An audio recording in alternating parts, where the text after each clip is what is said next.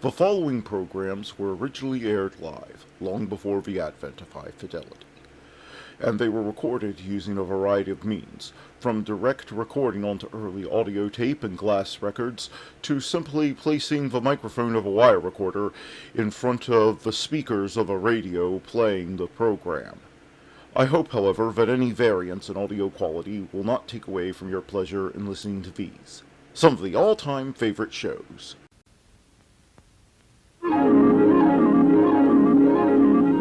The following program is brought to you in living color on NBC.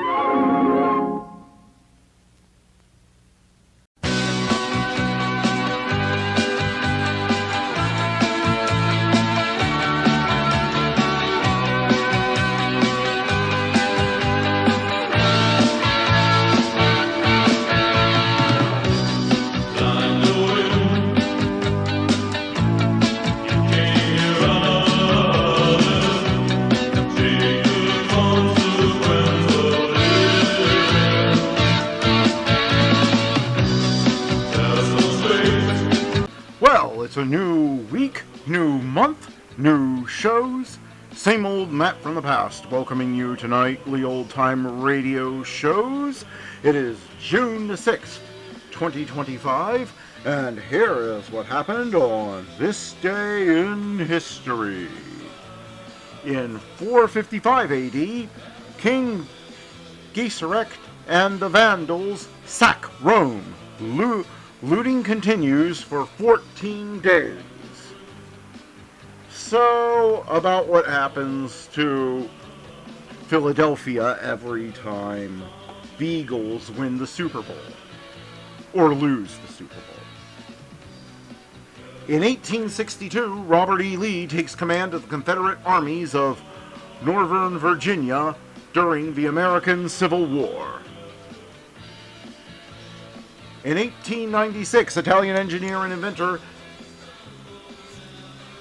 Guglielmo Marconi applies for the first ever patent for a system of wireless telegraphy in the United States. In 1953, coronation of Queen Elizabeth II in Westminster Abbey, London, England. In 1989, 10,000 Chinese soldiers are blocked by 100,000 citizens in Tiananmen Square, Beijing, protecting students demonstrating for democracy. In 2002, crime drama The Wire, created by David Simon and starring Idris Elba and Dominic West, debuts on HBO. In 1962, Ray Charles' cover of Don Gibson's I Can't Stop Loving You from his influential crossover album Modern Sounds in Country and Western Music hits #1 on Billboard. In 1935, future Baseball Hall of Fame slugger Babe Ruth announces his retirement as a player at 40 years of age. Born on this day, Marquis de Sade, Peter Schuffel, Johnny Weissmuller, he played Tarzan, Wayne Brady, Edward Elgar, Charlie Watts, George Loman, Charlie Sifford, Abby Wambach. Dying on this day, Giuseppe Garibaldi, Timothy Thomas Fortune, Lou Gehrig, Rex Harrison, Helen Jacobs, and Bo Diddley. And that was this day in history. Now let's get on with the shows. Calling all cars, be on the lookout for excitement with our next show.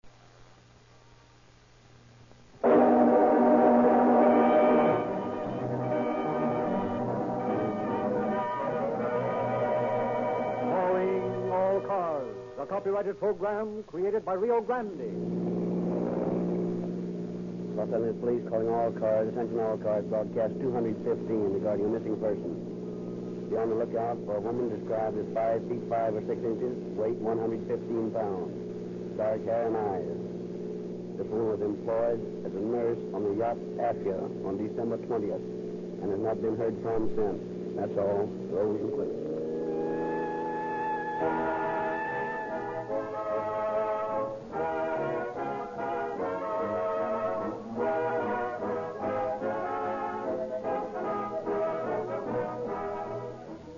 We are proud, justly proud, we believe, of the hearty endorsement which has been freely given Rio Grande cracked gasoline by the most experienced gasoline authorities of our generation. The men who day and night in all kinds of weather are at the wheels of your police cars, ambulances, fire engines, and other emergency equipment. These officials, the most exacting drivers, covering 100 miles where you and I travel one, rely upon Rio Grande cracked gasoline because they say, here is one motor fuel that has everything. That kind of an endorsement can't be bought with money. It has been earned by the sheer merit of Rio Grande cracked. Let the experience of the authorities guide you, as it has tens of thousands of others, to the nearest red and white Rio Grande station where police car performance and Rio Grande cracked gasoline mean one and the same thing. Start the new year right with Rio Grande cracked, the most genuinely recommended gasoline in the West. And now we present Chief James E. Davis of the Los Angeles Police Department. Chief Davis. Good evening. The case we are about to hear had its inception less than 2 weeks ago. It reached its climax last Friday when the yacht Afia reached Los Angeles Harbor. There has been no case in my experience where more tangled threads were interwoven to form a tragedy. It is our rare privilege to have with us tonight one of the survivors of this terrifying ordeal. I present Miss Elsie Berdan. Thank you, Chief Davis. The word terrifying seems rather insignificant to me now. As I look back on the 10 days I spent abroad at Effie, drifting down the coast, to say that it was the most terrible experience I have ever gone through is putting it very mildly. One thing I am sure of, I'm the most grateful to be home alive tonight.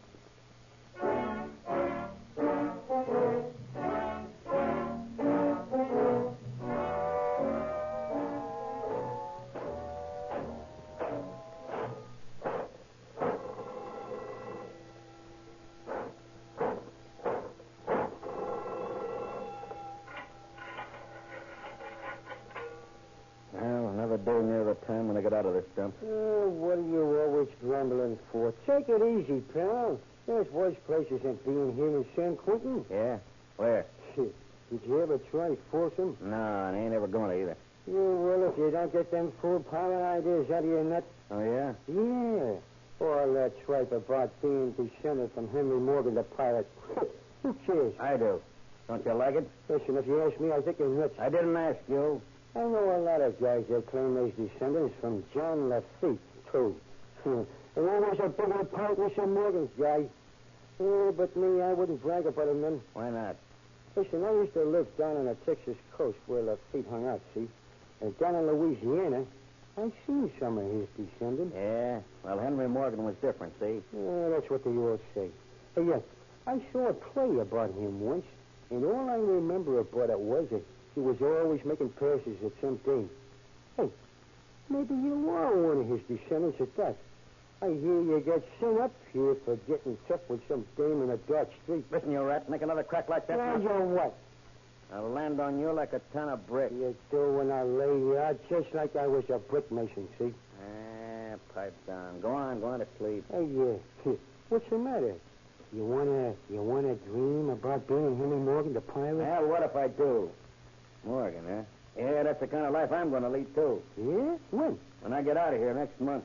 I'm going to get me a boat and take off for the South Seas. Sure. What are you going to use for dough? I'll get by. I'll ship over as a seaman till I've had time to get a roll. Man, it's a bounding main for me.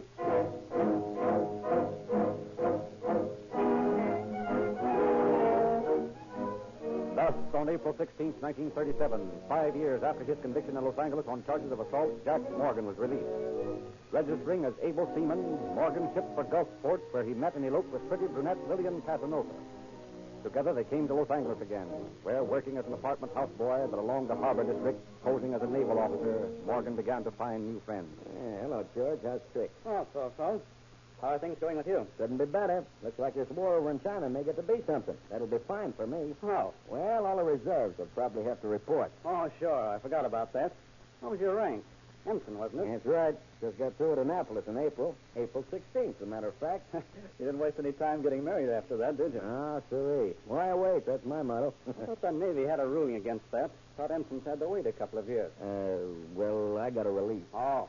Oh, by the way, how is Lillian? She's feeling fine now. Couldn't be better. When's the happy occasion? About March, I guess. Be a proud papa, huh? And how? Going to name him Henry Morgan? Yeah, I think I will. Maybe he'll grow up to be a pilot, too. I'll say that reminds me. When are we going to take that trip to Catalina? The one you've been talking about?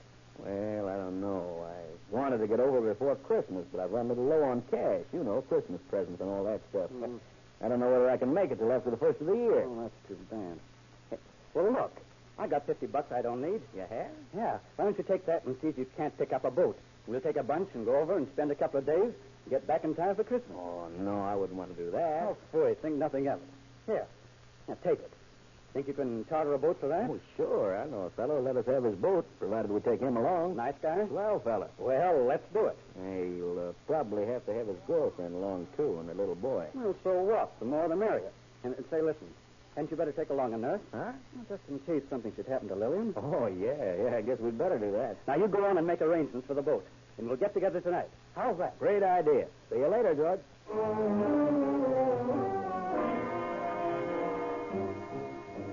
Acting upon his much-discussed plan of making a short cruise to the Isthmus, Morgan contacted Dwight L. Spaulding, Santa Barbara sportsman and yachtsman, whose boat, Apia, lay on the harbor at Wilmington. Well, Mr. Spaulding, Tex Halbert told me he thought I might be able to charter your boat for a run over to the island and back. Maybe. How long do you want to be gone? Oh, just a couple of days. I thought we might shove off, say, Monday, spend Monday night on the island, get back Tuesday night or Wednesday morning. Well, we could do that. You see, I don't want to be out on Christmas. I'm planning to run up to Santa Barbara and spend the holidays with my mother and the family. Oh, we'll be back all right. We got quite a few parties planned, my wife and I. Some of the officers from the fleet are coming in. We'll be pretty busy ourselves. I see. Oh, yeah, I almost forgot. How much do you want for the boat? Oh, just about what it takes to run it. I think $50 or $60 will cover it. How many in your party? Well, I'm bringing a friend of mine, George Spurnack, my wife and her nurse and myself. Well, I've got a man in the crew. I'll handle the boat. That'll save your hiring another deckhand. Swell. I'd like to take my fiancée and her young son along, though. Why, of course. Come on, let's make a party of it.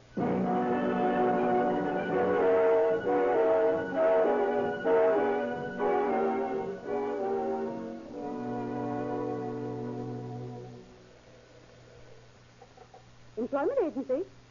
Just a moment, I'll connect you. Yes, sir. What can I do for you? Well, I'd like to secure the services of a competent nurse as a companion to my wife. Is your wife ill or an invalid? Oh, no. As Winslow would say, we're infanticipating. No, I We're going on a 2-day cruise over to Catalina, and I'd like to have someone along to, well, who sort of look after my wife. I think I have just the nurse for you. Let me see. Just a moment. Mm-hmm. Yes, here's her card. She's a very efficient girl. Her name's Elsie Bedan. I'm sure she'll be just the girl you want. Well, here's my address. Have her get in touch with me there. I shall be glad to. 249 Zamino Street, Long Beach. Is that the right address? That's right. However, you better give me the nurse's phone number and address just in case anything comes up. Of course. I'll write it down for you. There you are. Elsie Bedan, eh? That's right. And I'm sure you'll be entirely satisfied. I hope so.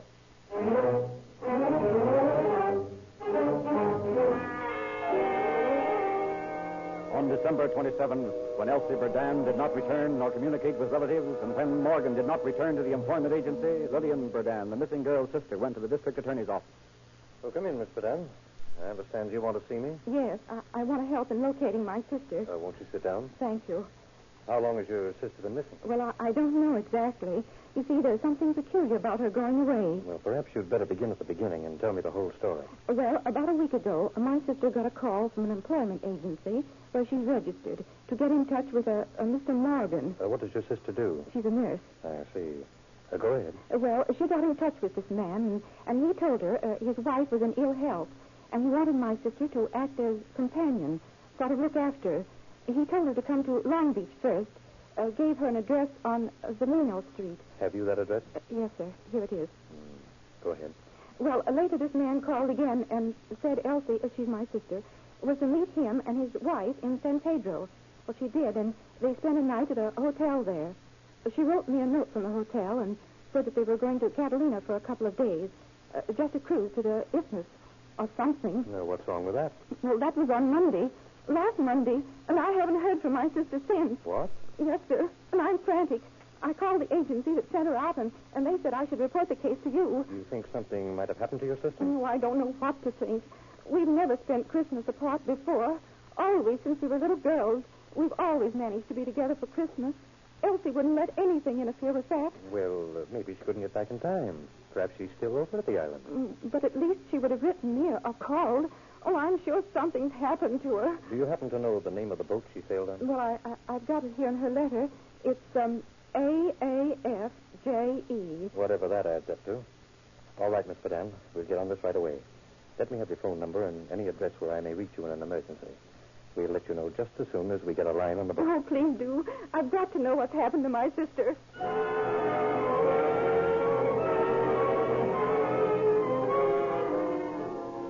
District Attorney Fitz immediately assigned investigators Harry Dean and Wesley Engstrom to follow out the leads given him by Miss Berdan. Confronted with conflicting stories and new aspects of the case, the officers report to District Attorney Fitz. Well, Vars, what did you find out about this Morgan guy? Plenty. It's like a funny case to me. Why? Well, in the first place, the address he gave that employment agency and the Berdan girl was phony. That's evidently why he told her to come to San Pedro. Now, here's the page from the hotel register in San Pedro. He was registered there, all right, with his wife and the girl. Where do we go now? Well, a fellow named Tex Halbert down in Wilmington says this man Morgan chartered a yacht last Monday. That the owner was with him, took along a woman, his fiancée, her little boy, a fellow named Horn as part of the crew, and Morgan's party. The girl with them? Yeah. There was Morgan, his wife, the nurse, and a fellow named Spurnack. He lives at the same place Morgan used to work. Where was that? Apartment house down on Grand. Used to be a houseboy there. Quit about 10 days ago, or 10 days before he sailed to Catalina, that is. Well, it doesn't make sense that a houseboy would charter a yacht for a 2-day cruise, does it? No, it doesn't to me. Get any more dope on the yacht? Not a word. Well, this looks like a case for the Federal Bureau investigation. I think I'll call John Hanson and tell him about this. If this girl's been kidnapped, it's up to the G-men to start looking for her.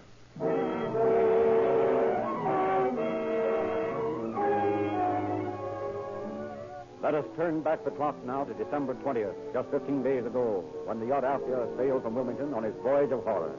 Aboard are 4 men, 3 women, and a small boy. Sailing, sailing over the bounding main. Oh, boy, is this a life. I don't ever want to go to shore no more. I just want to keep on sailing until I come to some island and then live there for the rest of my days. That's a good thing to do if you can do it. I can do it all right. I'm a Morgan, I am.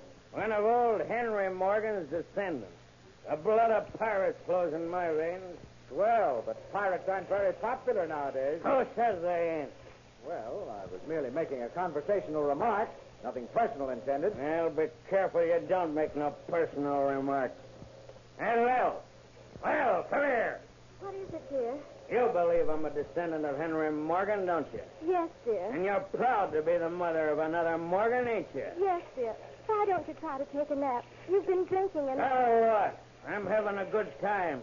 That's what I hired this guy in his boat for, to have a good time. We're going to sail clear to the South Seas. We're going to found a new colony. Yes, dear, I know. But all these other people, they've got work to do. They can't go with us. No, they can't, huh? That's what you think. They'll go and like it. Give me that bottle of rum. 15 men on a dead man's chest. Yo-ho-ho, and a bottle of rum. Seem to be enjoying yourself, Morgan. Well, that's what I hired you and your boat for, ain't it? I suppose so. And keep your trap shut. If you ask me, I'd say you've had enough of that bottle already. Yeah? Well, nobody asked you. Dear, why don't you try to get along with people? You're always starting an argument with somebody. If you don't like the way I act, you know what you can do about it. I know, dear. Come on, go on, beat it. Get away from me. Please don't shove me that way, Jim. Why, Mr. Morgan, I thought you told me your wife was too weak to be alone. I just saw you hit her. What's it to you? Why, nothing. Except I'm employed to look after her. Oh. So you think I hired you to look after her, do you? Yes. Didn't you? Don't make me laugh. A dame as good looking as you? Stick around, sister. You'll find out. Why, you filthy beast.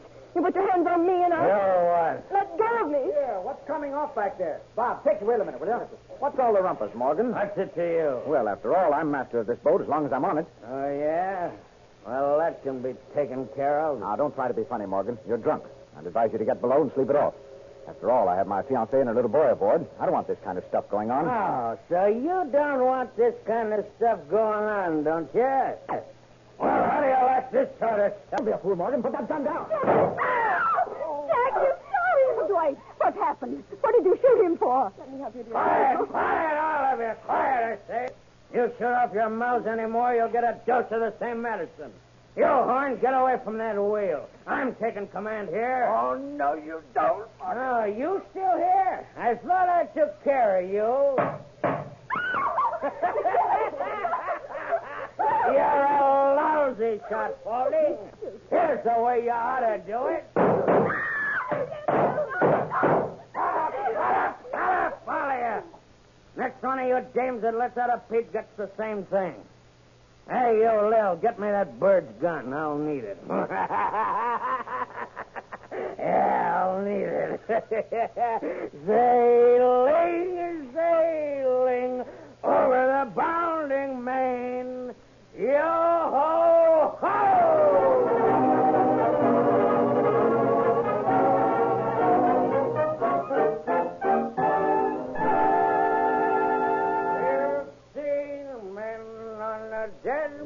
Been singing that for hours. I wonder how far we are from shore. Too far to do any good. Oh, how long is it going to go on?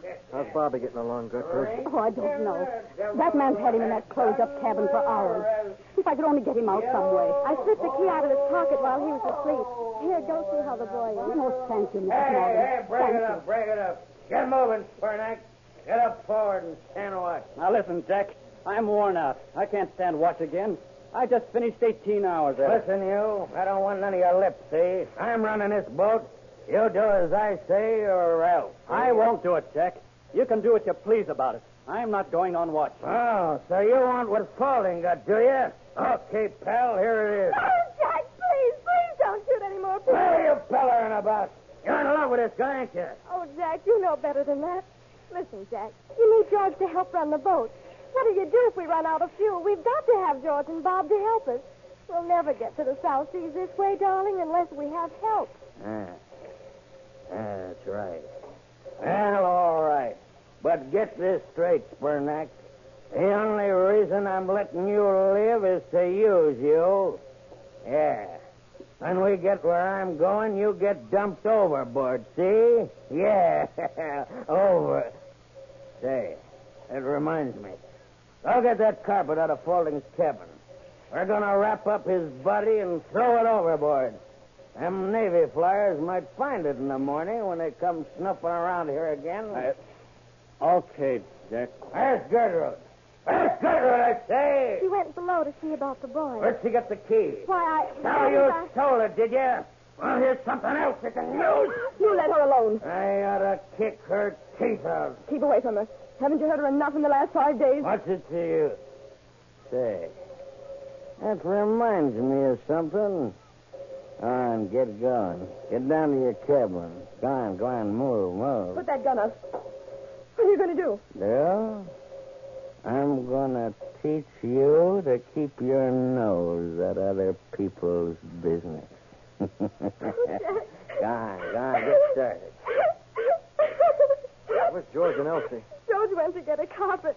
Jack's going to throw the body overboard. He's got Elsie down in her cabin. That dirty rat, I'll get him. No, he'll kill you. Come back. Morgan! Come out of there, Morgan. Get away from that door. I'll kill you, Morgan, if I get my hands on you. Come out of there. Oh, yeah? Run, Bob. Morgan, I'm going to... You want something, Horn, eh? Well, here it is. How does that feel? Gun butts are swell things to use on guys like you. How can you keep doing things like that to people? Don't you like it? Hey, put on that stool. Put You on touch that me stool. again and I'll kill you. Yeah? Get away. Oh. Mrs. Morgan. Gertrude. No. What's the matter, Elsie? Did he hurt you? No. I got away from him. I hit him with a stool. He knocked Bob down with his gun. He's all bloody. I can't stand it any longer. There, let's try to get away from him. Oh, if those flyers would only land and help us. Why don't we signal to them? Oh, he'd kill us if we did. Where's Gertrude? Oh, Lord, I forgot about her. We've got to find her. Let's go down the forward stair. Maybe we won't see Jack. There she is, with George. They're coming on deck. Oh, they've got Bobby. What's happened? Oh, I don't know. He doesn't move. There was a gas leak in the fuel tanks. The cabin was closed up. Let's put him down here. We gotta get him fixed up. Bobby. Oh, no, don't cry. He'll be all right. George is working on him now. Lift his arm higher, George. All right. Here, let me help. Why did I ever come on this terrible trip? Joy's gone. Now, Bobby. There, Gertrude, dear. Don't take on so. He'll be all right. He's coming around. He'll be okay in a few minutes. No, thank God. Bobby. Victim mother, Bobby. Coming off here. Get that brat out of the way. Get that brat out of the way. Touch him. I'll kill you with my own hands if you lay a hand on him again. You've hit and kicked him ever since we started this cruise. Touch him again, I'll tear your eyes out. Nuts to you. I got something else to tend to now, and then I'll take care of you. Yeah, you and that brat, too. Horn, get up here. Hey, Spurnick, help Horn heave that body over the side. Okay. Get that spare anchor and tie it to him. Oh, please don't throw him overboard out here. Wait till we get ashore. Oh, yeah? Have every cop in town on my neck? Besides, sister, we ain't going ashore. No. At least not back in the States. You might as well get it done, George. Body's ready, Morgan. Mr. Morgan to you, Horn. Mister. All right, heave it over. Can you make it money? Can you make it money?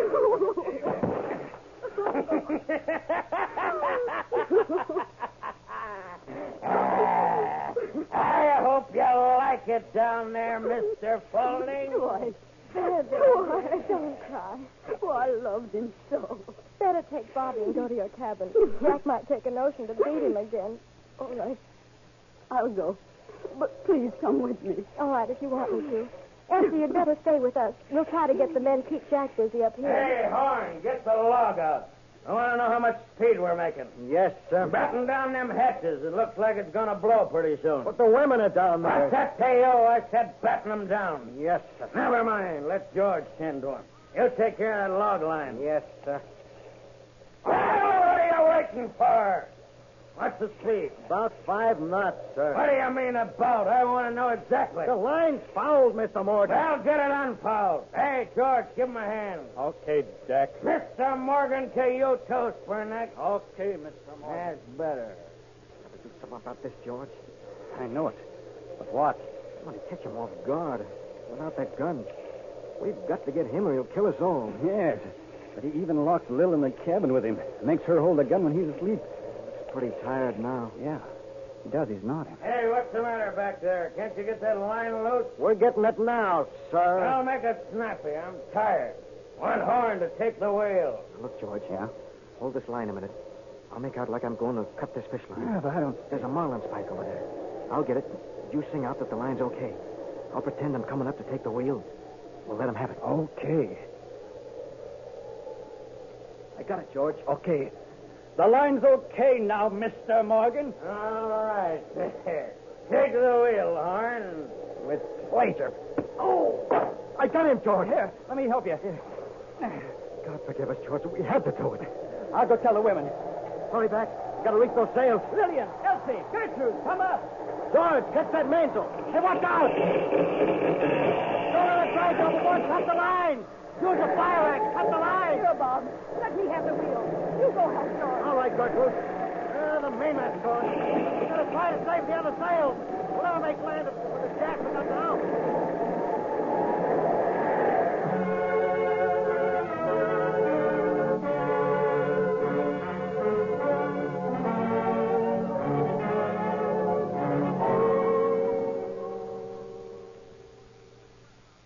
That Navy plane about due to go by here again?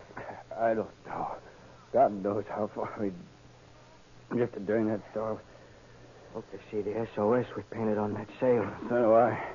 The last sail we got, too. Yeah. Used all the gear, grease to paint it. I don't care so much about us. The women are suffering a lot. A little Bobby. Hey, listen. Hear a plane. So do I. I thought I heard a plane. You did. And there it is. Straight to the north. Oh, wait for him. Hey! Oh. Hey, come on down. He can't hear you. I know it, but maybe he'll see us. He does see us. He's there. Oh, maybe he's going to land. He's seen us. Lillian, Gertrude, Bobby. A plane's coming. He's landing, but he can't take us all back. Nobody can send us help. Yes, he is. Ahoy there! What ship? American yacht off ya. Wilmington. Skipper dead. Are you in trouble? Lots of it. We have no food or water. 5 on board. I have no rations or water. I'll bring some back. Send help. Right away. Coast Guard. Okay. We're going to be saved. Will he come back? Oh, sure he will. Just send a boat. We'll be all right now. Oh, thank God. Thank God. Hey, hold on. Elsie. She's fainted.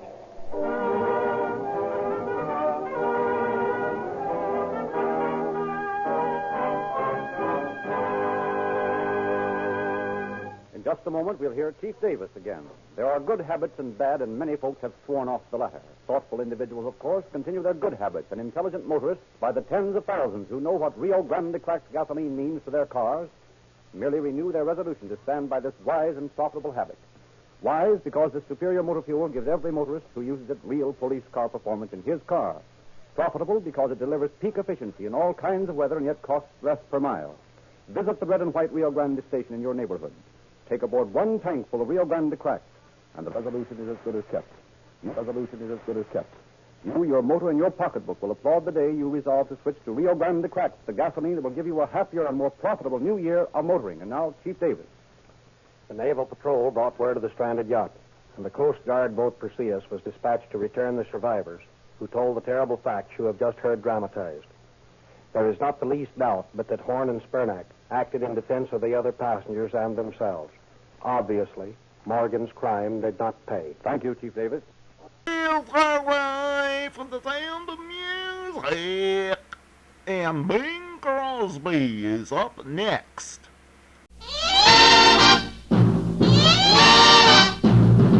Sound off, sound off, sound off for Chesterfield. Just 4 more shopping days, you know, till Christmas, so you better go to your Chesterfield dealer. He'll supply you Christmas gifts that satisfy. Chesterfield, Chesterfield, Chesterfield, Chesterfield. Christmas cartons of milder Chesterfield.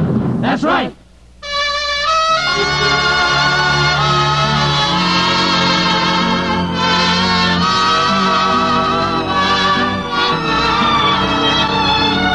Someone waits for me.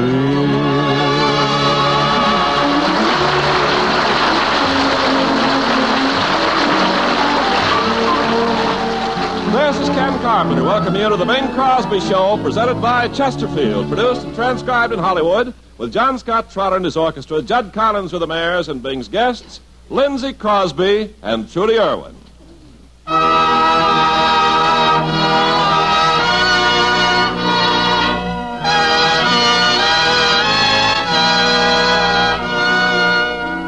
As is Bing's custom at Christmas time, he opens the program with Adeste Fidelis, and as usual, he will sing it first in Latin and then in English, with the studio audience joining him. Yeah, Ken, I think it would be very fitting if our guests here would join in a chorus of Come All Ye Faithful. Well, Bing, I think it'd be very nice if the home folks listening in all over the world would join in, too. Oh, it would indeed. Gather round now, folks, wherever you may be, and help us sing this eternal hymn.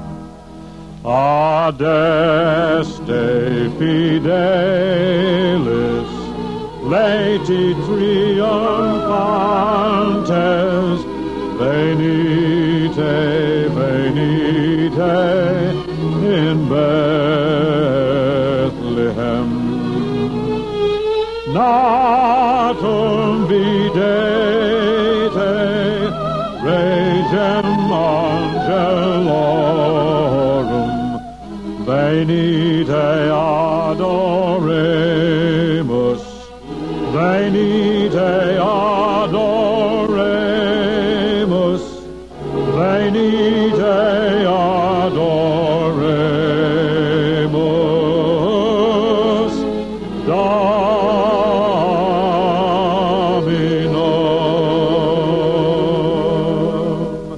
And now everybody here and everybody at home in the family key.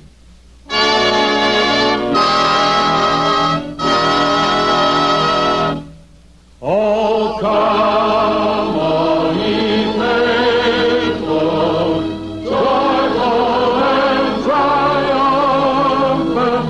Oh, come ye to Bethlehem.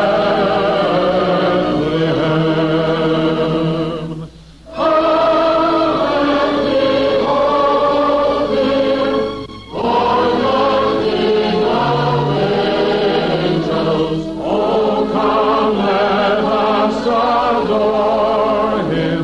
Oh, come, let us adore him. Oh, come, let us adore him. Christ the Lord. Thank you very, very much. Now, on tonight's program, folks, the accent is definitely going to be on well-known and traditional Christmas music.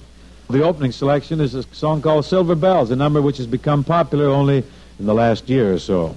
It makes a nice duet, so in this song this evening, I'm going to be joined by Miss Trudy Irwin, very fine vocalist. We last worked together, I believe, on the Craft Music Hall for 5 or 6 years. Trudy, though, went and got married. She married Murdo McKenzie, who was the producer of this show. I think it's very nice of her to hire a babysitter and come down and help us this evening. How many kids now, Trudy? 2, Karen and Kathleen. Karen and Kathleen. Oh, that's nice. Say, before long, you and Mac will have an all-girl orchestra, huh? John, if you and your all-boy orchestra are ready, well, I guess Trudy and I are set, haven't we, Trudy? I hope so. Silver bells, silver bells, it's Christmas time in the city. Ring-a-ling, ring-a-ling, ting-a-ling, ting-a-ling. Soon it will be Christmas Day. City sidewalks, busy sidewalks, dressed in holiday style. In the air, there's a feeling of Christmas. Children laughing, people passing, meeting smile after smile. And on every street corner you hear silver bells, silver bells, silver bells, silver bells. It's Christmas time in the city. Ring-a-ling, ring-a-ling, hear them ring, hear them ring. Soon it will be Christmas Day.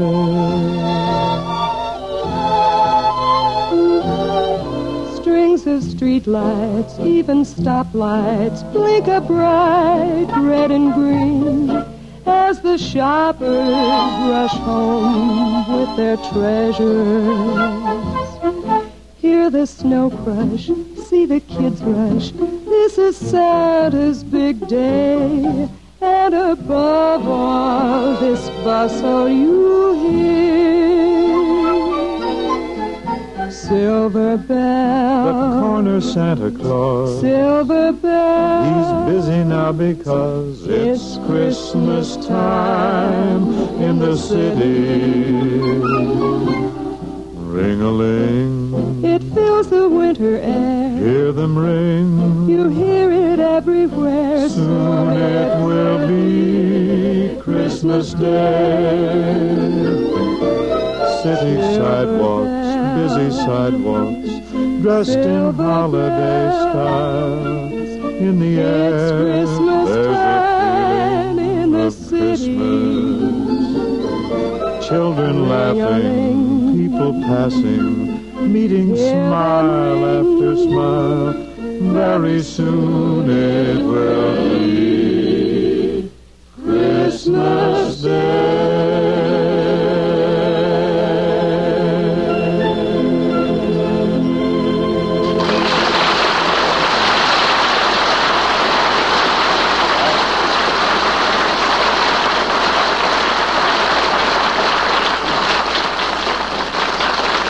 Thank you, Tootie. Thanks very much. Say, if you folks are like me and you still have most of your Christmas shopping to do, the kids and I have a little tip for you.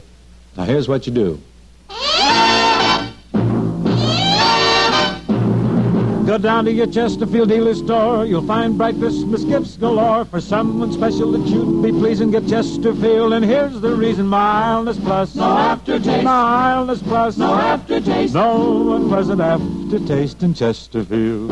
That's right, yes, Chesterfield has something new no other brand can offer you. They're milder with a better taste and no unpleasant aftertaste. Sound off. For Chesterfield. Sound off. For Chesterfield. Milder, milder, milder, milder Chesterfield.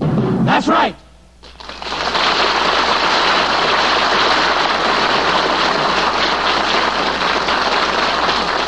Folks, with Christmas less than a week away, many of you are probably getting into a bit of a tizzy now about that last-minute shopping.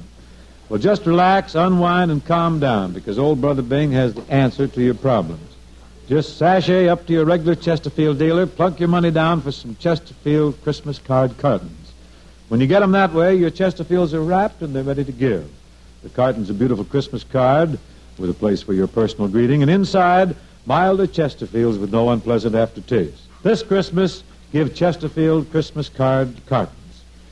And now some Christmas carols, here with John Scott Trotter and his orchestra and our considerably augmented vocal group.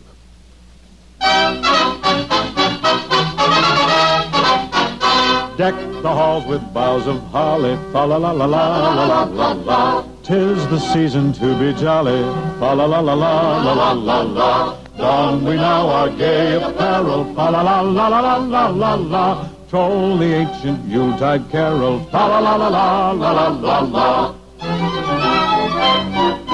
Fast away the old year passes, fa-la-la-la-la-la-la-la. Hail the new ye lads and lasses, fa-la-la-la-la-la-la-la. Sing we joyous all together, fa-la-la-la-la-la-la-la. Heedless of the wind and weather, fa-la-la-la-la-la-la-la. Fa-la-la-la-la-la-la-la.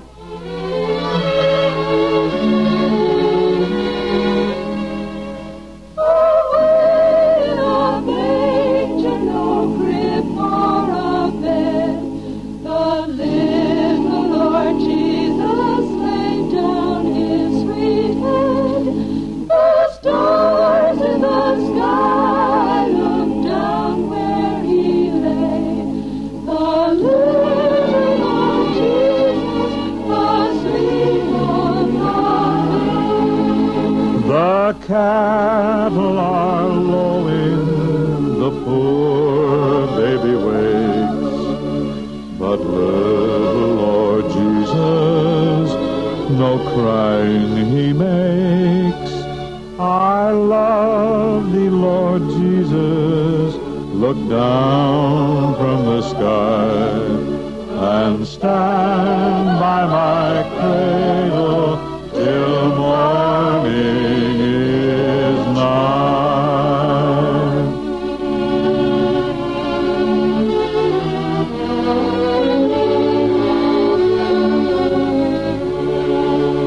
Oh, little town of Bethlehem, how still we see thee lie.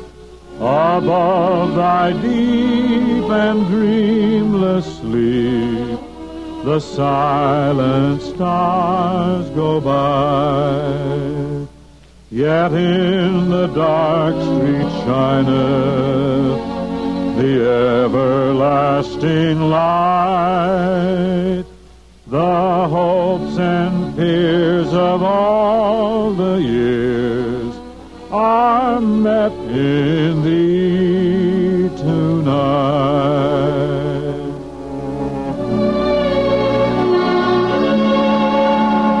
The first Noel, the angel did say, was to certain poor shepherds in fields as they lay, in fields where they lay, keeping their sheep on a cold winter that was so deep. Nowhere, nowhere, nowhere, nowhere. Born is the King of Israel. They looked up and saw a star shining in the east beyond them far, and to the earth it gave great light, and so it continued both day and night. Nowhere, nowhere, nowhere, nowhere. Born is a King of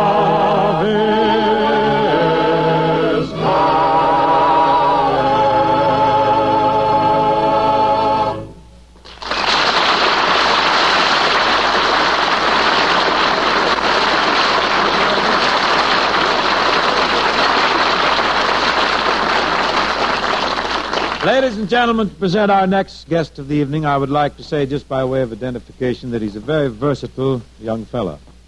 He's a prominent buckaroo and tractor jockey up around Elko, Nevada. He's a well-known and very flashy water skier in the vicinity of Hayden Lake, Idaho.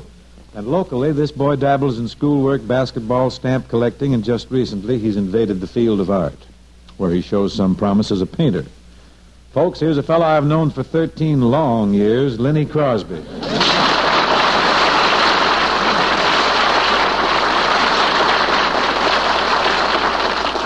Thanks, Dad. Think nothing of it, son. Boy, that was some build-up you gave me. Well, it's all true. You're a busy fella. Say, by the way, how's the painting coming, huh? Pretty good. I'm painting a mural. No, a mural. You're painting a mural. That's mural. No, Muriel. Muriel Jones. Oh. Pardon me, I stand Muriel Jones. I don't seem to place this girl. You've met her. Who is she? Brunette, dark brown eyes, and just a hint of freckles all over her face. Still can't place her. You know, Spotty. Oh, Spotty! Sure, now I dig her. I'm painting her portrait. You're painting her portrait. Good. I should think, though, a young artist like you would be painting still life. You know, apples, bananas, cucumbers, or landscapes, or cows, or horses. Not with Muriel available. She's more attractive, huh? Yes, she inspires me. Oh, look who's inspired. What makes you think this particular little girl is such an inspiration, anyway? Well, I've known a lot of girls in my day. Mm-hmm. But this is the first time... You have, huh? I didn't know you got around so much. You've known a lot of girls, huh? Quite a few. Yeah? But this is the first time I've ever given my bike away. Well, I'll be darned. Did you paint when you were a little boy, Dad? No, but I blew a bike or two. I think it's about time we change the subject. What else is new and exciting with you, Lynn? I just saw Uncle Bob's new picture. Uncle Bob who? Hope Uncle or Crosby? Bob Hope. Hope? Must have a talk with this boy about throwing his money away. It's a swell movie. Please, no endorsements here now. It's called My Favorite Spy, and Uncle Bob gets shot in the first reel. I bet the audience cheered, huh? He plays two parts. A dual role for that boy, huh? Can he handle it? Well, he does pretty good. I mean, the fella that gets shot in it is the spy. Yeah? He also plays the part of the comedian. When does the comedian get it? That's what I'm... Oh, he doesn't get shot. No? He has a fate better than death. What's that? He marries Hedy Lamarr. Ah, I see what you mean. You ought to see My Favorite Spy, Dad. I think I should, huh? I was on the edge of my seat all during the picture. It's that exciting, huh? Yeah, and besides that, the theater was crowded, and I had to share my seat with someone. Anybody we know? Muriel. Muriel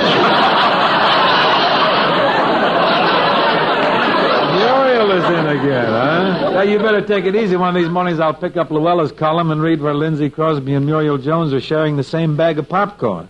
That's our deal. Your deal?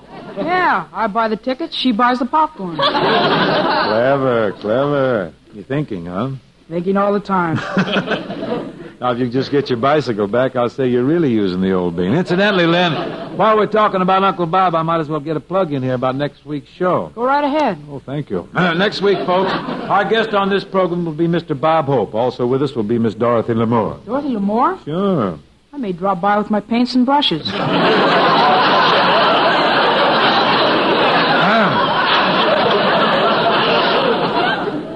Next week, young man, you'll be sitting at home in front of the radio listening to the program. I am a TV man. No, not while this program's on. You're not. And you better lay off that TV. Got to save your eyes.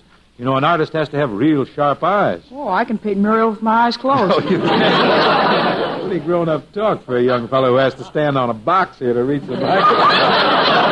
You know, this is a much smaller box than I used to work on. That's right. You used to work on a big box. Now you're working on a much smaller box. I'll be glad when the day comes when I can stand on my own 2 feet. It'll come sooner than you think. I want to tell you something, Lynn. It's nice to have you here in the program, whether you're standing on a box or not. It's right nice of you to take time out of your busy schedule and come down here to help me out. Well, around this time of the year, I think it pays to be extra cooperative. Might have said, you got a little Christmas song you could do for the folks? I could sing That's What I Want for Christmas. Well, you have a record out on that song, haven't you? Yeah, I'm with the Decca people.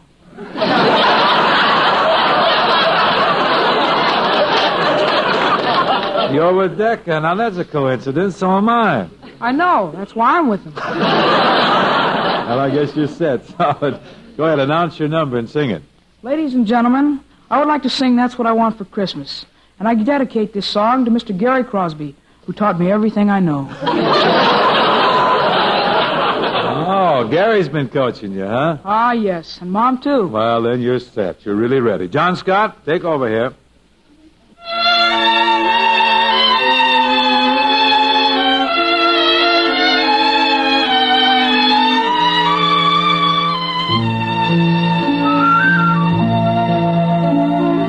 Make my mommy's life a song. Keep my daddy safe and strong. Let me have them all year long. That's what I want for Christmas. Dad and Mom, my brothers 3. Make it so we'll always be just a happy family. That's what I want for Christmas. I would like a brand new bike. There's a saddle horse I'd like. But if these things I do not find, really, Santa, I won't mind. What I really want is this: Daddy's smile and Mother's kiss. Fill our land with peace and bliss. That's what I want for Christmas. That's what I want for Christmas.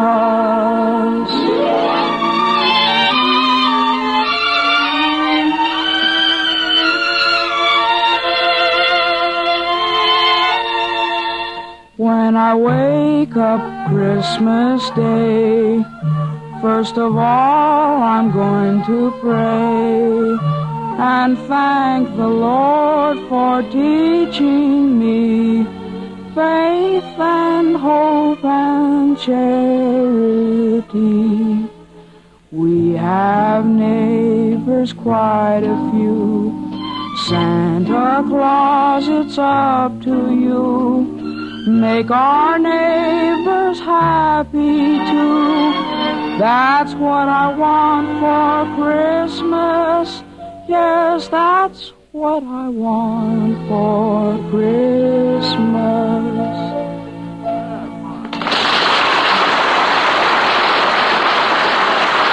Out of the way.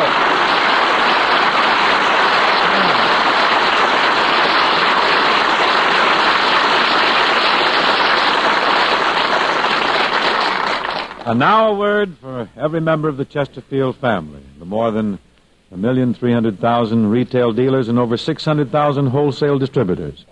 Fellas, we'd like to wish you and yours the season's very best. We hope our weekly stint has helped you sell more Chesterfields during the past year, and we wish you all good luck and success in the years to come. I read a United Press dispatch from Korea last Sunday, December 15th, and I'm sure many of you folks read it too. I think it could be read again, though. It's the GI version of The Night Before Christmas, written by Lieutenant Colonel Darrell T. Rathbun of St. Petersburg, Florida. Lieutenant Colonel Rathbun is with the U.S. 9th Corps in Korea. He calls it a Korean Christmas carol. It was the night before Christmas, and all through the tent was the odor of fuel oil. The stovepipe was bent. The shoe packs were hung by the oiled stove with care in hopes that they'd issue each man a new pair. The weary GIs were sacked out in their beds, and visions of sugar babes danced through their heads. When up on the ridge line there rose such a clatter, a Chinese machine gun had started to chatter. I rushed to my rifle, threw back the bolt, and the rest of my tent mates woke with a jolt. Outside we could hear our platoon, Sergeant Kelly. He's a hard little man with a little pot belly. Come Yancey, come Clancy, come Connors and Watson, up Miller, up Schiller, up Baker and Dodson. We tumbled outside in a swirl of confusion so cold that each man could have used a transfusion. Get up on that hilltop and silence that red. Don't you come back till you're sure that he's dead. Then putting his thumb up in front of his nose, Sergeant Kelly took leave of us shivering Joes. But we all heard him say in a voice soft and light, Merry Christmas to all. May you live through the night.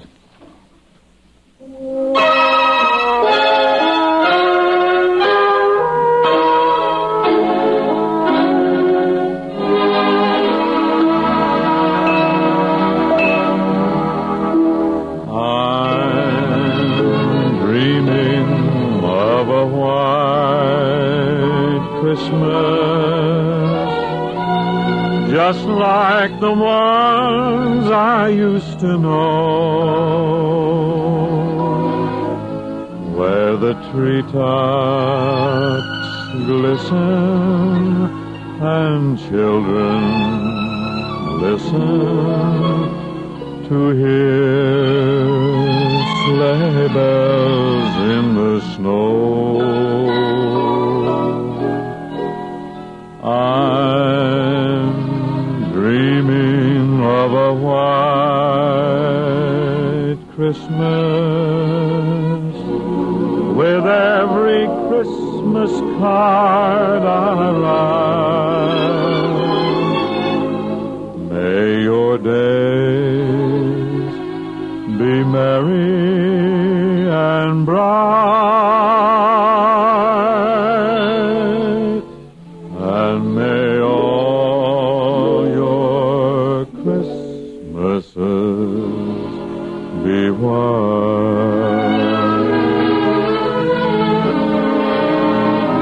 I'm dreaming of a white Christmas, just like the ones I used to know, where the treetops glisten and children listen to hear sleigh bells in the snow.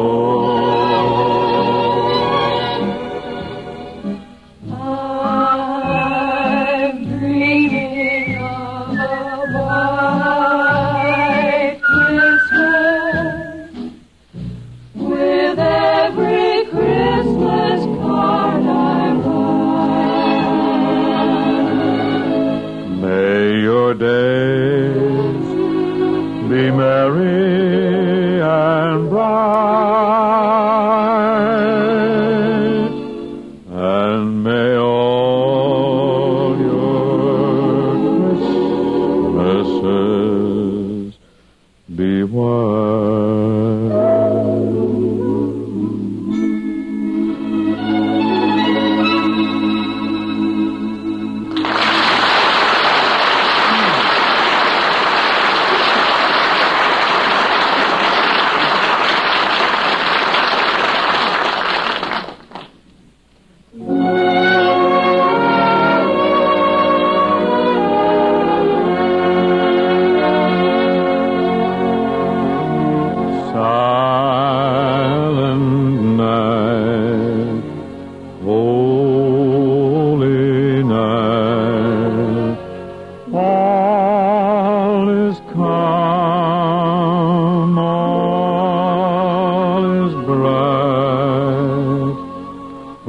crown yon virgin mother and child. Holy infant, so tender and mild, sleep in heavenly peace. Sleep in heavenly peace.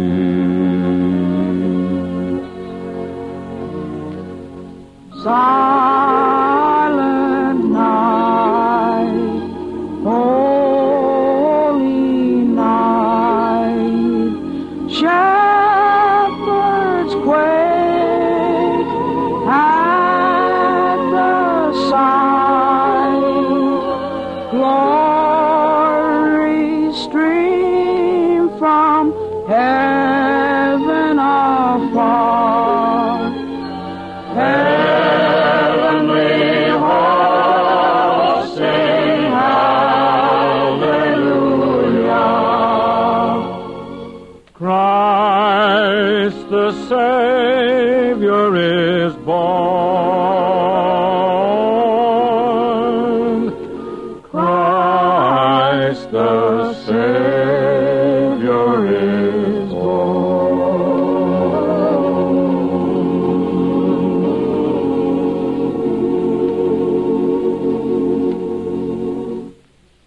Transcribed in Hollywood.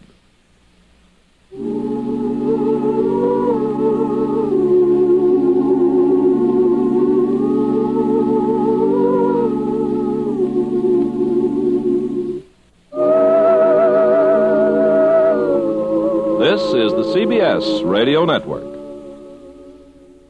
One of old-time radio's longest-running and most popular programs, CBS Mystery Theater, is up next.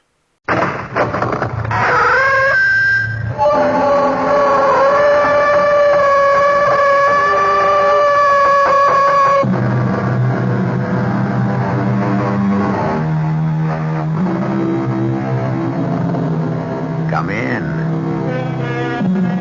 Welcome. I'm E.G. Marshall. Once upon a time, and not so long ago, the family was the backbone, the continuity of life, mainly the continuity. And with woman only recently elevated from Mrs. to Ms., the family began with a sire and ended with a scion. Unfair, unreasonable, ridiculous, of course, right out of the Middle Ages. But the habit persisted through the Victorians. This tale falls midway between. A story of a man's fall to the consuming fires of eternal hell. And it begins appropriately enough with a roaring, crackling fire. Our mystery drama, The Dice of Doom, was written especially for the Mystery Theater by Ian Martin and stars Michael Wager. It is sponsored in part by Anheuser-Busch Incorporated, Brewers of Budweiser, and Buick Motor Division. I'll be back shortly with Act One.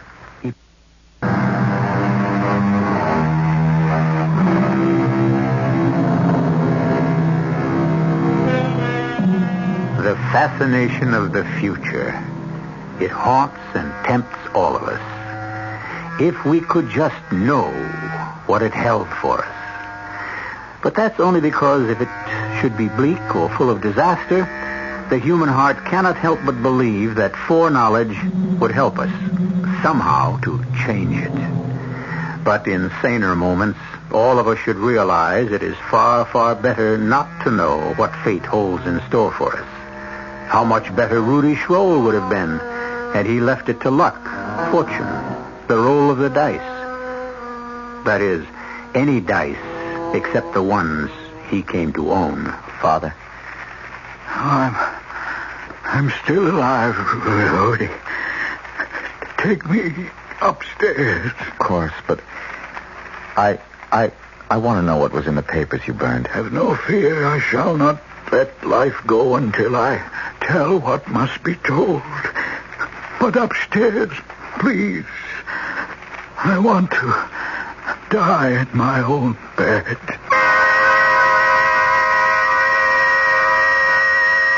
I picked him up in my arms.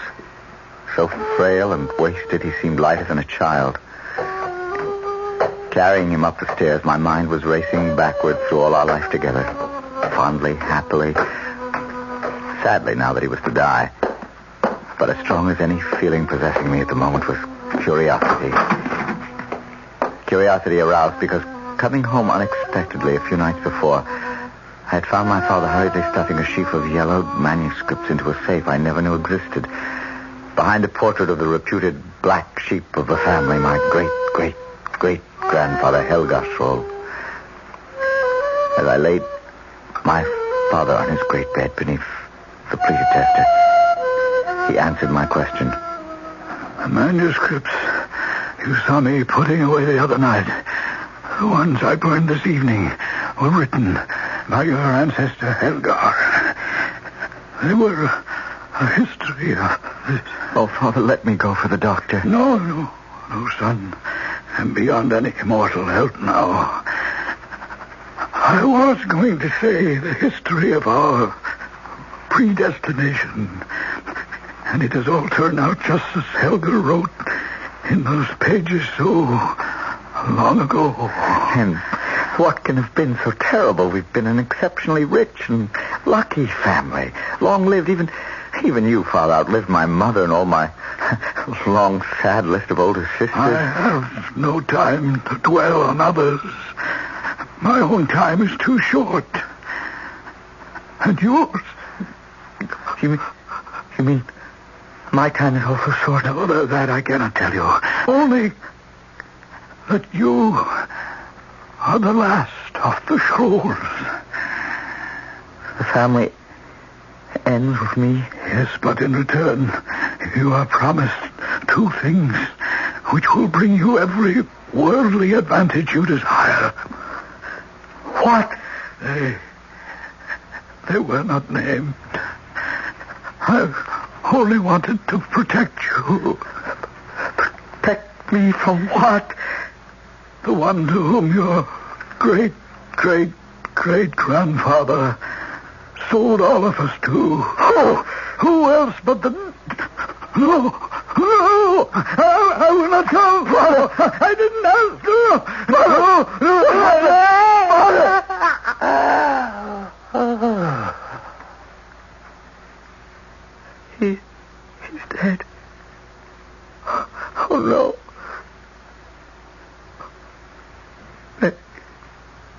May God receive you into heaven as you deserve.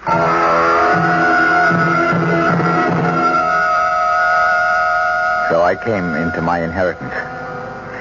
An inheritance which didn't last long. The last of the Scrolls, with the natural good spirits of youth, soon forgot all feelings of gloom and doom. I returned to the university in a life of wine, women, and most important of all, the siren song that was the theme of my life. Now, by my hope of heaven, send me an 8. Anyway.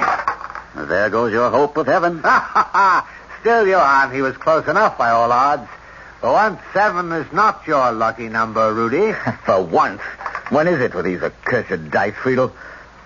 My dice. May we continue? How? You've taken every pfennig I own. Not except IOUs, old friend. Well, my guardian has refused to honor them. Parsimonious old tightwad. I'm on his side. Since you were to marry my sister, I don't want you a pauper. Oh, Charlotte, you'd have no fear of that. The way you throw your money about, my friend, she shouldn't count on it. Now, if she were to choose me... Well, she didn't. Poor girl. She doesn't know what she's missing. Oh, well, lucky at dice, unlucky in love. So, the game is over, I take it? I have little taste for any further. If you need money, Rudy, borrow from me or take back what you lost. You know we're friends, and what's mine is yours, or Johann. Oh, thanks, Friedel. But my guardian will be here by tomorrow and make all the wedding arrangements, Herr Weber. Is the date so soon? My father is close enough to members of King Frederick's court to hear rumors of war being imminent. Oh, wouldn't that be great? War? We should all be officers, we three. we'd be commissioned immediately. Released from the bondage of this grinding charnel house of education. Doesn't it make your blood boil with excitement? I'm not so sure a man can get killed in a war. Oh, not an officer, Rudy. They're much too valuable to waste. Well, see you on the ramparts, fellow soldiers. He's such a good-hearted fellow, you can't help liking him. Well, I do in all ways except one. I'm always afraid I'll lose Lotta to him. You're jesting. My sister loves only you. I hope. I don't like his love for the battlefield. Oh, he loves war no more than you or I. He's a romanticist. It's the trappings, the uniforms that attract Fido. At all events, I'm glad of the rumors myself. You? Yes, because it will speed up your marriage to Lotta. I think she's just what you need to settle you down before you give in completely to your other love affair. What love affair? Gambling. The dice. If I had my way, I'd see you and Charlotte married tomorrow. As it happened, Johann was a better prophet than he could ever have realized. Lotta and I weren't married the next day, but with foreign affairs worsening, we were married within the next month. The following weeks were the happiest of my life. Lotta brought me a handsome dowry, and at last I had control of my own estate. And then war broke out. There was no escape for anyone who considered himself a gentleman.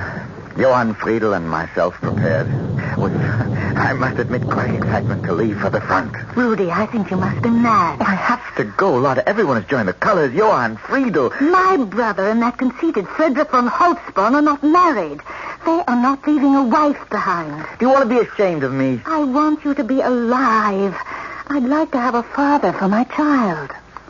You're having a child? Mine? Well, I hope you don't think it's anyone else's. Oh, I didn't mean that. I mean, well, it's so wonderful, dear. Except what? I can't explain. Just some family mumbo jumbo. It doesn't mean anything now. Oh, my darling, you can't know how happy I am to know that there's to be another generation of Schrolls. Well, why shouldn't there be? And since you're going to be a father, you should be excused from fighting. Lotta, you're right. I'm going to resign my commission today. Unfortunately, I quickly discovered that to leave an army is an infinitely more difficult thing than to join one. Although I would not admit it, I was as disconsolate as my wife. I had no desire for warfare when I reported for duty with Johann and Friedel. Still, the first months in camp were enjoyable enough. There were balls and festive dinners and a great deal of parading and being offered the favors of young and beautiful women who were completely captivated by soldiers. And there were the never-ending dice games, at which, unfortunately, I lost and lost. Never-ending. That is, until one day.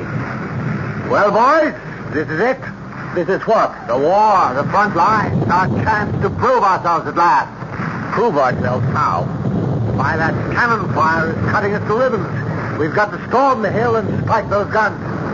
So, order the men to attack. They must be led, not by me. What are you, a coward? No more than I am. We wouldn't have a chance, Friedel. We'd be cut to ribbons before we got halfway there. Not with my luck. Follow me, and you'll be safe and heroes. Dead heroes. Rudy is right. You'll take your chances.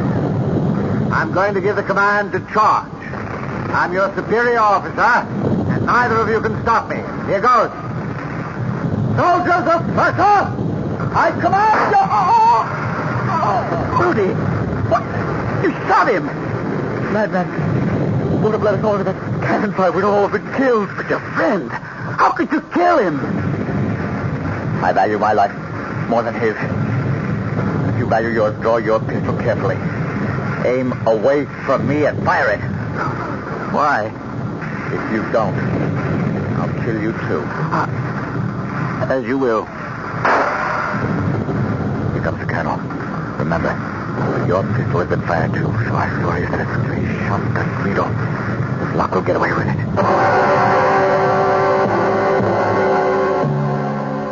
But our luck held only up to a point. Nobody had seen which of us fired the shot, but the bullet was lodged in the back of the head. Johann and I were separated and held for court-martial. It is the decision of this court-martial that murder has been done. And one of you must pay the penalty with your life before a firing squad. I ask once more in the name of God and of your honor as a soldier that the guilty one confess and not have 2 murders on his conscience. I did not do it. Rudy, how can you... Would you make your sister a widow to save your own life? I did not fire the shot. Very well. This court-martial hereby pronounces the death sentence. The fate of the man that I will be settled by a roll of the dice. The low man will lose. God, take him away. All that night I wrestled with my conscience. What little I had left. By morning I was almost ready to confess. Even the family prophecy was against me.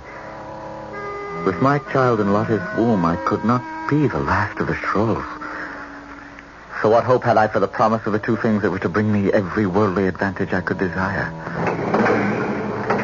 I will leave you alone with Lieutenant Schroll, Father. Perhaps you will have more luck in inducing him to confess than you had with Lieutenant Brandt. Well, my son, do you wish to confess? Father, Frida! You're no priest. You're Frida. The man I killed.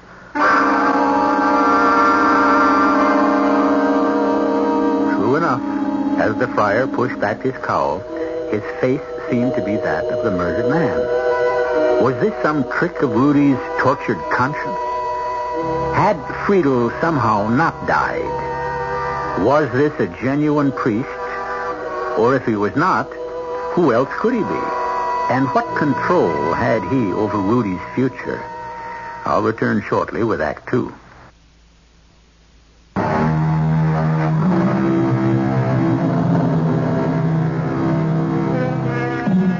In the cell, tortured and dizzy after a sleepless night, facing the fact that a throw of the dice may place him before a firing squad within hours, Rudolph Schroll gazes in horror at the man who stands over his bunk, clad as a priest, but whose face is the face of the friend he murdered.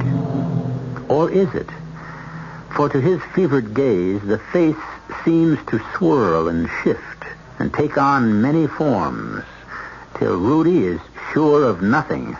So, little brother Rudy, I suppose you never expected to see me again. Who are you? You don't remember me? Is it so easy to forget an old friend's face because you shot him in the back? If you mean Friedrich Halspony. He was mad. If we'd followed him, we'd all have been killed. No doubt. You were quite right to shoot me. You? I don't know who you are. Your friend, Friedel. Friedel is dead. Oh, well, what's in the name? Do you wish to confess his murder? No. No. Then have no fear. I will not expose you. But, Friedel, if you are alive, somehow the man you knew. But I am afraid. Within the next couple of hours, roll of the dice may condemn me to execution for his death. Why not? You're guilty.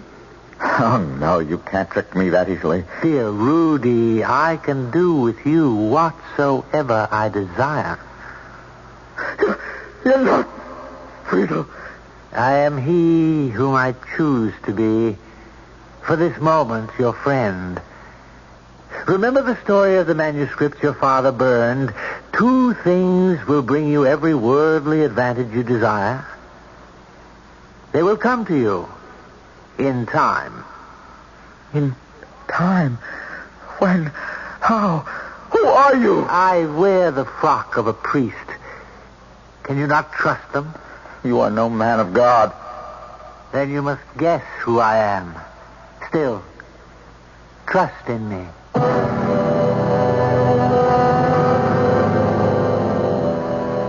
I dared not admit to myself who my strange visitor was. I was numb by fear. And before I knew it, I was led from my cell to the place of execution. A large and expectant crowd lined the route and followed me to where a sandhill had been built for the execution. It was there I met Johann. Rudy, you still will not confess. What about your sister Lotte? Drummer, bring your drum. Lieutenant Grant, yours is the first roll. Here are the dice. Throw them on the drumhead. May God defend me. Double sixes. God heard my prayer. Well, do you wish to roll, Lieutenant? If I match it, what then? We'll roll again. Give me the dice. One of the dice. It broke in two. Yes, there's no reading the number. Has anyone else a pair of dice? If you please, Your Honor, a poor peddler, but I have dice for sale. The army does not have to buy. I commandeer one pair of dice from you. Give them to this man. Now, throw. Yes, my colonel. Double sixes. Then we must throw again. You first, Lieutenant Grant. I cannot ask God to defend me again. He has not treated you kindly. A 2 and a 1. Shoal? Yes. Double sixes again. So be it. Take Brompton, bind his eyes. Make ready for the execution. Your dice, peddler. No, my friend. Yours. The two things that can bring you every earthly advantage you desire. As they have already. You're no peddler. You're... What? Friedel, the priest? Or... Mention no names. I'm your benefactor so long as my pact with you exists. Listen. Ready? Aim! Fire! But for me and those dice, that might have been you. Keep them. They will roll for you what you wish, win or lose, until your time is up.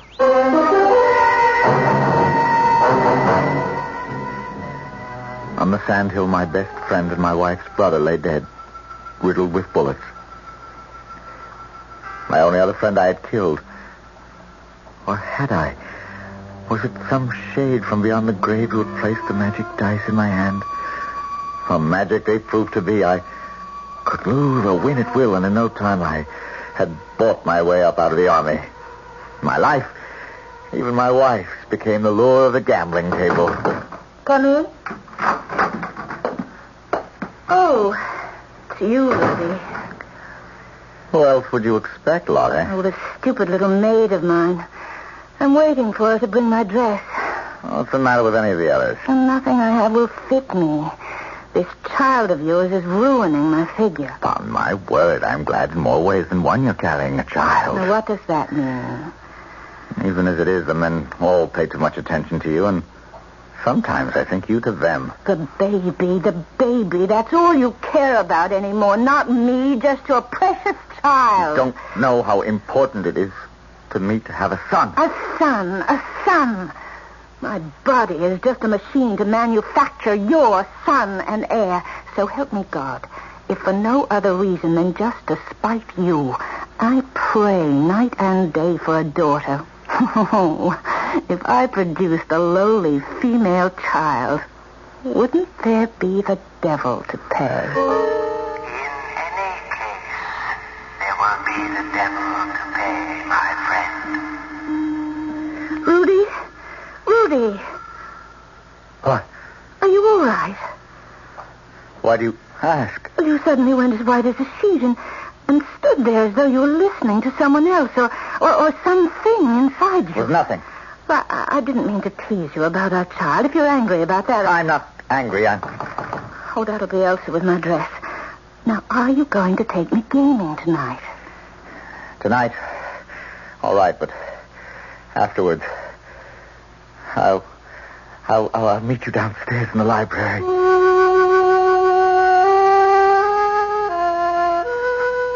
I had to be alone for a moment. Things had been happening so fast and so fortunately, I'd shut my mind against thinking about consequences. But now, with 2 quick brandies to clear my head, I began for the first time to face a riddle I wondered if I knew how to solve. As the last of the long line of Shroves, fame, money, and love are my share, except how the devil to keep them if my wife bears my son and my heir. Where did you come from? Who are you? Who else but your friendly fool, your jolly court jester, your majesty? Perhaps you'd recognize me better in this shape. Philo, again? Would you rather look upon me as I really am? No. I must be going mad. You can't be Friedel. Of course I can't be Friedel any more than a peddler, a priest, or a jester. You know who I am. You also know a pact was made with me long ago, that you were to be the last of the Shroves, and that I would give you 2 things that would bring you every worldly advantage you desire. I have kept my part of the bargain. The devil's dice you have. But you have not kept yours. Your wife is carrying a son. There's nothing I can do about that. There is no way I can destroy my own unborn child. But I can. You have only to ask. No. Very well. You have made your choice. One last word. If you ever need me, light a fire at the last stroke of midnight, throw in the dice, laugh loudly. The dice will split, and I shall come to you.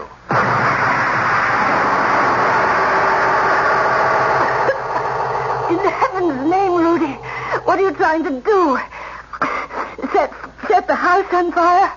The smoke is as thick as a blanket. What need have we of a fire if we're going out? And such a fire.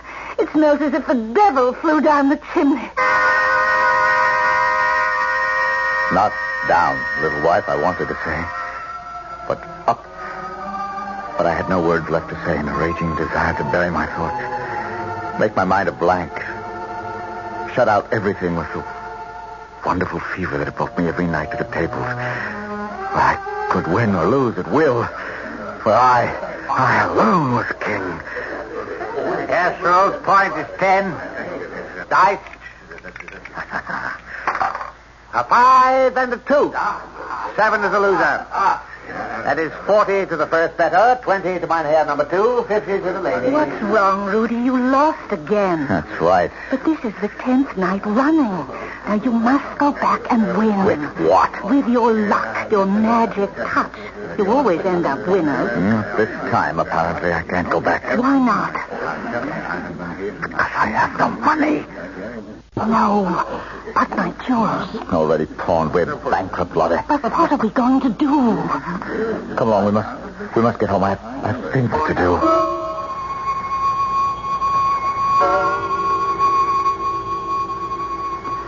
I put a sleeping powder in Lotta's evening draught that night. And I built a fire, striking the first match at the last stroke of 12. Then as the fire caught, I threw in the dice and laughed. A wild, hysterical laugh with a life of its own that shook me from scalp to the soles of my feet. A laugh that became a sob. At the last moment, I tried to reach for the dice and draw them back before it was too late.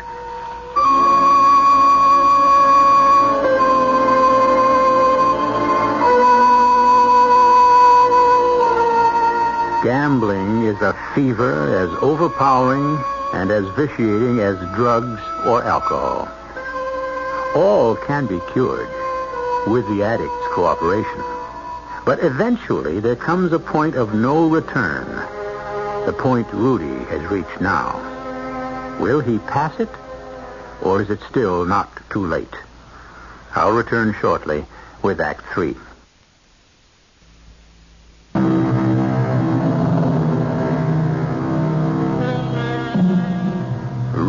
Roll stands before the fire he has just lit, his hand extending to pick up the dice from the flames. But in the very act of reaching, he draws back. Is it fear or greed that forces him to leave the dice there to split in the heat and summon up his nemesis? Is he committed to take another step on the road to eternal hell? It's too late. The dice have cracked.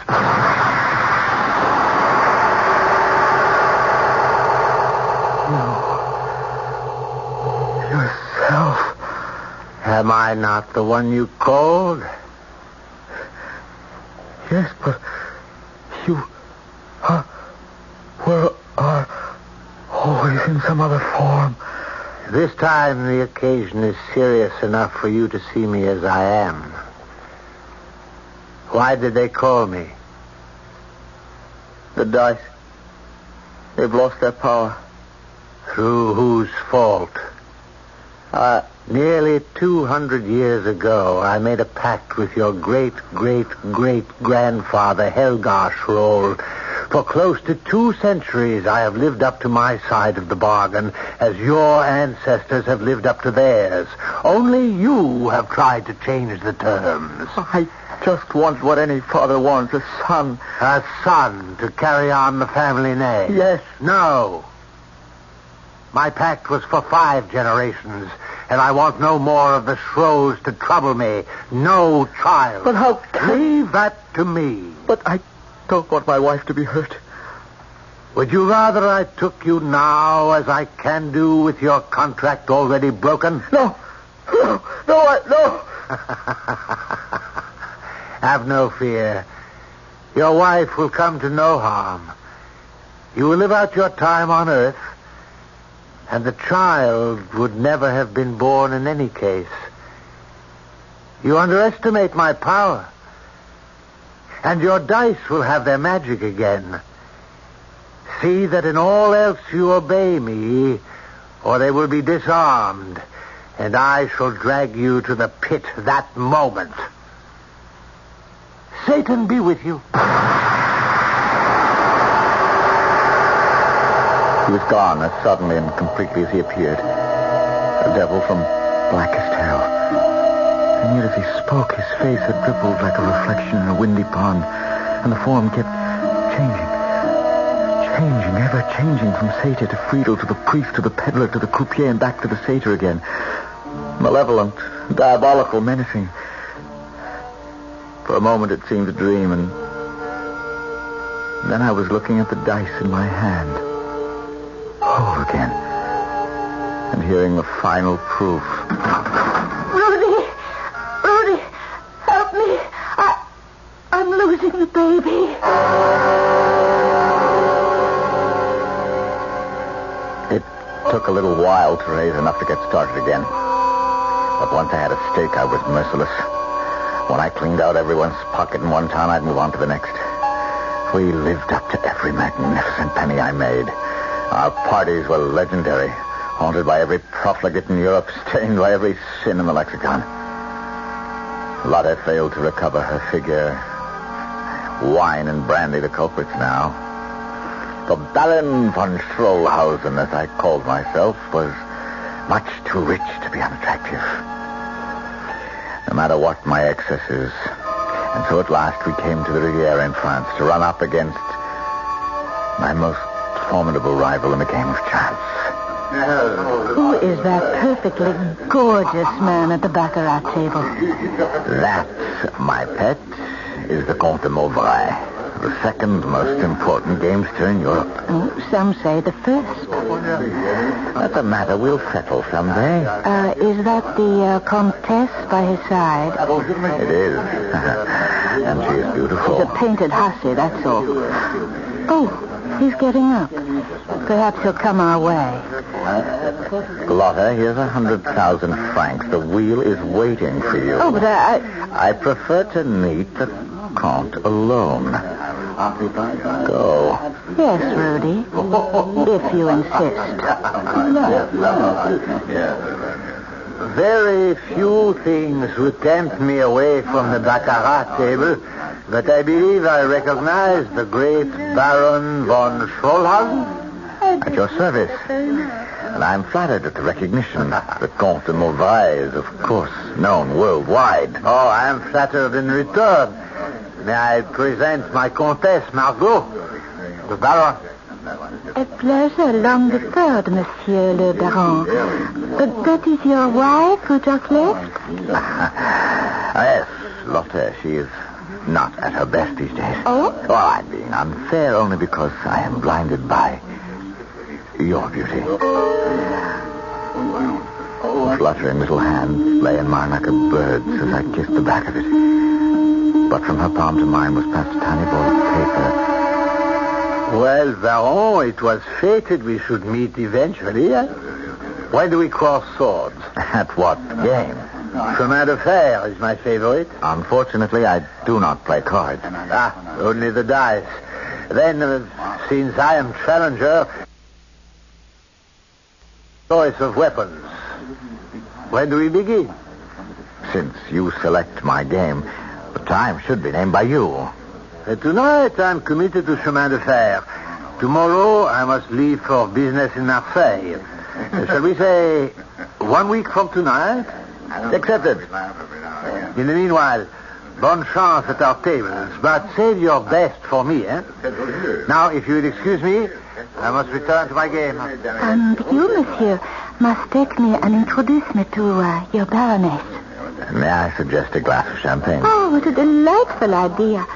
Especially since they are serving on the other side of the casino. Especially? It will give you a chance to glance at the billet doux past you, unobserved by either of our spouses. I must admit it has been burning a hole in my hand. So I shall read it as we stroll.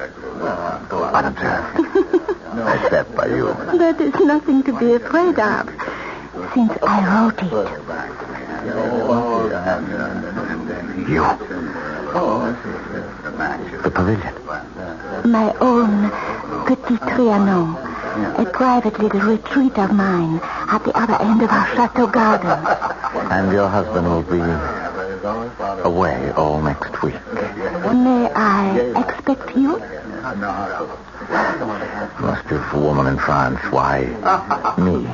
Regardez vous-même, Baron. I'm no beauty, Madame la Comtesse. You are something far better and more exciting. A man among men. A gambler who wins and wins. A man like you gets in my very blood. But your husband My husband and I are one thing. You and I, another. Besides, he will be away. I shall expect you tomorrow at, say, 4.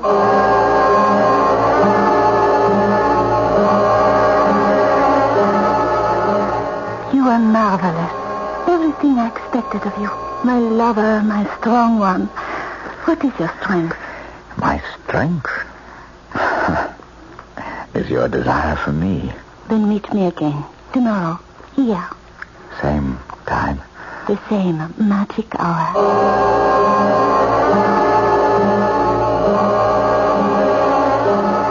What makes a man a gambler, Rudy?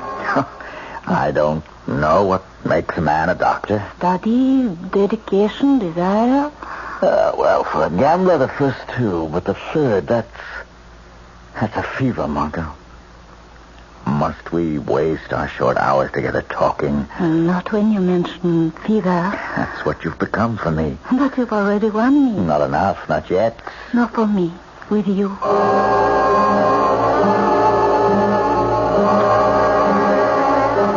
What I really meant yesterday, I suppose, was what makes a man a winner. What makes your husband one? That's simple. He's rich enough to be able to play long enough till the odds have to tilt his way. What happens to us when he comes home? Do you go back to him? I am a very selfish woman, Rudy. I love my pleasures and my comforts. And you. Then if I promise you I will win the game, do I also win you? Oh, you'll never beat Le Comte.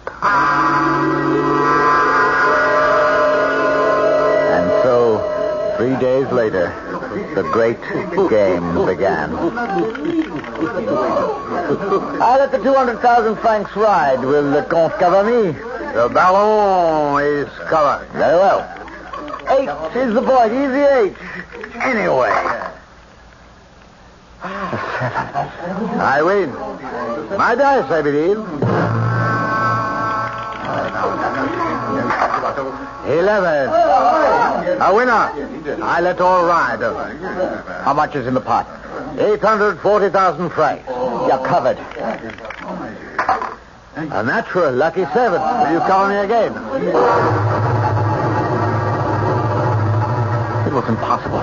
5 nights in a row I lost to the Count. With my dice, but that couldn't be. No one could cast a spell over them but me. Unless I drew them from my pocket, examined them, twisted them this way and that under the light. But that was part of their secret. How could they be told from an ordinary pair? And this was no ordinary pair because I never let them out of my possession. Margot, they're gone. I'd been taken in by one of the oldest tricks in the world. Where are they, Margot? Rudy, where? My dice! You stole them from me to give your husband. Rudy, don't be silly and put down those pistols. I suggest the same thing. So you're here, Monsieur le Comte. Very well, my dice. Oh, I swear I'll shoot that witch and charm them away from me. I don't have your dice. I warn you. I'll shoot her if you don't give them up. Shoot and be damned. Ah, Dieu. No. Mon Dieu. You've killed her. Just as I'll kill you to get my dice back. They are not yours, Rudy. They're mine. And I decided it was time to take them back. Poor Margot. Still, her death will serve a purpose. You will be guillotined, my friend. But don't worry.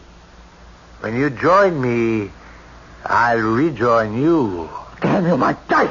You can't damn me. You think not? That was enough to kill me when I was feeble, old friend. But you need more firepower than that to stop the devil.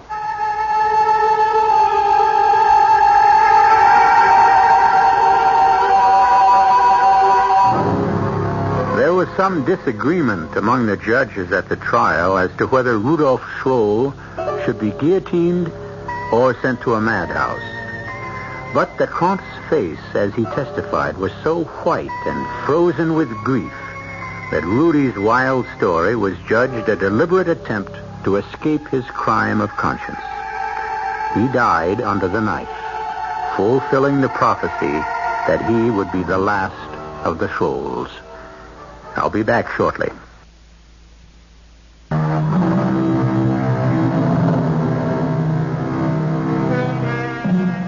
As for the dice themselves, no one knows what happened to them.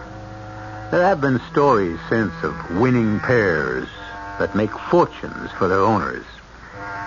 It's doubtful, with so many professional mechanics in the field these days, the devil would bother with dice.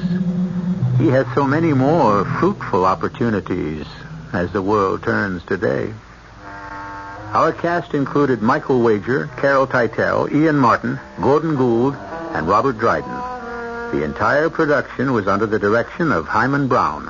Radio Mystery Theater was sponsored in part by Sign-Off, the sinus medicines. This is E.G. Marshall inviting you to return to our Mystery Theater for another adventure in the macabre.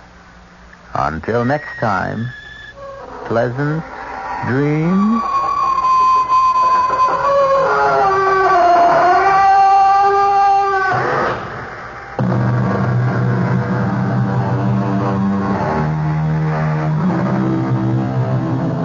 Tonight's WR Mystery Theater was brought to you in part by ShopRite Supermarkets, where you get a lot more for a little less, and by Suburban Savings, with offices throughout New Jersey.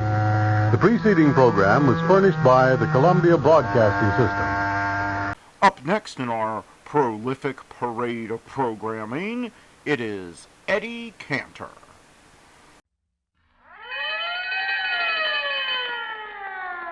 Good evening, ladies and gentlemen. This is James Wallington speaking to you from backstage of the Civic Auditorium in Texaco Town. It's a gala night with Mayor Cantor bringing you his Texaco Town Follies. Jack Renard steps into the orchestra pit.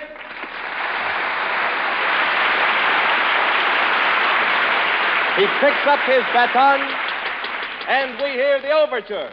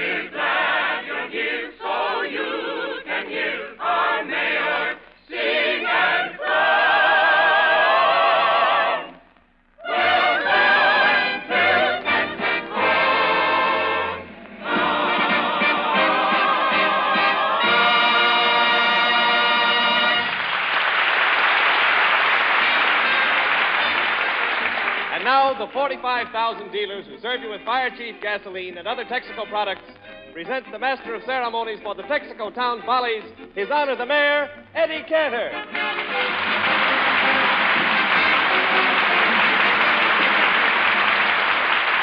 Thank you.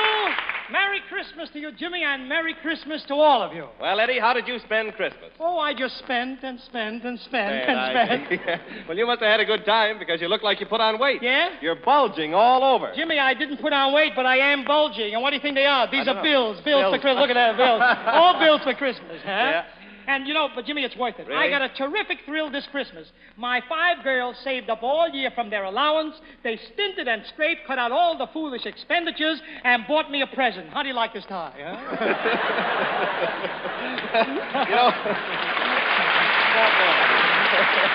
You know, Eddie, I haven't given my wife, Betty Jane, her presents yet. No? She's been out of town. Uh-huh. How do you like the diamond ring I bought her, huh? Jimmy, I must need glasses. That's the smallest stone I ever saw. Oh, now listen, don't kid me. When it comes to buying diamonds, I know my onions. You may know your onions, but you don't know your carrots.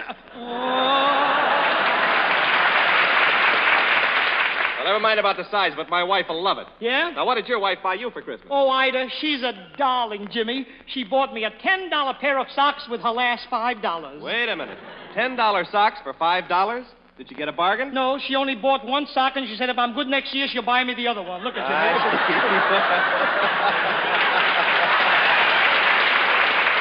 Hey, Eddie. Yeah. Eddie, did you find out why Renard didn't come to your house for Christmas dinner? No, but I'll ask him. Say, Renard, Yeah? Renard, you were the only one who didn't come to my house Christmas night. Why? I couldn't. Well, why not? Well, I was playing Santa Claus to my children. And for 3 days, I was stuck in the chimney.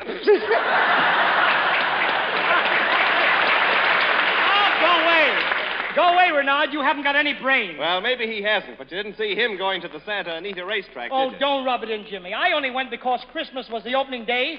That's a great name for the racetrack, too, Santa Anita. Yeah? When you go out there to bet on the horses, it's Santa Anita. After you've lost, it's Anita Santa. Anita Santa. And I want to tell you something. Jimmy, you should have seen Ida during the first race. What you know, happened? Ida bets on the races. Yeah. She kept hollering, come on, anybody. Come on, anybody. Come on, any... I said, Ida, there's no horse by the name of anybody in this race. She said, I've got a bet of $2 on every horse. Come on, anybody. Come on, anybody. Come on. Well, tell me, what was the celebrity race that they had, Eddie? Oh, Jimmy, that was the 8th race. Yeah? Every horse was named after a celebrity. What a race it was, too. Major Bowes was first at the bell. Ginger Rogers kept stepping along, and it looked like Ginger was a snap. But Robert Taylor and Barbara Stanwyck were neckin'. A jockey by the name of Winchell was riding Ben Burney and kept giving him the whip at every turn. At the 3/4, Sally Rand took off and outstripped them all. But she couldn't head off a horse by the name of Jack Renard, who was way out front. I mean, way out front, yeah. And he would have won, too, but Greta Garbo came in 2 feet ahead. And here's a surprise, Jimmy. Gene Harlow, who was in great form at the finish, didn't show at all.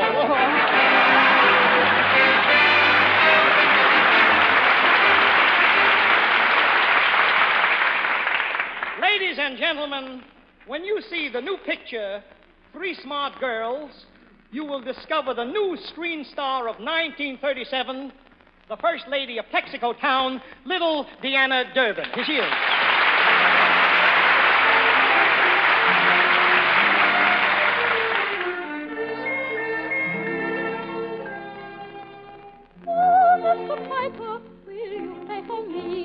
I shall be as grateful as I can be. Oh, they tell me when you play, fairies sometimes dance. If I'm very quiet, they may come today perchance. It would be so wonderful, such a sight to see. Oh, Mr. Piper, come and play for me.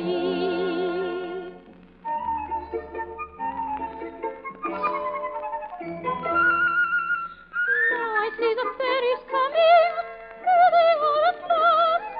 Isn't it just lots of fun to see them skipping past? One has fallen over, he was running far too fast.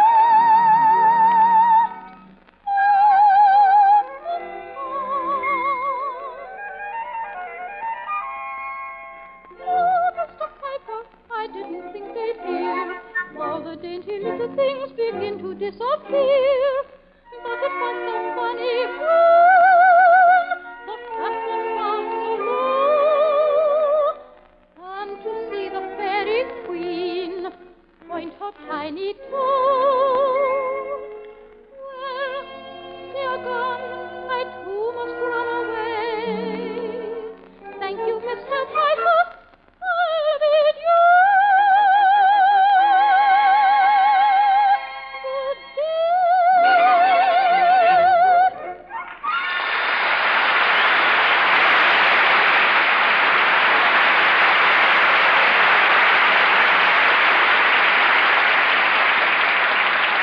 Here's another little gift from Santa. Park your carcass and Eddie Cantor.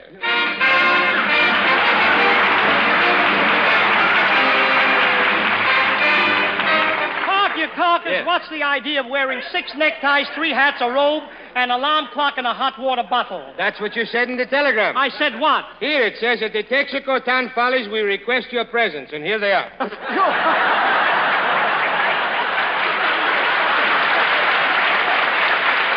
Tell me, Parky, was Santa Claus good to you? Well, not too good. I hung up my sack on the fireplace. And nobody put anything in it? Worse, somebody stole the sack.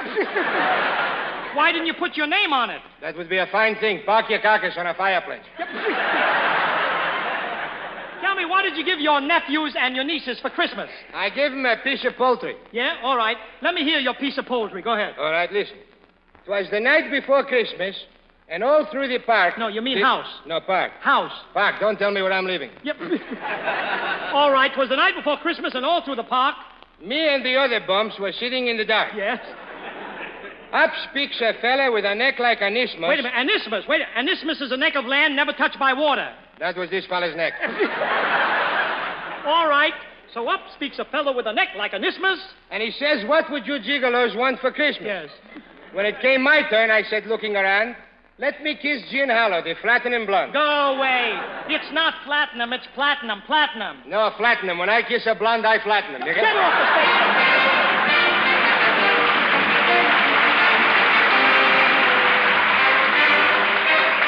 And now, my dear public, I'd like to present one of the outstanding artists of the American theater, my friend, your friend, the high-hatted tragedian of song, the lovable human Ted Lewis.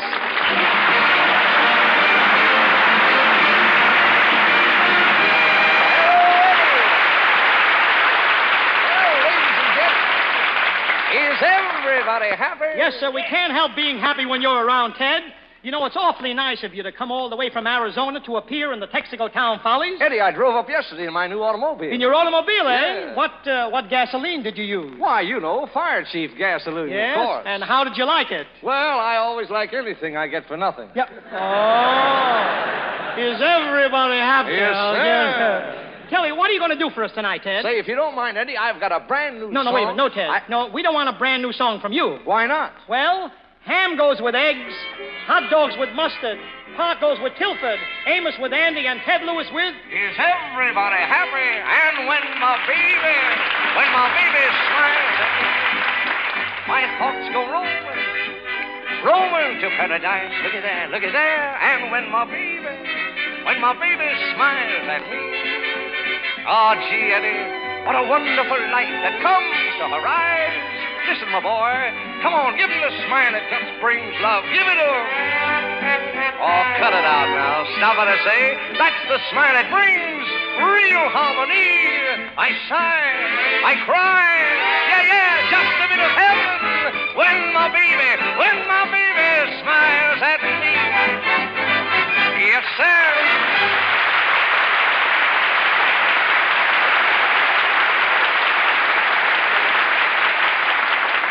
Well, Eddie, my boy, how did you like my song? How do I like it? I never complain when I get something for nothing. Is everybody happy? No kidding, Ted. I can't understand why you're not on the radio. You've got a great personality. Eddie, do you really think so? Sure, and that's all you need. What keeps Rudy Valley on the air? Personality. That's right. What keeps Burns and Allen on the air? Personality. That's right. What keeps me on the air? Ida and your 5 daughters.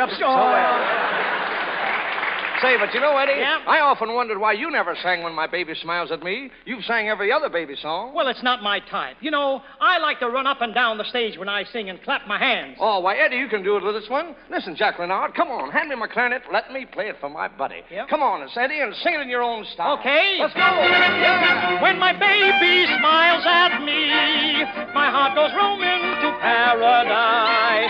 And when my baby smiles at me, there's such a wonderful light in her eyes. The kind of light that means just love. The kind of love that brings sweet harmony. I sigh, I cry. It's just a glimpse of heaven when my baby smiles at me.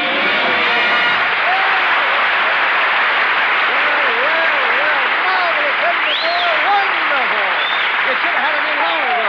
Yes, sir.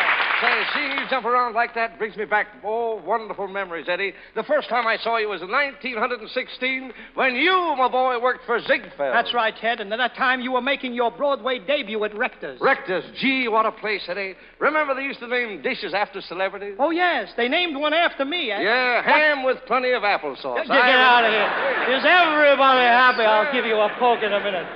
Kidding aside, you know, at Rector's in those days, Ted, I wonder if you remember, they had one girl in your place to dance with gold paint on her. Yes. She had nothing else on but gold, nothing at all but gold paint. Nothing. It was the most disgraceful. I saw the show 7 times. I'm Oh, telling you, Eddie, Ted. my boy. Ted, you know, even in those days, you wore the same high hat. Look at it. It's all patched up. You've got a new lining. Tell me, why don't you get yourself another one? Say, let me tell you something, Eddie. There's a hat that has a history, though of old and quaint design, but no hat was e'er held higher than this old high hat of mine. It has walked with Booth and Barrett. Yes, and it bowed to Bernhardt, too. It has taken strolls with those gentle souls, Nat Goodwin and John Drew. It hung in that diamond horseshoe just to hear Caruso sing.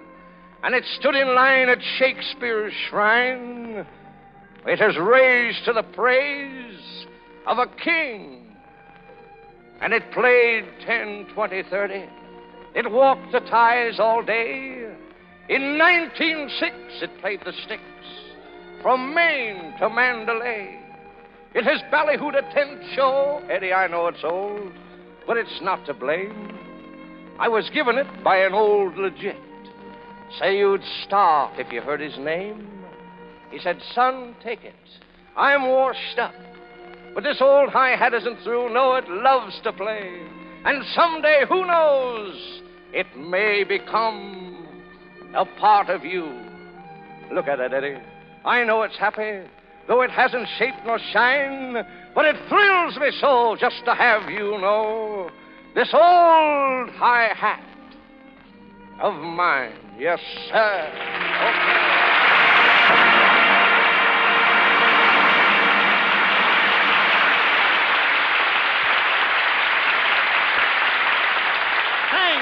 Thanks, Ted. Your entertainment gave us a great deal of pleasure, and everybody is happy. Say, Eddie Scranton, that Ted Lewis fella is too fresh. Yeah?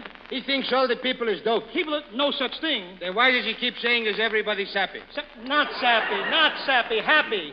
He's identified with the expression. People point at Ted Lewis and say, is everybody happy? Say, I got something like that. Yeah? Yeah, people points at me and says, is anybody home? Yep. All right. Bark your carcass at this time sings the Greek version of 1, 2, button my shoe. 1, 2, button my shoe. Button, button, who's got the button? So far this sounds like nothing, but later on it gets worse. 3, 4, open the door, pull up a chair and sit down. Everybody's gone away, but this little piggy stayed home. 5, 6, woof, woof, eyes are mugging. 5 and a half, and 6 and 7/8. I just stuck that in to make it difficult. But of all the numbers, the one I love best is a number called 65. 'Cause if I am still alive, then the government makes me very comfortable.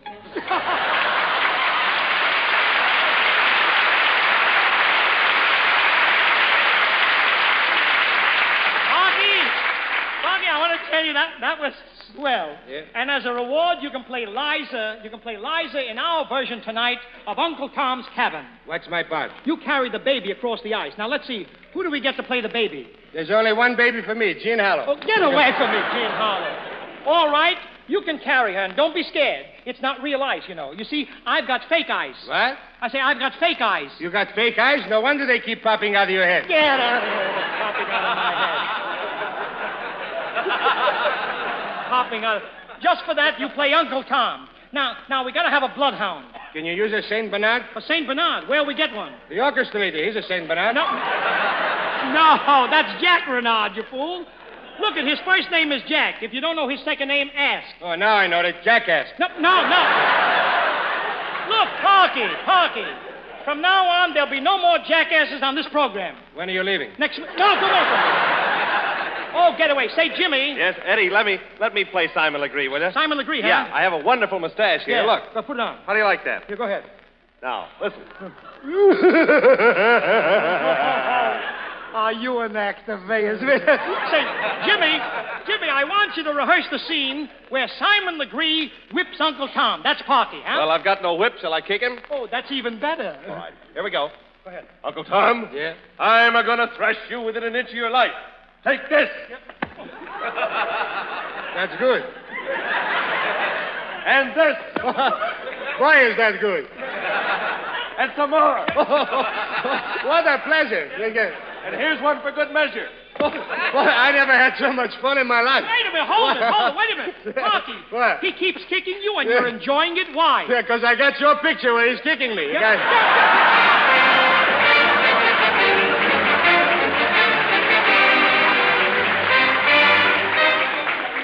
Jimmy, take Parky Carcass backstage and run over the script of Uncle Tom's Cabin. Okay. In the meanwhile, I'll create some southern atmosphere with one of my old songs from Kid Boots. If you please, Renard.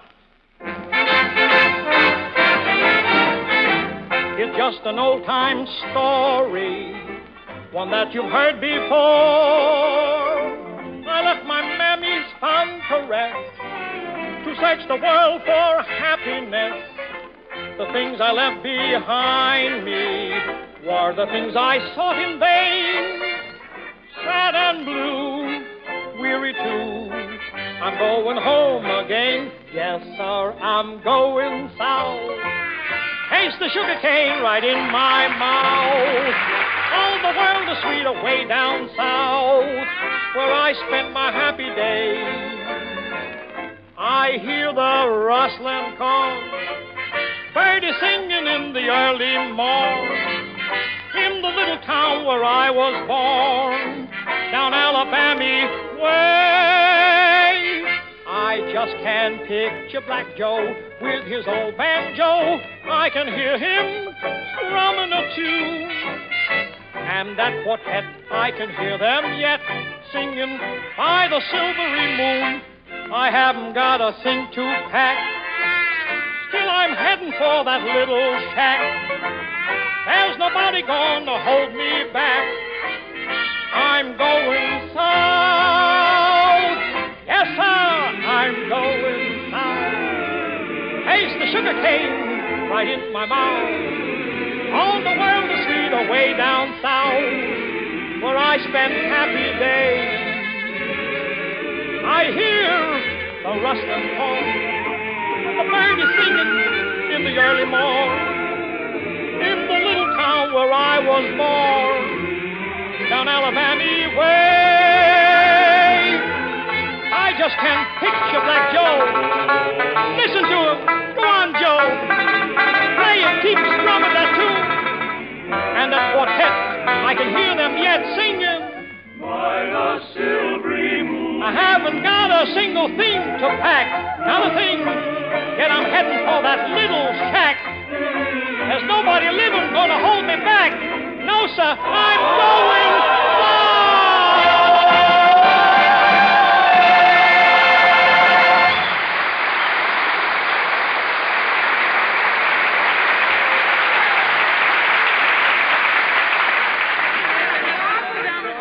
Smoking in the lobby only. Smoking in the lobby only. I enjoyed the first act a lot. It was good, wasn't it? That Louisiana Durban is adorable. I'm crazy about Ted Lewis and Parky Carcass. Eddie Cantor always puts on a great show. Certainly does. I wonder how I can repay this company for such a splendid entertainment. Well, you know, that's quite simple. Do what I do tomorrow. Drive into a Texaco station, fill up the tank with Fire Chief, and tell them you're glad to do it because of tonight's enjoyment. Say, I imagine that a great number of people will do the same thing, if they get thinking about it. That's right, and you know, I have a double motive in going to the Texaco dealer. I get pleasant service at the Texaco station. I feel that the Texaco man is interested in helping me. And I get more pleasure and satisfaction from driving my car. And besides, I save money in using Fire Chief gasoline. How so? Well, for instance, I'm the kind of fellow that makes long business trips, you know, in my car. And I know when I fill up with Fire Chief gasoline, well, I don't have to stop as often. And, you know, in driving over mountainous roads, I notice a very marked freedom from engine knocking. And it's really noticeable. And on these cold nights, the easy starts I get from Fire Chief save gasoline and battery and temper, too. So that's what you call double motive. That's it. Pleasure and profit. Exactly. Hello. There's the bell for the second act. And my second act tomorrow, after getting into my car, will be to drive into a Texaco station and follow your suggestion. Thank you. You're welcome. Curtain going up for the second act. Curtain going up for the second act.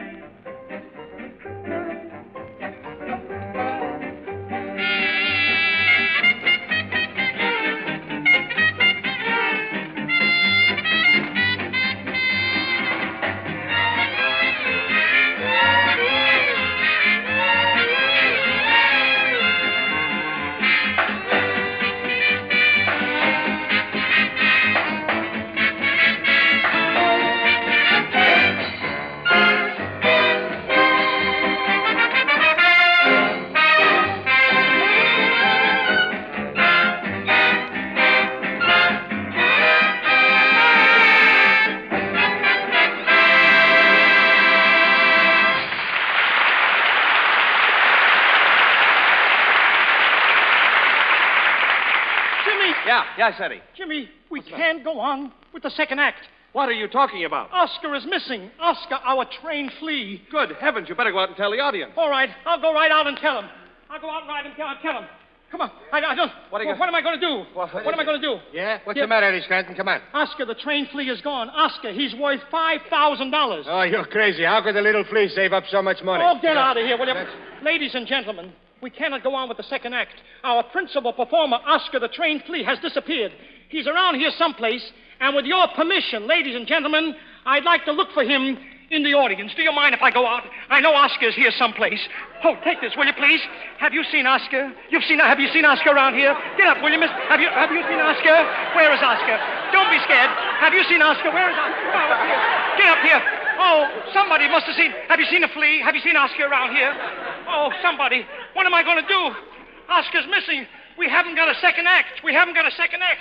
Oh, ladies and gentlemen, I got to figure out. If I was Oscar, what am I going to do? My friend, the second act of the Texaco Town Follies must be postponed until next week. We simply cannot go on without Oscar. I'm offering $1,000 reward for information as to his whereabouts. During the week, please ask your friends, where is Oscar? Where is Oscar? Let me see, if I was a flea, where would I go? I've got it, I know. Renard, come here, Renard. Renard, come here. Where is Oscar? Search me. That's just what I intend to do. Let me see. Where's Oscar? Oh, Oscar, you little baby, you. Here you are. Why did you... No, that's not Oscar. No.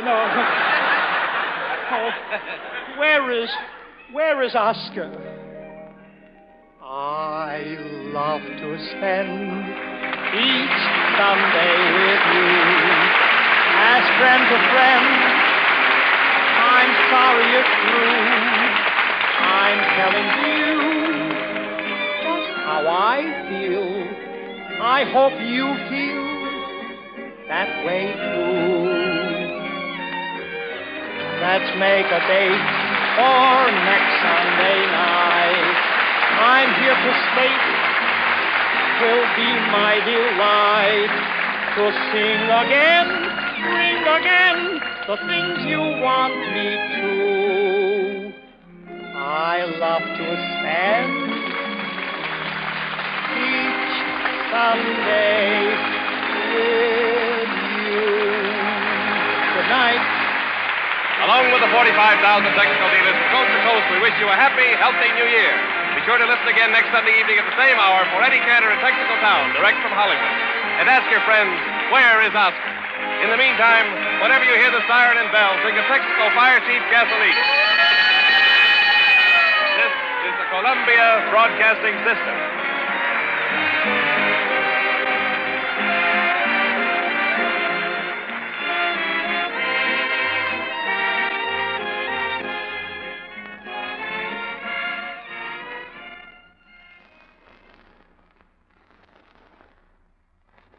$9 p.m. BULOVA, Boulevard Watch Time, WABC, New York. My Favorite Husband is up next on Nightly Old Time Radio Shows. Please enjoy it. For My Favorite Husband, starring Lucille Ball.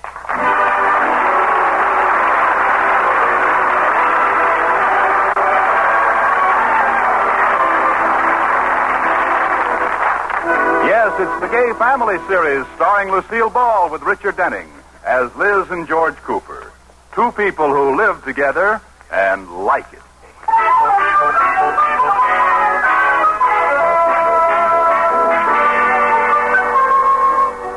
As we look in on the Coopers, it's morning, and we find Katie, the maid, in the kitchen. Liz Cooper is just coming into the room.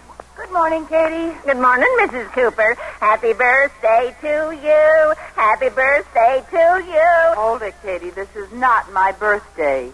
It is? No. Oh, dear, and I already put a candle in your grapefruit.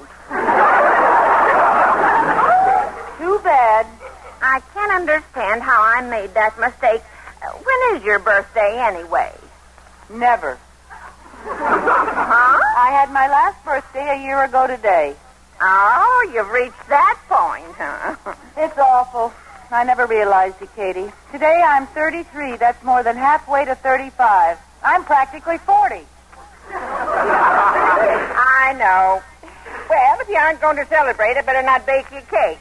I should say not. I don't want anything to even remind me that it's my birthday. All right. What can I do about George? What do you mean? How can I possibly keep him from remembering it's my birthday? Well, just don't tell him. Katie, that's mean. Why, my birthday is the most important day in the year to George. Liz, where are you, honey? I'm out here in the kitchen, dear. You just watch the fuss he makes. Oh, there you are. I've been looking all over the house for you. You have, my little husband. What for? You know what day this is, don't you? Why, no. What day is it? It's Saturday. I told you to call the plumber last Wednesday. The bathroom basin is stopped up again. Ooh. Is there anything else? No. Oh, yes. What? I'm late for the bank. I'll just skip breakfast. Goodbye, dear. Oh, George? Yes, dear? Katie,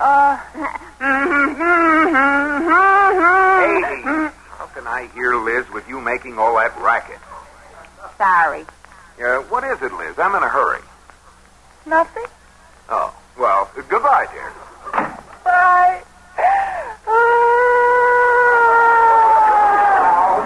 There, Mrs. Cooper. George didn't give me any presents or flowers. He didn't even remember my birthday. But, Mrs. Cooper, you said you didn't want him to remember. I didn't. I wanted him to forget about my birthday. But he forgot about my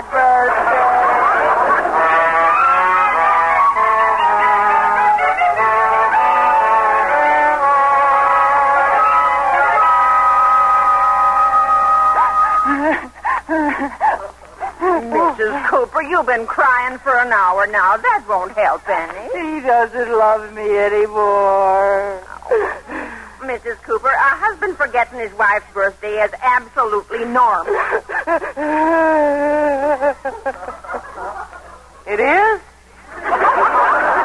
It's a male characteristic like baldness and egotism. So what?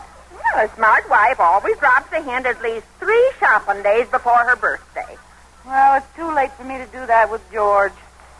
I know. I'll call up Mr. Atterbury and drop a hint, and then he'll mention it to George. Good idea. Now, how can I just hint at it? I know. I'll tell... Sheridan Falls First National Bank. Mr. Atterbury, please. One moment. Hello? Happy birthday to me. Happy birthday to me. Happy birthday to a close relative of your handsome blonde vice president. Happy birthday to me. Hello? I think we have a bad connection. Happy birthday to me.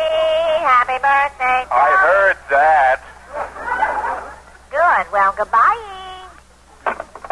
There, that ought to do it.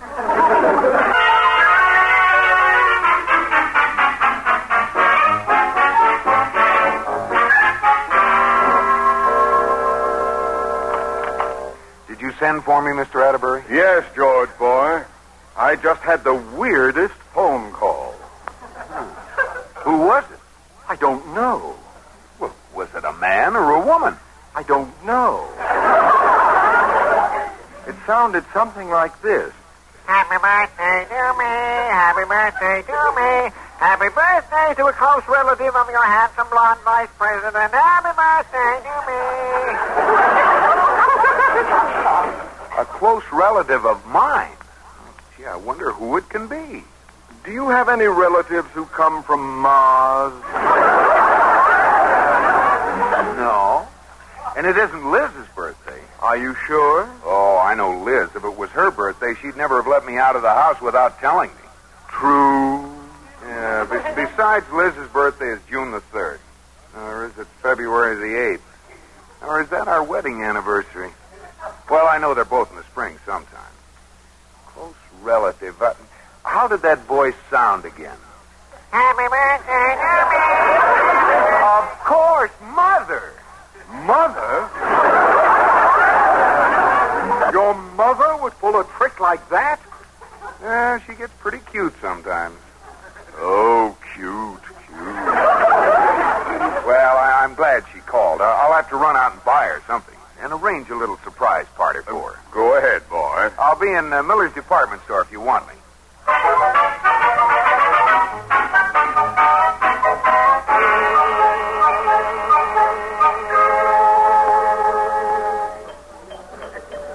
Pardon me, miss. Will you wait on me? Yes, sir. Hello, Mr. Cooper. What? I remember you from the other day when you were here with your wife. She was looking at coats and you were looking at prices. Oh, yes. I'd like to buy a little birthday present and have it sent out to the house. Certainly. What would you like?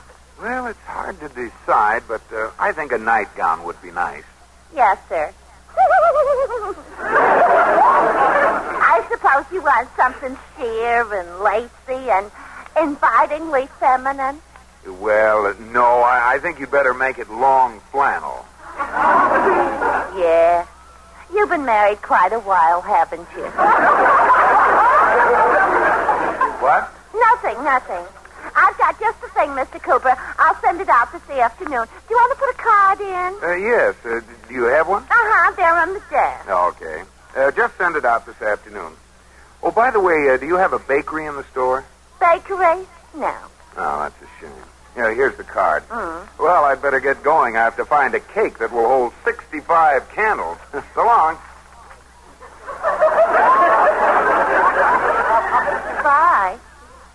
65 candles. Long flannel nightgown. I only hope I look that good at her age.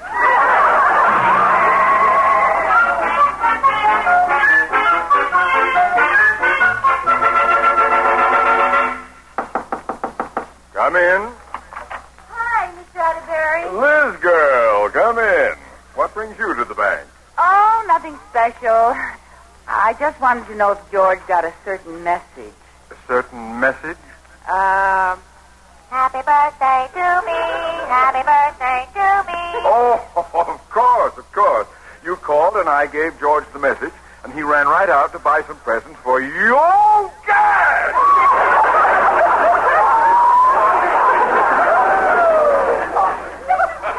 What's wrong? Well, I thought that George said that we decided when he was... You would... Wrong? Nothing's wrong. Well, I guess I wasn't very subtle. What did George say when you told him? He knew it all the time. Oh. He's out buying some presents right now. Oh, isn't he sweet? Yes. Well, goodbye. I'll see you later. Goodbye. I'm going. Don't push me. Sorry. Well, happy birthday. Thank you. Goodbye. Bye. Whew. Now to alert George, boy. Let's see. Where did he go? Oh, Miller's department store. I hope he's still there. Hello? Miller's department store? It's very important that I locate George Cooper. He's there, and I... No. Cooper. C-O-O-P-E... Hello? Hello? I'm waiting for Mr. Cooper. Who's this? Oh, Mr. Cooper's good. Oh... I waited on him. Can I help you? No, I have... Wait a minute. You waited on him? Uh-huh. He bought a gift. What was it? A long flannel nightgown. Oh, God! You said it, Buster. What? Sir. Have you sent that out yet? Oh, no, sir. It was just leaving. Good. Change it. Send, Oh, I wonder what Liz would like. You mean his wife? Yes. She was looking at a suede jacket she was just crazy about. Good. Change that nightgown to the suede jacket and send it out to Cooper's right away. Yes, sir, right away. Goodbye. Goodbye. Miss Perkins. Yes, sir? I'm going out. I have to find George Cooper. He thinks it's his mother's birthday, but it's his wife's. Oh,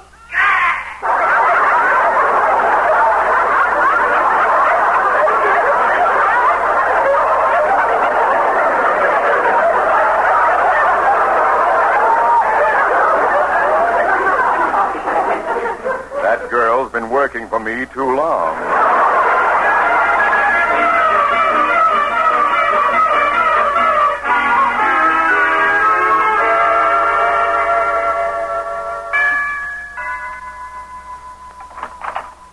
Thank you.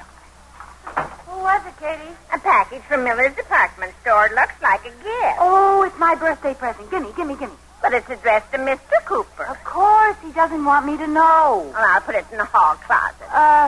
Let me see it. Do you think it's addressed? Well, are you going to open it? Of course not. I wouldn't do a thing like that. Oh, look, Katie, it's a suede jacket. Oh, I see. It's the very one I've been looking at. Oh, that darling, wonderful husband of mine. Oh, he certainly is thoughtful. Oh, Katie, do you need anything at the store? I just have to wear this someplace. How about a dozen eggs? No, we already have 2 dozen in the refrigerator. Well, I'll get you another dozen. I want to wear this jacket to the store. All right, I'll start getting dinner ready. Well, what are we having for dinner? The biggest omelet in the world. Oh, I'll be back in a little while.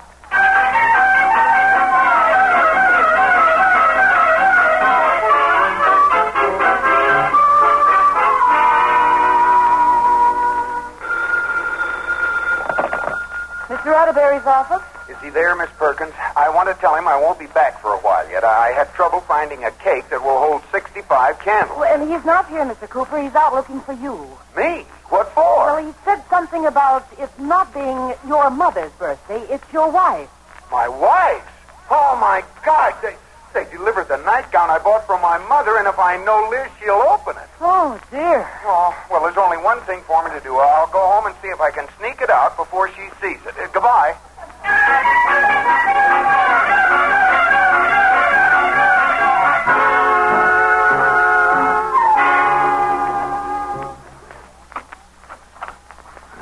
No one in the kitchen. Let's see now. She always puts packages in the hall closet. Yeah, the hall is clear. Now, if that flannel nightgown is only in... Oh, that must be Liz. I'll have to hide in the closet. I'm back, Katie. Yeah, I better put this jacket back in the closet before George gets home. Back you go, little present. Oh, that must be George. I don't want him to catch me with this. I'll hide in the closet. Mrs. Cooper? Mr. Cooper? Only Katie. Yeah. What? What?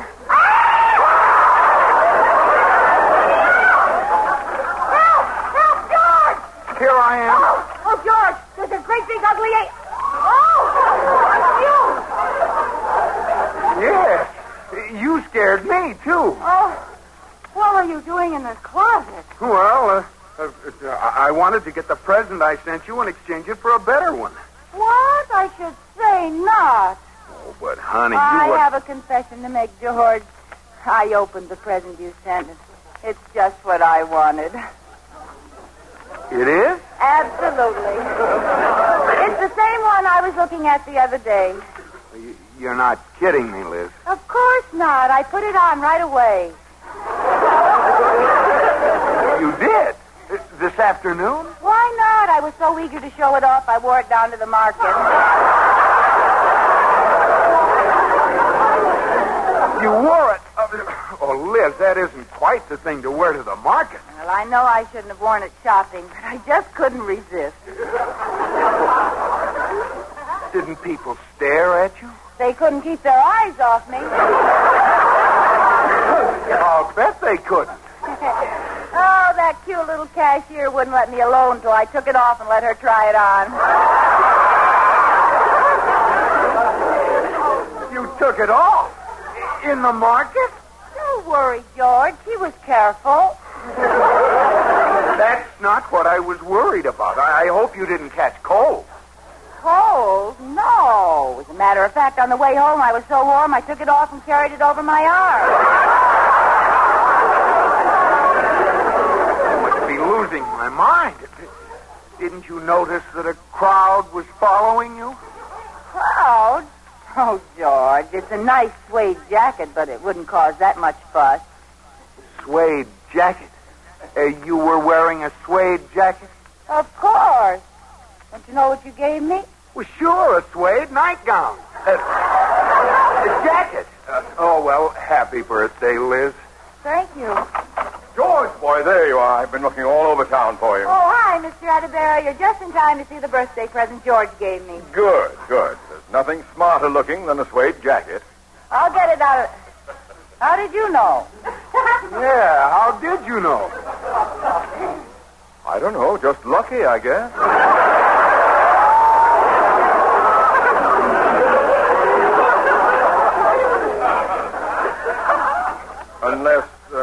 Unless George told me. Me? Why, oh, yes, I told him, sure.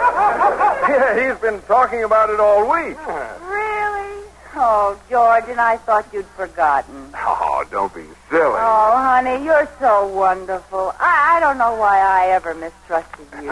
Neither do I. Give me a kiss.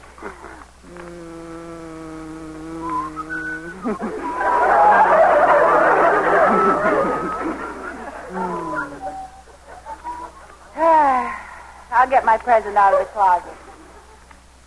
What's going on here? I called up the store and told them to switch presents. Oh, thanks. Oh, gee, you really saved the day.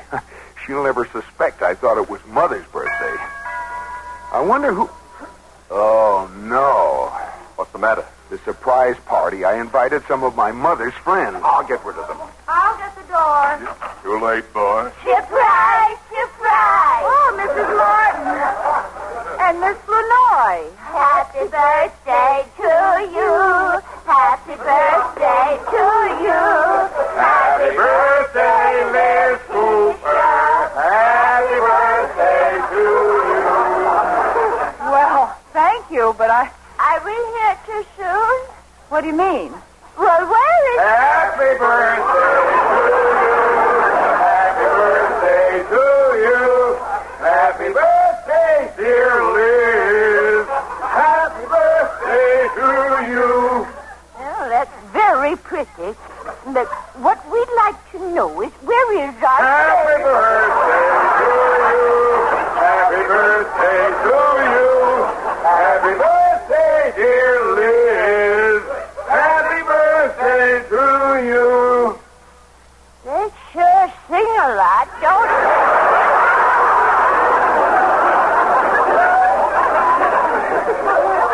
Lousy, too.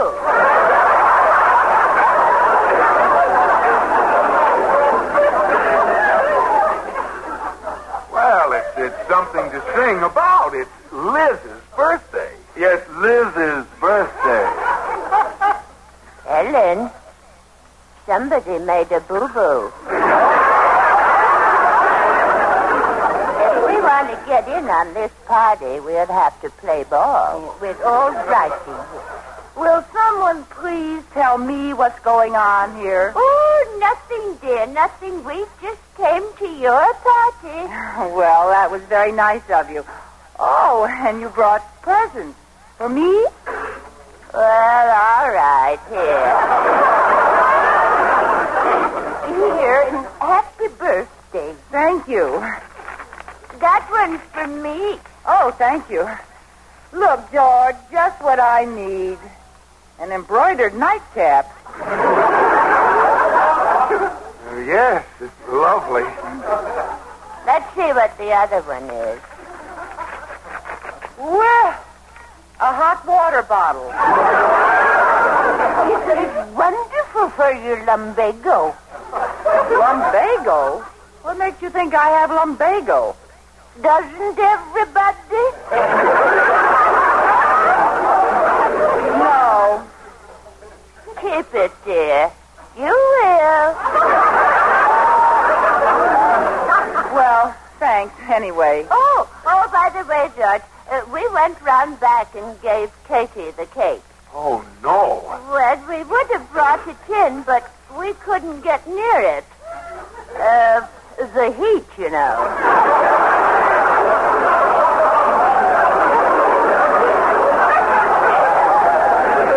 Yes, and I singed my eyebrows. Well, it's just as well. Did you get a cake for me, George? Turn out the lights. I'm coming in with the cake. Oh. Okay, bring her in. Here I come. Oh, Dad, look at the candles. Lady, what happened? You look like you're on fire. I ain't seen a blaze like that since the Chicago fire. Go ahead, Liz. Blow it out. I'll try.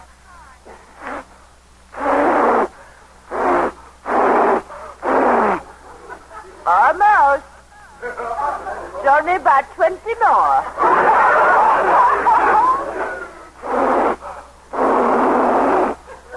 Six more. Well, wait till it comes around again. I'm dizzy. There. 1, 2, 3, 5, 10, 15, 20, 40, 65 candles. What's going on, George?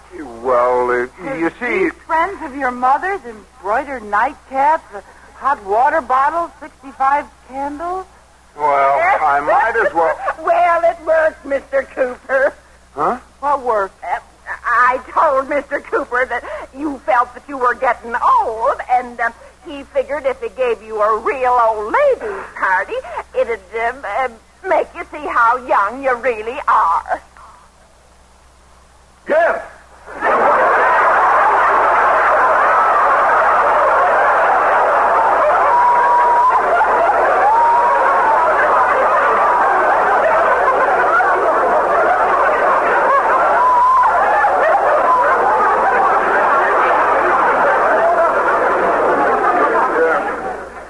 Worked fine, George.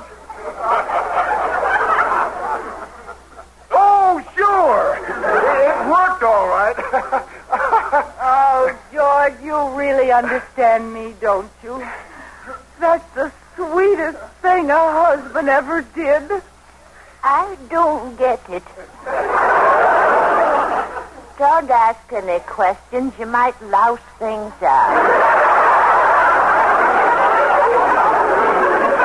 Besides, that cake looks mighty tasty. What's the matter, Liz? Oh, I'm just happy, George. I'm married to the most thoughtful man in the world. Oh, it's nothing. It is, too. I'm going to put this jacket on, and I'm never going to take it off. Oh, Liz. I mean it. It'll remind me how wonderful and thoughtful and sweet you are. I'm even going to wear it to bed tonight. It's silly. Well, I am. Oh, what's this? Oh, a card, and I didn't even see it. Uh-oh. Did you change the card, too, Mr. Atterbury? What card? Oh, George, I can't keep anything from you, can I? Huh? You even knew I'd be silly enough to wear the jacket to bed. Look, Mr. Atterbury, the card says, hope this keeps you warm in bed tonight.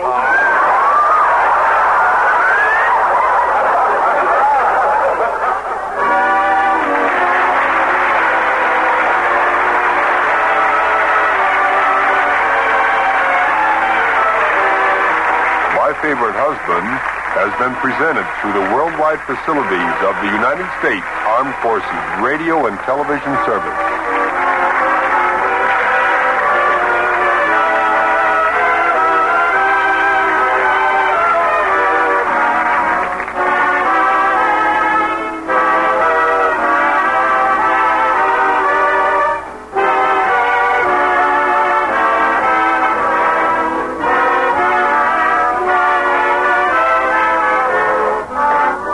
One of my all-time favorite shows, The New Adventures of Sherlock Holmes, starring Basil Rathbone and Nigel Bruce, is up next on Nightly Old-Time Radio Shows. Enjoy.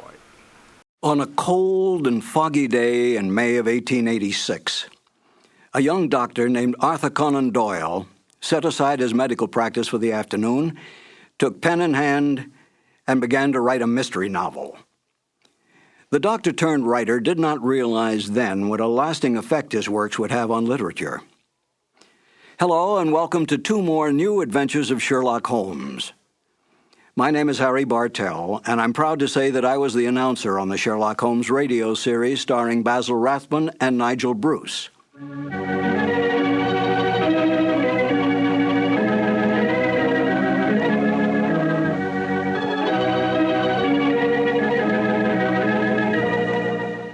are more true facts available about the real life of Sir Arthur Conan Doyle than all the fictitious conjectures on the written life of Sherlock Holmes.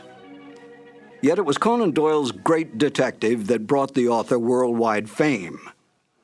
This saddened Conan Doyle, for he was really a romantic writer who wanted desperately to be recognized through his well-written historical romance novels. But it was not to be. The first short story to appear, A Scandal in Bohemia, was what made the name of Sherlock Holmes a household word. After writing but 6 short stories, Conan Doyle tired of the great detective. He wanted out. But Conan Doyle's agents, his book publisher, his reading public, and even the author's own mother continued demanding more and more Sherlock Holmes stories. Conan Doyle gave in, spending most of his time devising mystery plots for the great detective to solve, devoting only small periods of time on his other works, all of which he considered more important than Sherlock Holmes. Within months, the popularity of Sherlock Holmes spread worldwide. Conan Doyle was no fool. He knew which side his bread was buttered on, and he soon gave up his medical practice to spend all his time and energy on writing. Today, anyone can go into a bookstore and ask for a copy of Sherlock Holmes stories. Try to do that with any of Conan Doyle's other great works. Such is the power and attraction of the greatest detective of them all, Sherlock Holmes. Now, let's listen to Basil Rathbone and Nigel Bruce in one of the original Conan Doyle mysteries, The Adventure of Thor Bridge. This episode from the life of Sherlock Holmes will be transmitted to our men and women overseas by shortwave and through the worldwide facilities of the Armed Forces Radio Service. Petri Wine brings you Basil Rathbone and Nigel Bruce in the new adventures of Sherlock Holmes.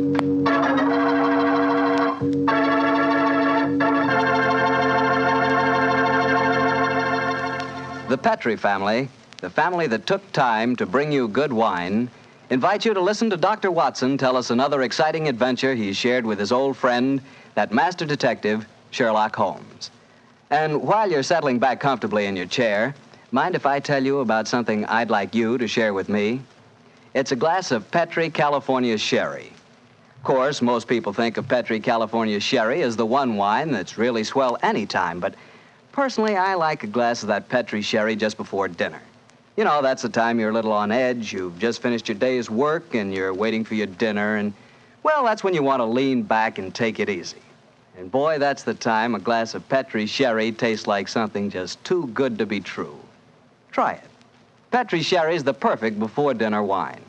And incidentally, if you like your sherry dry, you know, not sweet, then you'll find that Petri Pale Dry Sherry is just made for you. The important thing is the Petri label, because when it says Petri, it always means good wine.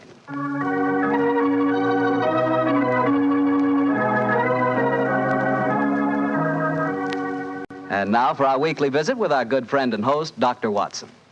Good evening, Doctor. Good evening, Mr. Bartell. You're a bit late.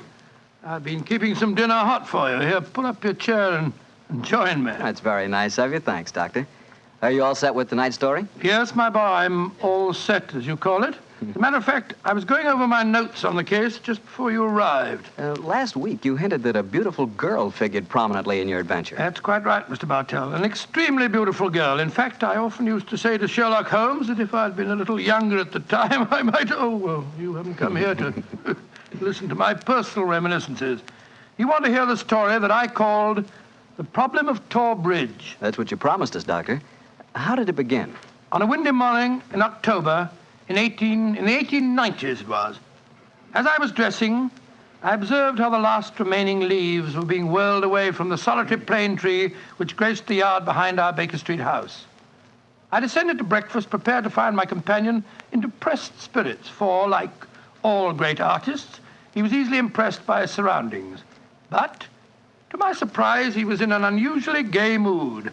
As I entered the room, he looked up at me and, with a smile, My dear fellow, hope you slept well. Splendidly, thank you, sir. I'm so glad. Well, you're very solicitous this morning. I think you must have got a new case. Am I right? The faculty of deduction is certainly contagious. Yes, I have a new case. After a month of trivialities and stagnation, the wheels revolve once more. Good. Tell me all about it. Well, as yet, there isn't much to tell. Have you ever heard of Neil Gibson? Neil Gibson? Oh, yes, yes. Something to do with gold mining, isn't he? A great deal to do with it, my dear fellow. In fact, he's considered the greatest mining magnate in the world. About 5 years ago, he bought a large estate in Hampshire. Perhaps you've read of the tragic death of his wife. Oh, yes, of course. I remember the case now. She was murdered by a jealous governess who was in her employ, wasn't she? That point will be decided when the lady in question, Grace Dunbar, I believe her name is, comes up for trial at the forthcoming Winchester Assizes. In any case, it's hard for me to see what I can do for my client at this late date. Your client? Oh, yes, I forgot I hadn't told you. I'm getting into your involved habit of telling a story backwards. Better read this letter. Came this morning. Oh, let's have a look. Dear Mr. Sherlock Holmes, Miss Dunbar is innocent. I can't see the finest woman in the world go to her death without doing everything possible to save her. I shall call on you at 10:30 tomorrow morning to discuss the matter. Yours faithfully, Neil Gibson. Good gracious me. There you have it, Watson. That is the gentleman I await. Do you know anything about his dead wife? Only what I've been reading in the papers. Apparently she was past her prime, which was the more unfortunate as this Miss Dunbar, who superintended the education of the two young children, is reputed to be a very attractive young lady. The eternal triangle, eh? Well, where did the murder take place? On Gibson's estate in Hampshire. His wife was found in the grounds nearly half a mile from the manor house, late at night, clad in her dinner dress, with a shawl over her shoulders, and a revolver bullet through her brain. Any weapon found near her? No, there were no clues found at the scene of the crime. What made them suspect the governess? Well, in the first place, there was some very incriminating evidence. A revolver with one discharged chamber, the caliber corresponding with a bullet in the dead woman's head, was found on the floor in Miss Dunbar's wardrobe. Oh, was it? Pretty damaging evidence, Holmes. So the coroner thought. And to make the case even blacker against Miss Dunbar, the dead woman had a note on her making an appointment at that very spot. And the note was signed by the governess. It seems obvious that the girl's guilty, and the motive's clear. Mr. Gibson would be a great catch for a young girl. Love, fortune, power, all dependent on one life. Possibly, Watson, but circumstantial evidence can be very misleading at times. There's the gentleman in question, unless I'm very much mistaken, considerably before his time. I can see him from the window here. Formidable-looking fellow. Must be well over 6 foot tall. Judging by the way he's wrenching at that doorbell, he's a man with a violent temper. Mrs. Hudson's opening the door to him now. Meet him on the stairs, will you, old chap? It'll save Mrs. Hudson a journey. Sure. Up here, sir. Thank you, Mr. Hudson. All right. Are you Mr. Sherlock Holmes? No, indeed. I'm his colleague, Dr. Watson. Come along in, won't you? Mr. Neil Gibson, I presume? That's right. So you're the great Sherlock Holmes, huh? The adjective is your own, Mr. Gibson. Sit down, won't you? Another way you may speak quite freely in front of Dr. Watson. Well, I may as well begin by telling you that money means nothing to me in this case. You can burn it if it's any use to you in lighting the truth. Miss Dunbar is innocent, and it's up to you to prove it. Just name your fee. Mr. Gibson, my professional charges are on a fixed scale. I don't vary them except when I omit them altogether. Very well. I imagine that you've read the newspaper reports of the coroner's inquest? Yes, very thoroughly. I don't see that I can add anything that'll help you. But if there are any questions you'd like to ask, I'll answer them. Thank you. First, what were the exact relations between you and Miss Dunbar? I suppose you're within your rights in asking such a question, Mr. Holmes? We will agree to suppose so, shall we? Then I can assure you that my relations with Miss Dunbar were always those of an employer towards a young lady with whom he never conversed or even saw, except in the company of his children. Oh. Rather a busy man, Mr. Gibson, and I've no time or taste for aimless conversation. I wish you good morning. What the devil do you mean by this, Mr. Holmes? My dear sir, the case is difficult enough without your giving me false information. Meaning that I lie, sir? I was trying to express it as delicately as possible, but if you insist on the word, I won't contradict you. Why, you confounded... Don't be noisy, Mr. Gibson. Please don't be noisy. I find that after breakfast, even the smallest argument is unsettling. I suggest that a stroll in the morning air and a little quiet thought will be greatly to your advantage. I suppose I can't make you take the case, but you've done yourself no good this morning, Mr. Holmes. I've broken stronger men than you. No man ever crossed me and was the better for it. Good morning, Mr. Gibson. You've a great deal yet to learn. On my soul, Holmes, you were unusually severe with him. I dislike liars, Watson, and I cannot tolerate arrogance, particularly when it's coupled with great wealth. Well, how did you know about his relations with the governor? I didn't. It was pure bluff. Bluff? Well, it certainly worked. Think he'll come back? Oh, of course he will. He needs my help too badly. He'll probably change his mind before he's halfway down the stairs. Come in. Ah, Mr. Gibson. Just saying to Dr. Watson that I was certain you'd be back. I've been thinking it over, Mr. Holmes, and I feel that perhaps I was hasty in taking your remarks amiss. Just the same, I can assure you that the relations between Miss Dunbar and me really don't affect this case. Surely that is for me to decide, Mr. Gibson. You see, Mr. Gibson, my friend is like a doctor. He wants every symptom before he can give his diagnosis. Fire away, Mr. Holmes. What is it you want to know? The truth. I can give it to you in very few words. To begin with, I met my wife when I was gold mining in Brazil. Your wife was Brazilian by birth, wasn't she, sir? Yes, Doctor, and very beautiful. Well, to make a long story short, I fell in love and married her and brought her to England. After a few years, I realized that we had nothing, absolutely nothing in common. And then I suppose this young governess, Miss Dunbar, arrived on the scene. That's right, Mr. Holmes. Well, the story should be obvious to you from there. You fell in love with this girl, I suppose, sir? Who could help it? Did you suggest marriage to her? Yes, though I knew that my wife would never divorce me. I see. Then you made an utterly insincere proposition to her. Now, look here, Mr. Holmes. I came to you on a question of evidence, not of morals. I'm not asking for your criticism. It's only the young lady's sake that forces me to touch your case at all. Now, tell me, sir, what is your own opinion as to Miss Dunbar's guilt? It's very black against her, I can't deny that. One explanation of the tragedy did come into my head, Mr. Holmes. I give it to you for what it's worth. Pray continue, Mr. Gibson. My wife was bitterly jealous. She was half crazy with hatred. She might have planned to murder Miss Dunbar, or we'll say to threaten the girl with a revolver and so frighten her into leaving us. There might have been a struggle in which the gun exploded and gone off and shot my wife, who was holding it. Well, that possibility has already occurred to me.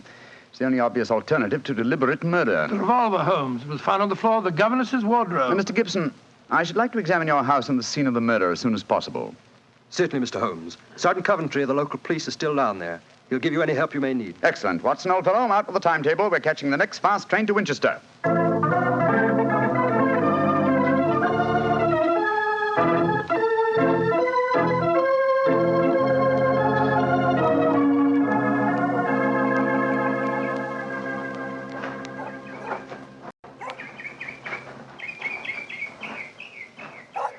So if I have to have someone else on the case, I'd rather have you, Mr. Holmes. The yard gets called in, then we local police loses all credit for success. Generally gets blamed for the failures. Now I've heard that you play straight. I do not appear in the matter at all, Sergeant Coventry. If I can clear it up, I don't ask to even have my name mentioned. Well, that's handsome of you, I'm sure, and I know your friend Dr. Watson can be trusted, too. Oh, don't worry, my dear fellow. We won't steal any of your thunder. Well, that's nice and friendly of you, Doctor. Well, come on, gentlemen. I'll walk you down to the bridge. That's where we found Mrs. Gibson's body. It's not far from the house here. Well, I must say, Mr. Gibson has a beautiful estate. It must be 60 or 70 acres. Oh, nearly twice that, Doctor. The woods back of the house there belongs to him, too. Mr. Holmes. Yes, Sergeant? There's a question I'd like to ask you. A question I wouldn't ask anyone else. Then please ask it. Don't you think there might be a case against Mr. Gibson himself, sir? I've been considering that possibility. That there Miss Dunbar's a bit of all right. If you ask me, he wanted his wife out of the way, and the pistol she was shot with was his pistol, you know. Oh, was that fact proven? Yes, Doctor. It was one of a pair that he had. One of a pair? Where's the other? Well, Mr. Gibson has a lot of firearms. We never quite matched that particular pistol, but the box was made for two. Well, if it was one of a pair, surely you'd be able to match it. Well, we have them all laid out at the house if you want to look them over. And we'll do that later.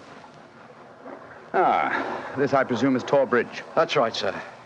Found Mrs. Gibson's body lying right here at the approach to the bridge. I see. I gathered from the newspaper reports that the shot was fired at very close quarters. Yes, sir, very close. Near the right temple, wasn't it? Just behind it, sir. How did the body lie, Sergeant? Oh, on its back, Doctor. No trace of a struggle, no marks, no weapon. The note from Miss Dunbar was clutched in her left hand. Clutched, you say? Yes, sir. We could hardly open the fingers to get at it. That's of the greatest importance. It excludes the idea that anyone could have placed the note there after death in order to furnish a false clue. What did the note say, Sergeant? Little enough, Doctor. It just said, I will be at Tor Bridge at 9 o'clock, and it was signed Grace Dunbar. Miss Dunbar admit writing it? Oh, yes, sir. What was her explanation? She wouldn't say nothing. Said she was saving her defense for the trial. Yes, it seems odd that Mrs. Gibson was still clutching that note. Seems perfectly natural to me. Oh, come now, old fellow. Argue the thing out logically. If the letter is genuine, it was certainly received sometime before the tragedy, say an hour or two. Why then was the dead woman still clasping it in her left hand? Why should she carry it so carefully?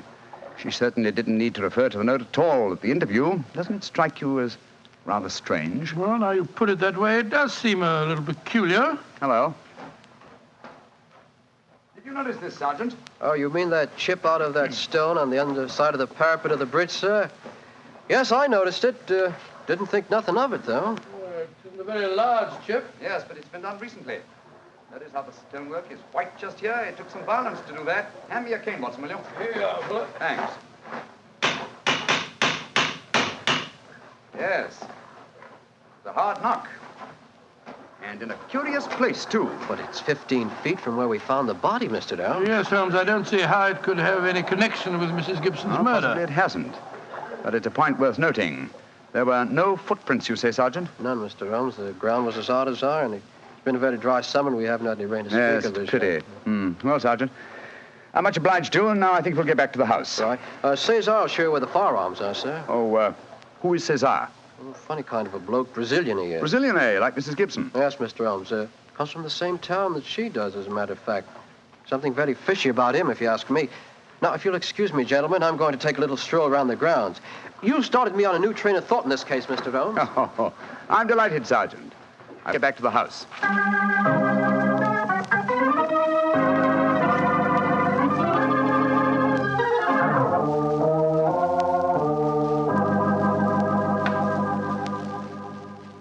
I see. And these are all the firearms in Mr. Gibson's possession, eh, Cesar? Except for the revolver that is missing from the case. Yes, so I say I see him. I've never seen such a collection of guns and revolvers in my life. Mr. Gibson had many enemies, senor. He always sleep with a loaded pistol beside his bed. He's a man of great violence. There have been times when all of us were afraid of him. Did you ever witness physical violence towards Mrs. Gibson? No, senor. I cannot say that I have. But I have heard him say many terrible things to her. He would taunt her in front of we servants. I have heard him do it many times. Thank you, Cesar. That will be all. Muito bem, senor.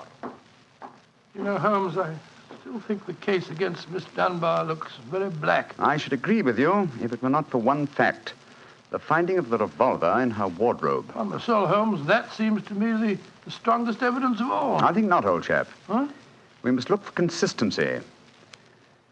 Where there is a want of it, we must suspect deception. I don't quite follow you. Suppose for a moment that we visualize you in the character of a woman who in cold, premeditated fashion is about to murder a rival. You've planned it. A note has been written. The victim has come. You have a weapon. The crime is well done. It has been workmanlike and complete. Do you mean to tell me that after carrying out so crafty a crime, you'd be so stupid as to forget to fling the incriminating revolver to the bottom of the stream? Or perhaps in the dense reeds that border it? Would you carefully carry it home and put it in the first place that would be searched? Your wardrobe? Well, perhaps in the excitement of the moment, one... No, my dear chap, I won't admit that's even possible. When a crime is coolly premeditated, then the means of covering it are coolly premeditated also. Well, then if Miss Dunbar didn't shoot Mrs. Gibson, who the devil did? I hope I can give you the answer to that question, Watson, when we've made one further visit. Oh, Lord. Where are we going now? To prison, old chap. Prison? Yes, we're going to Winchester Prison to call on Miss Dunbar. I'm certain that the key to this strange mystery lies in her hands.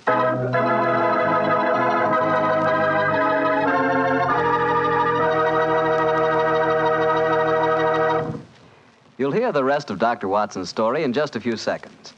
Just time enough for me to remind you that the easiest way to make good food taste better is to serve that good food with a good Petri wine. If you like a red wine, well, you want a Petri California Burgundy. If you'd rather have a white wine, then you want a Petri California Sauterne. But red or white, Petri Burgundy or Petri Sauterne, you're choosing a dinner wine that's sure to turn a simple meal into a feast. Your whole family and all your friends will love Petri, the wine that makes good food taste better.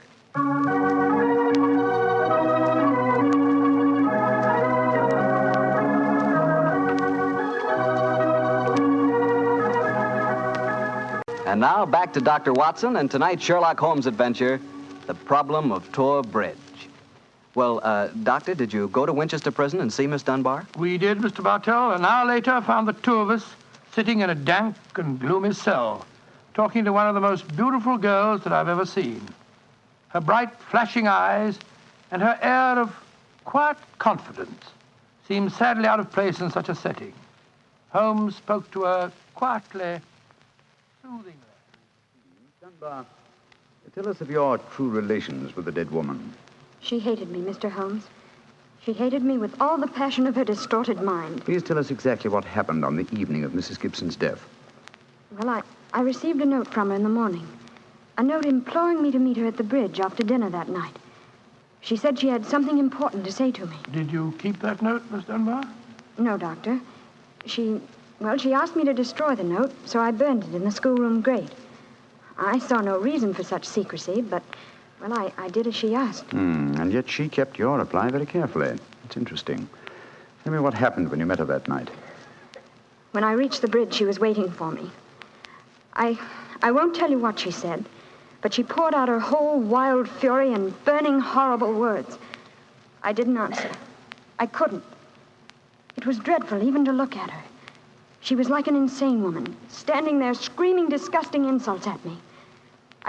I put my hands to my ears and rushed away. Where was she standing when you left her?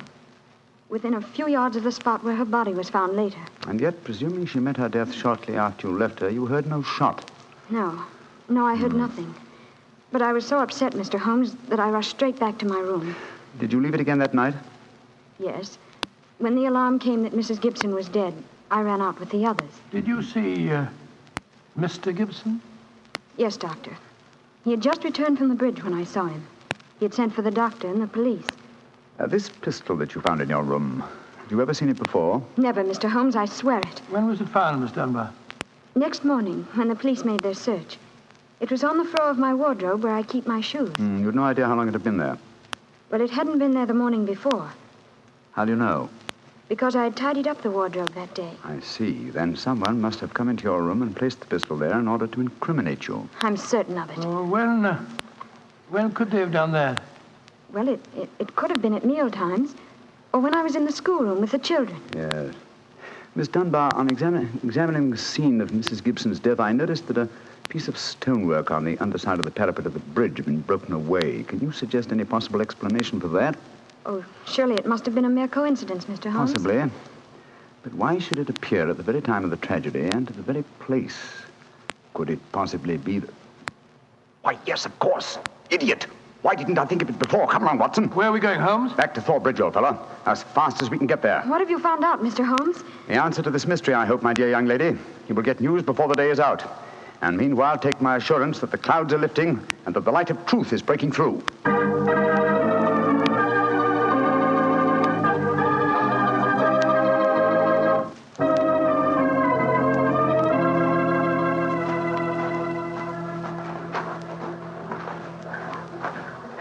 Well, Mr. Holmes, you're soon back here. What have you found out? Sit down a few moments. You got my message? Oh, yes, sir. Here you are. Ball of twine. What you wanted for, I can't imagine. You'll soon see, Sergeant. Watson, I have some recollection that you usually go armed on these excursions of ours. Yes, I'm carrying my revolver. Why? Give it to me, old chap, will you?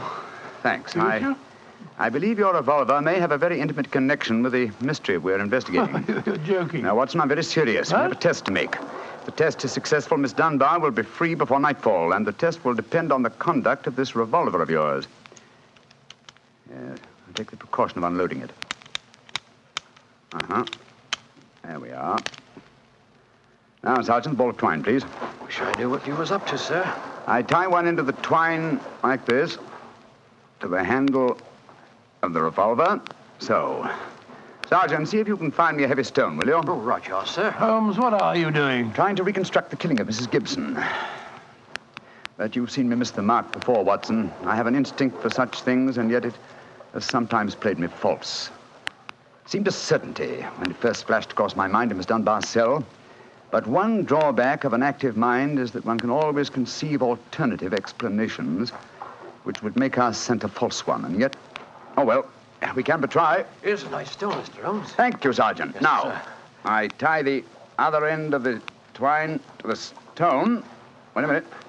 Like that. Splendid. Sergeant, will you please take this stone and stretch the twine across the parapet of the bridge there, so that the stone will swing just clear of the water on the other side of the bridge? Right, sir. I'll stand on the spot where Mrs. Gibson's body was found. That's it, Sergeant. Over the parapet. How's that, Mr. Holmes? The stone swinging about 8 feet above the water. Splendid. Now, Watson, watch closely. I raise the revolver to my head. Careful, Holmes, careful. Don't worry, old chap, it's not loaded. Now, let us imagine I am the late Mrs. Gibson. I raise the revolver to my head and fire it. Instantly, my fingers release their grip and... There's your answer, Watson. Great Scott, the revolver flashed back out of your hand, struck the parapet of the bridge, and then the weight of the stone flipped it over into the water. Was there ever a more exact demonstration? Come on, old fellow. You're a bloomin' magician, Mr. Holmes. That's what you are, a bloomin' magician. Look at that. Observe the second chip on the stonework of the parapet here. Same size as the first. Then the murder of Mrs. Gibson... Wasn't murder at all. It was suicide. What? We can follow the various steps quite clearly. A note was extracted very cleverly from Miss Dunbar, a note which made it appear that she had chosen the scene of the crime. Mrs. Gibson, in her anxiety that the note should be discovered, somewhat overdid it by holding it in her hand to the last. That alone should have excited my suspicions earlier than it did. So she stole one of her husband's revolvers and planted the other one in Miss Dunbar's wardrobe. Exactly.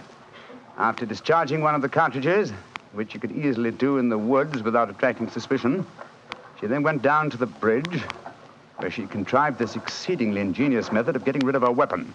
When Miss Dunbar appeared, she used her last breath in pouring out her hatred, and then, when the girl had left, carried out her terrible purpose. Then the missing revolver... You'll find it with the aid of a grappling hook at the bottom of the stream, and also the stone and the string, with which this vindictive woman attempted to disguise her own crime and fasten a charge of murder on an innocent victim. Yes, Sergeant, and don't forget while you're at it that my revolver's down there, too. Oh, don't worry, Doctor. I'll get some grappling hooks right away. I must say, Holmes, you've solved this case brilliantly. Quite brilliantly. I disagree, old chap. And I fear that you will not improve my reputation by adding the case of the Tor Bridge mystery to your annals. Oh, nonsense, but that's ridiculous. Oh, no, it isn't, old boy. I've been sluggish in my mind and wanting in that mixture of imagination and reality which is the very basis of my art. I confess that the chip in the stonework was a sufficient clue to suggest the true solution, and I blame myself for not having attained it sooner. Well, Holmes, personally, I agree with the sergeant's opinion of you. Oh? What was that, old fellow? You're a blooming magician, Mr. Holmes. That's what you are, a blooming magician.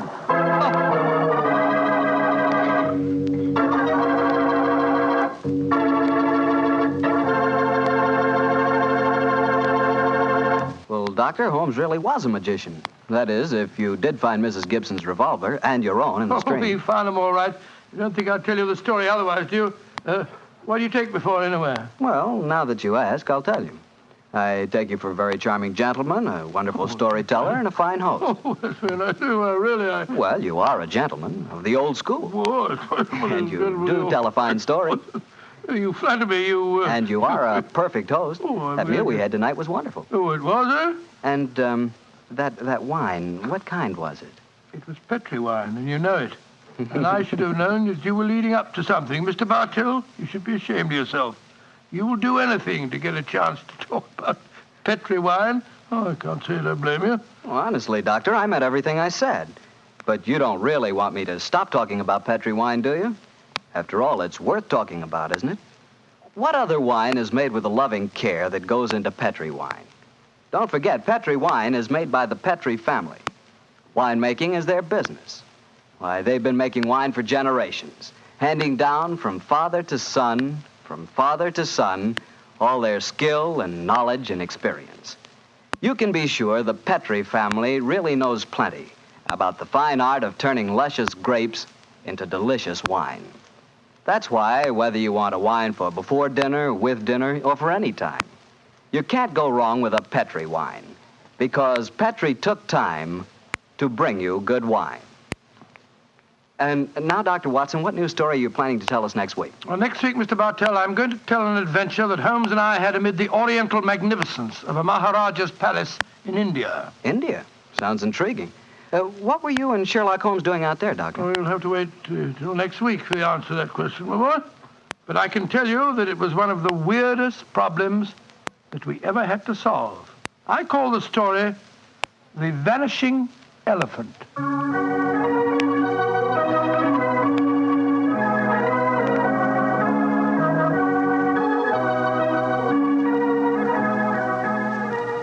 Tonight's Sherlock Holmes adventure is written by Dennis Green and Anthony Boucher and is adapted from the Sir Arthur Conan Doyle story, The Problem of Tor Bridge.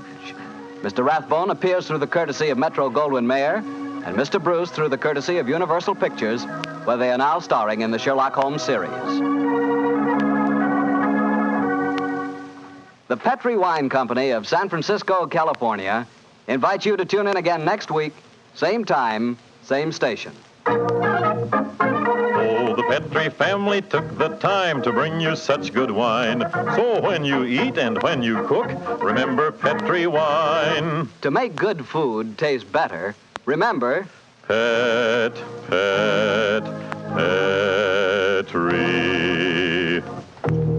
wine. This is Harry Bartell saying goodnight for the Petri family. Sherlock Holmes comes to you from our Hollywood studios. This is the Mutual Broadcasting System.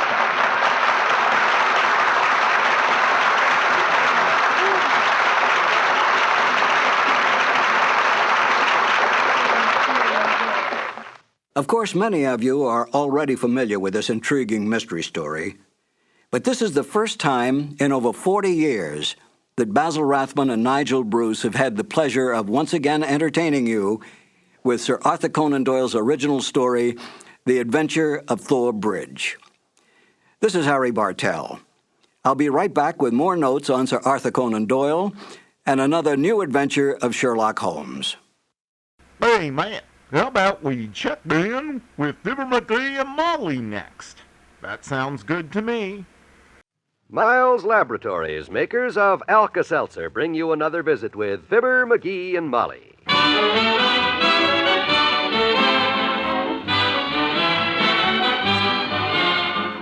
Again, we invite you to listen to the transcribed adventures of Fibber, Magee, and Molly. The show is written by Phil Leslie and Ralph Goodman and directed by Max Hutto.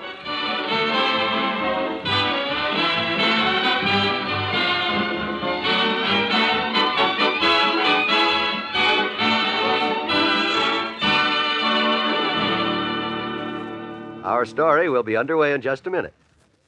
This is Eleanor Engel. I wonder, do you find that some days it's harder to keep on the job than other days? Well, if it's a headache or some other kind of ache or pain that makes the difference, that's the time you'll be glad to have Alka-Seltzer handy. Wherever you do your work, keep Alka-Seltzer there and use it when you need prompt, effective relief. For a headache, say, or aching muscles, or the pain of neuralgia. A glass of sparkling, speedy Alka-Seltzer can make you feel better quickly. Because this pain reliever is already in solution when you take it, ready to act on your pain right away. So let Alka-Seltzer help you when aches and pains come along to spoil your activities. Until you try it, you'll never know how really effective Alka-Seltzer is for relieving a headache or aching muscles. So do try it. Get Alka-Seltzer at any drugstore and keep it handy.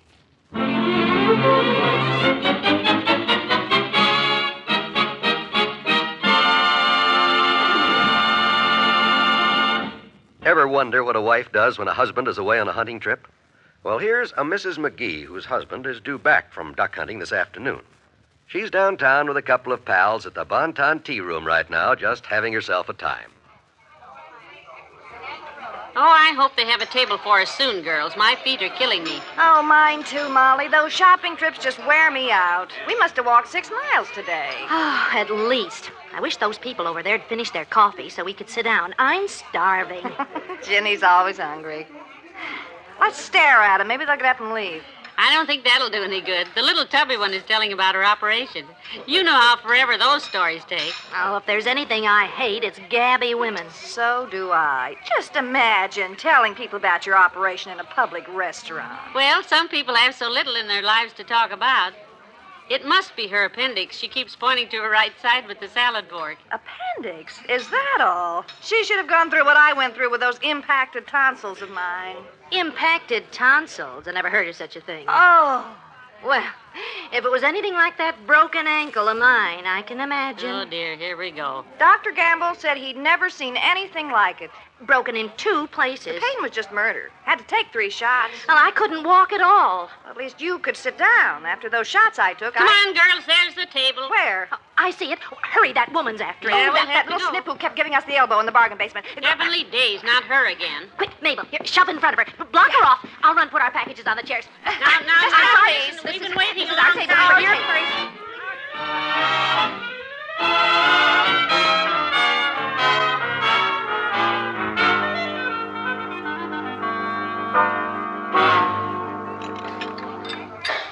My, that was a wonderful lunch. Grand. As one turkey said to the other on Thanksgiving Day, I don't know about you kids, but I'm stuffed. That's a good one, isn't it? Oh, that's cute, Ma. Wasn't it, Jenny? I must remember that. That is cute. Yeah. Oh, you got such a sense of humor, Molly. Well, Magee does that to me. He really thinks I'm up. Got a wonderful sense of humor, Magee has. He and the boys get home this afternoon, you know, girls. I'll be so glad to see him. Things aren't the same when he's not home. Oh, I know what you mean, all right. Say, May, how come your Mort didn't go this time? Well, he wanted to, but he couldn't find his shotgun.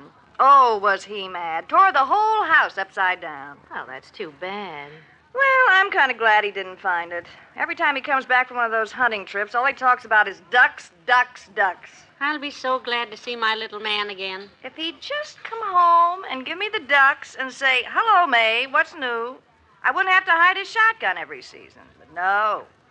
You should have seen me knock 'em down, he says. Got one with every shell. Bam, bam, bam, all day long. Bam, bam, bam.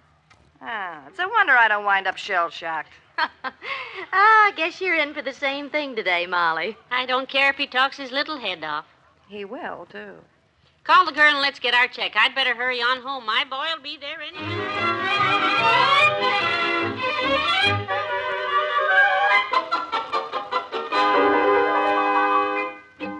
Flowers on the end table. My hair is fixed nice. 4:30. They ought to be here by now unless they had a flat or something. Oh, there they are. Look at the whiskers on him. He looks just... Hey, Molly. Hi, kiddo. Hello, dearie. I'm so glad to see you. Hi, Tootsie. I missed you. You missed me that time, too, sweetheart. Take another run at it. Huh? Oh. There. That's better. Where's Herb and Dr. Gamble? Out in the car helping me unload the rest of my stuff. Oh, boy, you should have been there to watch me knock down them ducks, kiddo. Bam, bam, bam. It was just raining ducks. You see this one here? Yeah, I got him with the first shot. Wham, just like that. Then these others came over. Bam, bam, bam. Looks like Mabel was right. Huh? Mabel was right about what? Oh, she said you were a wonderful shot. Oh, well, Mort probably told her about my shot. Hey, Magumbo, where do you want me to put the rest of your hunting equipment? Dump it right there, Fatso. With pleasure. Welcome home, Doctor. You have fun? Oh, just great, Molly. Very therapeutic getting outdoors like that. I'd like to tell you all about it, but Herb's out there, anxious to get home. Well, I must say I've never seen so many ducks. Oh, yeah. Magee wanted to show them to you. Let's split them up now, Sonny. Split them up? Yeah, these ducks aren't all mine, of course. Oh. Legal limits, you know. Some of these are Doc's and some are Herb's. Oh, I see. I got them all marked here. Let me see. Oh, this one's mine. These 3 are Herb's. That one's mine. Those are Herb's. That one's Herb's. These are mine. That's your duck there, Magee. The rest are Herb's. Heavenly days. He's a nice, big, fat one. Yeah, he's okay. But wait till the next time. I'm getting me a new shotgun next year, and then you'll really see something. Yeah. Bam, bam, bam. It's going to be raining ducks out there in Wapo.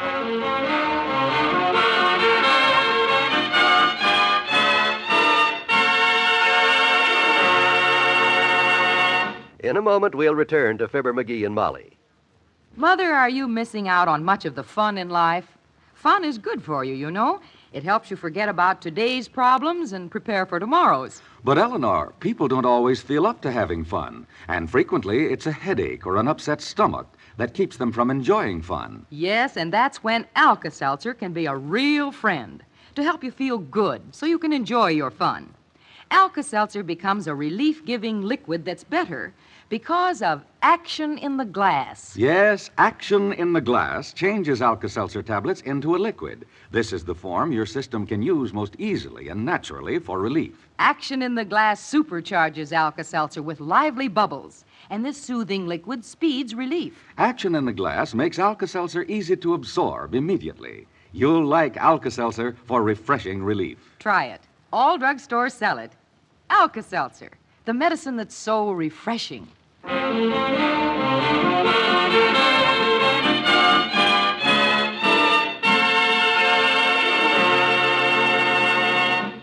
I'm so glad to have you home, dearie. Here, let me help you carry those coats and things upstairs. Swell.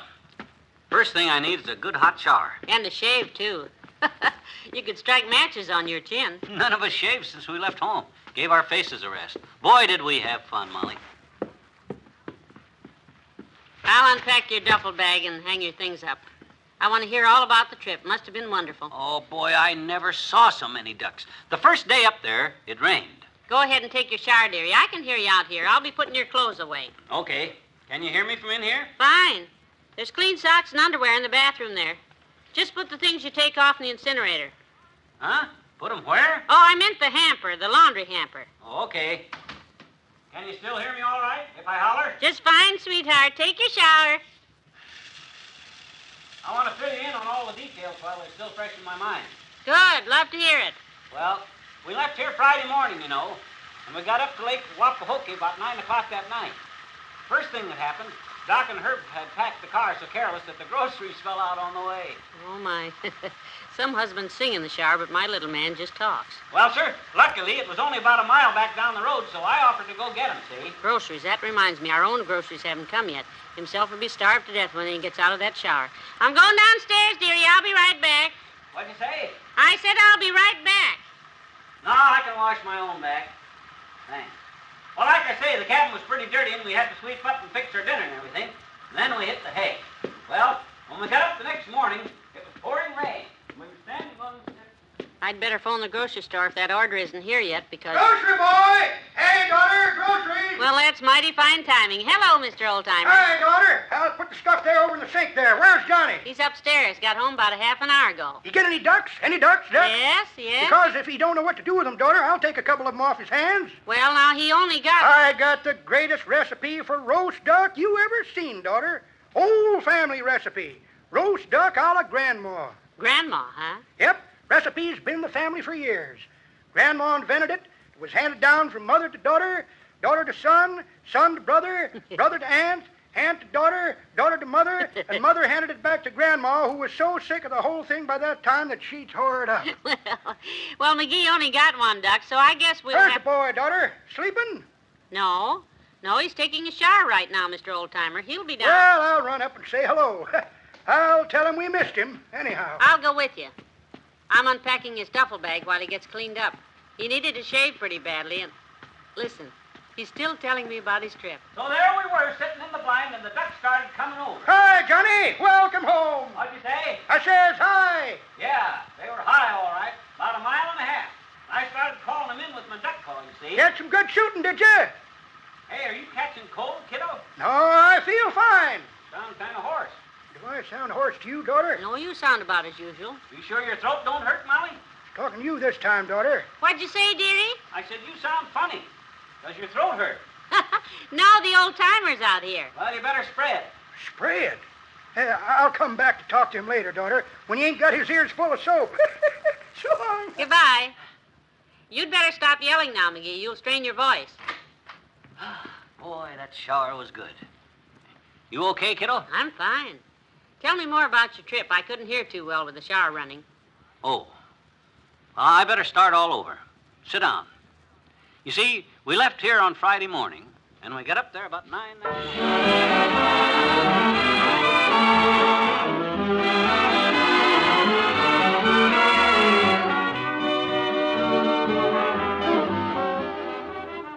Your friends have more to say to you presently.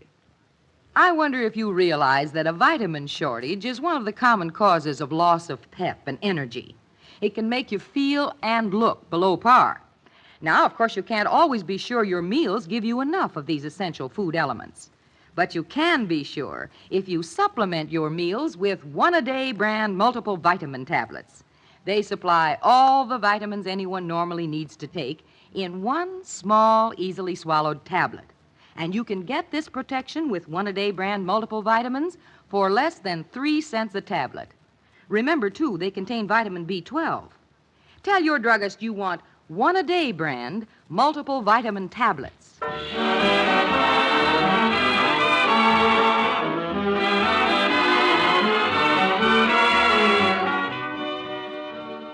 And we put the ducks in the car and headed for home. And that's the story of my duck hunting trip. All going up to bed, dearie. Lock up. Okay. Good night. So long, everybody.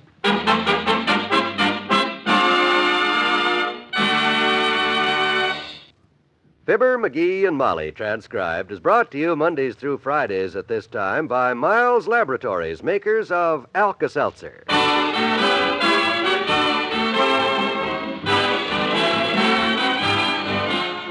The old-timer is played by Bill Thompson and Dr. Gamble by Arthur Q. Bryan. Mary Jane Croft plays Mabel Toops and Paula Winslow, Ginny. Well, we got them home, didn't we? But we're not quite through with this duck hunting adventure. There are amusing post-mortems tomorrow that you shouldn't miss. This is John Wald reminding you to make a note of it right now. See you then.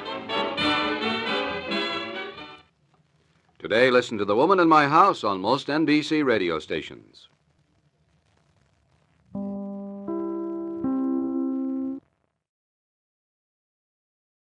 Enter the world of Detective Noir with Philip Marlowe up next.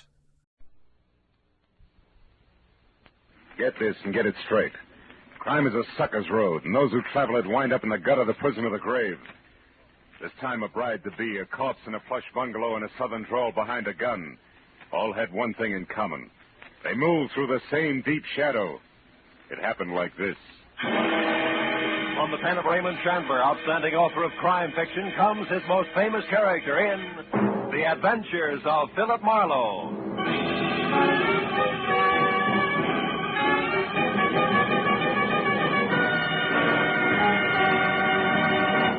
Now, with Gerald Moore starred as Philip Marlowe, we bring you tonight's exciting story, The Deep Shadow.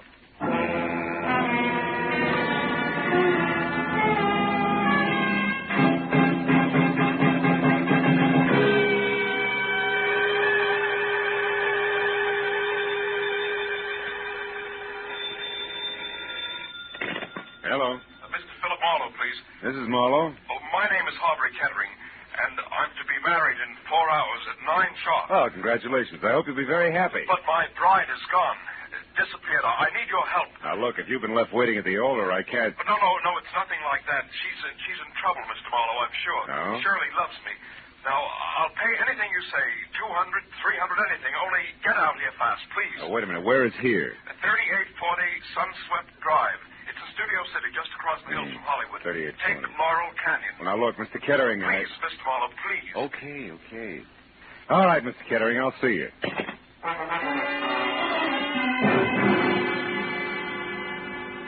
The address he gave me turned out to be a healthy chunk of old Spain. A whitewashed house that spread out for at least 100 yards under a pink-tiled roof. I was admitted by a butler with owl eyes, no shoulders, and a small bay window, and we played follow the leader over cool marble ankle-deep Persian rug and inlaid Philippine mahogany. Finally, I was ushered into the ballroom, which was big enough for a highlight match. It was decked out for a wedding, from the champagne buckets and dead-over-ice lobsters to a pink rose-covered canopy at the center. And in the middle of it all, chain smoking while he worried, was my new client, Harvey Kettering. Well, Mr. Marlowe, I'm afraid there isn't a moment to lose, so I'd better tell you what I know quickly. But let's step outside on the patio. All right, Mr. Kettering. Mr. Marlowe, last night, Shirley and I What's your full name, Mr. Kettering? Doyle, Shirley Doyle. Oh, yes, here. Here's a snapshot of her. Mm-hmm. She's 25, blonde, and as you can see, Mr. Marlowe, very attractive. You're so right. You started telling me about last night. Oh, yes. We were out together at a nightclub, the Blue Chip. On Ventura Boulevard? Oh, yes. Now, we'd never been there before, yet I think that's where it started. What do you mean started? Well, when we were leaving the place about midnight, I called a cab. I was just giving the driver Shirley's home address, the Moore Park Court Apartments, when suddenly she told me to get in, and told the driver to start at once. You know why? No, I thought perhaps she'd seen somebody coming from the club. But when I asked her about it, she said it was just her nerves, since tomorrow is her wedding day. I see. Then today she was supposed to call, but she didn't. At 2, I called her. Talk to her? No, she was gone. But I talked to the daymaid. She said when she arrived, she brought in a note that had been left outside Shirley's door. There's one of those leave a message pads in a box on her porch rail. She said it seemed to upset Shirley terribly. Mr. Marlowe, what are we going to do? Now, look, have you been over there to Shirley's place? No, I haven't. Got a key? Yes, I do. All right, Mr. Kettering, you have the key, so let's go. But what shall I do about the guests? Nothing right now. We may be lucky.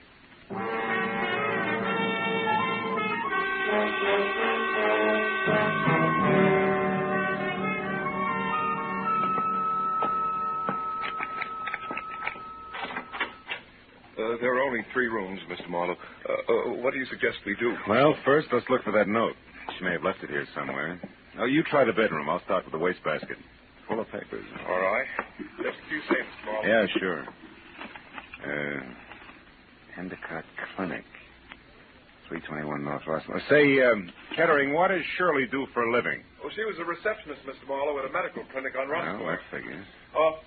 Mr. Marlowe. What? Mr. Marlowe, I found it. The note the maid spoke of, it's the same paper written with a soft pencil like the one attached to that box outside. It was on her dresser. Give it here. Let's see it. Dear Shirley Doyle, guess who I ran into last night? Francis Dragato. Suggest you meet me at the corner of Ventura and Woodsett Boulevard at 10:30. Outside, huh? Is Francis spelled with an E? Yeah, the girl's name. I've never heard Shirley mention any Francis Dragato. And a public street corner wouldn't be much of a place to check 5 hours after people met, would it, Mr. Marlowe? No, I suppose not. Mr. Marlowe, what have you got? What is it? Oh, a page torn out of the classified directory, a listing of theatrical agencies. Line through by pencil from A down to C. Well, the last one crossed out is Capital Artist. Yeah, that makes Drake Talent Agency next. Well, she never had anything to do with show business, Mr. Marlowe. What do you think it means? I don't know. You going to check with the Drake Agency? No, my first stop's going to be where you were last night, the Blue Chip. I know the owner, Eddie Shaft, and Eddie knows an awful lot, including things that aren't always exactly his business. May be able to help us if he wants to. Shall I come along, Mr. Marlowe? No, you go home, Kettering. I'll try to deliver your bride before 9. All right. Shall I pay you now? Now we'll let it go COD. I haven't the slightest idea what I'm going to run into.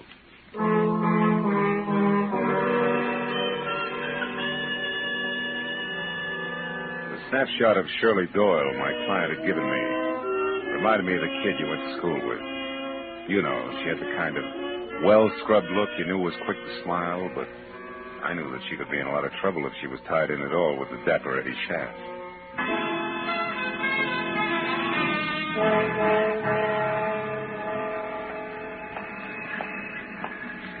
After dark, the Blue Ship was one of those cozy, soft lights melting on thick drapes kind of places. It made you forget all about the stiff prices for limp food. But now, at a little better than 5 in the afternoon, under wide-eyed, unblinking work lights, it had all the cushion come hither of a union hall. In one corner, a skinny musician with a golf ball complexion was working over a clarinet, while in the middle of a dance floor with no more diameter than the hole in a candy lifesaver, a girl was standing on a piano stool. She was smoking and looking straight ahead at nothing. Her red shingled hair, promise of a nose and plunged neckline tagged her as the singer on the posters outside. One Miss Corky Netherlands. The place is closed, soldier. Glad you told me. Never would have known. Never mind the routine, soldier. Just come to the point. What do you want? Just a few words with the boss. Eddie around? No. No, he's not. Uh-huh. How about his bungalow in Coldwater Canyon? You mean it hasn't hit the papers yet? What's the connection between Eddie and the headline? Soldier, Eddie was stabbed to death sometime this morning. You've got to be kidding. Sometime between 9 and 11, the cops say. Well, so long. Hey, wait a minute, Corky. You have any idea who did it? No.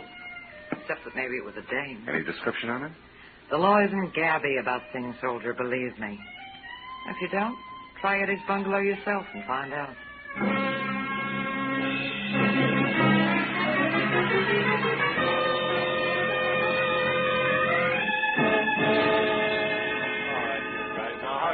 Oh, yeah, and Mooney, don't forget to have that fingerprint crew go over his other car and that back porch rail. Okay, Lieutenant. Hey, can they start the party downtown now? Yeah, I guess so. We're not going to get any smarter staring at Hiya, Matthews. Huh? Oh, hello, Phil. What brings you up here? Curiosity. I was in the neighborhood. What's the setup? I hear it's supposed to be a woman. Could be. Where do you hear this? Singer over at the Blue Chip, Corky, Netherlands. Oh, her. Yeah, well, she's clear. She Yeah? was home right up until noon, and she can prove it. This happened a little before noon, an hour or so. But it was a woman, all right. What makes you so sure? Oh, Phil, fresh lipstick on a glass and a cigarette, a kitchen knife for a murder weapon, etc. No. Also, some long-nosed neighbor saw a girl. Said she was young, maybe blonde. She wasn't sure. Saw her run out of here a little after 11 this morning. Mm-hmm. All this adds up to somebody in particular, huh? Well, it should, Phil. Norma Mayetta. Norma Mayetta's her name. She was Eddie's dearest. You see, it should add, but it doesn't. She left town last night for Chicago in the 1 a.m. plane. We checked it. Of course, Eddie Shaft went with a lot of girls. Excuse me, That's so Lieutenant. right. We just got hold of that night cashier over at the Blue Chip. Yeah, what do you say, Mooney? Shaft took $50,000 in small bills out of the office safe last night. Oh, what time? About 2 a.m. Had it in a large manila envelope. Yeah. Nothing even close to manila envelopes turned up here, has it? No, Lieutenant, but that gives us another angle to shoot at. All right, Mooney, pass the word to the boys. Okay, Lieutenant. Look, Marlowe, just a passing thought. What? You sure you're just curious? You sure you don't want to play 1 and 1 makes 2 with me? Yeah, I'm sure, Lieutenant. Well, look, I'll see. I'll give you a call. Huh? Wait a minute. Yeah? Look, I know all about your professional ethics, relations between client and private detective. We won't go into that. We're going to go into something else very briefly, Phil. The law on many points is quite clear, Marlowe. Clear like what, Matthews? Clear like the status of an accessory before or after the fact in a murder case. And like aiding and abetting a criminal. Like a lot of things you know all about, Phil. Keep them in mind, will you? Okay, Matthews. Yeah, I'll see you.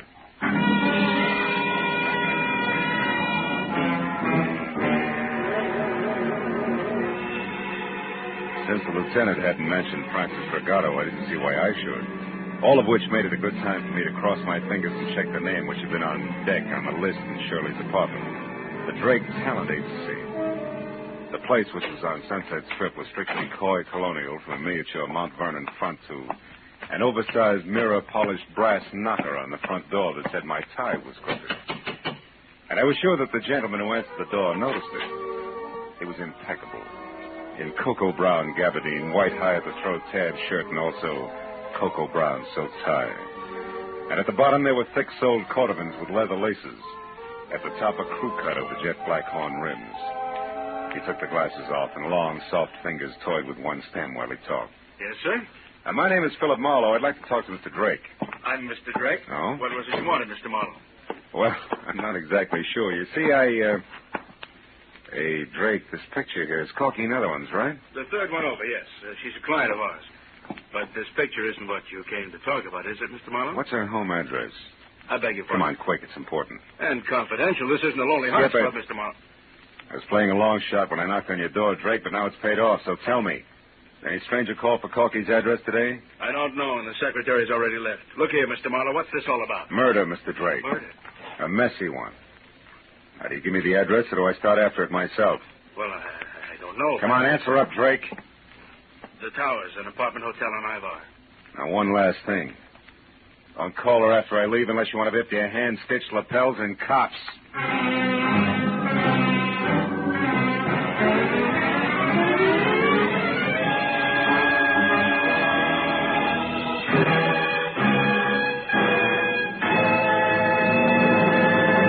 In just a moment, the second act of Philip Marlowe. But first, you might think that after several years with Gracie Ellen, George Burns had seen everything, done everything, been everything.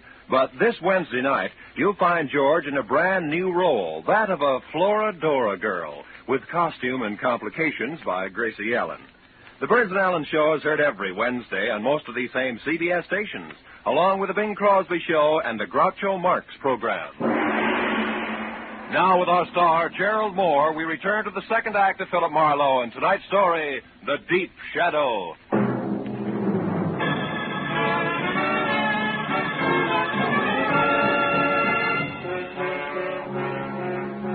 I left the glossy Mr. Drake in his glossy little agency with his mouth hanging open. and drove down to Hollywood Boulevard to Ivon, from there up the hill to a 5-story air-conditioned monolith with Venetian blinds called the Towers, which offered about as much sanctuary as the Yankee Stadium. I parked heading downhill and walked in across the buzzing green and silver lobby draped with pale pink curtains and blasé women to the elevator and rode up to the 3rd floor. Corky Netherland's apartment was the 4th down the hall to the right, and quiet, but the door was ajar 2 inches. So I rapped hard enough to swing it all the way open. The answer sounded like a cry for help from the bottom of a well. When it came again, I went in, and it took me a few seconds to realize that the noise was coming from a closet. And when I got it open, Corky Netherlands reeled out, looking like she'd been through a threshing machine. She was after the money. Who was after what money, Corky? Who? There's some dame. I didn't know her, but she... There she is. Shirley! Miss Doyle, wait a minute! It was Shirley Doyle. She'd been hiding inside near the door. She grabbed a handy oversized ashtray and let it fly at us and beat it. I made it to the hall just as the elevator door closed, so I took the stairs and raced it down to the lobby. I got out on the street in time to see Shirley with a large manila envelope in one hand pile into a sleek new Hudson and take off. I ran to my car to follow her, but that was as far as I got. I was stopped cold by a nasty little gun in the hands of a southern accent behind a pair of strictly Hollywood dark glasses. Be a good boy, honey, and hold it. Now, look, Right sister, there. who do you think you are? What do you... I'll ask the questions if you don't mind. Why are you in such a fuss over the girl who just made off? I was trying to get her out of a jam, believe it or not. Well, now, isn't that the darndest coincidence you ever saw? So am I. Only you want to catch her, and I want her to get away. I guess that's life, isn't it, honey? Yeah, in the raw. You said it. We got big business together, her and me. And it sure don't include you. Just a minute. This adds like you could be Francis Dragato. Francis who?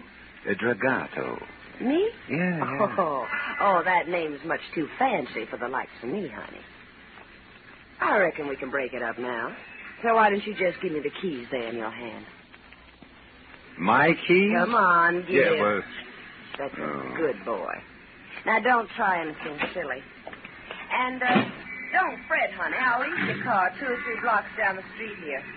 Look, maybe you ought to go back upstairs and console little sugar child up there. Maybe take her to a movie or something. You know, to cool her off. Well, that's a nice, fresh thought. I'm loaded with Yeah, it. you're Try loaded. me again sometime. So long. Dames. Someday I'm going to get a case where there's no dames connected. Either directly or indirectly. Parking my car 3 blocks away, that's fine. Just fine. Hey, going up.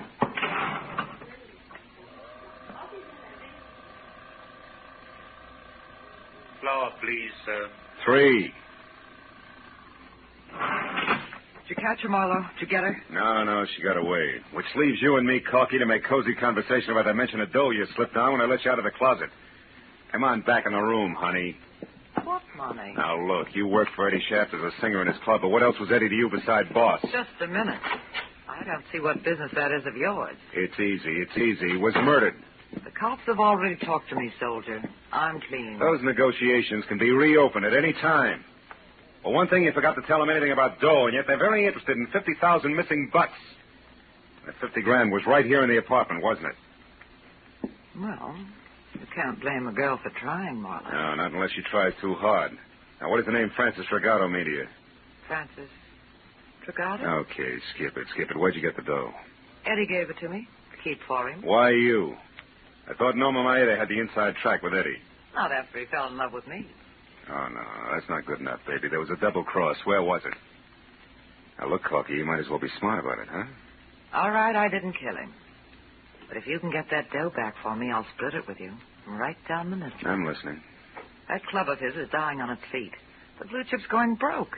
Eddie and Norma Maeda raised $50,000 to keep it going. But Eddie decided to get out from under. He got rid of Norma by sending her to Chicago in a trumped-up deal. And he put all that cash in one lump and gave it to me to hold. We were going to run out together. Only somebody got to him, nailed him, and that left you holding the bag with 50 grand in it. That's nice. Except then a girl who belongs in this mess like a great-grandmother belongs in a high hurdle race stepped in and took it away from you.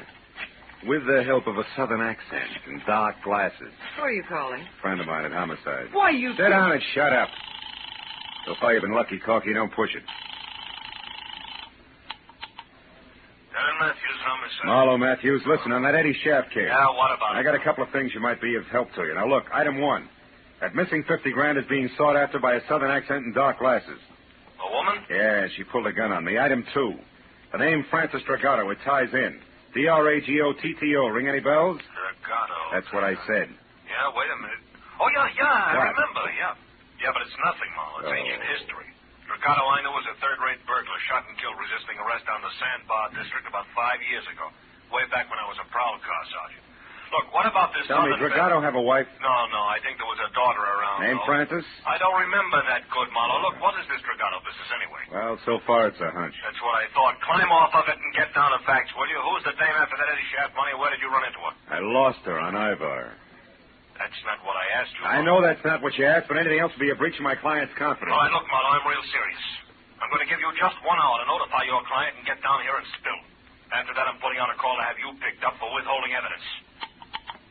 Matthews ain't kidding this time. You didn't say goodbye. That's quite a tightrope you walk, Marlowe. Yeah, sometimes. You're good. And I'm a girl of my word. You get that money back for me and it's 50-50. You're my only chance. Don't kid no kidder, baby. You're a girl of 2 words, double and cross. Good night, Corky.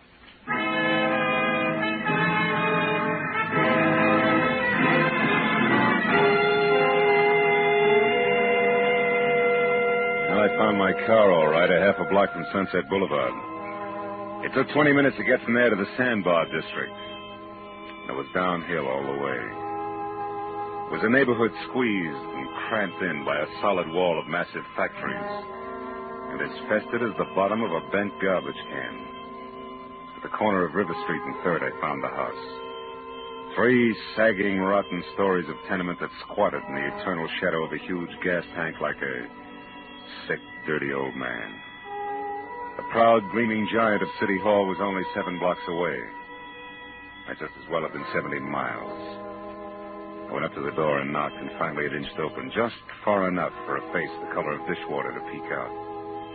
She hissed at me for a minute through the gap where her front teeth should have been, and then told me she was Ma Hargis, the manager, motioned me inside.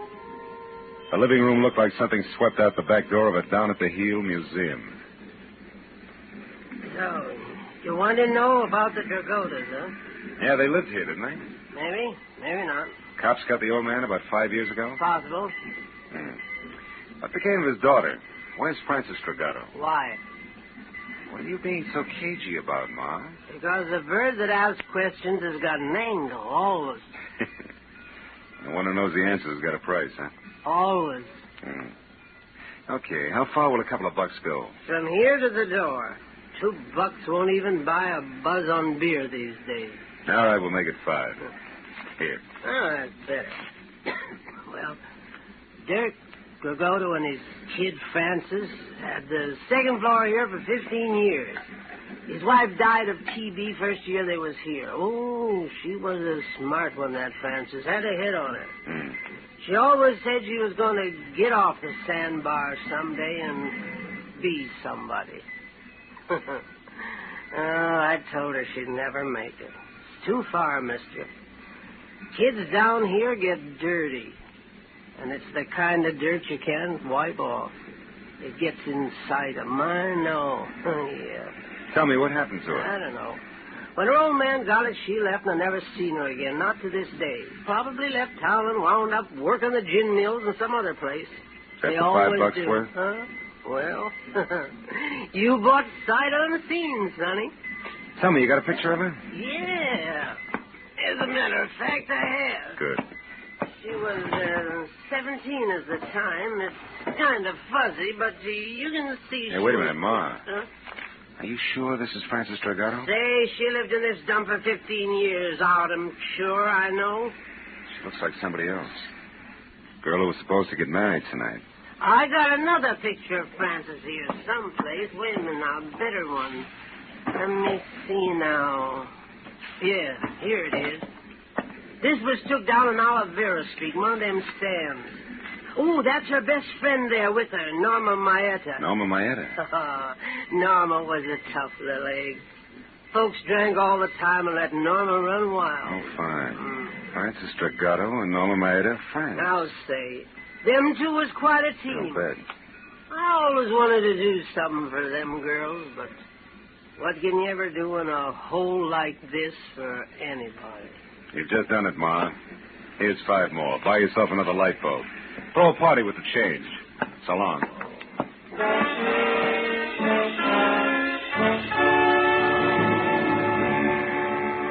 The eyes of one young woman and the chin and mouth of another, side by side, smiling into a camera, had cleared up a lot of questions. But there was one more that needed an answer fast.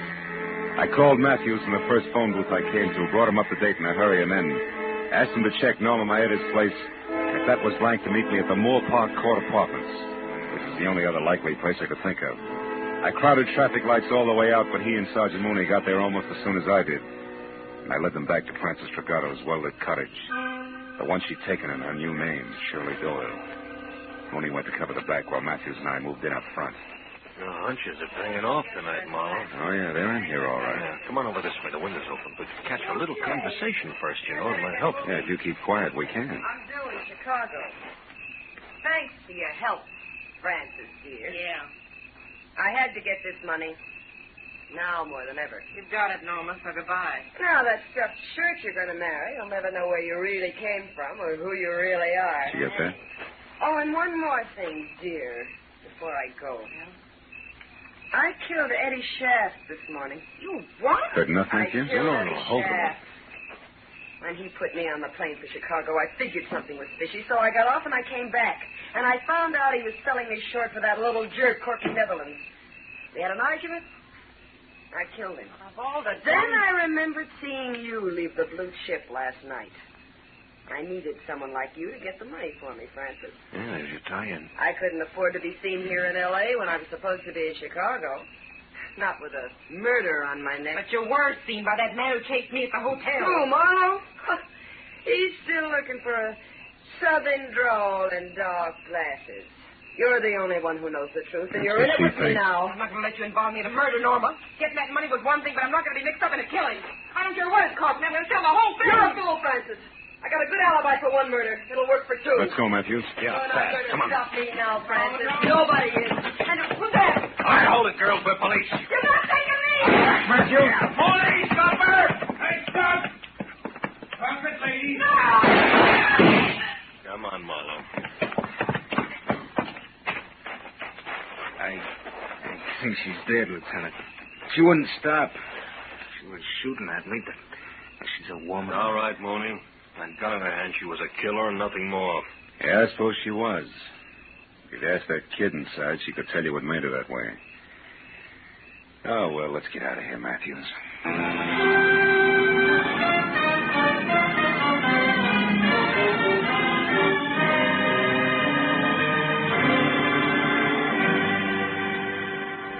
I can't thank you enough, Mr. Marlowe, for bringing Shirley, that is Francis, back to me safely. Oh, believe me, Mr. Kettering, it was a real pleasure. And you, Lieutenant Matthews, for your cooperation on withholding the publicity aspects of this horrible thing. No, it's okay, Mr. Kettering. Glad to help out. We're going to be married, you know, right away.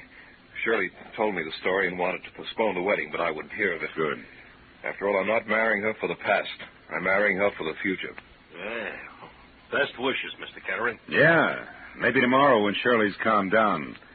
Give her my congratulations, will you?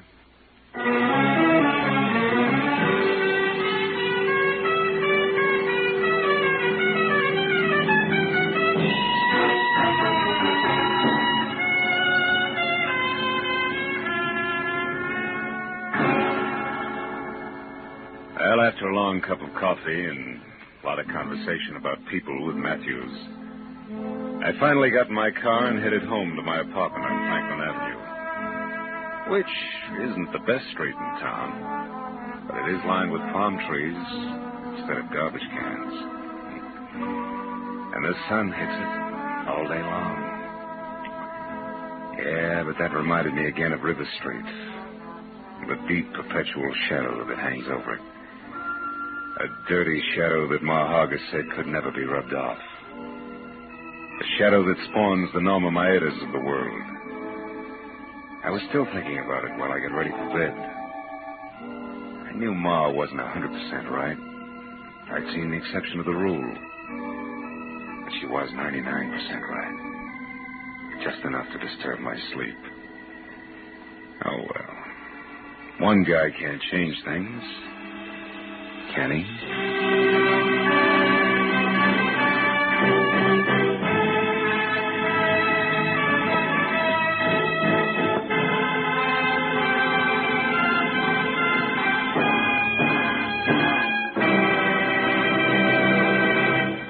Adventures of Philip Marlowe, bringing you Raymond Chandler's most famous character, star Gerald Moore, are produced and directed by Norman MacDonald and are written for radio by Robert Mitchell and Gene Levitt. Gerald Moore may currently be seen starring in Republic's The Blonde Bandit. Featured in tonight's cast were Lillian Bayef, Joan Banks, Verna Felton, Yvonne Patey, Jeff Corey, Jack Crucian, and Tom Holland. Detective Lieutenant Matthews is played by Larry Dobkin. The special music is composed and conducted by Richard Arunt.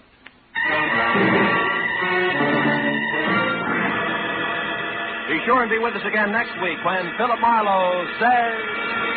This time I started with a Romanian from left field. Got misled in the Philippine jungles, chased an English accent clear to Venice, and wound up at a Shinto shrine with a friend from Siam. All without ever leaving Los Angeles.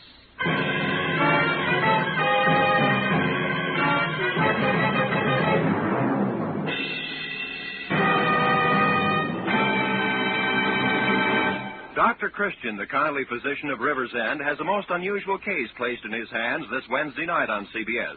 His patient, a 16-year-old girl who's in love with an older man, and the man, Dr. Christian himself. CBS cordially invites you to hear this Dr. Christian story, The Rainbow Trail, on most of these same CBS stations this Wednesday night. This is Roy Rowan speaking.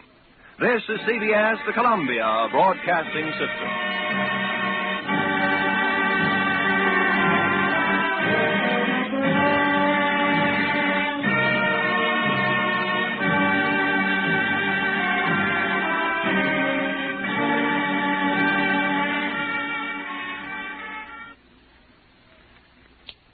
Now it is time to go back to Dodge City with Gunsmoke.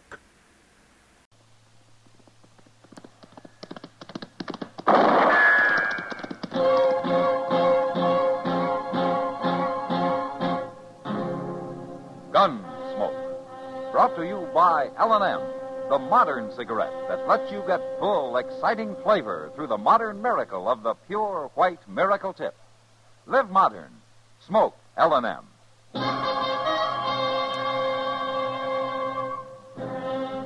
Around Dodge City and in the territory on West, there's just one way to handle the killers and the spoilers, and that's with a U.S. Marshal and the smell of Gunsmoke.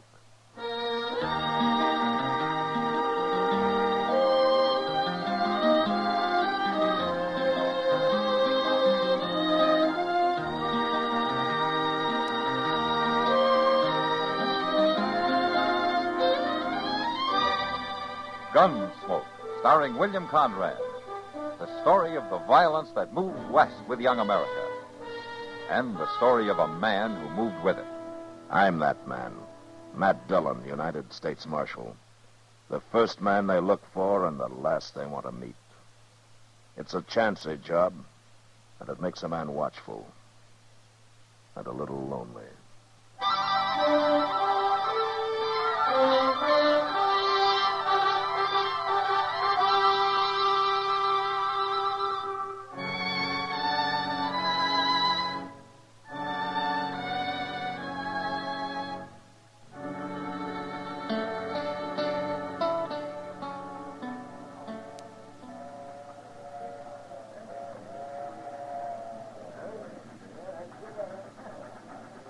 Here comes old Santa Fe, Mr. Dillon. Yeah, and on time, too.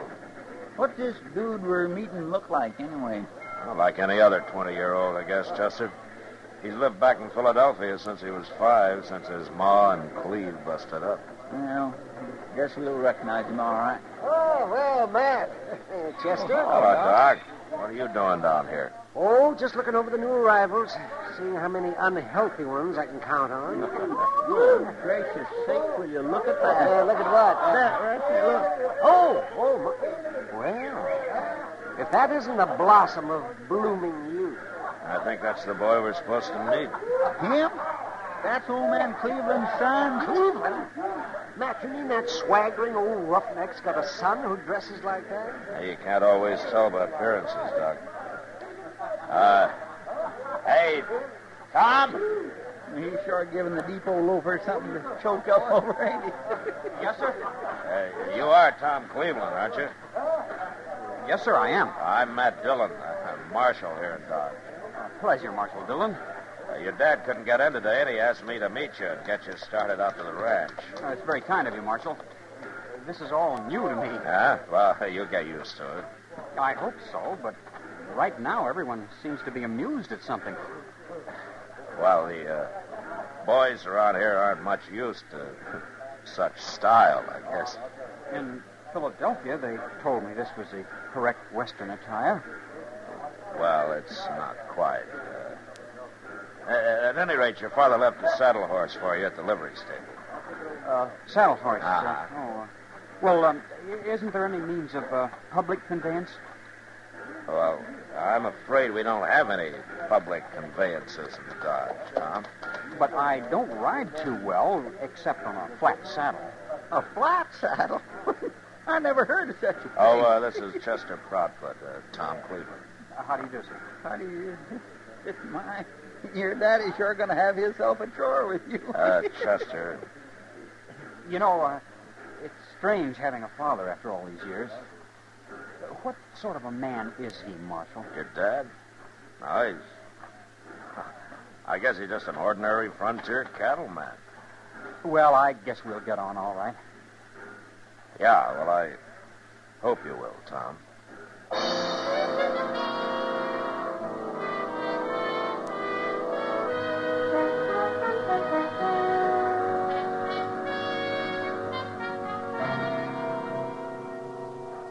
Now, watch this, Matt. You ready, Tom? Anytime, Dad. He's fast, Matt. He's a lot faster than I was at his age. That's so? Gun in your holster, son, and eyes shut till the bottle's in there. All right. Draw! Did you see it, Matt? You see it? Yeah, it's good shooting, Tom. Thank you, sir. Gets 4 out of 5 of them every time, right out there. Another month, and I'll be hitting 5 out of 5. I don't doubt it. Well, Cleve, I better be getting on into town.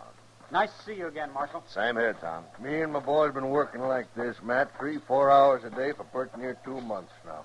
He's a born gun handler. Yeah, he's that, all right. When he come here and I heard how they laughed at him, Matt, I decided I was going to make a man out of that boy if it killed me. Now, the idea is good, Cleve, but there's more to it than gunslinging. You can make a good shot in 2 months, but it takes longer to turn a boy into a man. Well, maybe. But he'll be treated like one, same as I always been treated.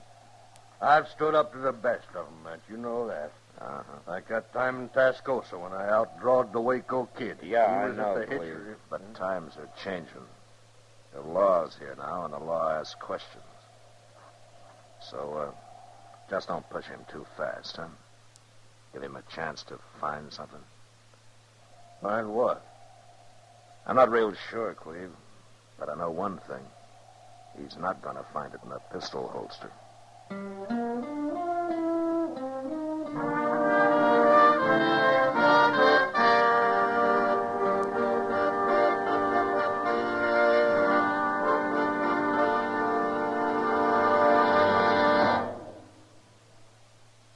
Free yourself of old-fashioned ideas. Why don't you live modern? Live modern. Live modern. Free up. Freshen up your taste. Smoke an L&M. Today, all over the country, more people are changing to L&M than to any other cigarette.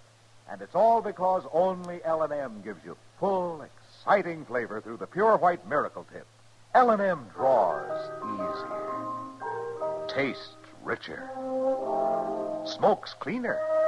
So free up, freshen up your taste, live modern, change to L&M. Make today your big red letter day and start to live the modern way. Live modern. Smoke an L&M. It's America's fastest growing cigarette.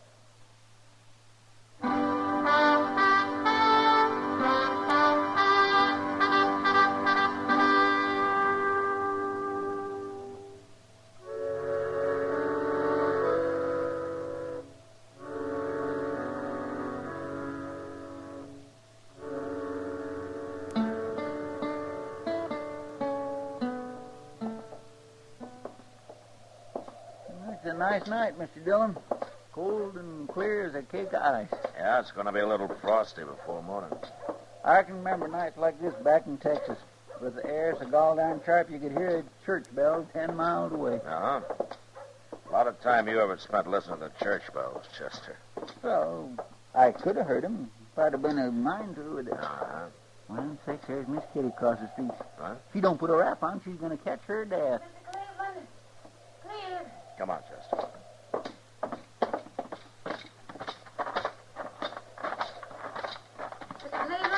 What's the trouble, Kitty? Oh, Matt. Thank heaven, I'm trying to find Mr. Cleveland. Was something wrong? Yeah, he's got to get that boy of his out of the Long Branch. He brought him in earlier and then left him there, and Tom's been drinking too much. Nah, that's Cleve's way of making a man out of him. Well, they better make him a quieter one or he won't live long enough to be a man. What's going on? The boy's talking too much. Cleve started it himself, bragging all over the place. You know how he is. Yeah, I know. Well, after you left, the boys took it up and kept prodding Tom until... Well, he's just asking for trouble, Matt. Somebody's got to get him out of there. Well, they're just having a little fun, Kitty. It won't come to anything. Matt, you don't know who the kid's up against. Brawley Star's in there. Brawley Star? Tom's already got him pretty riled, and Brawley's not one to take it long. Matt? Stay here, Kitty.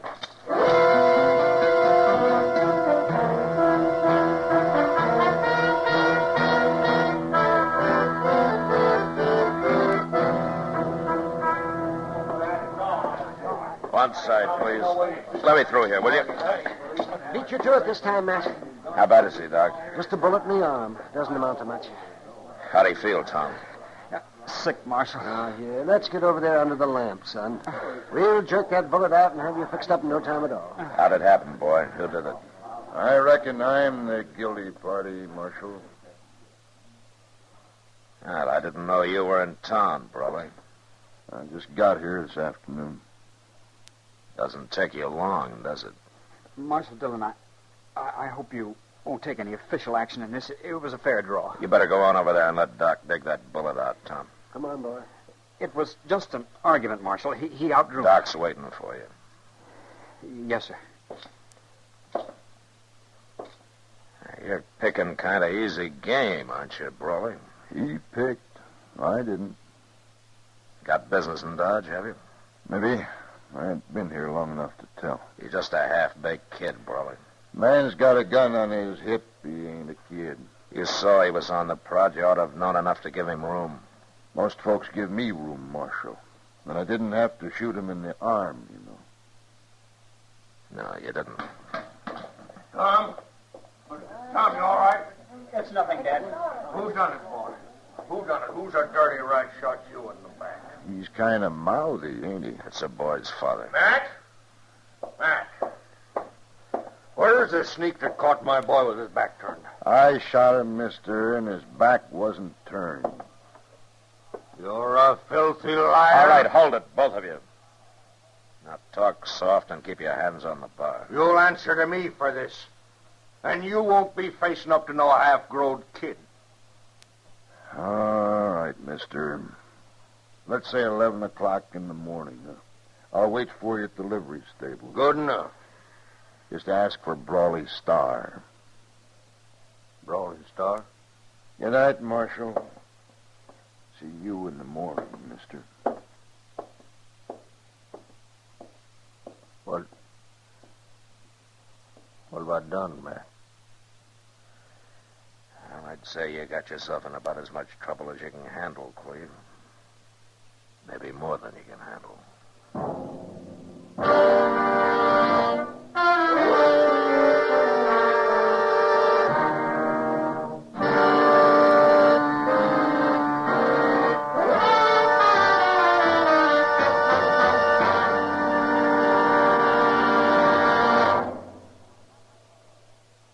Happy holidays from L&M. And here's how to say it to your friends. Give modern. Give L&M holiday cartons. L&M holiday cartons are gay, handsome. A gift that says both you and your friends know how to live modern. Live modern. Live modern. free up. Freshen up your taste. Smoke an L&M. Remember, when you smoke L&M, you always get full, exciting flavor through the L&M Miracle Tip. L&M draws easier, tastes richer, smokes cleaner. That's why today more people are changing to L&M than to any other cigarette. So smoke L&M, and remember, your friends appreciate your gift of L&M holiday cartons. Live modern. Smoke an L&M.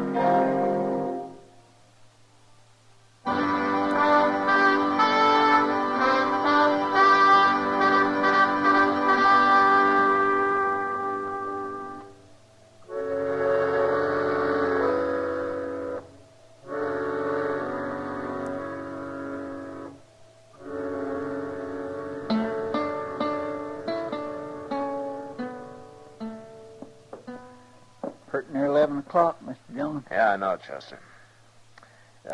Will you turn that stove damper down? Huh? It's getting kind of hot in here. You just going to sit here? Yeah, I guess so. But Brawley Star will kill him. Chester, the one thing the law can't do is keep a fool from being a fool. Well, I know, but... Brawley's up there at the stable, leaning on the hitching rail, minding his own business. I got no reason to bother him. And if Cleve jumps him, it'll be self-defense, and I still got no reason. Yeah, but maybe Cleve won't draw first. He will. Brawley will make sure of that. Oh, good morning, Kitty. Oh, Miss Kitty? Matt, I seem to be making a habit of running to you about the Clevelands. Yeah, you and Chester both. What's wrong now? What's the old man, Cleve? He's sitting over there in the Long Branch drinking. Been at it for 2 hours. Oh? I didn't even know he was in town yet. Matt, he acts sort of crazy. Will you come talk to him at least? Yeah, sure, Kitty.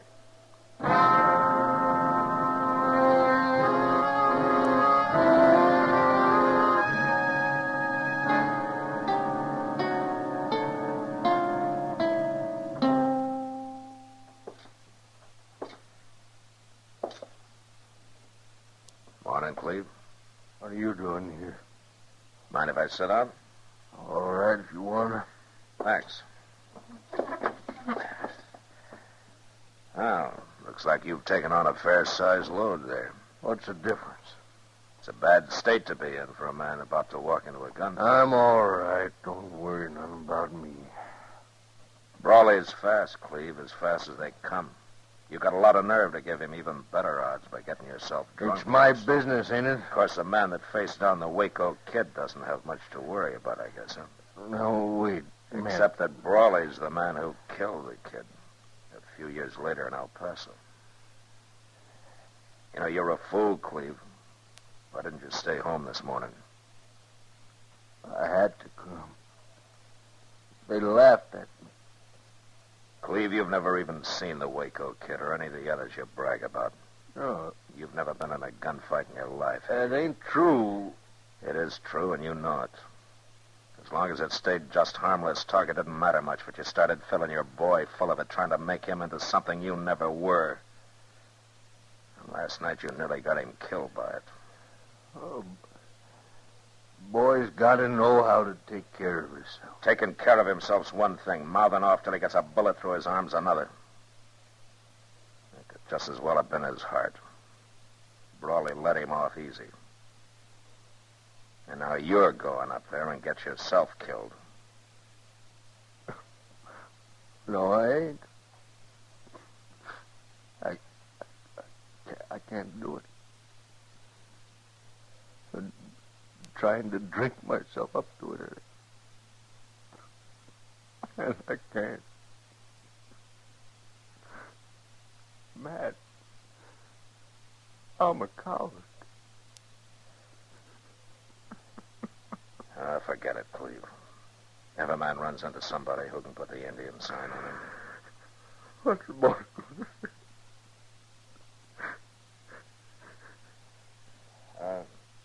Kitty. Yeah, Matt. Take care of him, will you? Get him upstairs. It's something you can do a whole lot better than I can. Yeah, sure. John, Yeah, Chester. you better come quick. Now, what is it? Tom's out there in the street. He's wearing a gun, and he's headed for the livery stable. All right, let's go. Kid must be out of his head. There he is. Tom. Tom Cleveland. Yes, sir. Hold up a minute, will you? Where you going, Tom? You know where I'm going, Marshal. It's my fight. I started it. Dad didn't. I don't know who started it, but I know who's going to stop it. Take his gun, Chester. Now, wait. Shut up. Now, you stay here and don't move. Chester, if he tries to get away, put a bullet through his other arm. I'll be happy to.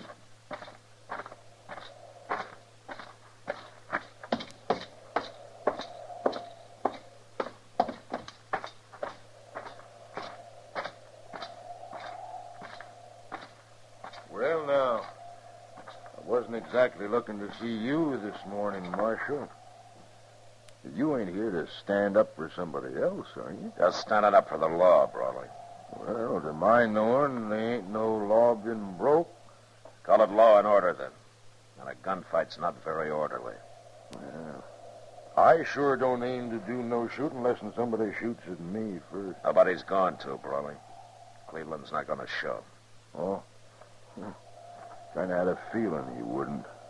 He looked a little crawly last night. Just a big wind, no rain. His boy feels different, though. I just stopped him up the street there. He was heading down here to face you. Well, I'll say one thing. The yearling ain't got much sense, but he's sure full of vinegar. He's a good kid, Brawley, in spite of what his dad's done to him. I wouldn't want anything to happen to him. You won't, as long as he stays shy of me. Now, there's one way to make sure of that. You got a horse there in the stable. Get it and ride. The law say that, Marshal. I said it, Brawley. You really run your town, don't you? All right, Marshal, I got no reason to stay. I'll ride. Good. So long, Brawley. Yeah, be seeing you, Marshal.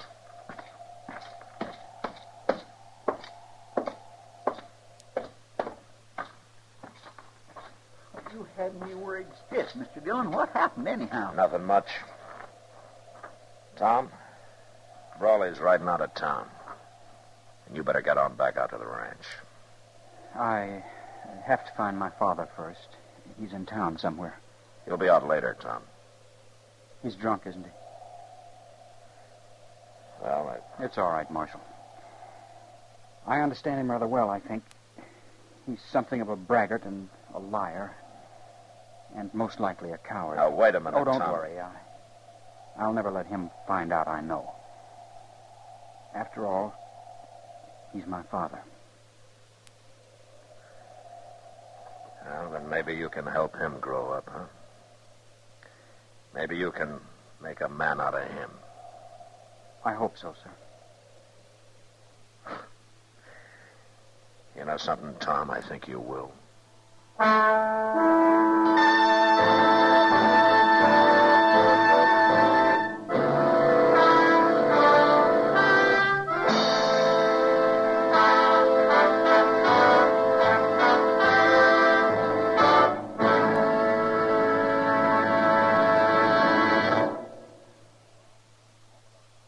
In a moment, our star, William Conrad.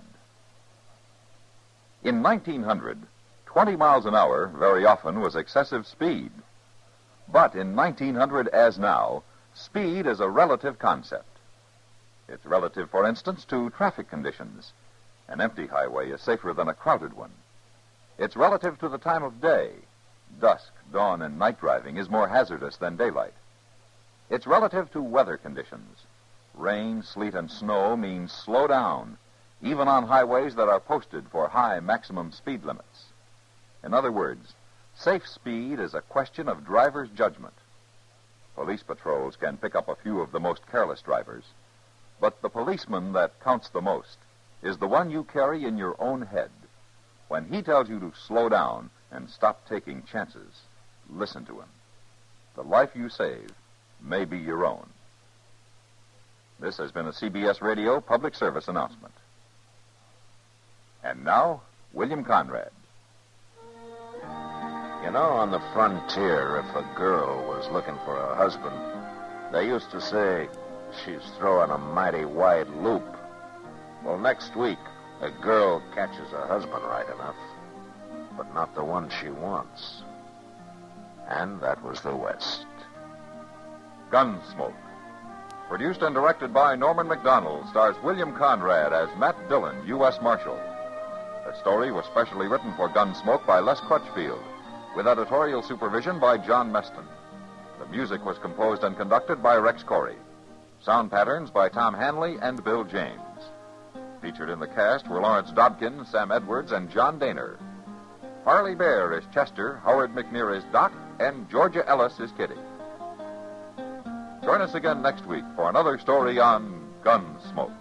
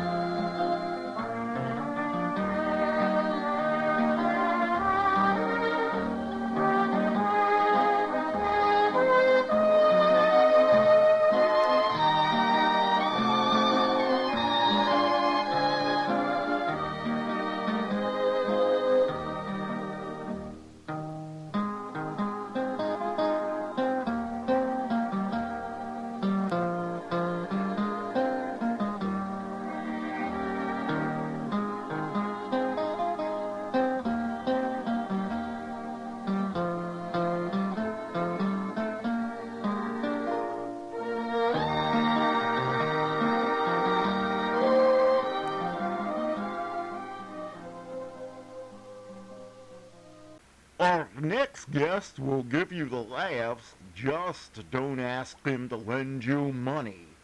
It's Jack Benny coming up next. The Jack Benny Program, presented by Lucky Strike. Quality of product is essential to continuing success. An outstanding example, Lucky Strike. In a cigarette, it's the tobacco that counts. And day in, day out, Lucky Strike means fine tobacco. At 57,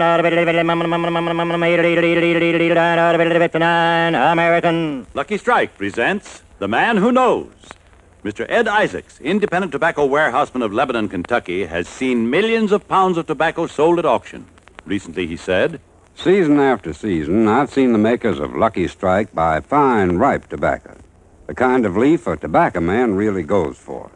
My own cigarette for more than 15 years has been Lucky's. At auction after auction, independent tobacco experts like Mr. Isaacs can see the makers of Lucky Strike consistently select and buy that fine, that light, that naturally mild tobacco. Remember, LSMFT, LSMFT. Lucky Strike means fine tobacco. And fine tobacco means real, deep-down smoking enjoyment for you. So smoke that smoke of fine tobacco, Lucky Strike. Yes, next time you buy cigarettes, ask for Lucky Strike. So round, so firm, so fully packed, so free and easy on the draw.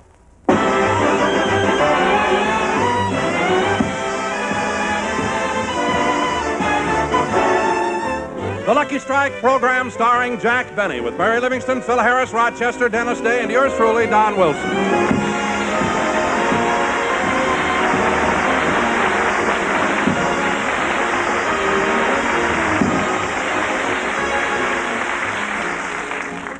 Ladies and gentlemen, as you all know, Sunday night is a great night for comedy on NBC. One of the outstanding comedians is Fred Allen. What? However, it's too early for Allen, so I bring you his closest friend, Jack Benny.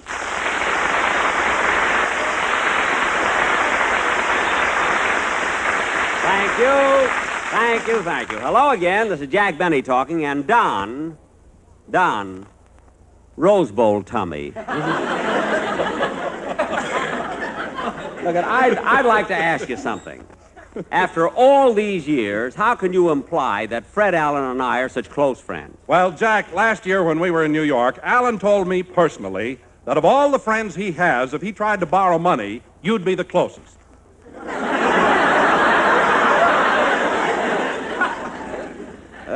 Fred Allen said that? Yes, Jack, he certainly did.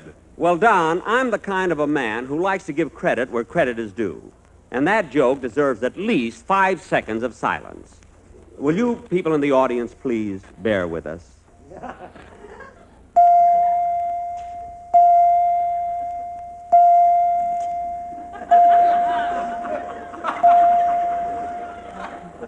And that isn't all Allen said. He told me that...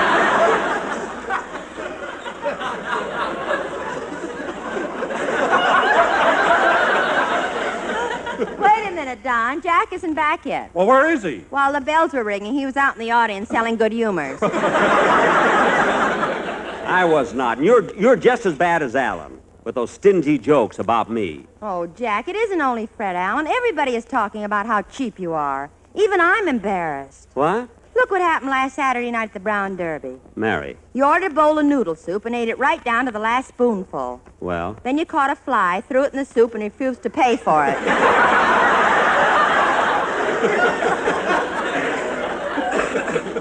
Now, Mary, look. And that was a fine thing you did at the football game last week. Everybody else bought a pennant, but not you. What'd he do, Mary? He painted USC on his toupee and tied it on a stick. Well, I had the winning team, didn't I?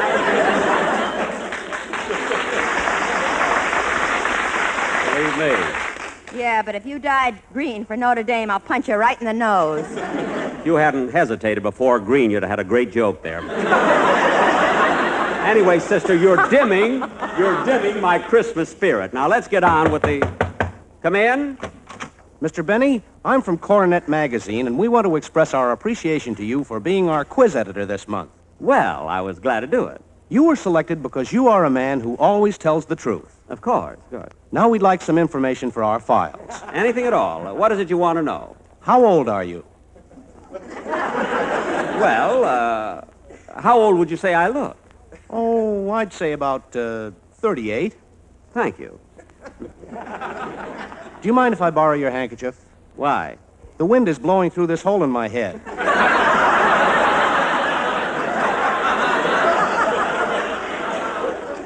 What? Get out of here!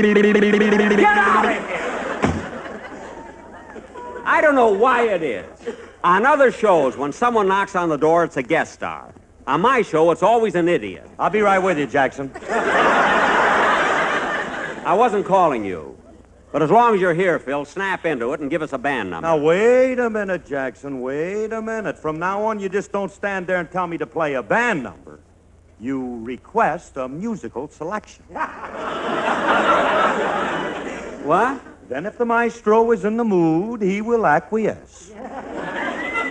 Phil, are you winking at me, or did you lose the toothpick that was holding your left eye open? I didn't lose nothing, Jackson. I'm just classy now. Didn't you notice what happened at the opening of the show? Notice what? I was leading the band without a stick. Well, 3 cheers and a tiger for you. Without a stick, huh? Certainly, it's much more dignified now that I'm like the other great musicians, Stokowski or Toscanini or Spumoni. I knew if he talked long enough, he'd hit the jerk pot. I was sure. Phil, Spumoni is an Italian ice cream. Oh, thank heaven. I thought I said a naughty word. No, Phil, you're in the clear. There was nothing naughty there unless... No, ice cream is ice cream, no matter how you look at it. And, Phil, as far as your music is concerned... Don't pick on my music, Jackson. I've got enough to do. I got to come to the studio, rehearse the script, then I got to rehearse the band, and on top of that, I got to write my own music. You mean you make your own arrangements? Certainly, but if you paid me enough, I could hire a guy to come down and fix them up a little. You know, one good note here and there makes a lot of difference.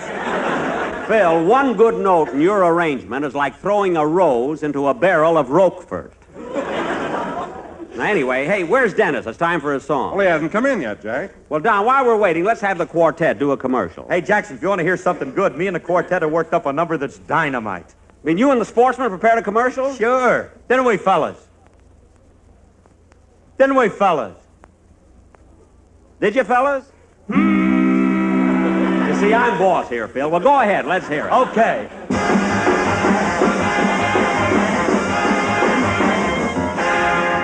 Won't you come with me to Alabama? Let's go see my dear old mammy. She's smoking Luckies and broiling hammy. That's what I like about the South. Down where the Swanee River flows, down where that fine tobacco grows, where every man is a man who knows. That's what I like about the South. If you love me like I love you, send me Lucky's PDQ. Raw, raw, raw for SMU. That's what I like about the South. Then we'll go to Tennessee. That's the place for you and me. They smoke LSMFT. That's what I like about the South.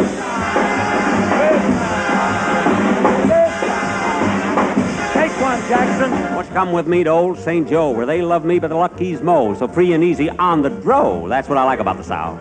Even down on Basin Street, they would rather smoke than eat, 'cause Lucky Strikes are hard to beat, and that's what I like about the South. Don? Funny thing about an Eskimo, they only smoke in the evening glow, but the nights are 6 months long, you know, and that's what I like about the North. I'd rather be in Dixieland, 'cause in that field I'd look so grand, with a big tobacco leaf in my hand. That's what I like about the South. Here's F.B. Boone with all the news, Speedy Riggs in his button shoes, and Lucky Strike is the one they choose. That's what I like about the South.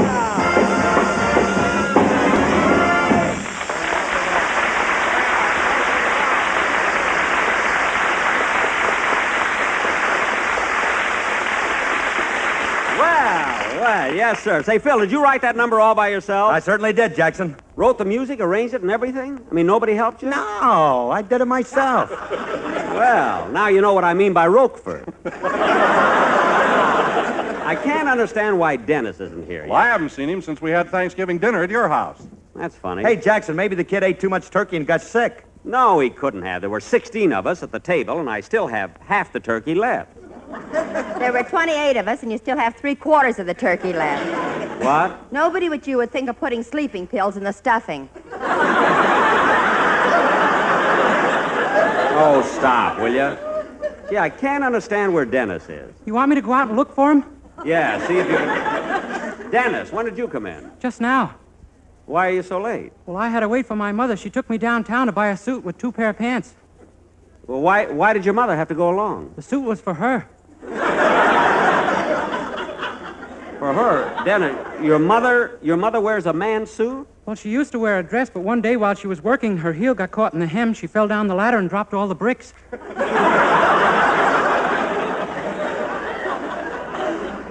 Dennis, you mean your mother's a hod carrier?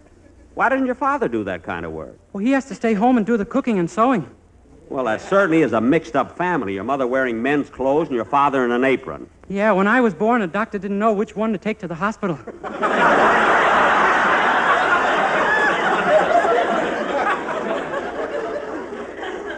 Dennis. Lucky for me, he took my mother.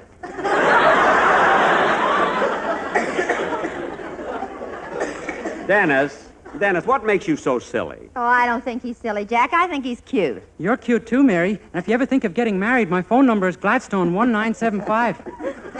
1975. If a man answers, it's my mother.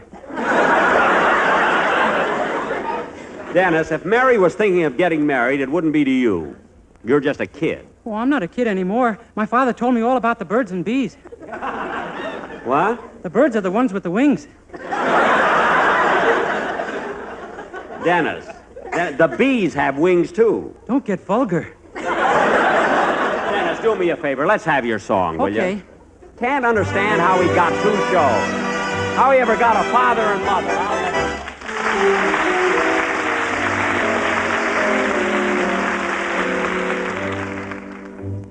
Lately, whenever you hold me, you don't hold me tight. Don't you love me anymore? Lately, I've had to remind you to kiss me goodnight. Don't you love me anymore? I remember when I used to thrill you to the skies. Now I noticed when we kiss, you don't even close your eyes. Maybe I'm just being silly to feel like I do. Am I the one that you adore? Or don't you love me anymore?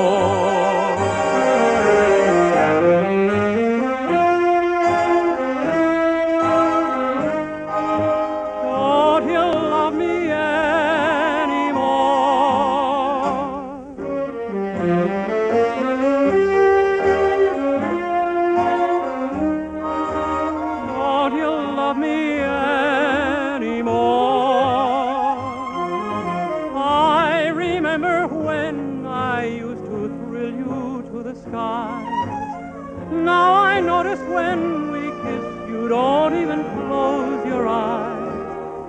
Maybe I'm just being silly to feel like I do. Am I the one that you adore? Or don't you love me anymore?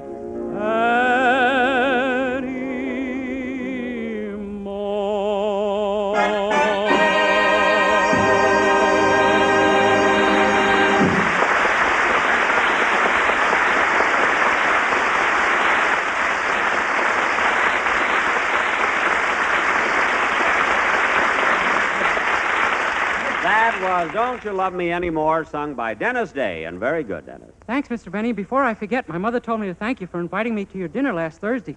Well, you were very welcome. And by the way, kids, all of you, I meant to tell you, you almost didn't have that turkey for dinner. What do you mean, Jack? Well, somehow I didn't have the heart to kill it. As a matter of fact, it was the day before Thanksgiving. You know, the turkey was out in the yard, and it was getting late.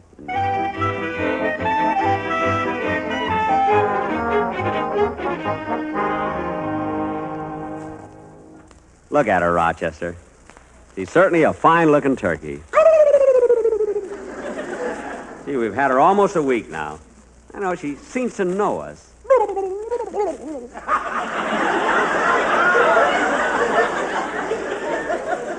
Well, it's got to be killed. Here, Rochester, here's the hatchet. Yep, we got to do it.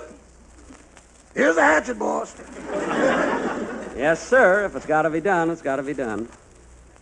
Here's the hatchet, Rochester. No use wasting time. That's what we're out here for.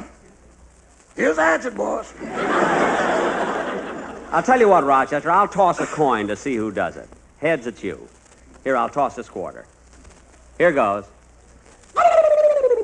Where did it go? Where's the quarter? The turkey swallowed it. What? Boss, with the hatchet, not with your bare hands.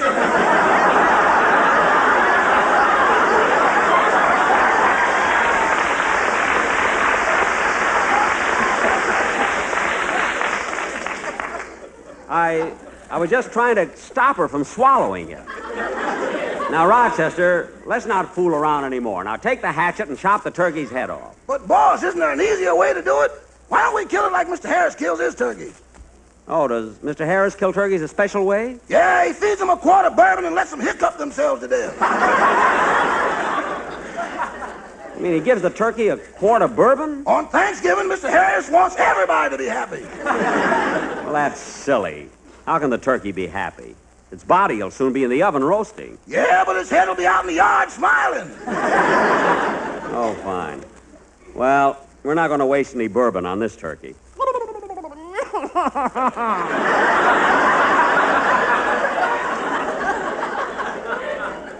Look, Rochester, we've stalled long enough. Now I'm going to the house, so you kill it. But, boss, I hate to. Well, I'm not happy about it either, but it's got to be done. Now go ahead.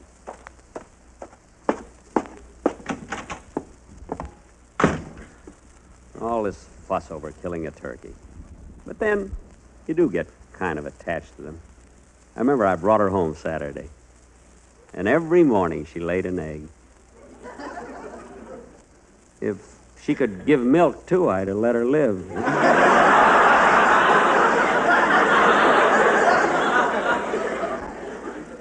But then, what have I got to lose?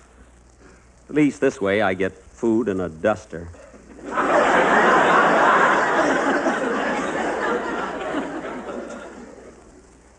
But I'm sure gonna miss her.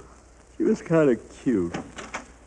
I don't know, she'd all... Well, boss, it's all over. You mean? Yeah. Say, boss, I wonder what gobble, gobble, gobble, gobble means. Why? Those were her last words. Well, don't worry about it, Rochester. It had to be done. I'm going into the den and lie down. I'm kind of tired, anyway. Oh, it'll be good to lie down a while. See, I'm tired after all the work I've done. I hope the gang enjoys the Thanksgiving dinner tomorrow. Thanksgiving is one of my favorite holidays. But it's not like it used to be. I remember when I was a kid back in Waukegan. My father and I used to go out in that big forest and shoot a turkey. Just think, that's where Chicago is now.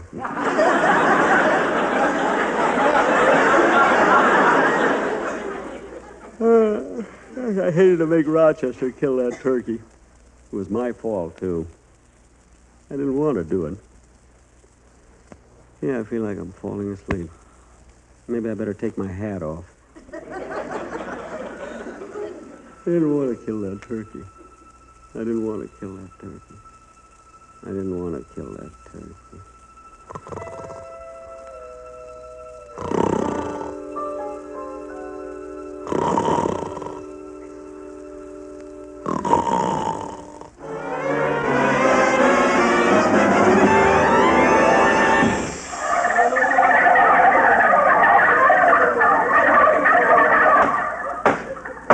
Order in the court. Order in the court. Court? Where am I? Where am I? Order in the court. Now the case of the Gobblers of Los Angeles County versus Jack Benny. Wait a minute. What am I being tried for? You are charged with murder. Murder? Wait a minute. This is a mistake. I didn't murder anybody. Who did I murder? You murdered my daughter. But you're a turkey. And look, the jury. They're all turkeys, too.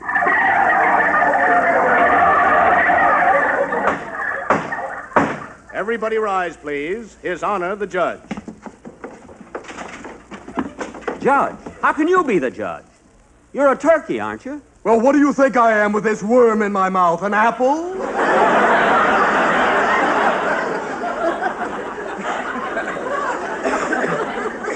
What?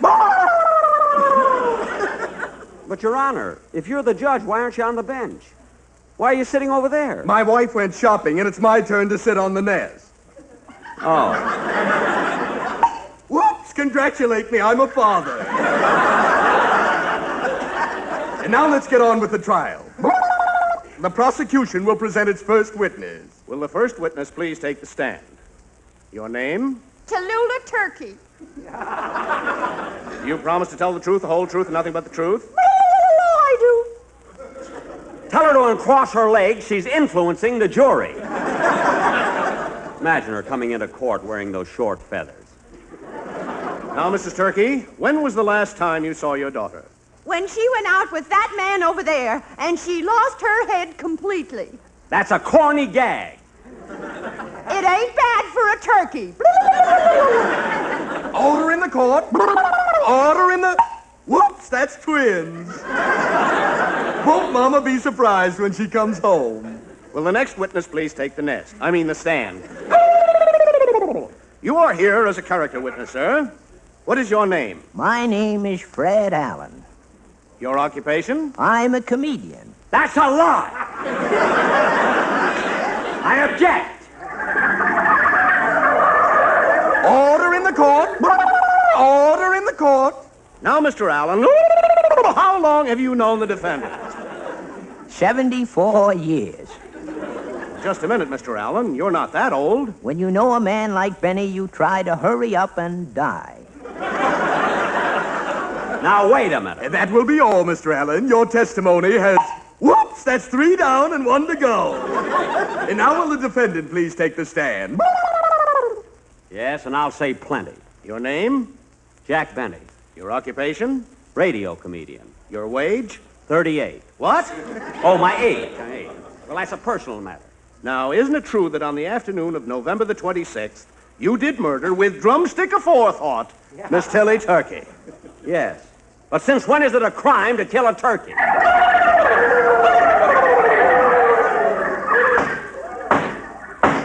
The prosecution will present its next witness. Yes, sir. Your name, please. Mr. Kitzel. Now, Mr. Kitzel, in the course of your employment in a poultry market, isn't it true that you sold the defendant a turkey? Look, Mr. Benny is a very good friend of mine. I don't like to say anything that's going to hurt him. Well, how long have you been friends? Since before he murdered the turkey. Mr. Kitzel. Quiet. Now, about this turkey you sold the defendant. Was she nice and plump? She was beautiful. Oh? Then she was very well-rounded. Her pictures was banned in Boston. Now, Mr. Kitzel, we want an identification of the deceased turkey. How much did she weigh? I think 29 pounds. You think she weighed 29 pounds, don't you know? Wait, I'll ask my assistants. Say, boys. They're not his assistants. That's my quartet. What's the matter with everybody? Are they crazy? Boys, how much did Mr. Benny's turkey weigh? What kind of a trial is this? She was the turkey of 29 pounds. In the barnyard she made all the rounds. Now there were 29 chickens as crazy as the Dickens about the turkey of 29 pounds. She left 29 broken eggs. She had feathers all over her legs. And brother, I am not bluffing. You ought to see the stuffing in the turkey of 29 pounds. She was a gobbling baby, a new kind of bird from the west. She'll make wonderful gravy. If you're not careful, it's on your breast. She ate 29 bushels of corn since the 29 weeks she was born. She'll look so lovely on your table with her legs like Betty Grable. She's the turkey of 29 pounds. Oh, gobble, gobble, the turkey of 29 pounds.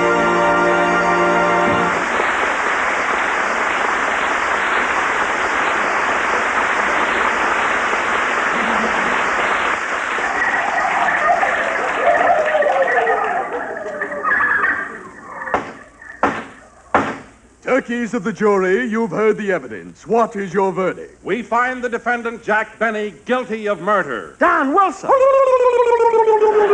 Let's get him, kids. Get away from me!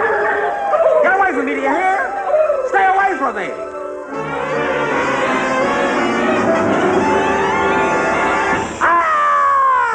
Boss! Leave me alone! Take your claws out of my ribs! Boss, wake up! Wake up! It's me!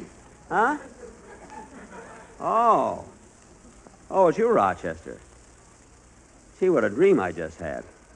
Dreamed a bunch of turkeys were eating me. I could feel them. One of them kept biting me and biting me. Well, boss, you should never go to sleep with your teeth in your pocket. Yeah, I guess you're right.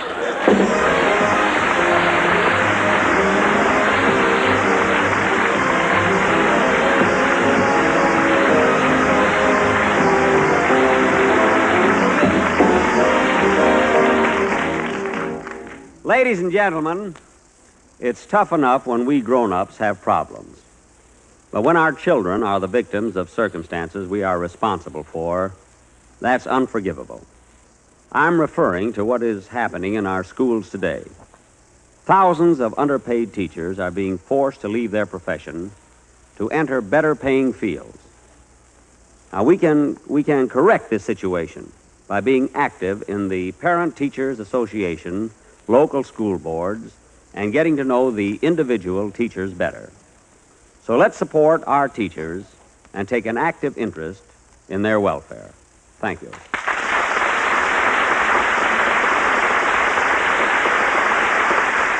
Jack will be back in just a minute, but first, quality of product is essential to continuing success. And Lucky Strike means fine tobacco. LSMFT. Yes, Lucky Strike means fine tobacco. And fine tobacco is what counts in a cigarette. Remember what happens at the tobacco auctions? Season after season, at auction after auction, independent tobacco experts can see the makers of Lucky Strike consistently select and buy that fine, that light, that naturally mild tobacco. Lucky Strike presents The Man Who Knows. Mr. James Ball, ace tobacco auctioneer of Winston-Salem, North Carolina, sold 7.5 million pounds of tobacco in just 24 days. A world's record. Not long ago, he said, season after season, I've seen the makers of Lucky Strike buy fine, ripe, mellow leaf, tobacco that makes a swell smoke. I've smoked Lucky's myself for 29 years. So for your own real, deep-down smoking enjoyment, remember, LSMFT. Lucky Strike means fine tobacco. So smoke that smoke of fine tobacco, Lucky Strike. Yes, next time you buy cigarettes, ask for Lucky Strike. So round, so firm, so fully packed, so free and easy on the draw.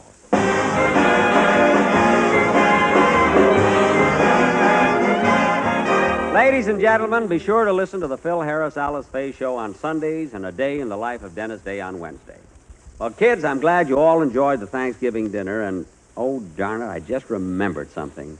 I forgot to invite Norman Krasna. I better call him up and apologize and ask him to dinner tonight.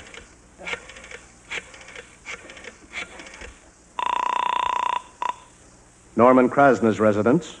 I'd like to speak to Mr. Krasna, please. This is Jack Benny. I'm sorry, but Mr. Krasna's busy at the moment. Could I give him a message? Yes, I'd like you to find out if he can go out to dinner with me tonight. Just a moment, I'll ask him. Hello? Hello, what did Mr. Krasna say? Good. Tell him 8 o'clock. Goodbye.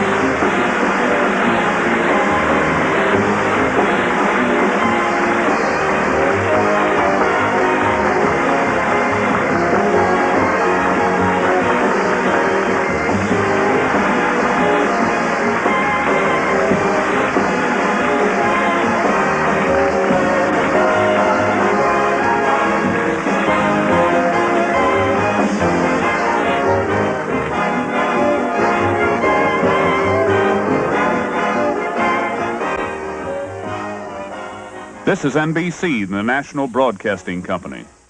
Journey back to a long time ago and a galaxy far, far away with Star Wars up next on Nightly Old Time Radio Shows. Star Wars, Return of the Jedi, Episode 2, Fast Friends.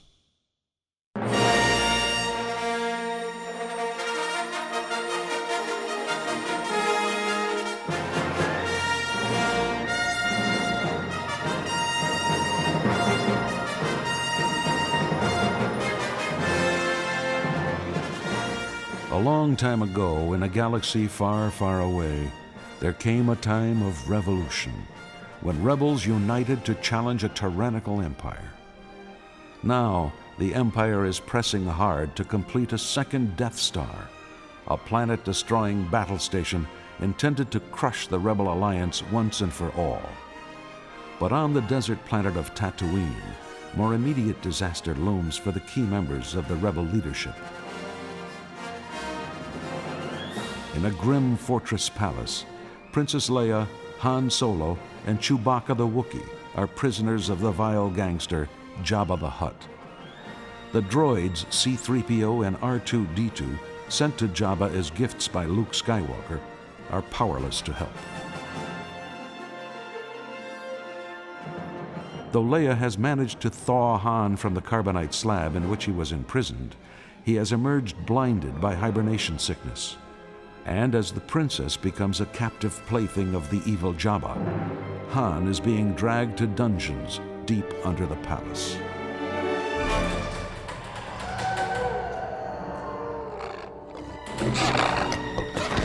Hey, what's this shoving? I said lay off, stinking flat-nosed Gamorrean boneheads. Real brave against the guy who can't see, aren't you? When my eyes come back online, I'm gonna find you, rip your horns out, and use them for coat hooks. Oh, my new accommodations, huh? Imperial Suite? You drooling slouch. Your mother's a set of matched luggage. Whew. Yeah, it smells like a prison cell, all right.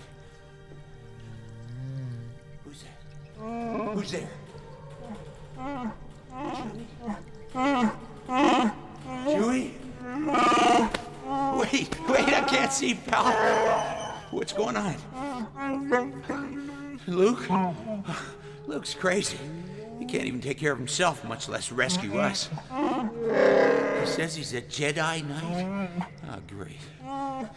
Leia tried to be a one-princess rescue team, and now Jabba's got it. I'm out of it for a little while, and everybody's having delusions of grandeur. What do you mean Lando's here, too? Chewie, I need you. Don't start hallucinating on me. Okay, don't get your fur all ruffled. Oh. Yeah, I love you, too. Oh, crazy with the hugs. Cracked ribs are a problem I can't do without right now. I'm all right, pal.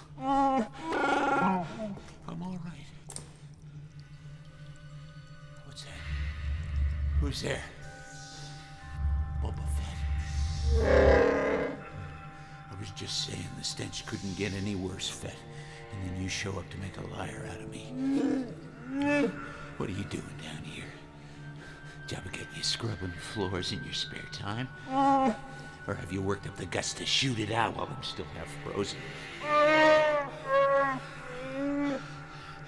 Come on, bounty hunter. You didn't come here just to stare. I've beaten you, Solo. Beaten me? You? Vader captured us. Jabba's got us. All you did was fetch and carry. Tomorrow I'll collect another bounty, and you'll be dead. I've bargained with Jabba before. Don't worry about me. What about you? You still Jabba's little errand boy? Watch your mouth, Solo. I risked my tail to get you here. Yeah, Chewie, I think you're right. We struck a nerve. I bet he's not as cocky as he wants people to think. In fact, he sounds just a little nervous to me. Are you nervous, Fett? Worried that we'll get out of this hole and track you down? I'm going to enjoy watching you die. You think a little thing like death's gonna slow us down? You better be looking over your shoulder, bounty hunter, because sooner or later we'll find you.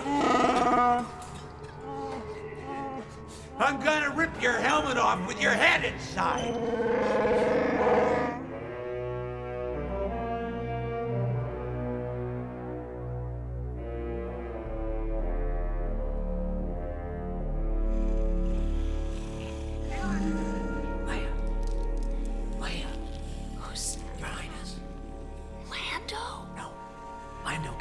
Wouldn't last long in Jabba the Hutt's main audience chamber, Princess. Here, I'm merely Tamtel. Tamtel Screech, a humble guard from one of Jabba's sand skiffs. I see. Tamtel. Are you all right? Yes, but this slave outfit isn't exactly warm. The chain pinches. The collar chafes. The old saying's right, Leia. Beauty can be a curse. So gallant. You'd flirt with your own executioner if she were a woman. You know, especially her. I might persuade her to botch the job. Mm-hmm. I'm afraid there's not much I can do for you. We don't dare risk another play until Luke gets here. We better make it soon. My dancing's not so good. If I have to perform for Jabba, I'm gonna end up in the rancor pit a lot faster than Ula did. I hope Luke knows what he's doing. Things are getting hairier than a Wookiee around here.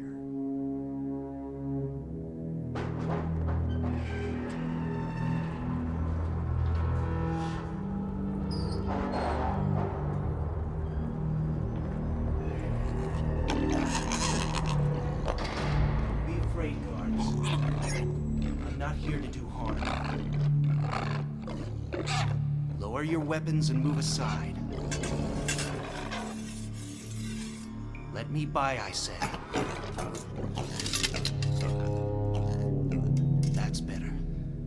There's no need to raise the alarm. I can find my own way to Jabba's audience chamber.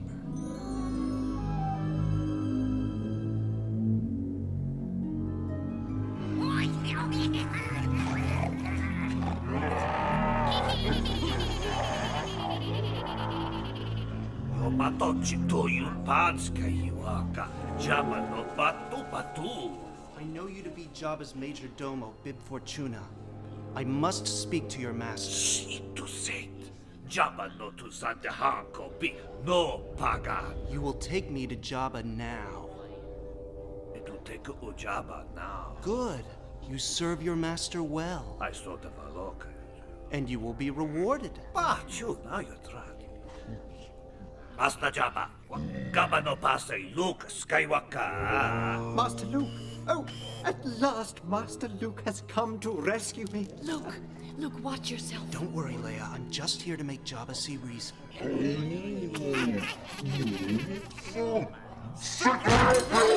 They're waiting your orders, a sublime Jabba. Preponderant Jabba gave specific orders not to admit Skywalker. I must be allowed to speak, Jabba. Jedi must be in Koi, Jabba.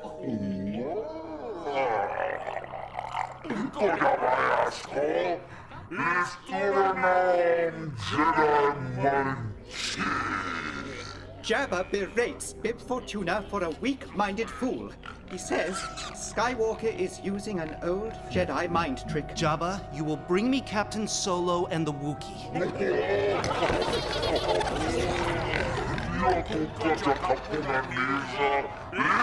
The impregnable Jabba says, your Jedi mind powers will not work on me, boy. Nevertheless, Jabba, I'm taking Captain Solo and his friends. You can either profit by this or be destroyed. But I warn you not to underestimate my powers.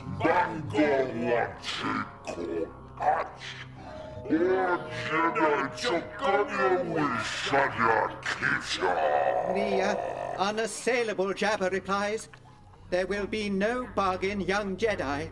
I shall enjoy watching you die.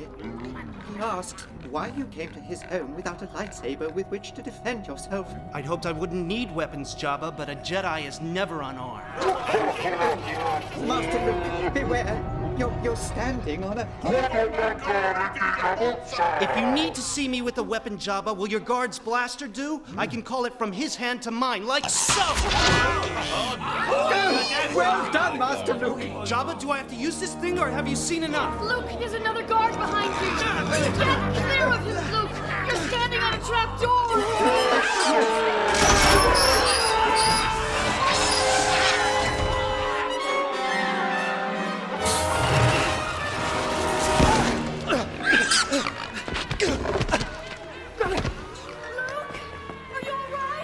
Yeah, but the grating's blocking the chute. I can't get back up that way. Where is your blaster, Master Luke? Lost it on the way down. I don't see it anywhere. Go, sir. You must get out of the pit before the Rancor's cage door is open. Too late for that. You, guard! Stand over here with me. Our only chance is to take the Rancor on together. Hit and run. Get back down here! The chute's blocked! You'll be cornered up there! Hurry! It's seen you! Hope that snack took the edge off your appetite, big fella. Guess not, huh? Luke, there's a club on that boulder behind you! Club. Big leg bone. Better than nothing, though. Where, sir? The Rancor is boxing you in! Yeah, no way to avoid him this time! Luke, don't let him seize you! Now that you've got me, what are you gonna do with me? Let's see if you still feel hungry with this bone jammed in your craw! Didn't care for it, huh? Splendidly done, sir. You made him drop you. Luke, that door on the other side of the pit is your only way out! Maybe I can outflank him. There's no future in hanging around here. Stay low, Master Luke. Stay low. Ooh. Okay. Come on, door. Open for me, baby. No! Luke, what is it? The outer door's still locked. I'm trapped. Sir, can you drop the holding area portal? The controls are in a wall panel to your left. Big boy, you're between me and those controls. Sir, if you threw something, it could trigger the portal release. Can you drop the portal, Luke? Maybe. Maybe I can drop it like the biggest deadweight trap on Tatooine. Let's see. The skull of a previous dinner guest. This'll do it. Sir, we can't see you. What's happening? One throw's all you're gonna get, Skywalker. Come on. A little closer. That's it. Just where I want you. Done it! He's slain the Rancor. Luke, are you hurt? So far, so good, Leia. Jabba is most distraught. Oh my. He has ordered that Captain Solo and Chewbacca be brought before him to share in your punishment. I'm afraid he's highly incensed. Fine. That makes two of us.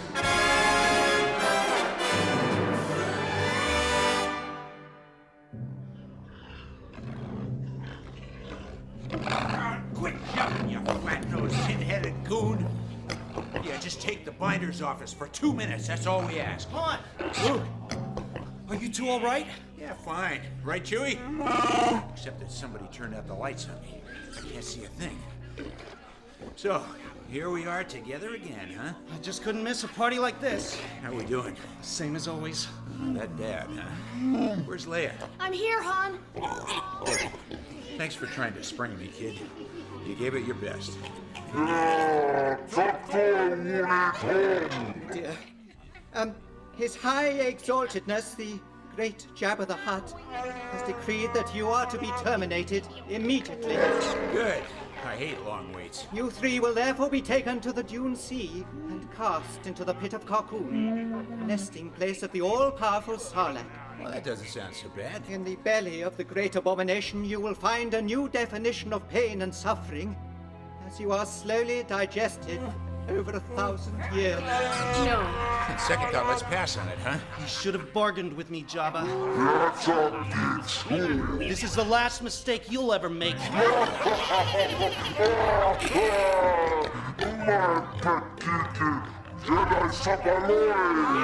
Jabba says, and so... I know. And so dies the last of the Jedi. It's been said before, Jabba. Jabba commands that the condemned be taken to the sand skiff, and that his sail barge be made ready for a voyage on the Dune Sea.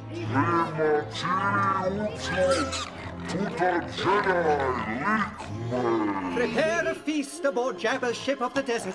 Let great merriment attend the extermination of this, the last of the Jedi.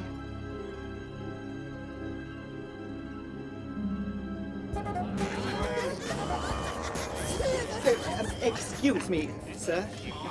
I wonder if you'd mind getting off my foot for just a moment. Coming through there. With your permission, I'm terribly sorry. R2-D2. What are you doing here? Well, I can see you're serving drinks, festooned with beverage dispensers like a vending machine. Have they done to you? And look at me. The motion of this sail barge has quite upset my equilibrium senses. I'm as sick as a tauntaun in a typhoon. I wish I had your confidence. All part of the plan? What plan? This is another of your fantasies, Arthur. Look, over in that sand skiff. Our poor, brave master, bound and helpless, and Chewbacca and Captain Solo with him, all waiting to walk the plank. Sarlacc off the starboard bow, where? So that's the Pit of Carcoon.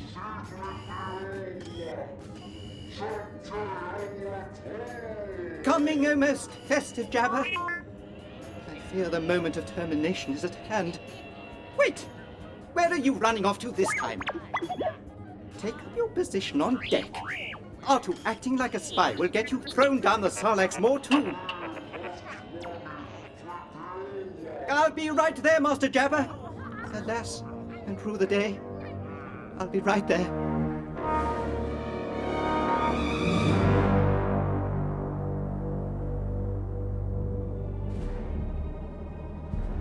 Are we almost there, Luke? I'm getting real tired of waiting. Coming up on the Pit of Carcoon now, Han. I think my eyes are getting better. Instead of a big dark blur, I see a big light blur. There's nothing much to see. I used to live here, you know. Well, you're gonna die here, you know. Convenient. Just stick close to Chewie and Lando. I've taken care of everything. Oh, great. Gusta Chewbacca. Hey, lay off my partner. He'll go for das. Luke, careful, Lando. Don't draw their attention. Don't worry. Han's got the spotlight. Next one of you vegetable heads who touches this is gonna need prosthetics from the chin on down once we get our hands on you. All set, Lando? Ready, but look out for Boba Fett. He's been watching us from the sail barge. He senses something's up. I can handle him. Look, R2's in position on the deck. I don't like waiting to the last second to make our move. They won't free my wrist until I'm out on the plank over the Sarlacc. That's when Jabba's guard will be down. You have an awful lot riding on one little astromech droid. It's not the first time. Are we at the Sarlacc's nest? What do you see? Great big funnel lined with teeth and tentacles. Big enough to swallow this skiff whole. No can go in the way. Victims of the almighty Sarlacc, His Excellency hopes that you will die honorably. But should any of you wish to beg for mercy, the great Jabba the Hutt will now listen to your pleas. 3PO, you can tell that slimy piece of worm-ridden filth he'll get no such pleasure from us. Right, Chewie? Jabba, this is your last chance. Free us or die. Jabba commands that the plank be extended and Skywalker moved into position. Tis a little jumping! Watch off! Yes, Barada. Prisoner, hold still while I remove your bonds. This plan, Luke, it does involve us not getting eaten, doesn't it? Stay back with Chewie, Han, unless you want to walk the plank before I do. Hey, help yourself. Prisoner, step to the end of the plank. The redoubtable Jabba commands, let Skywalker be cast into the Sarlacc. Give R2 the signal, Luke. Cut your way east! Now or never, chum. R2? Now! What's going? Heads up, Luke! Got it! What's going on, Lando? Luke's back aboard. R2's tossed him his lightsaber. I know that sound. Just Chewie, heads are gonna roll now.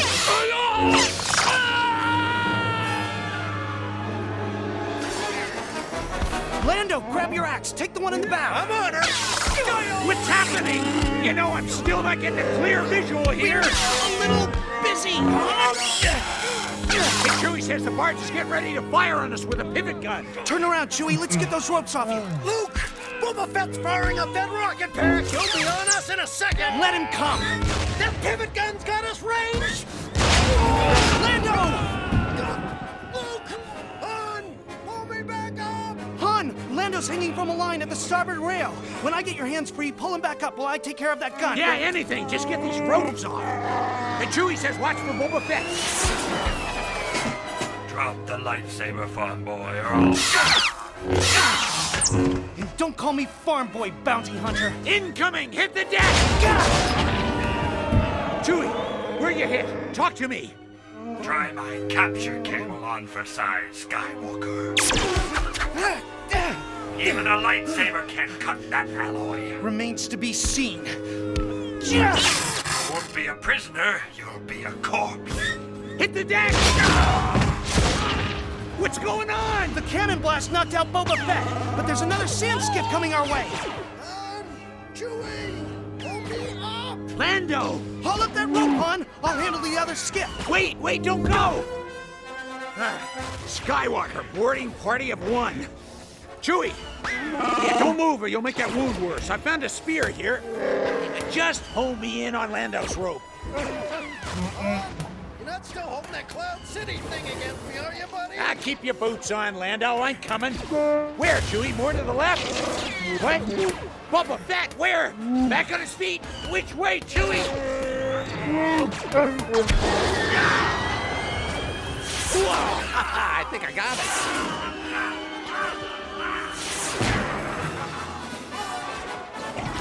Chewie, sound off. Did I get him? Yeah, where's Boba Fett? His jetpack went haywire, and now he's down the Sarlacc's throat. But how could that? Sarlacc's sizing me up for dessert. Save it, Chewie. Lando, can you reach the end of the spear? Not if you're poking my eye out. You are still sore at me, admit it. If I was, I'd be using the pointy end. Now grab hold. Lower it. I'm trying. Try harder. Luke took out that pivot cannon, but they got the deck gun firing now. Whoa! Grab my ankles, Chewie. I'm slipping. Oh. Good. Now hang on. Quit fooling around out there. Something's grabbing my foot. I think it's the Sarlacc's tentacle. Grab this spear.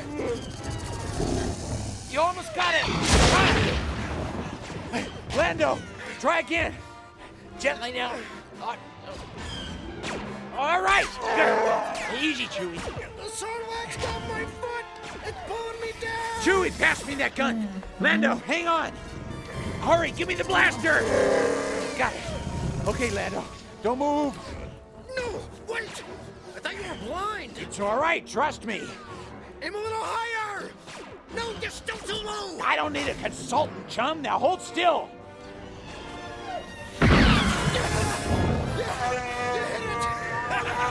You got it! It's letting go!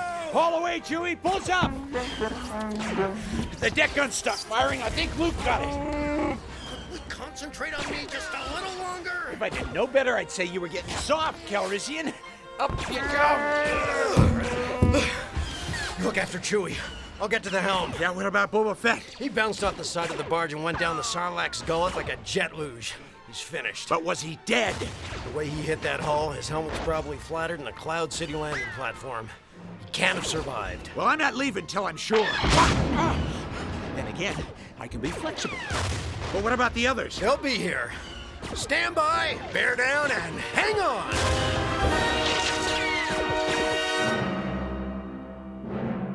Half a victory can still become a defeat.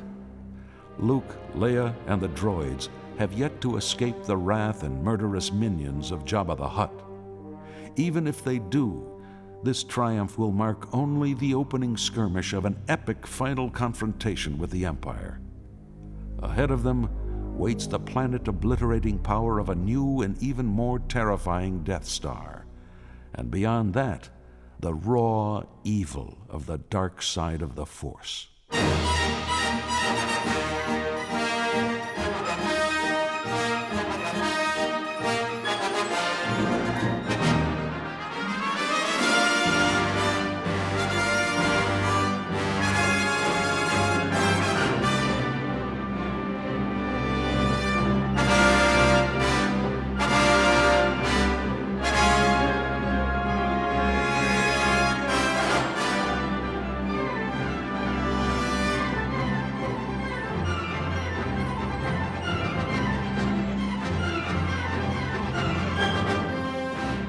Star Wars: Return of the Jedi by Brian Daley, based on characters and situations created by George Lucas and on the screenplay by Lawrence Kasdan and George Lucas. Additional material by John Whitman.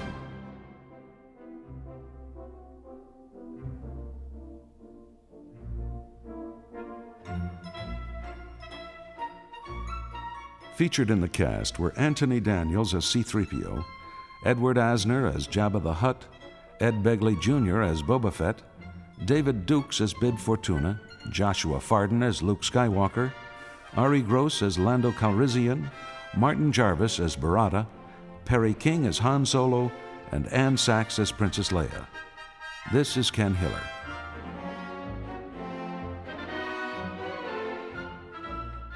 Star Wars: Return of the Jedi was directed by John Madden and produced by Tom Vagley.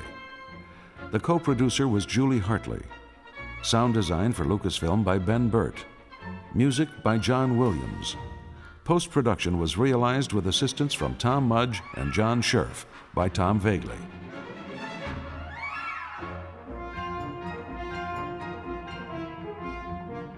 Star Wars: Return of the Jedi was produced by Highbridge Audio in association with Tom Vagley Productions and LA Theater Works, and with the cooperation of Lucasfilm Limited.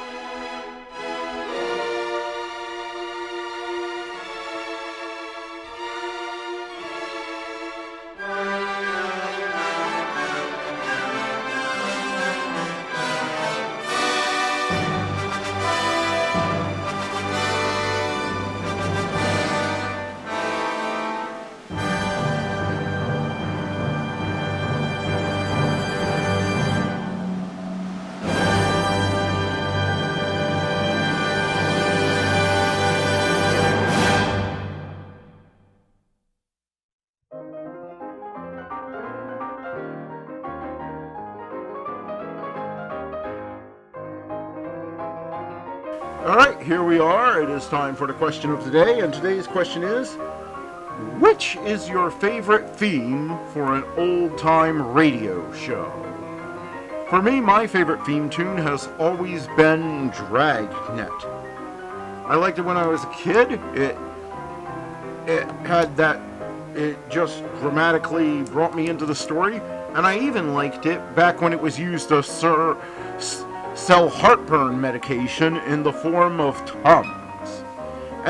You have to be pretty old, but I am getting pretty old, to remember when the Dragnet theme was used to sell heartburn medication Tums. Tums. But, yeah, that was my favorite theme tune from old time radio, but what is yours? Let us know in the comments below, and now let's get back to the shows.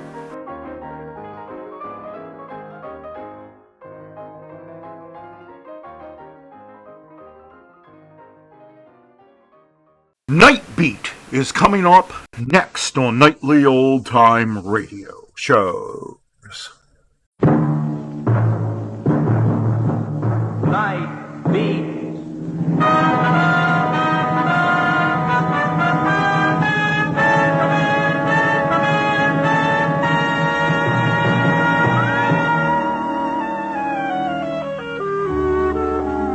Hi, this is Randy Stone. I cover the night beat for the Chicago Star. As any citizen of the city can tell you, Chicago isn't all gleam and flash. A red carpet and a swanky loop hotel and room clerks with pointed collars. You'll be more likely to find your human interest packed away in the less publicized neighborhoods.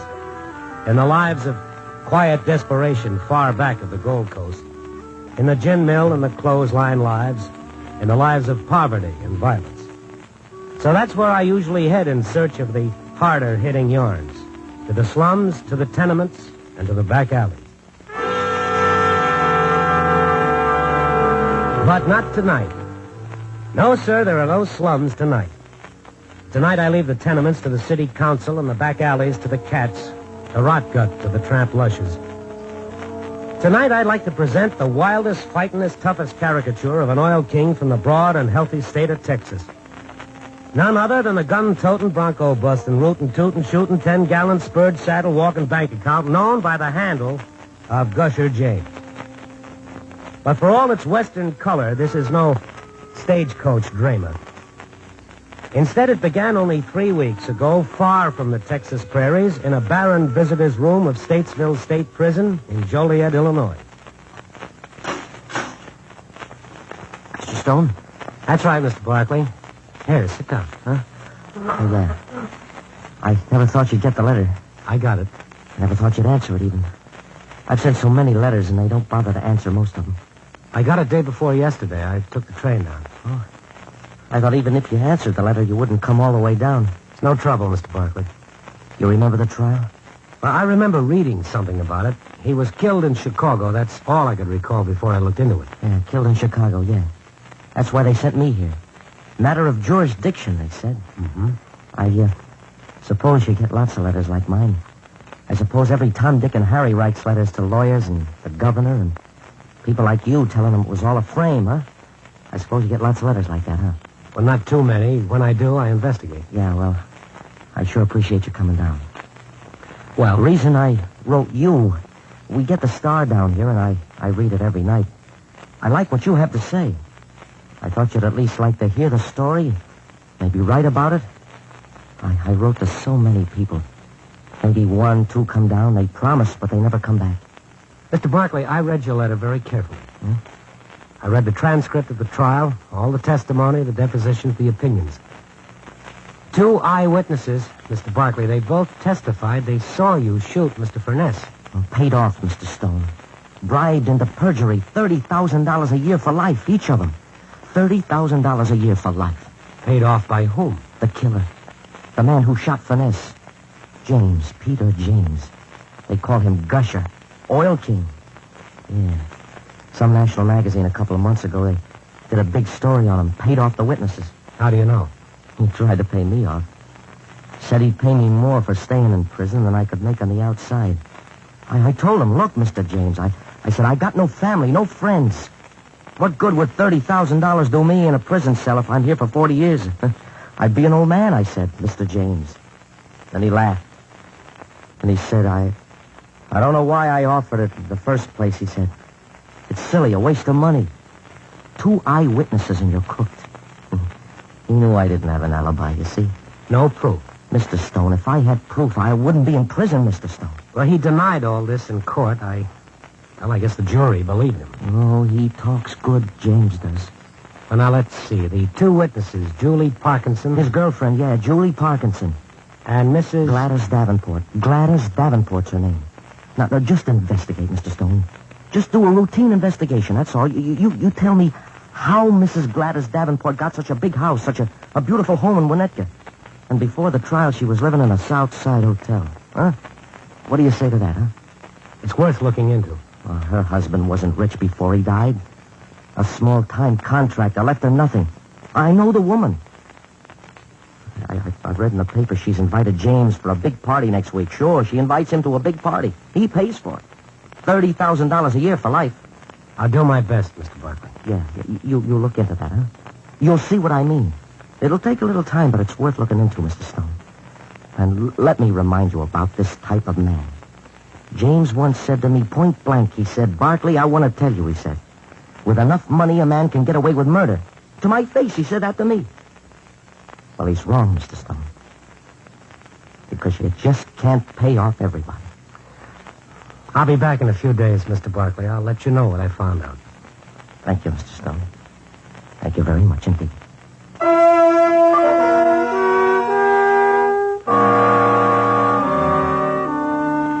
So I left the sober setting of Statesville Prison, and a few days later I wangled a press invitation to the Big Rich Lavish Winnetka party given by the Big Rich Lavish Winnetka widow for Peter Henry Gusher James.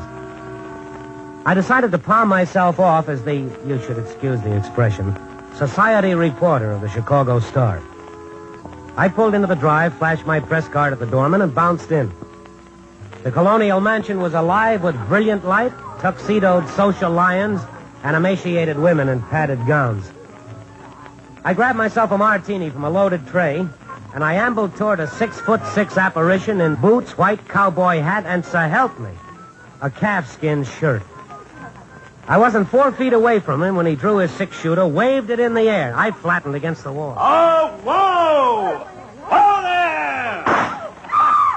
there! It's all right, ladies, just blank. All right, now, ladies and gentlemen, quiet, please. It is at present my great privilege to propose a toast. Here's to the loveliest widow lady in the greater metropolitan area.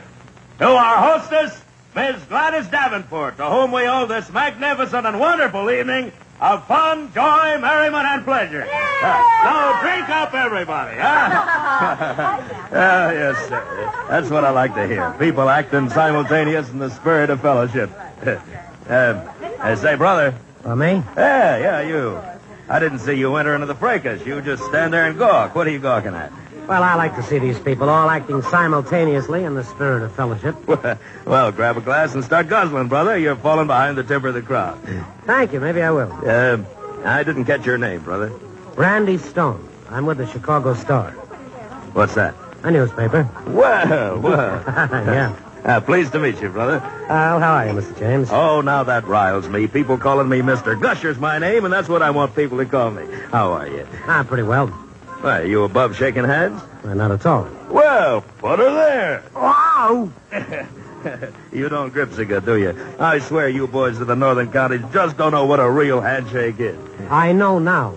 Shaking hands with the Chicago fellas like handling dead mackerel. Yeah, no offense. No. Tell me, Gusher, what are your plans? Financially, maritally, or humorously? All and any. You going to quote me? Not if you don't want me to. Oh, sure, I want you to quote me. Man don't want to be quoted shouldn't open his yap, you know? I never say anything that can't be printed on page 1, column 1. Oh, sure, you can quote me, brother. All right. Now, what was the question again? I just wondered... Oh, pardon me. I'm falling behind the temper of the crowd. Hey there, butler, would you pour me one of them too, please? That's a good boy. Yeah. Sling me that question again, will you? Your plan? Oh, yeah. Ownership. Those are my plans. I like Chicago. Budding community. Might even buy it. Well, buy Chicago? Consolidate the interests. Too many people in diversified industry. Undercapitalization. You know what I mean? It's financial, friend. You wouldn't understand. I mean, purchase some of the essential industries. With or without a mortgage? Are you quiffing me, brother? Quiffing? Well, having a little joke at my expense? Well, no offense intended. Well, I certainly hope not. You married? Yeah, personal questions, brother. Don't overstep your bounds. I'm sorry. It happens that I'm engaged. A girl sings. Voice like a nightingale. Yeah, I'm in love, brother, and you can quote me. Hey, would you like to hear her sing? All right. Julie, honey, we've got a request for you to sing, honey. Folks, everybody, quiet, please. Julie's going to sing. Ain't she gorgeous? Very pretty. Oh, a cow's pretty, brother. That girl's gorgeous. Very lovely. Now, don't run counter to me, brother. Red River Valley, honey. But, she sings Red River Valley. Really great. without any music or anything? Oh, honey, you don't need music. Just sing it, that's all. Now, come on. Quiet, everybody. Now, quiet down. Now, come on. From the valley, they say you are going. It's my little bird. I will miss your bright eyes and sweet smile. Who says she's tone deaf? But remember the Red River Valley.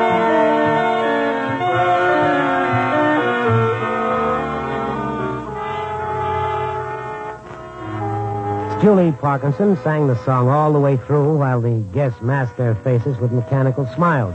The applause was politely enthusiastic. Miss Parkinson, embarrassed, trembling, blushed prettily, bowed, and left the open space that served for a stage. A gusher slapped the breath out of me by pounding my back and puffed a chimney full of cigar smoke into my face. How's that, brother? Pluck at your heartstrings? Verily. Busting with talent, that girl. Magnificent vocal organ. Right you are. Hey, would you like to meet her? I'd be delighted. You'll write her up real nice in the newspaper tomorrow, huh? As space will allow. Well, you're sparking my anger, brother. Now, I'm sensitive. You just give me straight answers. Don't try being clever. I'm an ignorant man, you know. Don't you ruffle me, and I won't feel called upon to ruffle you. Well, if that isn't fair, Julie! Yeah, here she comes. Please tell me, how was I? Oh, divine, honey. Wonderful. This here's, say, what was your name anyhow? It always slips my mind. Stone, Randy Stone. Yeah, that's right, Randy Stone. Well, this is Julie. How do you do? How was I? Well, answer, lady. How was she? Poignant. Yeah, now, there's a beautiful word, poignant. You are undoubtedly the most poignant singer I ever heard. The gusher brought the radio station in Chicago yesterday, just so I could sing on it. Yeah, it's about time she had an outlet. Which station is that? Oh, W something, I don't... hey, Butler! Sir? It's awful dry down this way. He's a stuffy old buzzard, slow on the pour. Wouldn't last a fortnight in my bailiwick. Oh, excuse the interruption, but I promised Mr. Stone a copy of the guest list for his paper. Oh. Thank you. We'll be right back. It'll just take a minute, Gusher. Look after him, Julie. Oh, she'll look after me, all right. Won't you, honey? I'll always look after you, Gusher. Pardon me, may we get through here, please? Excuse me? Yes. Please. Thank you. Sit down, Mr. Stone. Thank you. I left the list on the desk. Let's see. It's somewhere. Oh, well, here we are. You know, I don't remember from one minute to the next where I keep things. Oh, this is the complete guest list. Oh, swell. Thanks a lot. Oh, just a minute, Mr. Stone. Yes. Jim Barkley, you visited him in prison a few days ago. How did you know? Well, Gusher may seem like a big blustering fool, but he's a good deal smarter than he looks. You've been followed ever since you came back from Joliet. He knows why you're here. Should I be surprised? You'd better go, Mr. Stone. There isn't a chance in the world of you accomplishing anything. Not a chance in the world. That's a bit of an admission, isn't it, Mrs. Davenport? Oh, no, not at all. Well, as long as things are in the open between us, Mrs. Davenport, I might as well give you my opinion. There's a man rotting in prison who doesn't belong there. He's a murderer, Mr. Stone. Convicted by law. I'm a nosy man, Mrs. Davenport. I asked myself who would pay you $15,000 for a 10-acre piece of desert in eastern Arizona. Who but someone with a long streak of generosity? I sold that land to Gusher for mineral deposits. I checked on that, Mrs. Davenport. You never had one handful of soil assayed for mineral content. Now, if you're interested in having these and other facts printed in tomorrow's paper, along with this impressive guest list, just give me the word. Print it all, Mr. Stone. Every word of it. Don't miss a fact. Print every single word. Why, Gusher, do you walk through doors? Well, I can be a quiet man when I want to be. Yeah, there hasn't been a deal made between myself and any corporation I put my name to and Miss Davenport here that isn't legitimate right down the line. Well, legitimate, but a trifle peculiar, Gusher. For a smart businessman, you've been overpaying Mrs. Davenport here for the property her husband left her by thousands of dollars. Gladys, I think this young man needs a lesson in practical journalism. Why don't you go out there and entertain your guests, huh? I've got some business with Mr. Stone here.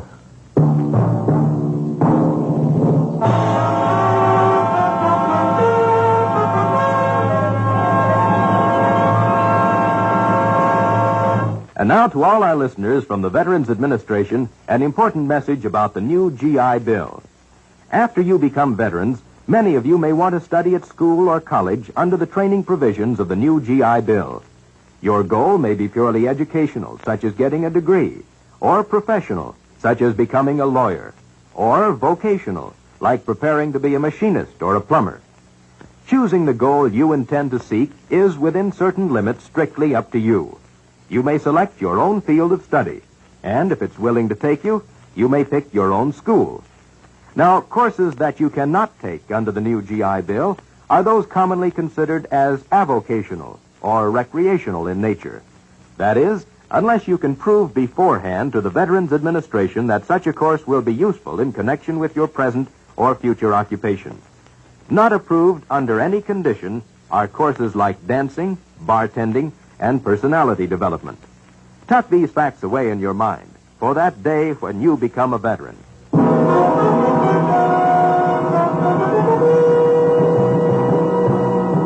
And now back to Night Beat and Randy Stone. If Gusher James was really guilty of murder, I was on the lead of one of the nicest payoffs in recent history. The story I dug up threw a few rays of light on a heretofore rumored story of a killing with two heavily banked eyewitnesses and a guy named Barkley who was rotting in prison for a killing he said he didn't commit. Now that Gusher knew I was not just bluffing my way around his past life, I was in for one of two things, a threat or a deal. Knowing Gusher's philosophy that if you have enough money, you can commit murder with impunity, I was prepared for the best bribe in the business. Tell me, Mr. Stone, how much do you make a week? Well, that's my business. Well, you seem to be so interested in Gladys Davenport's income, I thought I'd express an interest in yours. Well, then you can find out about mine the way I did about hers. Dig for it. Well, there's no need to get nasty about it. I swear, you got real gall, brother. Come to the point. Tell me, how would you like to set up a little newspaper of your own someday? Does that appeal to you? Well, what do you think? I've got a newspaper in a middle-sized Texas community, but, I never have been completely satisfied with personnel. A small town thinking, indecisive, no imagination. Needs a man to take over, Man with ideas and ideals, man with experience. Man like yourself. Editor-in-chief? Editor-in-chief. A percentage deal? 25% over and above salary. Stock transfer. Contract for 7 years? As long as you say. No soap. Now listen, brother, Look, I hate editing. Sits behind a desk shuffling through news reports, office work. I like to get out and around, see people. I couldn't stand the responsibility, brother. Okay, brother. You're asking for it. Well, I might remind you, Gusher, you said that I could quote every word. I'm just liable to do that. Sure. You just go right ahead. You put the whole thing down. Once you do, you won't be able to find a job on any newspaper in the country.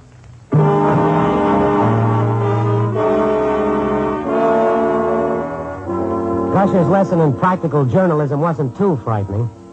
I've heard the so-called men of influence spout before. In 3 minutes, I was in shirt sleeves wrestling with part one of what I planned as a hefty series on Gusher King James. By midnight, the sarcasm was flowing thick and fast around an impressive number of names, places, figures, and facts. And then came the surprise. At paragraph 6, the city room door opened, and I beheld the silhouette of a woman. She approached my desk self-consciously, hands folded in front like a little girl about to ask teacher if she can go out and get a drink of water. It was Julie Parkinson. Mr. Stone?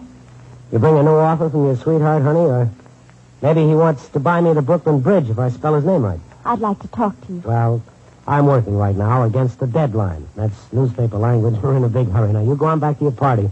Things are probably just about right for another song. I don't blame you, Mr. Stone. I don't blame you a bit for talking that way to me. But I didn't come here to bribe you or threaten you. In fact, Gusher doesn't even know where I am. Mm-hmm. All right, what's the pitch? He's really not a bad man, Mr. Stone. Really, he's not. Oh, I see. This is the sob act. Look, Miss Parkinson skipped the whitewash. I know the routine. Underneath the grisly old exterior beats a heart of pure platinum. You don't understand. Well, I guess I don't. Explain. Well, I'm here to tell you the story, Mr. Stone. The real story. Not the rumor, not the hearsay you're going to print. All right, go on. Mr. Stone, you were right. Barkley didn't kill Furness. Gusher didn't either. I did. I see. He was protecting me. I wanted to tell you first before you printed that article. Mm-hmm. And just how did you do it? I shot him. I was in love with Furness, and he was going with another woman, see? Where'd you get the gun? One of Gusher's. I see. Furness said he didn't love you and you shot him. That's right. Gusher found the body and you with the gun and decided to frame Barkley. Uh-huh. Gusher paid off Gladys to keep it quiet. That's it. That's it entirely. I'm sorry. What do you mean? It doesn't check with the facts. It's the truth, Mr. Stone. Miss Parkinson, in the 5 years that you and Gusher have been going together, how come you haven't gotten married? Gusher's always too busy. But we will soon. Might find it a little bigamous out on the day you do. What do you mean? Oh, you know what I mean. Gusher's already married. Happened June 4th, 1946, Gulfport, Mississippi. What? That's a lie. Oh, now, don't tell me you didn't know. A dirty lie. That's a lie. A lie. I'm sorry. I guess it is a surprise. Why do you have to say such terrible things? They were married in a... I don't want to know. I don't want to hear any more lies about it. Well, that's up to you. It's a lie, isn't it? No, Miss Parkinson, it is not a lie. Married. 5 years. Promises. I kept asking him, when are we going to get married? When are we going to get married?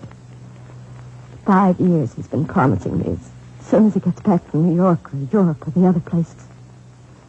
I thought he's got to marry me sometime. He loves me. I know he loves me. And all the time he was married to somebody else. He was lying to me. Every minute of the time, lying to me. Lying to me. Come on, Miss Parkinson. I'll buy you a cup of coffee. Who is she? His wife? Yeah. Her first name is Joanne. I don't know where she is right now. I didn't have time to check that for her. Now, come on. Let's get that coffee. Gusher was in love with me. I know he was. He wouldn't have killed for me. Well, that statement might send him to the chair, Miss Parkinson. You better watch yourself. No, I want to tell somebody. Furness and me were just sitting together talking in my room at the hotel. That's all Harry Furness was doing, talking to me. And when Gusher came in, he was drunk. He said terrible things to me. Then, like he always does, he pulled out his gun, like a little boy playing cowboy. Go on. And he started saying things to Harry that were awful. Harry got mad. Gusher got mad, too. He shot him. Then Gladys came in. You know that big place she's got? Acting like she was always rich. Should have seen her when she walked in that door. You know what she was? A two-bit hoofer in the chorus. That's all. And she just walked into $30,000 a year. So that's the story. Well, how did Barkley get blamed? Barkley. Poor Barkley. All these years in prison. Gusher took Furness's watch and a few other things, dressed in poor clothes, and went into a flop house in a poor section of town and planted the stuff in a coat hanging near one of the cots. Gusher thought he was so clever. The coat belonged to Barkley. That's right. They caught him a few days later with a watch and the other things. Gusher was right. Poor old fool must have known something was fishy. But he couldn't let go of such a nice watch. Well. End of fiasco. Are you ready to tell all this to the police? I wasn't going to say anything. Gusher's paid me so much all these years. I wasn't going to say anything to anybody. I didn't come here to say anything. I came here to beg for him. Well, they'll get the information one way or the other now, either from you or from me. Funny. I must have always hated him. Money can do anything, he always said. I guess it can. He bought everything but me.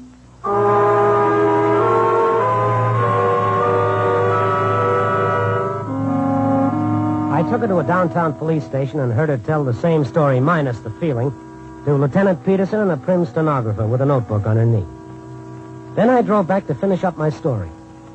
The city room was quiet. I ambled in, took off my coat, and hung it up on the rack.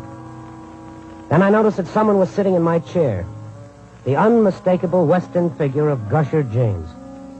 Flash of light caught a silver spur, and it flashed like a tin badge. He was reading my article about him. Say now, brother, you write a mighty fine piece of prose. Like your style. It's very grammatical. Punctuation good, too. You had lots of schooling? Just enough. Get your boots off my desk. Yeah, well, I'm sorry, brother. I'm comfortable. I think I'll just leave them there, if you don't mind. You know, I've been thinking about you more and more. What a clean-cut American boy you are, and how much I admire you. I take my hat off to you. And I was thinking what a fool I was to make a crazy offer like that editorial job. What's your present proposition? $30,000 a year. For life. $30,000. It's an awful lot of money. Oh, it sure is. Think what you could do with $30,000 a year. Couldn't you make it 50, you know, with inflation and taxes? All right. I see your point. Rob me. Go ahead. 50 it is. 50,000. You know, Gusher, I've always had a book in mind. Always wanted to put some of these articles into a book. You know what I mean? Yeah, well, $50,000, you can write a book, publish it, distribute it, and buy all the copies yourself. There's a little place up in Lake Geneva, Wisconsin. Oh, it's a beautiful spot. I could buy that place. And a place in Florida, maybe. Palm Beach. Palm Beach, that's right. That's perfect. Yeah. I could buy a place like that and be rid of this rat race. Yeah, you sure could, brother. Sure could. You'll never get an offer like this again. I know it. Well, what do you say? Gusher, if I ever turned down $50,000 a year for life, I'd kick myself from here to Kansas City. That's why I wish you'd got here just a little earlier. Why? What happened? Your girl, Julie, I told her what I dug up about your marriage. She, rushed right over to the police with the story of how you killed a guy named Furness, paid off the eyewitnesses, and planted the Furness watch on a flophouse bum named Barkley. Oh, it's a shame, Gusher. I always wanted to take a nice trip around the world. Hey, by any chance, is that offer still good?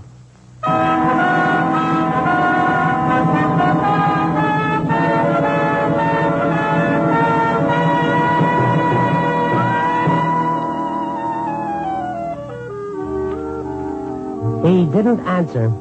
For once, the great Gusher was silent. Now, me, I've never been one to pooh-pooh the importance of the buck. Without it, you don't eat, you don't sleep, you give up shorts, shirts, suits, and you don't romance that favorite girl. Well, not for long, anyhow. But still in all, there are at least two items the First National Bank would rate well beyond its present purchasing power. One is a woman on the warpath, and the other, a man who isn't free. Copy, boy.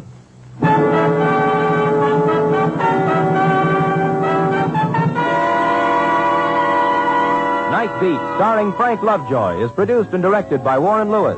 Tonight's transcribed story was written by David Ellis with music by Robert Armbruster. The part of Gusher James was played by William Conrad. Others featured were Betty Moran, Sidney Miller, and Joe Gilbert. John Rickles speaking.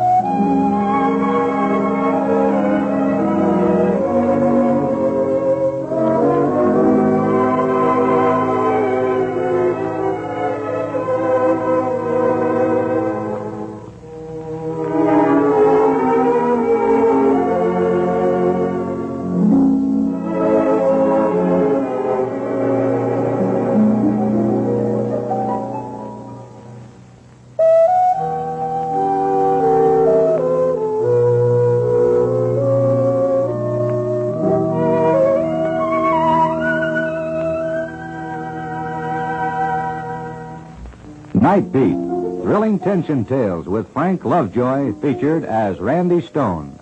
Listen again next week for another thrilling adventure of Night Beat.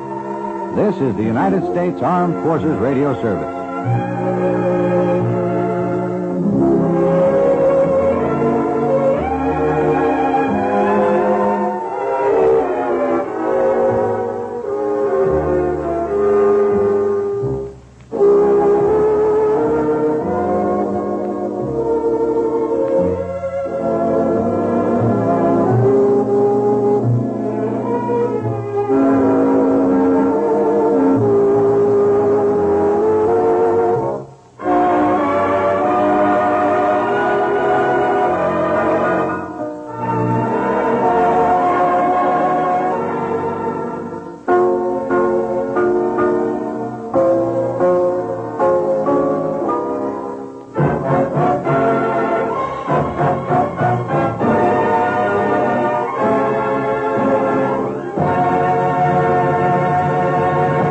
Get ready to laugh with our Miss Brooks, which is coming up next on Nightly Old Time Radio Shows. Colgate Dental Cream to clean your breath while you clean your teeth and help stop tooth decay, and Luster Cream Shampoo for soft, glamorous, caressable hair bring you Our Miss Brooks, starring Eve Arden.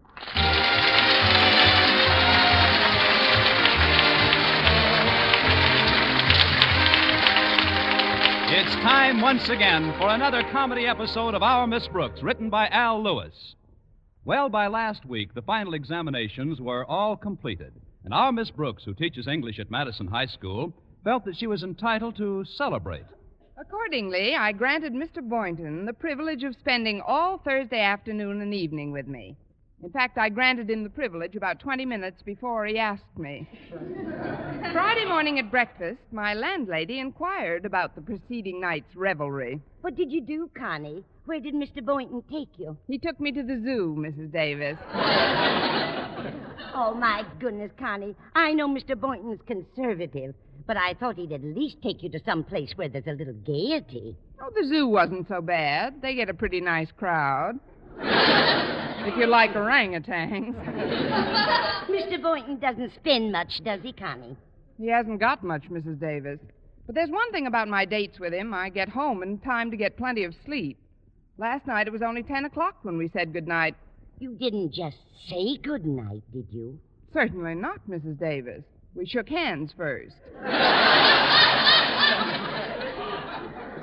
Oh, it was so romantic, standing there in the moonlight with our fingers locked in a mad embrace. It doesn't sound very romantic to me. Oh, it was. Mr. Boynton got so carried away, he almost took off one of his gloves.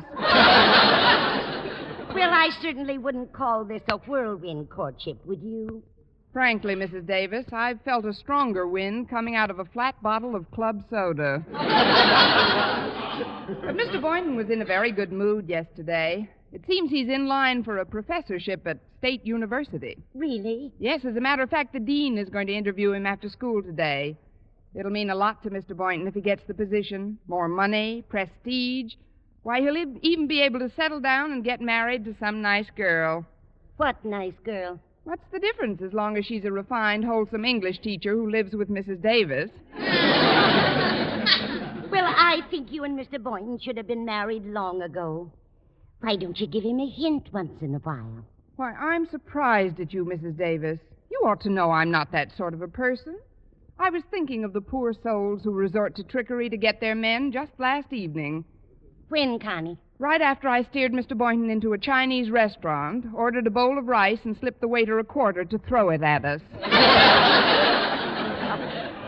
I know you're joking, Connie, but believe me, a little mental suggestion wouldn't hurt. That's Walter Denton. I'd better get my hat and coat. Be right with you, Walter.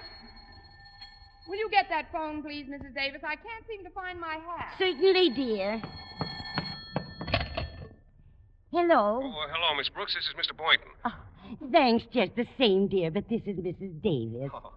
Connie is rushing to get out of the house, but I'll call her if Oh, don't disturb her, Mrs. Davis. I just wanted to tell her about the call I received from Dean Faraday of State U.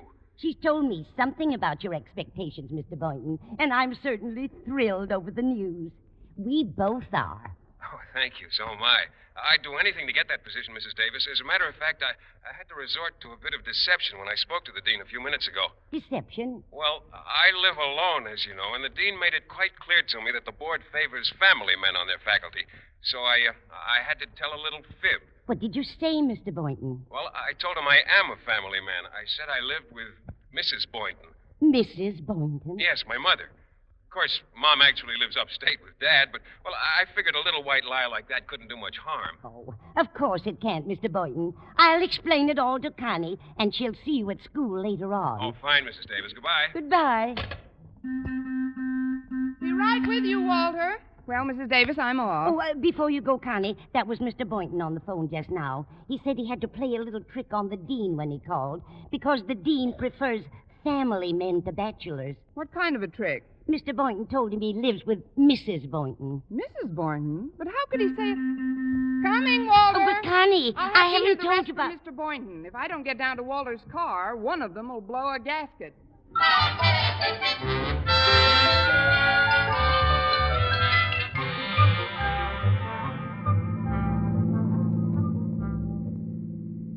So you see, Walter, Mr. Boynton may soon be going to State University to teach. Gosh, Miss Brooks, all the way to State U? Why, that's over 20 blocks from Madison High. Well, I don't think they'd move it any closer, Walter. Besides, he hasn't got the professorship yet. Although from what Mrs. Davis said, he's certainly anxious to get it. He even told the dean he was a family man. Said he lives with Mrs. Boynton. His wife? Naturally. Boy, if Mr. Boynton told anybody he's married, he must really want that job. According to my dad, faking your marital status is a pretty dangerous thing to do, though. He got into a jam once just by saying he was single. Oh? He said it to my mother. Yeah, 4 weeks later, they were married. Serves him right. Yeah, he got pretty sore at her for making him fall so head over heels in love when he couldn't really afford marriage. You see, at that time, he wasn't making any more money than you make as a school teacher. Unemployed, eh? But, Walter, please don't mention this opportunity Mr. Boynton has until the deal is consummated. You know, Mr. Conklin might make things a bit unpleasant if he heard he was losing one of his best teachers. Oh, I won't breathe a word of it to a soul, Miss Brooks. Of course, I'll have to tell Harriet. Harriet Conklin? Walter, I know you're very fond of her, but she's the last person in the world to be entrusted with confidential information. She doesn't mean any harm, I'm sure, but... Well, her class just named her Miss Town Crier of 1950. Or to put it another way, everything you tell Harriet goes in one ear and out her father.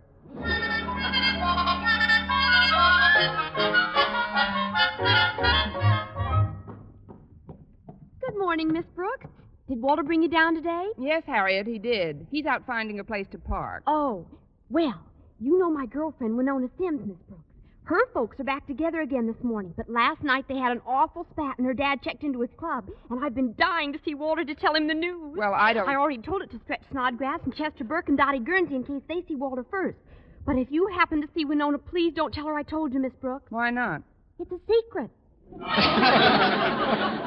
Now, that's what I call a secret with a high Hooper rating. Don't worry, Harriet. My lips are sealed. Now, if you'll excuse me, I've got to stop in the lab and see Mr. Boynton before my class. All right, Miss Brooks. See you in a little while. Come in. Oh, it's you, Miss Brooks. I'm glad you stopped by. Did Mrs. Davis say anything about the... About your telling the dean you're living with Mrs. Boynton? Yes, I know everything, Mr. Boynton. Oh, not quite everything, Miss Brooks. You see, Dr. Faraday called me back after I spoke with Mrs. Davis, and he said he wants to meet Mrs. Boynton. He's coming to my apartment after school today. Now I'm really in the spot. Not if you carry your original deception a step farther and produce Mrs. Boynton for the dean. Producer? I am now applying for the job. Really, you're not serious, Miss Brooks. About you? I mean, I know how much this new position means to you, Mr. Boynton, and I'd like to help you out. Besides, what's wrong with me being Mrs. Boynton? You? But that's ridiculous. Thanks a million. What's ridiculous about it? Well, you don't look the part. Dr. Faraday would expect to meet a much more, mature woman. Someone not only older in years, but more settled. I'll settle. No, thanks just the same. But wait a minute. Maybe makeup would do the trick. Makeup? Powder and stuff. Sure. A few streaks of white in your hair make you look real stately, and then I could tell the dean you're considerably older than you look. Well, let's not rush into senility, Mr. Boynton. Well, we can discuss the details after school. Fine. And, Miss Brooks, I'd like to say that I think it's wonderful of you to get in there and pitch for me this way. I've been pitching for a long time, Mr. Boynton. You just haven't been catching.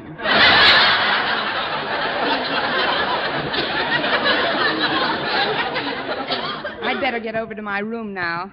Goodbye, Mr. Boynton. Goodbye, Mrs. Boynton. Mrs. Boynton.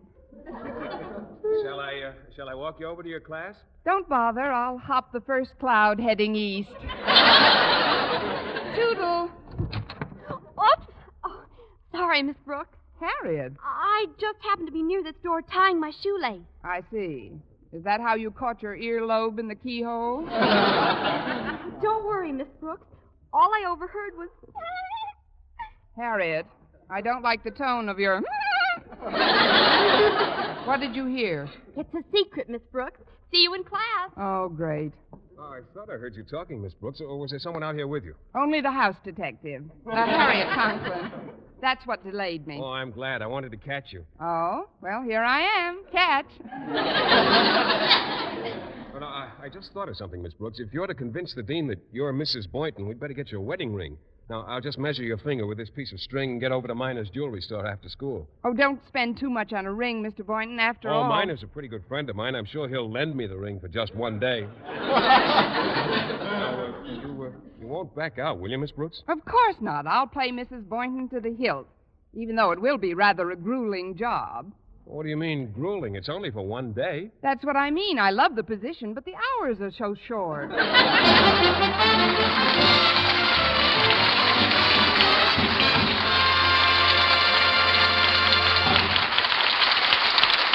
Our Miss Brooks, starring Eve Arden, will continue in just a moment. But first, here is Vern Smith.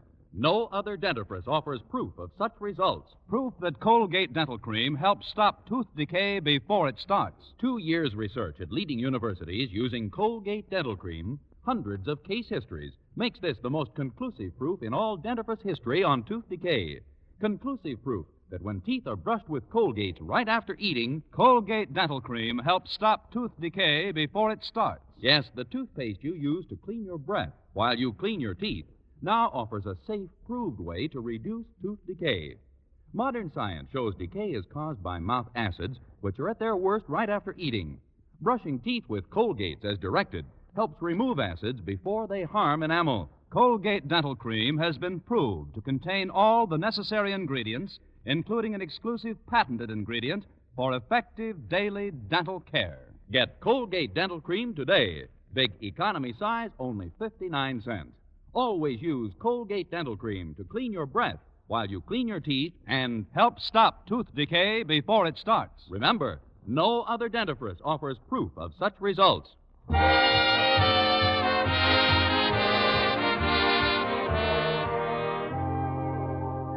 Well, my spirits were considerably buoyed up during the morning classes by the thought that I was to be Mrs. Boynton that very afternoon. I refused to dwell on the fact that by midnight I'd feel like queen for a day. And I just finished my lunch when Harriet Conklin joined me in the cafeteria and told me her father wanted to see me. It was obvious when I got to the principal's office that Mr. Conklin had received some kind of a report on my conversation in Mr. Boynton's lab, because he was much too jovial. Ah, Miss Brooks, sit down, sit down. Thanks. Well, what's new with you? How's every little thing? Just dandy, in a tiny sort of way. Yes? Well, it seems to me that there's something in the air. Don't you agree?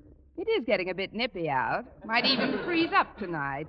The radio advised the citrus growers to smudge.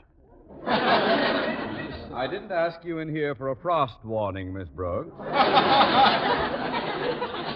I see something in your face that's never been there before. Your eyes are glowing, your cheeks are flushed. Tell me, what's the cause of it? They had chili con carne in the cafeteria. Now, if you'll excuse me, sir, I'd better... Well, there's the start of the next period. I'd better be running along now. Very well, Miss Brooks. And thank you for a most delightfully cryptic few moments. Good day, Mr. Thompson. Oh, sorry, Miss Brooks. Didn't you get that shoe tied yet? Never mind, Harriet. I'll see you in class later on. Okay, Miss Brooks. Well, Daddy, did Miss Brooks let the cat out of the bag? She didn't let an undernourished mouse out of the bag. But I'd swear there's something up. Well, of course there is. I told you we called her Mrs. Boynton this morning. And I also heard him say they were meeting a doctor something or other in his apartment this afternoon. A doctor, eh? Must be a minister. They're getting married this afternoon. Well, it's been some time coming. But this has been a very modest and sensible courtship between these two teachers. Kindness, consideration, and courtesy have all played their part. And now, at long last, she's nailed him.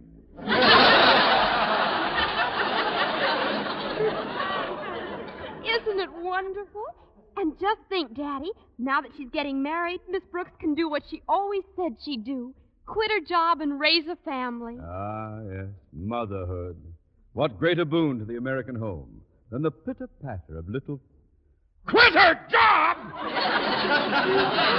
But she can't do this to me. Why, do you realize how difficult it is to secure a competent teacher in the middle of a school year? Well, sure, Daddy. But there's nothing anybody can do about it. After all, you can't interfere with Dan Cupid. I can't, eh? Well, if Dan Cupid thinks he's going to rob me of an English teacher, I'll beat the bare little brute until he drops his quiver.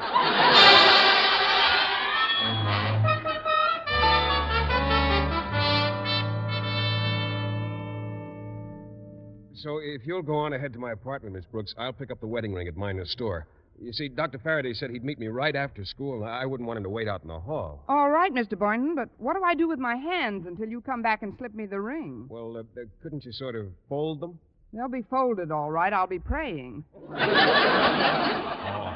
I'm sure it'll work, Miss Brooks. Now, just put plenty of powder in your hair and assume a dignified attitude. Now we'd better be going. All right, I'll do it, Mr. Boynton. But why Mrs. Boynton has to be an octogenarian, I'll never know. Oh, well, see you in a little while, Mr. Boynton. Very well, Miss Brooks. Goodbye. Goodbye. Oh, that's a relief. Even if I am a few minutes late, at least my mother will be there to greet Dr. Faraday.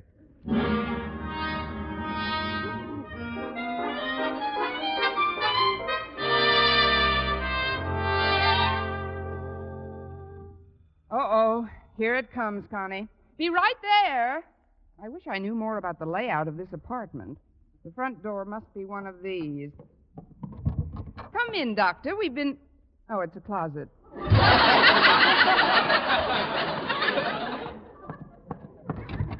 Welcome, Dr. Faraday, to our little nest. Thank you, my dear. You, of course, would be Mrs. Boynton. I sure would. That is, I am Mrs. Boynton. May I help you off with your coat, sir? Oh, thank you. Well, this certainly is a lovely apartment you folks have here. Now, how long have you been living in it? About 3 years. Now, I'll just hang up your coat and we can have a nice chat until Philip comes home. He'll just be a few minutes. Forgive my mentioning it, Mrs. Boynton, but you're hanging my coat in the bathroom. Oh, sorry.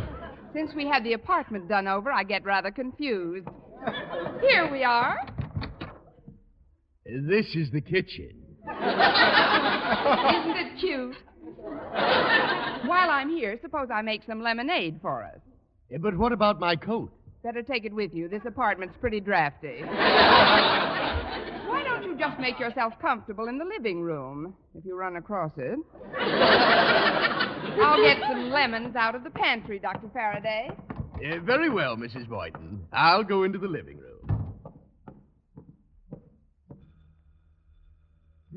Somebody at the front door. Shall I answer it? Shall I answer it? I guess Mother Boynton is busy. Well? I locked myself out.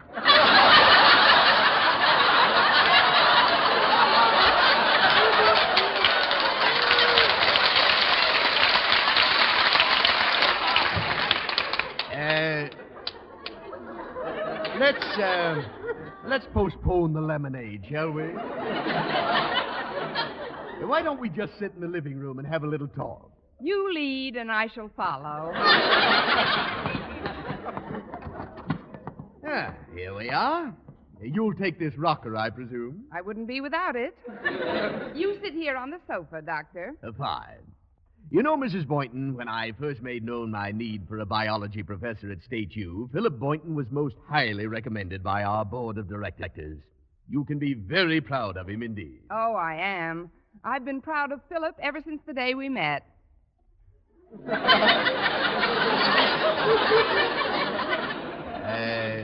The day you met? I'll never forget it. It was on a bus.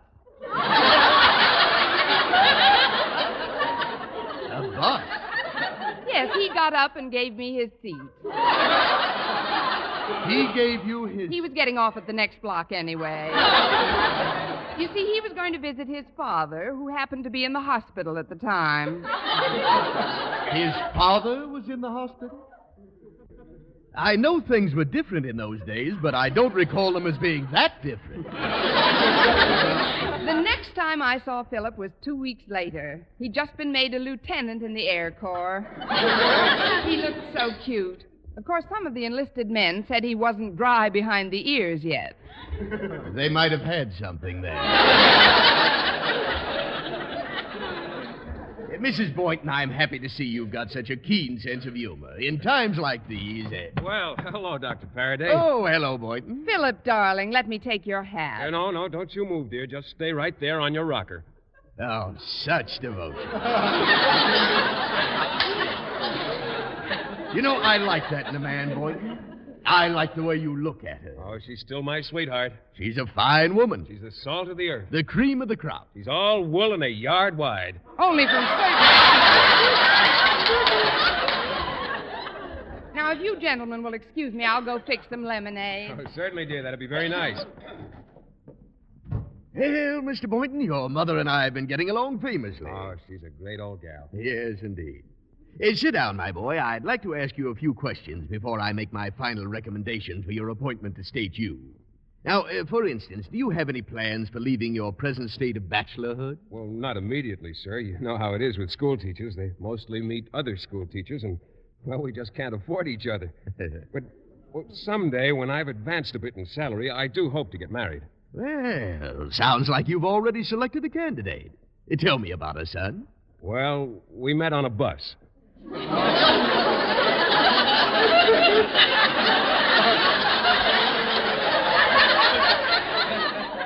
A bus? Yes, sir. I got up and gave her my seat. I was getting off at the next block anyway. You see, my father was in the hospital at the time. You know, this sounds very familiar. Here we are, fresh lemonade coming up. One for you, Doctor, and here's your glass, Philip. Oh, thank you. Nobody makes better lemonade than you do. Yeah, it is good. You know, Mrs. Boynton, I simply can't get over your youthful appearance. Thank you, sir. I'm not being presumptuous, I trust, but would you mind telling me how old you were when Philip came into the world? Well, as a matter of fact, he came in before I did.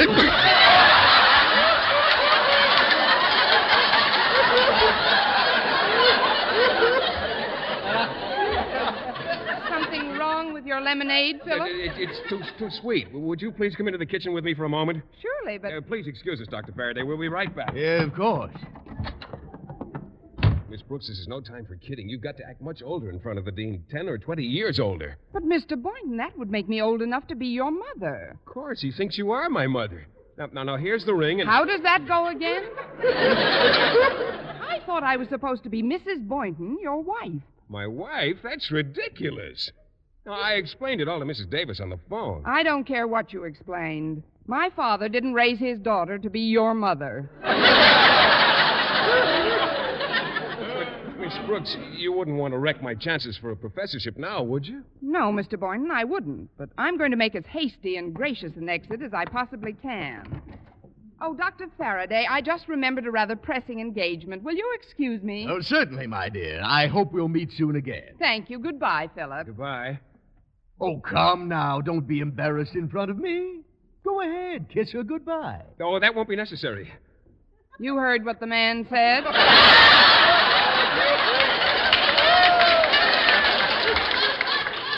Come on over here and kiss your dear old ever-loving mammy this minute. No. Oh, wait a minute, Ma. Shucks, I really shouldn't. Well, gee, Ma, I don't want to. Come here, baby.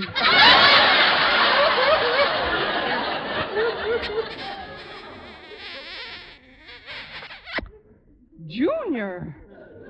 From now on, I buy your clothes in the men's department. Well,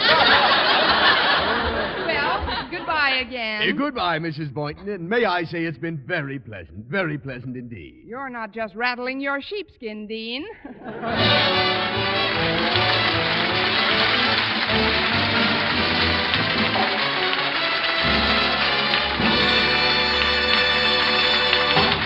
Eve Arden as our Miss Brooks returns in just a moment, but first... Dream girl, beautiful luster cream girl. Tonight, yes, tonight, show him how much lovelier your hair can look after a Luster Cream shampoo. Luster Cream, world's finest shampoo. No other shampoo in the world gives Kay Daumit's magic blend of secret ingredients plus gentle lanolin. Not a soap, not a liquid. Luster Cream shampoo leaves hair 3 ways lovelier. Fragrantly clean, free of loose dandruff, glistening with sheen, soft, manageable. Even in hardest water, Luster Cream lathers instantly. No special rinse needed after a Luster Cream shampoo. So gentle, Luster Cream is wonderful even for children's hair. Tonight, yes, tonight, try Luster Cream shampoo.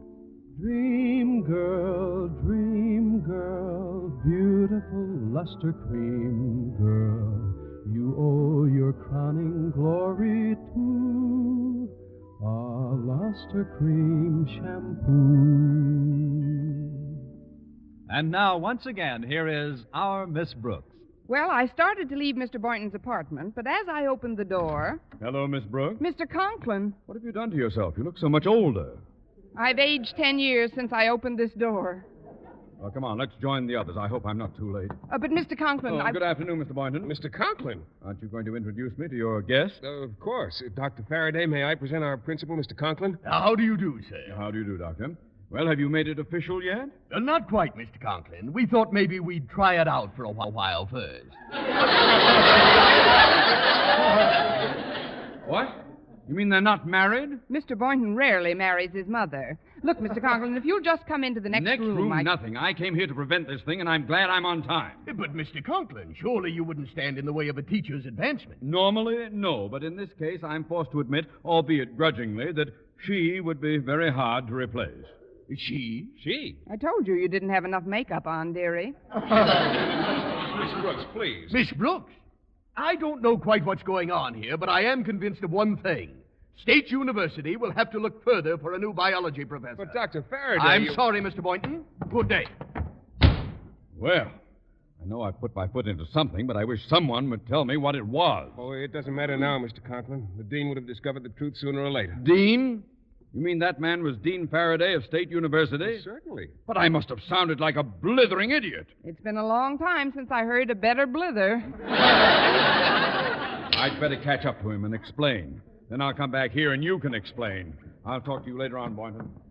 I'm terribly sorry, Mr. Boynton. Oh, forget it, Miss Brooks. It was wonderful of you to even try to act as my mother. I don't know how to thank you. Oh, that's easy, Mr. Boynton. How? Climb upon my knees, sonny boy. Next week, tune into another Our Miss Brooks show brought to you by Luster Cream Shampoo, the soft, glamorous, caressable hair, and Colgate Dental Cream to clean your breath while you clean your teeth and help stop tooth decay. Our Miss Brooks, starring Eve Arden, is produced by Larry Burns, directed by Al Lewis, with music by Wilbur Hatch.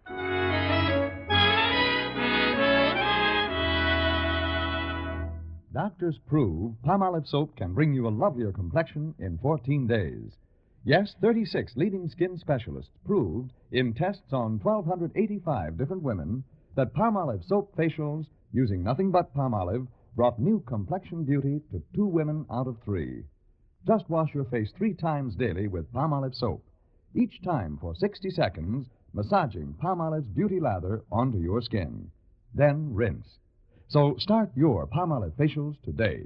Remember, doctors prove Palmolive soap can bring you a lovelier complexion in 14 days. For mystery liberally sprinkled with laughs, listen to Mr. and Mrs. North, the exciting, fun-packed adventures of an amateur detective and his beautiful wife. Tune in Tuesday evening over most of these same stations. And be with us again next week at this same time for another comedy episode of Our Miss Brooks.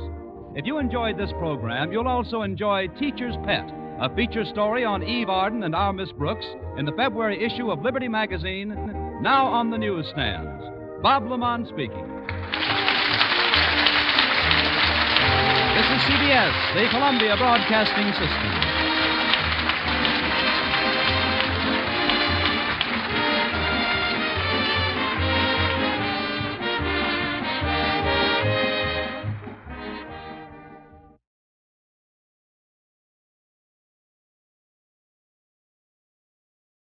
One of the most acclaimed shows of all time, Orson Welles' Mercury Theater of the Air, is up next.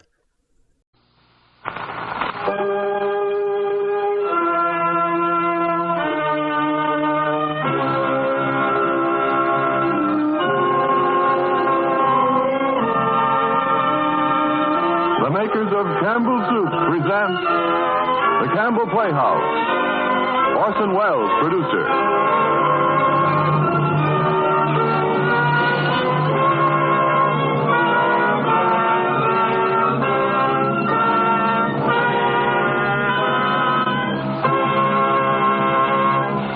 Good evening.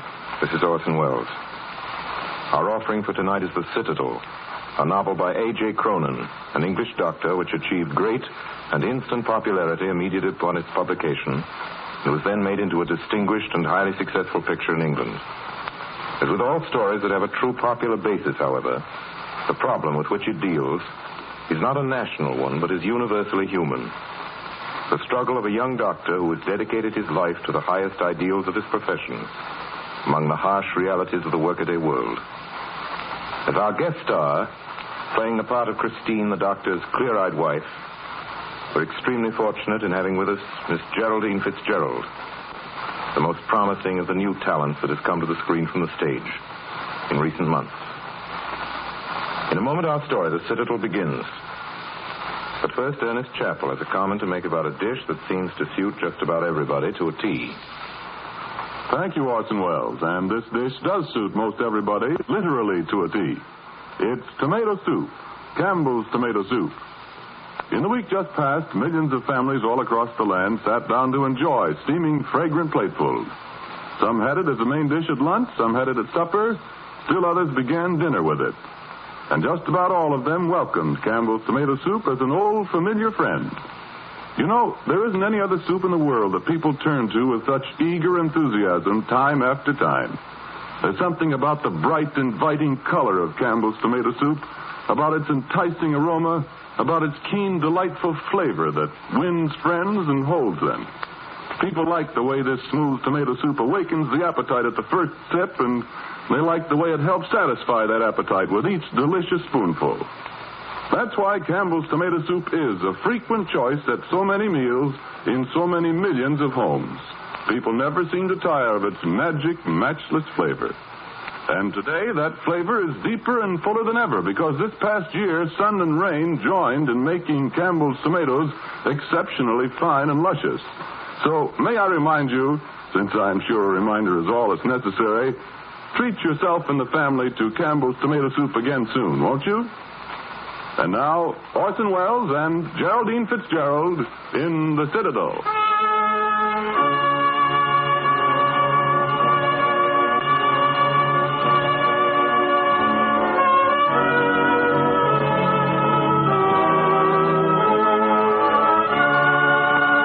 Manson, it is with extreme pleasure that this university awards you your degree.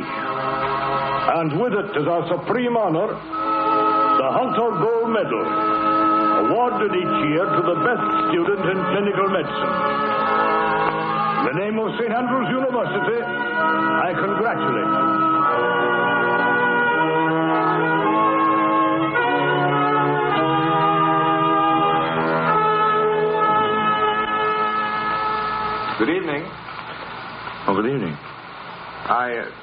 saw a light in the window of your surgery. I thought I'd drop in and get acquainted.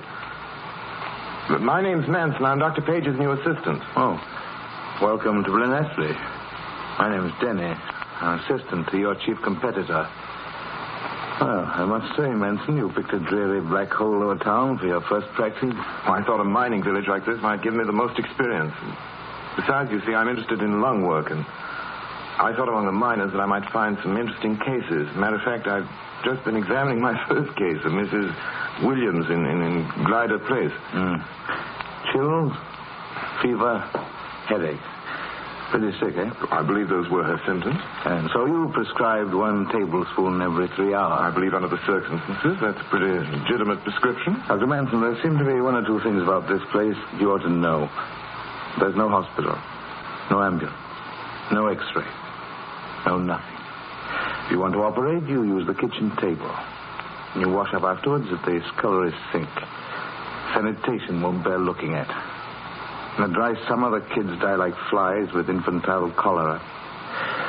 Yes, and come to think of it, if I were you, I should look out for typhoid. Typhoid? Yes, typhoid. Some of these cases aren't exactly typical. Thank you very much, Dr. Denny. You see, I am new, not only to this place. I've not had the proper experience. But these people here need help, and after all, that's why I'm here. You know, by Jove, I believe you mean that. Why else would I say it? It's been a long time since I've run into a man like you, Manson. The medical profession doesn't turn them out like that very often. Have a drink. Oh, I thought you wouldn't. But I will. While you're about it, take a look through that microscope there. Oh, it's a beauty. It's nice, isn't it? Yes, it's the only precious thing I have left. But it was the slide I meant. Take a good look. Typhoid, I'd be shot for not having recognized it myself. That Williams woman has it. I say, you've got cases, too. 4. All in the same area as yours. The bugs you're looking at come from that well in Glider Place. The main sewer that's to blame leaks like the devil and seeps into half the low wells at the bottom of the town. I've hammered at Griffiths, the medical examiner, about it till I'm tired. He's a lazy, evasive, incompetent, pious swine. Afraid to ask the council for anything in case they dock his wretched salary to pay for it. We've got to do something. Yes, that's a good idea. Well, let's have a drink. Well, I'll have another drink. That cursed sewer starts leaking anymore. All the isolation and boiling of water won't help a bit. The typhoid epidemic will spread all over the district. That's right. You can write the Ministry of Health. We could write a dozen letters, and all we'd get would be a doddering commissioner down here in 6 months' time. No, you know, I've thought it all out. There's only one way to make them build a new sewer. How? Blow up the old one.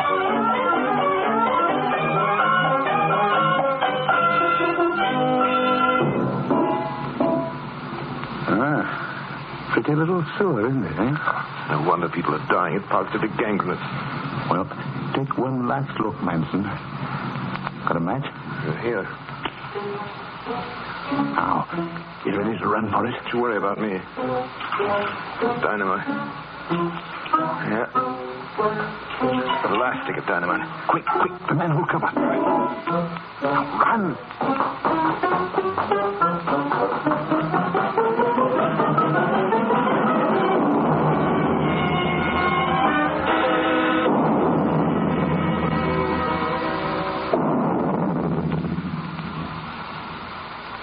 Well, Manson, how does it feel like to be one of the saviors of Blenhesley? I think we owe ourselves a drink. A bottle or two at the very least. How about it, old boy? Sorry, Denny, but I've got some other work to do. I've been hearing reports of that little schoolmistress. Schoolmistress? Oh, you mean Christine Barlow? I think that's the name. She's been keeping measles cases in her class, and she knows perfectly well they should be isolated. Yes, but look here. You know, Christine Barlow is pretty much a law of her own in Blenhesley. Oh, she is she? Well, I'm going to see about that. It's all very well, and I thought there was only measles to contend with, but this is different. Heaven only knows what she's exposing those children to. Now, Manson, I wouldn't worry about Christine. She's a pretty intelligent girl. Just the same, the law's the law. I intend isolating any suspicious case I find, whether it's measles or typhoid.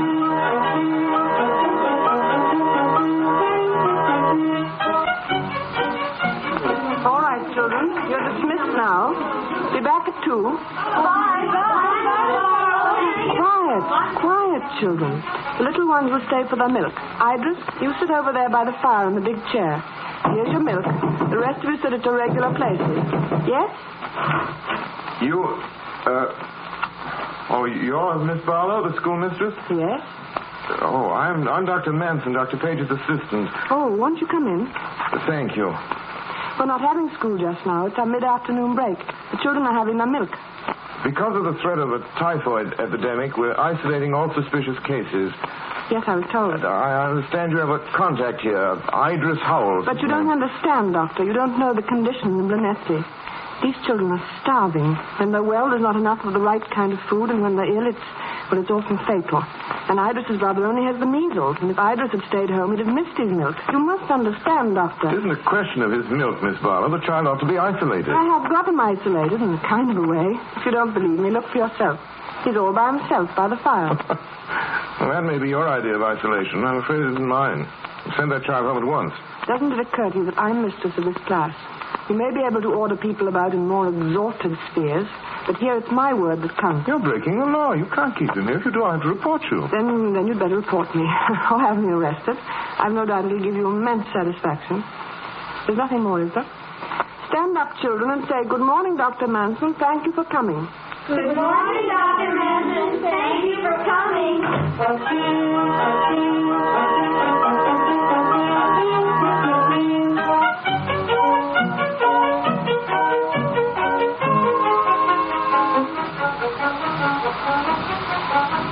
Good morning, Dr. Manson. Have you sent for the police yet, Dr. Manson? You see, Idris is still with me. Miss Barlow, I've got to tell you that I'm sorry about that. I ought to be kicked hard. What you're doing about those kids is splendid. I've learned that sometimes it's better to observe the spirit than the letter of the law, and I'm sorry to bother you with all this. I had to say it. Good morning. Wait, Dr. Manson. I understand. I know just how you felt. I felt the same way at times. Then you don't mind? You'll be friends? Of course. I say, could I walk home with you?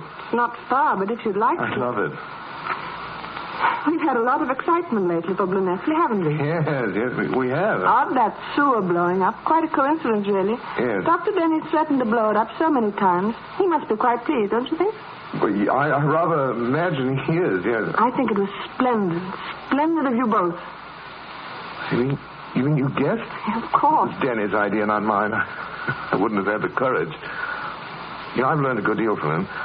When I came down here, I was full of a lot of formulae and theories of diagnosis that aren't right at all. And all I knew were a lot of trick prescriptions that were perfectly harmless, but no earthly good. Fix them up, that's the rule. Even though it's only burnt sugar and soda bicarbonate. Dr. Manson, what are you going to do? What do you mean? With your life. You're not going to go on living in this dirty little village forever, are you? Oh, I've been so busy, I guess I hadn't thought much about it. That is, not since I left the university. You see, I had so many ideas. Then I'd planned some research on tuberculosis. My thesis, I wrote a paper on inhalation. Pretty good it was. Only the other day I had a letter from a remarkable chap in America, Richard Stillman. Who's he? Some well-known doctor over there? He's a physicist, really. He runs a clinic for disorders of the lungs near Portland, Oregon. And he's really a big man, does wonderful experimental work, some of the finest in the country. And he's had to fight all sorts of opposition. That's the sort of thing I'd like to do. When I get a chance. Get out of it. Get out of Blunesty? Sorry, I didn't mean... Oh, I understand. To do some real work for a change, some real work where I'm needed, where I can be of real use. I was told of a place the other day over at Aberarlo. The medical society there is looking for a new assistant. I think the head doctor's name is Llewellyn. You might try. I think I will try. I'm going right home now and apply. They can't do any more than turn me down. Thanks a lot, Christine. I'm sorry, I didn't mean to call you by your first name. Just slipped out. Oh, but I'd like you to call me Christine. Only at home I was more used to Chris. Yeah, I like that, Chris. That's good. That suits you. Well, good night.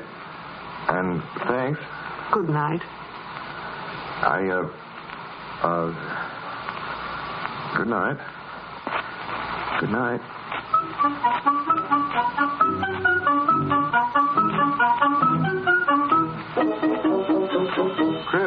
Chris? Andrew, what's the matter? sir. You're so pale. Oh, Andrew, didn't you get the job? I got the job. It's the most wonderful job. Oh, I'm so happy for you, Andrew. Because there's big things to be done. There's a hospital there, and I can go on with my research and my lung work, and I'll be right in the thick of things, every opportunity to study my cases, a regular beauty of a hospital to get them well in. And Chris, I can hardly wait to begin. Oh, it's wonderful. You've just seen Aberola all open and clean, Chris, with green fields and decent shops and roads and parks and, oh, Christine, actually a hospital. If you'd only marry me, darling. We can start right away if you'd marry me. Could you? Would you marry me? I can't get the job if you don't. Is this because of the job, Andrew, or because of me? Oh, it's you, Chris. You know I love you, but you know, I never thought of this. Maybe you don't love me. Oh, but I do, darling, I do. Ever since I saw you walk into that stupid classroom. Darling. And everything's perfect. But shouldn't you tell him? I mean that Well, you see, I already have. Oh, Andrew. Well, you said not to let anything stand in my way. Not anything.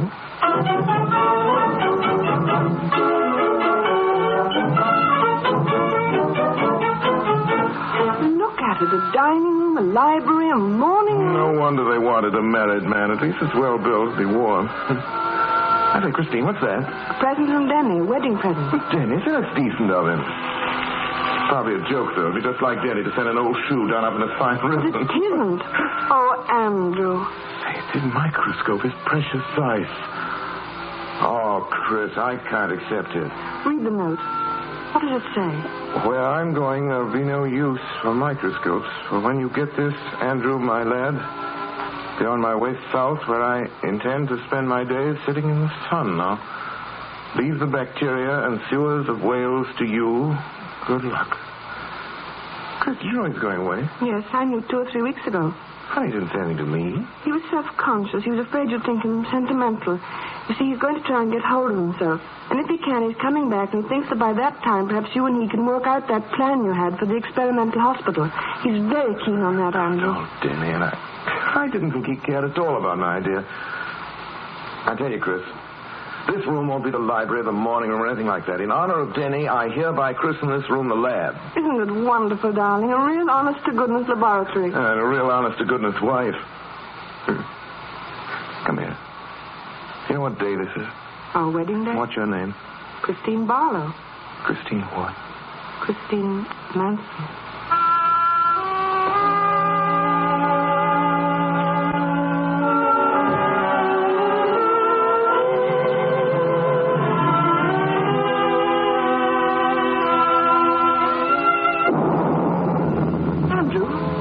Sounded like an explosion. I think that's the mine, Chris. Doctor? Yes? Dr. Manson, there's been an explosion at the mine. You better come, Doctor. I'll come at once. Get my bag, Chris.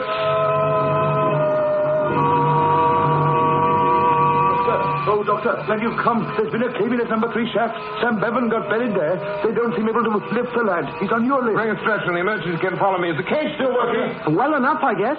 We've got to get to him as soon as we can, Doctor. There's danger of another cave-in. I light the way, Dr. Manson. There he is. We can't shift Sam Lowhall. Oh, they're still trying to get the poor fellow out. Oh, Doctor, his arm's caught under a plate of rock, Doctor. Let's have a look at him. Doctor. Sam. Oh, Doctor. Looks like you're going to have some ambulance practice on me proper. Sam, there's only one way to get you out. I guess you know that. I've got to amputate. Do you know what that means? Yes, Doctor, I know. Only get me out of here. Right, now, where's my bag? Here, Doctor. It's all right, Sam. Don't worry. I'll send you to sleep now. And then when you wake up, you'll be... What's the matter, Doctor? My chloroform. The bottle's broken. I'll have to send up for an anesthetic. You can't, Doctor. There's no time. There's a flying starting. You can hear it. It won't be any time till the roof caves in under this. Might get us all. All right, Dr. Manson. Dr. Manson, it's all right. Go ahead. Without it. You're a brave man, Sam. Steady, Sam. Steady. Sam? Steady. Steady. He's fainted, Doctor. Thank heaven for that. He'll not feel the pain now. Hand me the saw, quick. Now stand ready with the bandages. Stand ready. Hold him. Give me the bandages. There we are.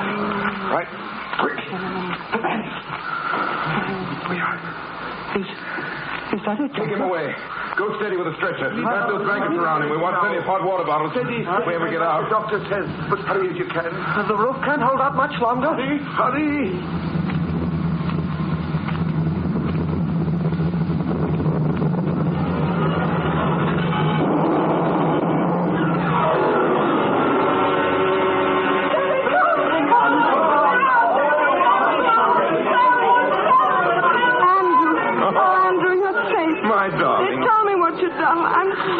Sweet. But, Andrew, they told us the roof was down. Oh, no. You wouldn't come out again.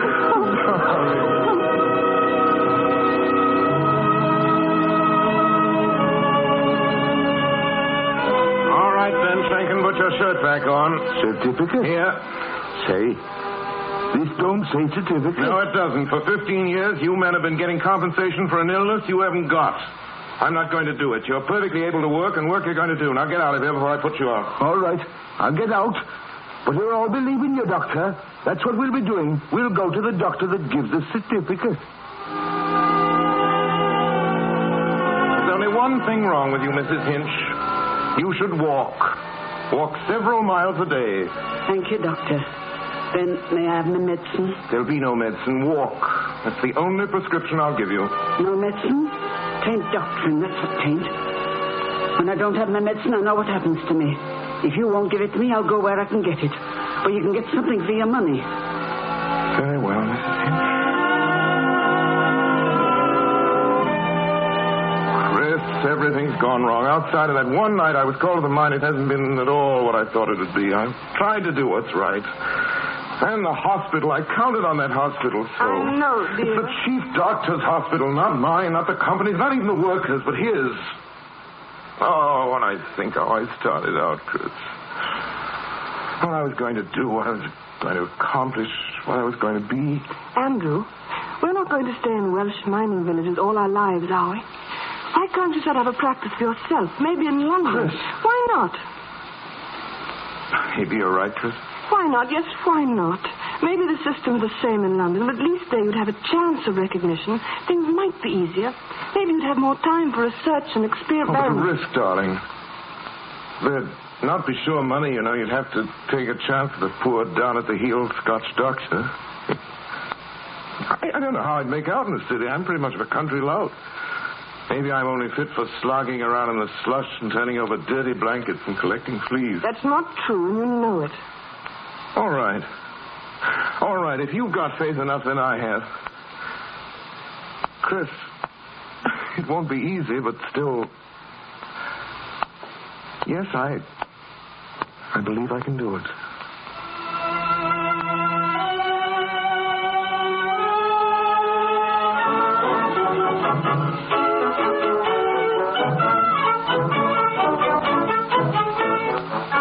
Listening to Orson Welles in the Campbell Playhouse presentation of The Citadel, starring Geraldine Fitzgerald. This is the Columbia Broadcasting System. $12 shillings, 16, 14 shillings, 7.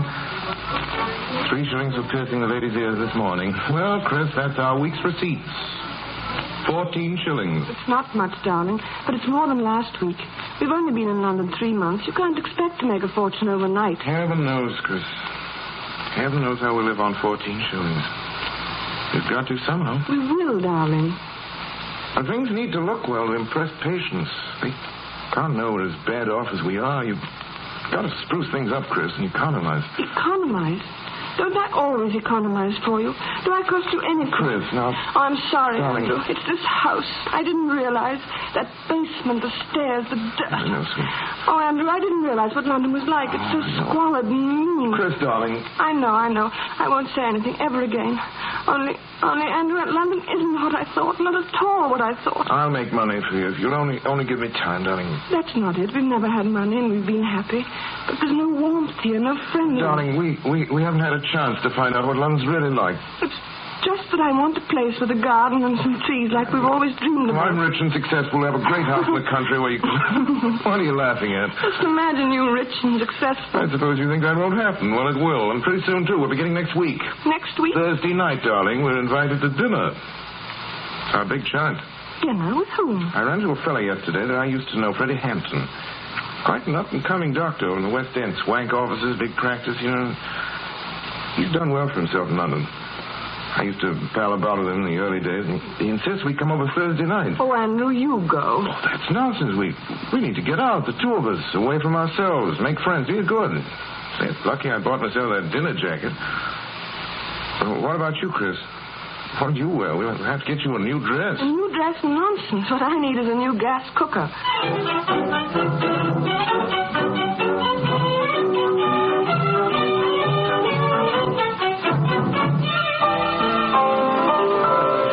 Cigar, Manson?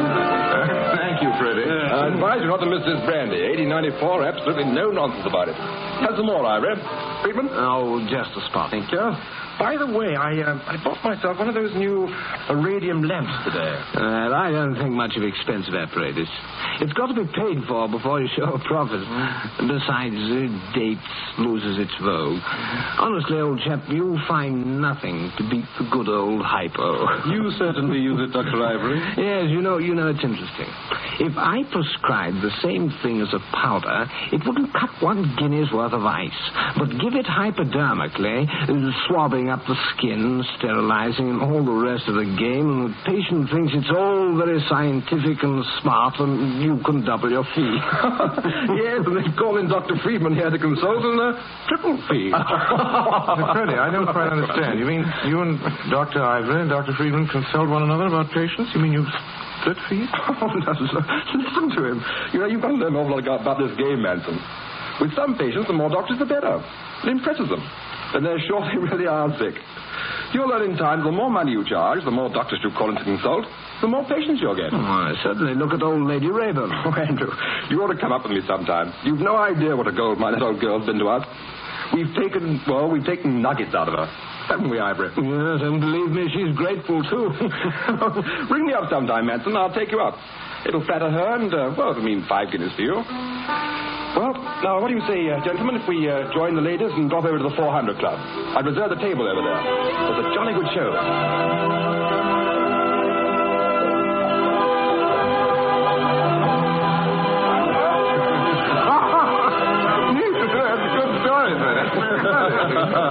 Think it like that. I say I'd better dance with Chris. You know how it is, Freddie. Oh, I say, you can dance with your wife any time. Our sponsor is Lawrence. She can do more for you than anybody else in London, if she takes a fancy to you. My boy, at this time in your career, you can't waste any time on sentiment. The right people, that's the whole thing. Francis? Yes, Freddie? A dark, handsome gentleman is pining away because he hasn't the courage to ask you to dance. Oh, I adore dark, handsome men. I should be delighted, Dr. Manson.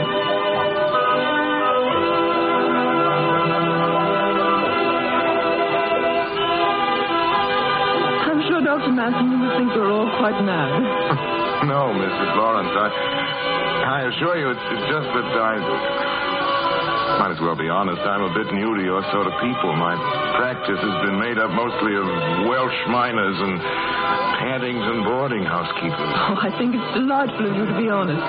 But surely, Dr. Manson, you don't intend to spend all your days in Paddington. You don't mind my saying this, do you? Not at all. I appreciate your interest. Perhaps I can help you.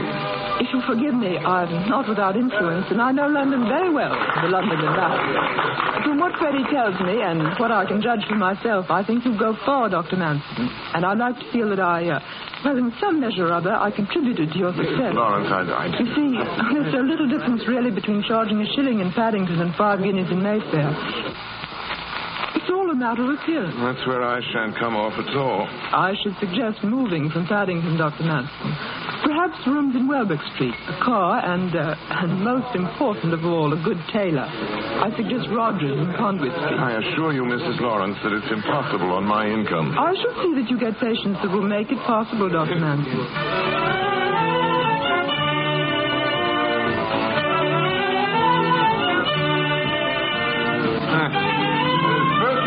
Those talk to this chap, Chris. It's been a wonderful evening. Oh, now look here, Chris. What's wrong? Couldn't you see it? Everything. The food, the furniture, the way they talk. Money, all the time. And the way that Mrs. Lawrence looked at me. It was actually funny when she realized what a nobody I was. Oh, the whole thing was disgusting. I'll make money for you, Chris. I'll buy plenty of expensive clothes. Freddie, just telling me. I don't want money, and I hate expensive clothes. Darling, please. No. Don't kiss me, Andrew. I love you, Andrew. But when you're like this, I seem to be with a stranger. All right, my girl, if that's the way of it. But I'll show you I can get out of this hole. You don't have to worry about clothes or your cook stove. I'll make money. You'll see.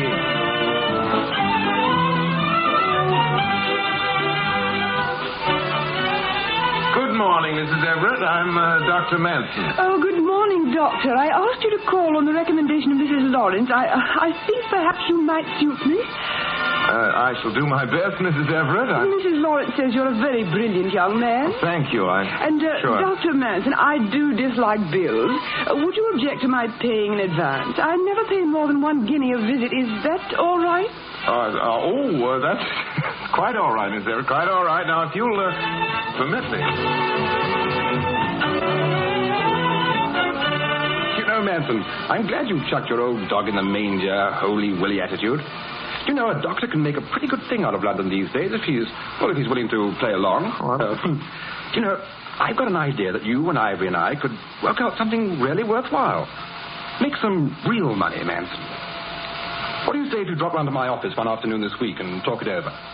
Well, I'd be glad to. I say, there's a favor I'd like to ask of you. It's a charity case. Oh, I say, another one, Manson? For a fellow who's only been in London a few months, you've certainly loaded yourself down with those. This is a rather special case. The girl has TB, left apex, primary stage. Of course, it's pretty bad. I wonder if you'd arrange to have her taken to Victoria Chest Hospital. Oh, well, of course, anything for a friend. I'll bring her up. Fine. And afterwards, why not drop into the Ritz and we have a drink? I'm sorry. I've got an appointment to see Richard Stillman. Stillman? You know, the American health expert. He's in town today. Oh, the quack. Well, he's quite a big man in America. Yes, well, I'd be very careful of that if I were you, Manson. In your position, it isn't too good to be seen with men of that type. And you're just at the point where the wrong connections can ruin you, old boy. Just think it over.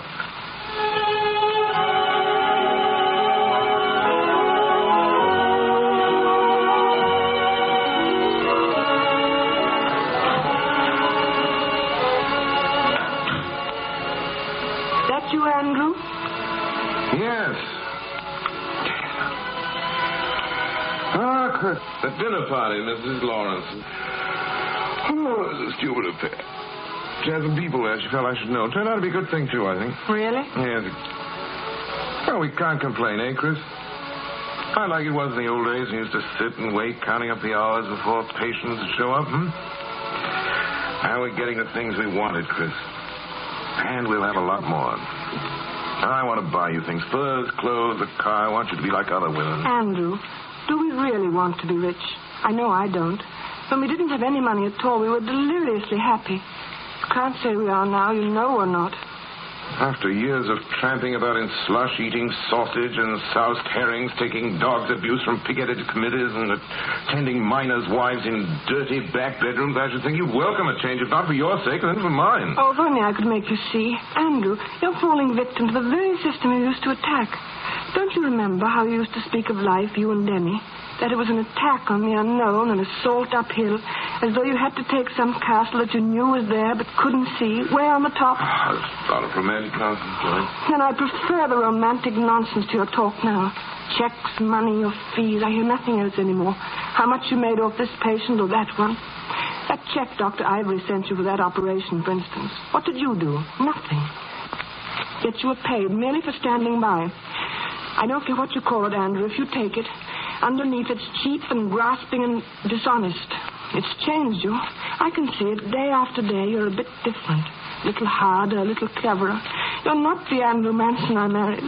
Oh, darling, don't sell yourself. The last time, Christine, I wanted to start making a neurotic fool of yourself. Can't you be a help to me instead of a hindrance nagging me every minute of the day, darling? I haven't nagged you. I've wanted to speak before, but I haven't. Well, then don't. You hear me? Don't. You talk as if I was some kind of a dirty crook. I only want to get on, darling. If I want money, it's only as a means to an end. People judge you by what you have. If you're one of the have-nots, you get ordered about. Well, I've had enough of that in my time. In the future, I'm going to do the ordering. Now, do you understand? Yes, Andrew. I'm afraid I do.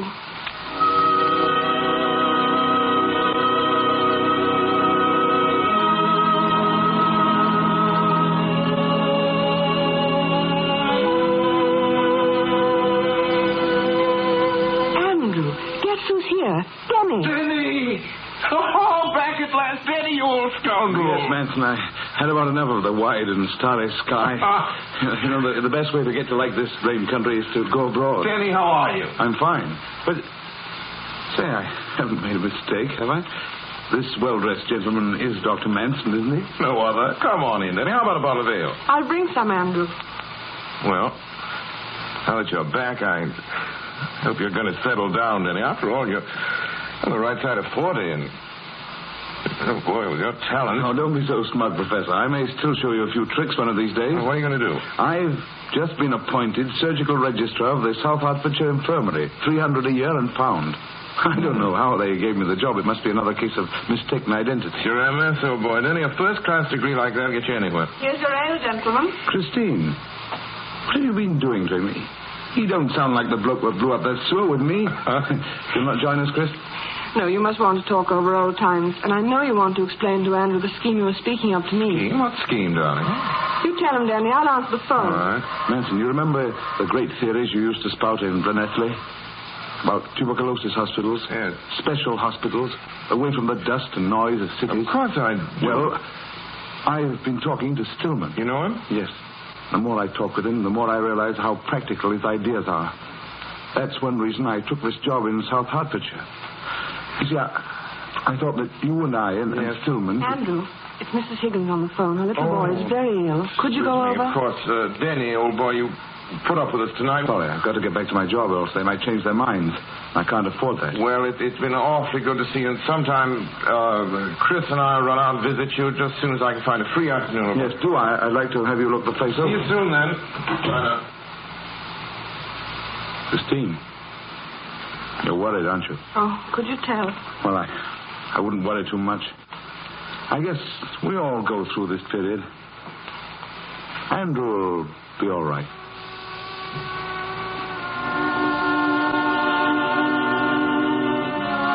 Is it terrible serious, Dr. Mrs. Higgins, an operation is absolutely necessary. Johnny shows a cystic condition which will have to be removed. I'll see what I can do about getting him into a ward at once. Oh, well, I don't want that, Doctor. We're not well-off people, but we've a bit put by, enough for a private room and a good surgeon. I'll see if I can't arrange to have a friend of mine, Dr. Ivory, perform the operation. Well, whoever you say, Doctor, I'm trusting in you.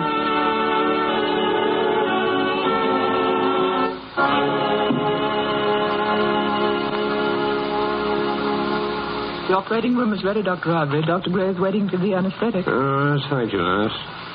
Well, Manson, soon be over.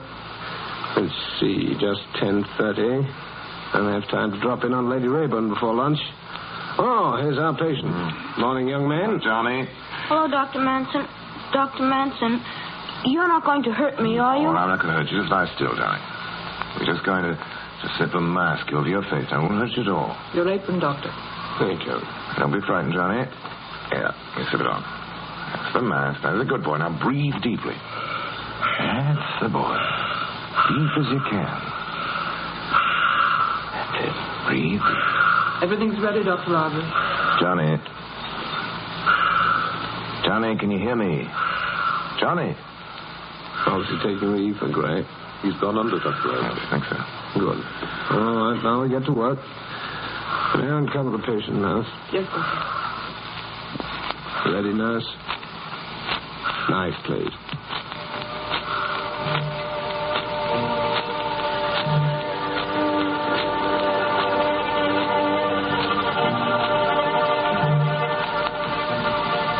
I'm so frightened, Mrs. Nancy. Dr. Ivory's a very famous surgeon. I'm sure Andrew wouldn't have recommended him unless he was the best. I know. But Johnny looked so white. It was almost as if... Oh, please, Mrs. Higgins, you mustn't worry.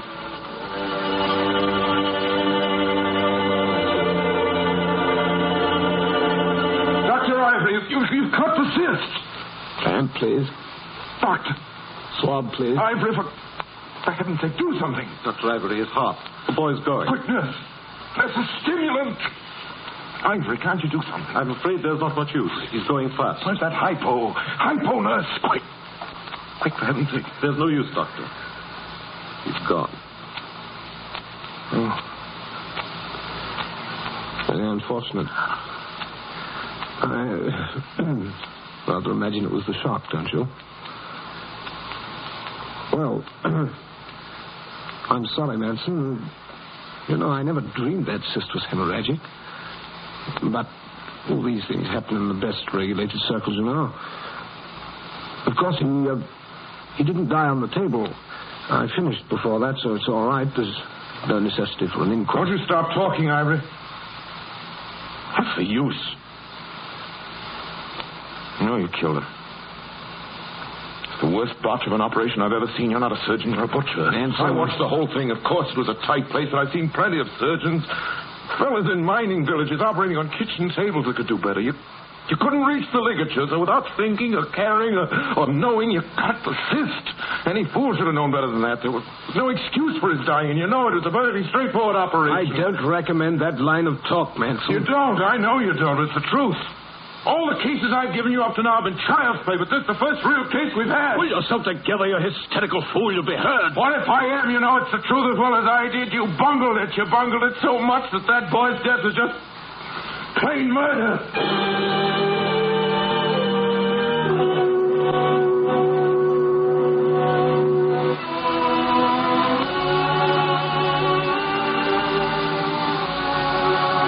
That you, Andrew? Yes, Chris. But it's so early. Surely you've not finished surgery. Won't be any more surgery tonight. This is your busiest night. Andrew, what's the matter? Oh, Christine. Christine, darling. Andrew, there is something the matter. Something happened to you. Yes, Chris. Oh, Andrew, Mrs. Everett's been here. She's been waiting nearly 20 minutes to see you. Tell her to come in. Good evening, Doctor. I'll go, Andrew. No, wait. I want you to hear, darling. Oh, Dr. Manson, I just had to come to see you. It's my heart. I'm sure it's my heart. Now, let me tell you my secret. Mrs. Everett, why do you come to me? What? Oh, I know I'm not to blame. I told you to come. There's nothing really wrong with you, Mrs. Everett. Dr. Mrs. Everett, for the first time in your history, you're going to be told the truth. You've never done a day's work in your life. Your body is soft, pampered, and overfed. You don't sleep because you don't exercise. You don't even exercise your brain. You haven't got anything to do but cut coupons and scold your maid and wonder what you and that miserable little Pomeranian of yours want to eat. Stop all the little pills and sedatives and hypodermics and every other kind of rubbish. There's nothing in this world wrong with you, Mrs. Everett. What a little unselfishness can't cure. I'm sorry I can't be of any further service to you, but I've no doubt you'll find other doctors who'll be only too happy to pander to you. Well, Good day, Mrs. Everett. Good day. Oh, hello, Mrs. Everett. How are we? Oh. I say, what's happened to her? Oh, hello, Mrs. Manson. You go along, Chris. I'll talk to Dr. Hammond and join you right away. You'll excuse me, Doctor. What do you want, Freddie? I say, I just heard about that little affair with Ivory. Oh, you did? Yes, I don't mind telling you, I'm darn glad. It's about time you had an inside slant on that fellow. He's no surgeon. Never was. I could have told you that a long time ago. And why didn't you? Well, I mean, as long as we were working together, it didn't matter. But after this affair, I can see it won't do to have him with us, you know. It might be something that counted next time, then we'd be in trouble. I've got a scheme, old boy. Let's stitch Ivory and Freeman all together and start a tight little partnership of our own. Thanks, Freddie. I can't do it. I'm getting out of here. I'm moving on. What? While you're on the subject, Freddie, I'd better tell you that I've taken that girl, Florrie Schmidt of yours, out of Victoria Chest Hospital today. You've taken my patient? I've taken her to Stillman at Wickham. You've taken my patient to Stillman? Yes. Oh, so you're feeding patients to him now, huh? Florrie would never get well in that hole of yours, and you know it, Freddie. She will get well at Stillman's. What's more, you might as well know it now as later. I'm going in with Stillman. Oh, you are? Yes. Well, I suppose you know that Stillman isn't a doctor, but if you cooperate with a quack like him, you can be hauled up by the council for malpractice as quick as that. I'm warning you. I'll take the chance on that, Freddie.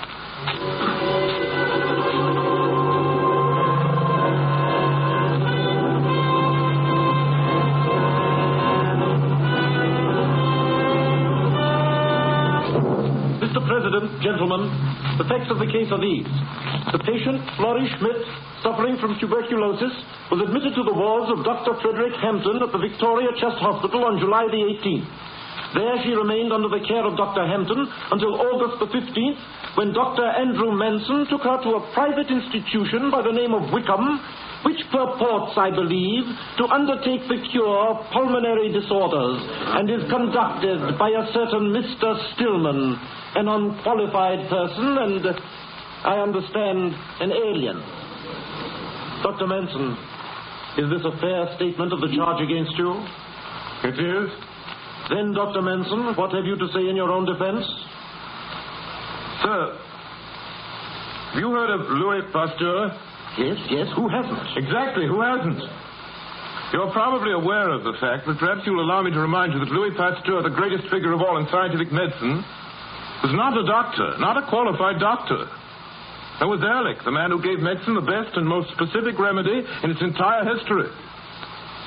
There was Metchnikoff, inferior only to Pasteur in his greatness. There was Hafkind, who fought the plague in India. Forgive me for reminding you of these elementary facts, sir. They may show you that every man fighting disease who hasn't got his name on the register isn't necessarily a knave or a fool. Yes. These are illustrious names, we know. Surely you don't compare Stillman with them? Why not? They're only illustrious because they're dead. Virchow laughed at Koch in his lifetime, abused him. We don't abuse him now. But we abuse a man like Stillman, who's done more for medicine than thousands of men with degrees, men who ride about in motor cars and charge their fees free as air. Dr. Manson, do you realize what you're saying? I do. I know I'm speaking more strongly than I should, but I can't help it. What I'm saying has got to be said. If we go on trying to make out that everything's wrong outside of the profession and everything is right within, it means the death of scientific progress. We'll just turn into a tight little trade protection society. It's high time we started putting our own house in order. And I don't mean the superficial things either. Go to the beginning. Think of the hopelessly inadequate training doctors get. Gentlemen, when I qualified, I was more of a menace to society than anything else. All I knew was the names of a few diseases and the drugs I was supposed to give them. I couldn't even lock a pair of midwifery forceps. Anything I know I've learned since then.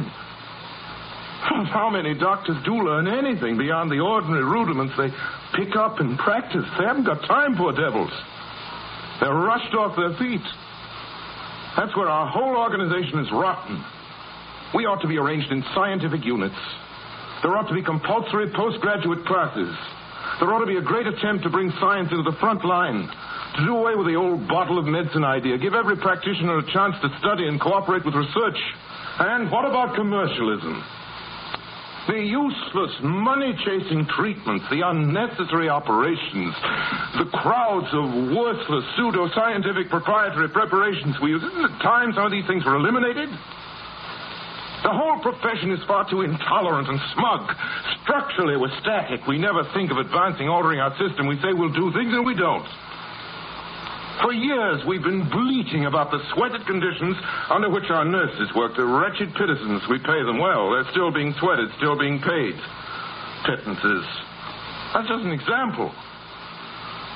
I know I've made plenty of mistakes and bad mistakes in practice. And I regret them.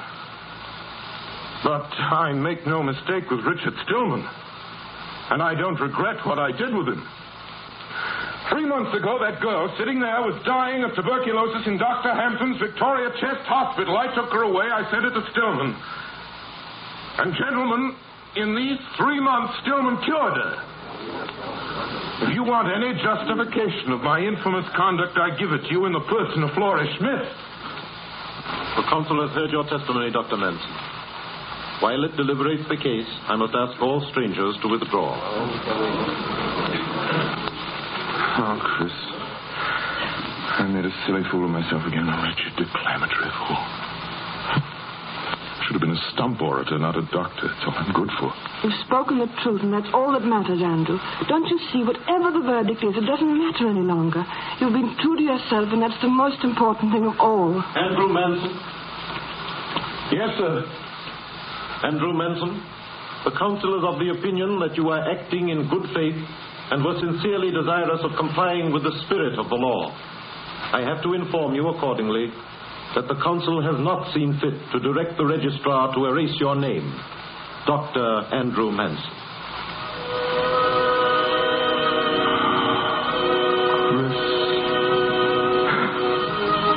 Chris, I've won, did you hear?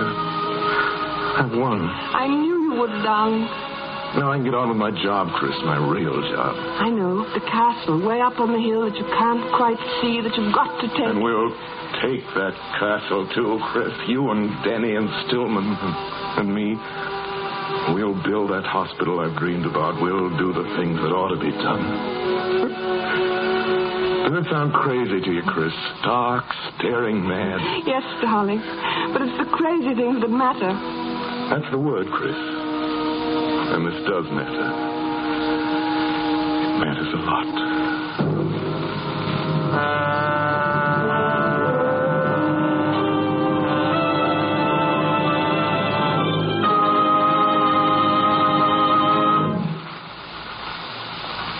You have been listening to Orson Welles and Geraldine Fitzgerald in a Campbell Playhouse presentation based on the novel by A.J. Cronin, The Citadel.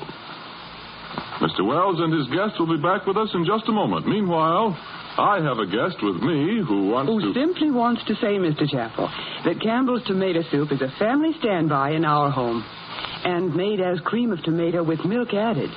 Campbell's tomato soup is just a grand way to give my small child more milk. Its sunny color is so attractive to him, and its flavor is so nice. He just spoons up his bowl full in no time, I can tell you. Oh, thank you. And I'd like to repeat that last point of yours to every young mother listening. Campbell's tomato soup, prepared as cream of tomato with milk added, is indeed a big help in solving the problem of how to give a child more milk. Have you tried it? And have you Campbell's tomato soup on hand? And now here's Orson Welles, who will present our guest star to you. Thank you, Mr. Chappell. And now, Geraldine, what would normally be said at this time goes like this. Ladies and gentlemen, it gives me great pleasure to introduce, and so on, which under the circumstances is a pretty silly way to be carrying on. Geraldine Fitzgerald, ladies and gentlemen, and your obedient servant are old friends from the Mercury. I'm glad you broke the ice, Orson. Good evening, everybody. I hope you'll forgive me, ladies and gentlemen, but I can't help reminding our guest of the evening of Heartbreak House. I can't help remembering it. Not entirely painful to me to recall that our Mercury production of the Shaw play was a success. And I wonder now if the audience outside of New York knows how very considerable was your success in that play, Geraldine. We were so happy and proud to be able to persuade you to come to New York from Ireland to play Ellie Dunn with us. I tried not to make it too obvious that I was just as happy as you were. This is getting to be terribly sentimental, but Geraldine, do you remember that opening night when I took you by the hand and brought you out on the lawn in front of Heartbreak House? The most wonderful opening night I've ever had, Orson, or ever expect to have. And so much has happened to your career since that night 2 years ago, Geraldine. We've all followed your rise to stardom as if you were a member of our own family, as of course you are. Your first picture with Merle Oberon, Wuthering Heights, and then Dark Victory with Betty Davis. And now your first starring vehicle, A Child is Born. Orson, do you want to know something that's made me very, very happy? I certainly do. Well, it just occurred to me how wonderful it is that I've made my first appearance in a full-length presentation on the air on the Campbell Playhouse with you. My first theatrical appearance in New York, my first full-length appearance on the air. Thank you very much, Orson. We here on the Campbell Playhouse thank you very much. And you've got to promise us here and now that you'll be back soon again. I will. I promise gladly. Can't imagine better news. Thank you. Again, Geraldine, and good night. Good night, Orson.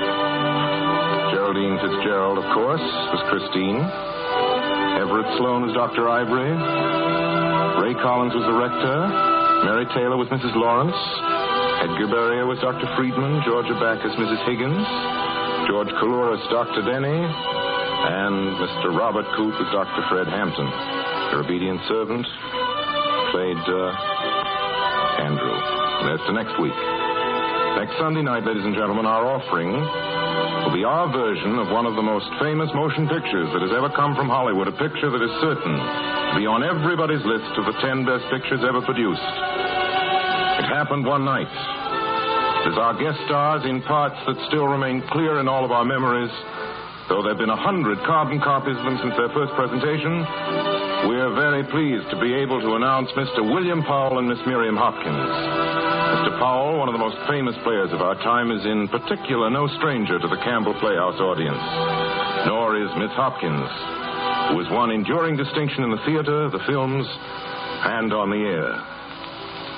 And so, until then, next Sunday, and it happened one night, my sponsors, the makers of Campbell Soups, and all of us here in the Campbell Playhouse remain, as always, obediently yours. This is the Columbia Broadcasting System.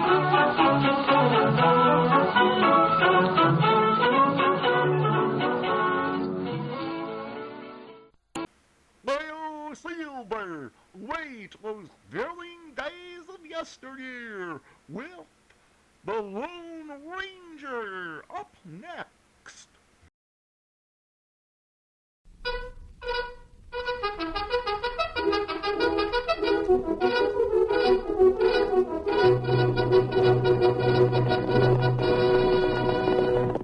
Hi-yo, Silver, away! A fiery horse with a speed of light, a cloud of dust, and a hearty Hi-yo, Silver, the Lone Ranger.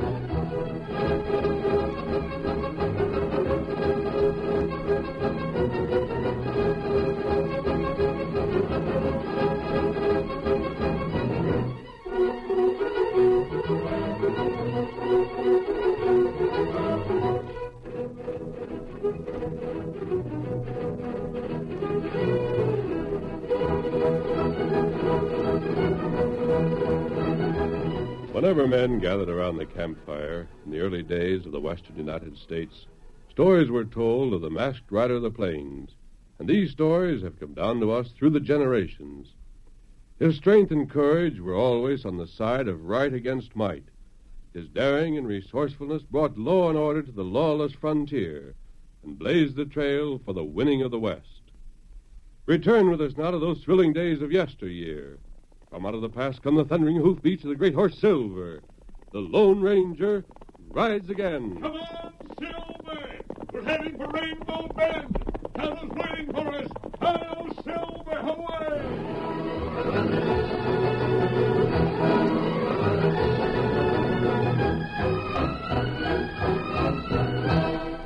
Sam Birdwell ran the only store in Rainbow Bend. It was the only store in over 400 square miles of rangeland, and every settler and rancher bought supplies there with one exception.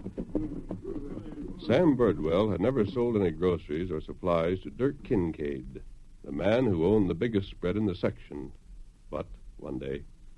Sam, look who's coming into the store. Yeah, I've seen him tie up to the hitching rail. It's Kincaid and his foreman Gonzales. You better get him back, Deborah.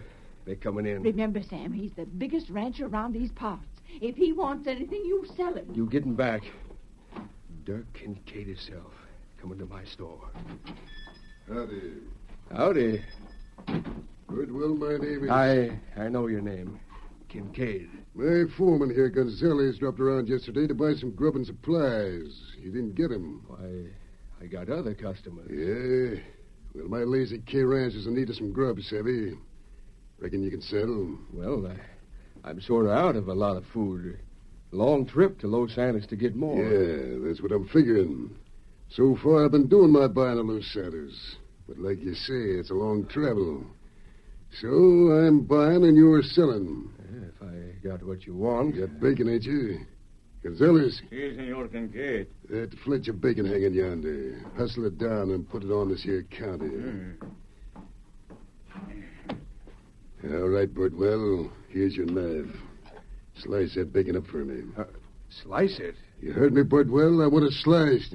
But the cook on your spread, he can do that. Senor Kincaid, I am handy with a knife. Very handy. You want I slice this? Gonzalez, you're always itching to use your knife. Put it away. I'm asking Birdwell.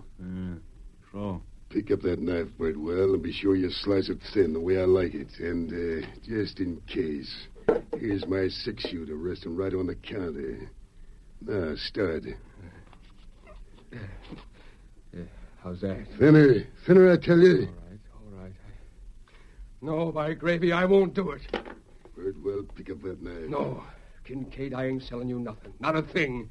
I sell to most folks, but not to you. Pick up that knife and start slicing. No, you're an ornery scheming crook. You own the biggest spread this side of the high Sierras, but you rustle cattle, you steal horses. You're a poison sidewinding rattler. Maybe other folks do what you order, but not me. Now get out. No man can talk to me like that. If you got a gun under that counter, reach for it. I'm going to blast you to...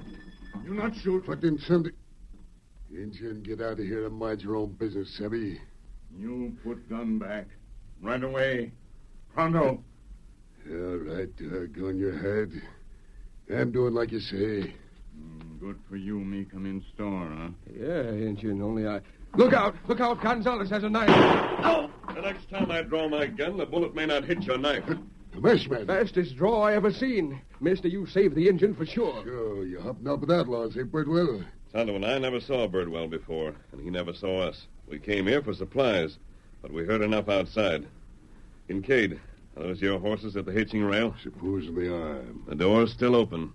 You and your foreman can make tracks right now. Looky here, mister. You heard me. On your way. Come on, Gonzalez. I'm gone. What I said still goes, Birdwell. You won't sell grub or supplies to the Lazy K, huh? Well, you're stacking up trouble for yourself, a heap of trouble. And it won't be long in coming. Adios. I reckon I'm a plumb idiot, mister. Kincaid sure means what he says. Now I've got you in trouble, too. Tonto and I are used to trouble, Birdwell. We were glad to help. Sam, are you all right? Sure, Deborah, sure. Oh, I was out and back taking a walk. I was so nervous I couldn't stay in the back room. Then I heard that shot.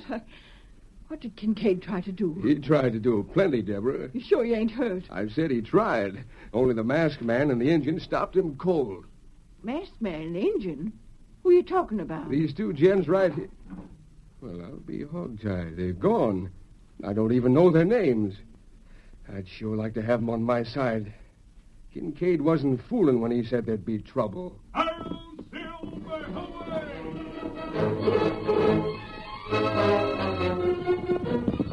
Senor Kincaid, almost we are back to the Lazy K Ranch.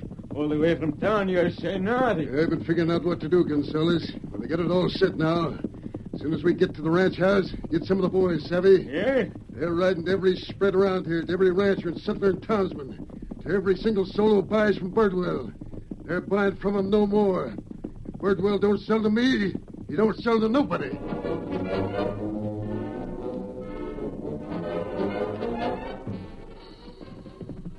Hey, you rich man. I got message from Senor Kincaid. He say nobody trade with Birdwell. Huh? Nobody, savvy? You stop trade with Birdwell, pronto, Richmond. Or Kincaid, he don't like it. Much better you do like Kincaid tell you, eh? Remember.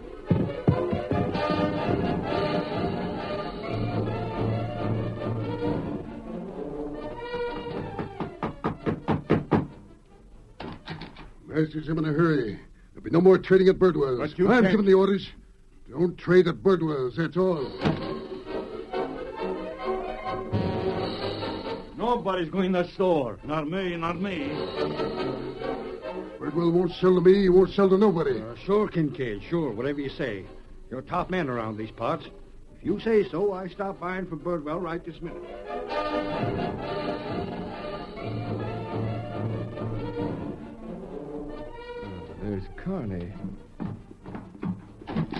Carney!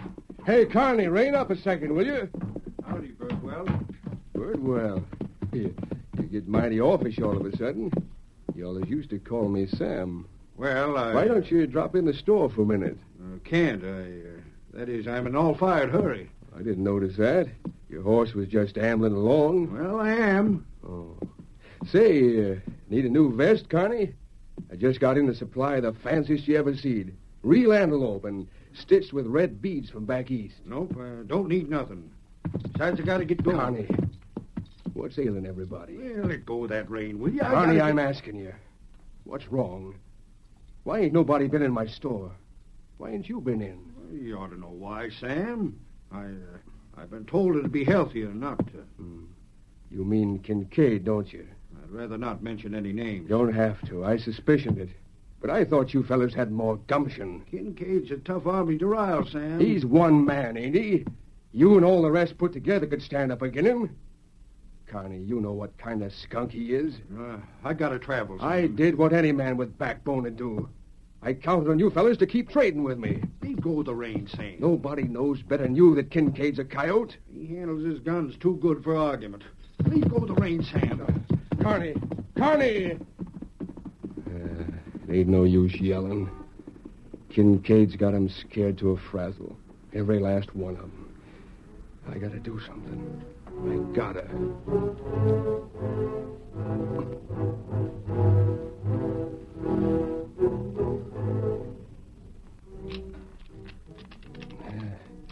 That does for one gun. Now the other. So. Who's that? Sam. Sam, where you going? You get back to bed, Deborah. It's the middle of the night, Sam. What on earth You're wearing guns. I got a little business to attend to. And your horse, all saddled and ready. Sam, what's on your mind? Where you going? I'll be back right soon. No, wait. Let me see your face. You're trying not to look at me. Deborah, where I'm heading for ain't a woman's business. Kincaid. You're going after Kincaid. Answer me, Sam. You're going to shoot it out with Kincaid. A man's got a right to protect his business. You can't. He'll kill you. He's a dead shot. I'll take my chances. It's better than starving. Because nobody trades at our store. You can't go gunning for... Kincaid's an ornery snake. He thinks he can run this section. He thinks he can ruin me because I prefer to do business with good people. But you can't. There's a law against gunfighting. Law? What good's laws when nobody uses them? And friends, too. I thought I had plenty. But what good's friends if they won't stand behind you? Oh, you can't blame him for knuckling under to Kincaid. I ain't blaming him, Deborah. But I'm settling this. I got it. Sam, no. No, come back. Let go of me. My mind's made up. Sam, you can't. I'm calling him out, Deborah, tonight. As soon as I get to his ranch. Give me a kiss for luck. Sam. Deborah, Get up, boss. Get up there. Sam. Sam.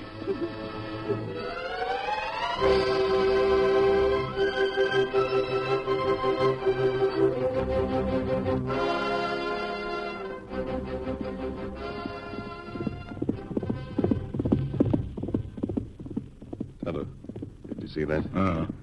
Him clear in moonlight. Looked like Birdwell pushing his horse plenty hard. That's right. Come along. We go to the store? Yes. I noticed the light through the window and back. You see it? Did you see that, Tonto? The door just closed. It was a woman. You could see her in the lamplight. That Birdwell's wife, huh? It must have been. Come on, Tonto. Hello! Hello in there! Listen. Woman cry, huh? Yes, we're going in, Tonto. Mrs. Birdwell? The masked man. And that agent with you. Move one step closer, now pull this trigger. Tonto and I are your husband's friends. Oh, we help. The masked man. Yeah. Sam did say something about it. Well, you helped him before, but you can't. We saw your husband making tracks. Where's he going? I tried to stop him. Kincaid'll kill him. Kincaid? Is that where he's heading? Sam was going plumb loco, seeing how Kincaid made everybody stop trading here. Sam took his guns. He's going to call Kincaid out. Tonto, look after Mrs. Birdwell. Let me do it. Masked Man, where you going? I'm going after your husband. Here, Silver. You mean it, Masked Man. You'll go after him. Come on, Silver. Come on. Him go after him. He's got to get there in time. He's got to. Him go plenty fast. I'll Silver away.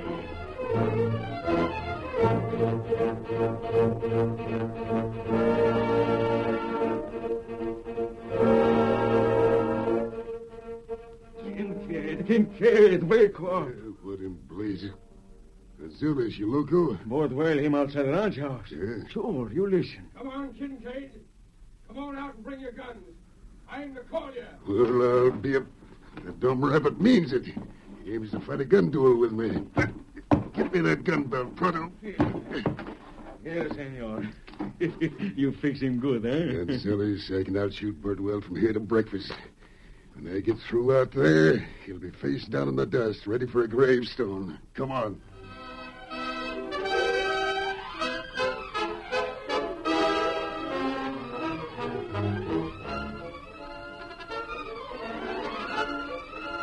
The curtain falls on the first act of our Lone Ranger story. Before the next exciting scenes, please permit us to pause for just a few moments.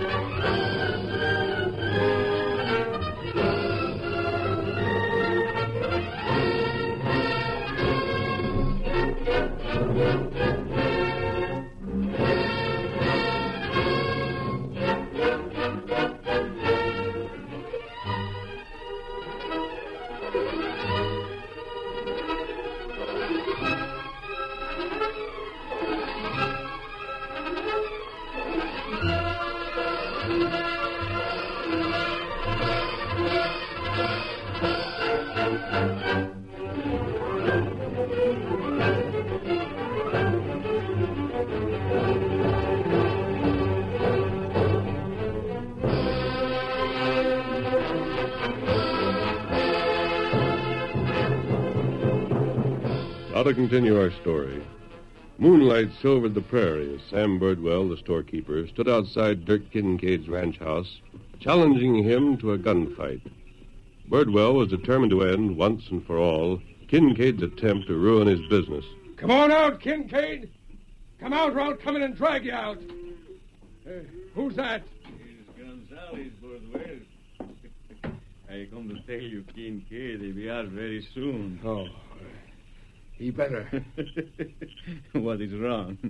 You scared, huh? Maybe I am. I ain't much of a hand for gunfighting, but I'm going through with it. You end up 6 feet under. So be it then. Now get away, you ornery knife thrower. Sure, I leave you by yourself now. That you, Kincaid? Well, if it ain't Birdwell. Come out in the moonlight where I can see you. So you come gunning for me, eh, Birdwell? Come out where I can see you fair. I could let you have it right from here. Yeah, I reckon you could. I reckon that's the way you like to fight, too. I ain't toted a gun for years, but I still got nerve enough to use them. Now, come on out. It's you or me, Kincaid. Come out and get... Come on, Silver! Kincaid, get him fast. Shoot, let him out. Come on, Birdwell. You're coming with me. Let go of me, masked man. Set me down. Birdwell, you're staying on this horse until you're away from here. Doggone you, mister. Save us. We'll talk later. Come on, Silver. Faster, boy. Hello, Silver. Away!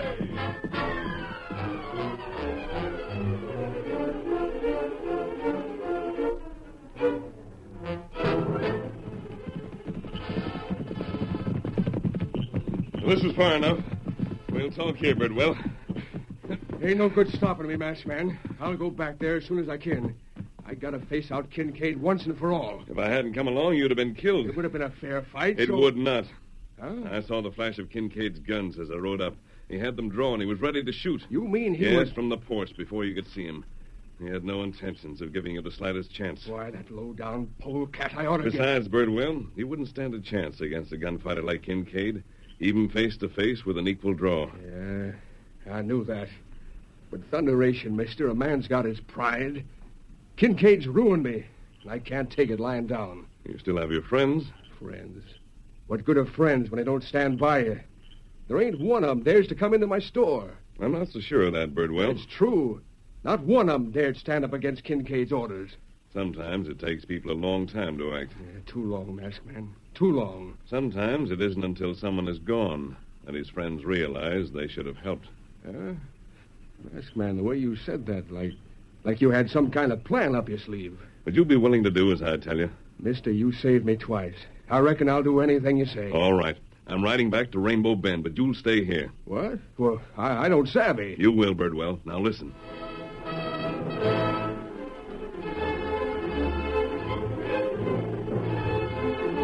Injun, is that...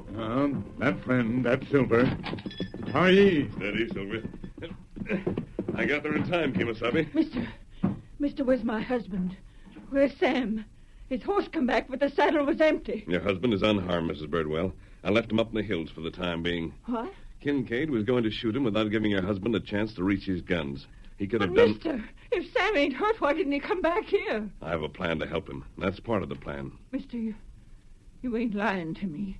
Sam ain't... Friend, always tell truth. Your husband isn't even scratched, Mrs. Birdwell. You've got to believe that. Mister, I reckon I do believe it. Fine.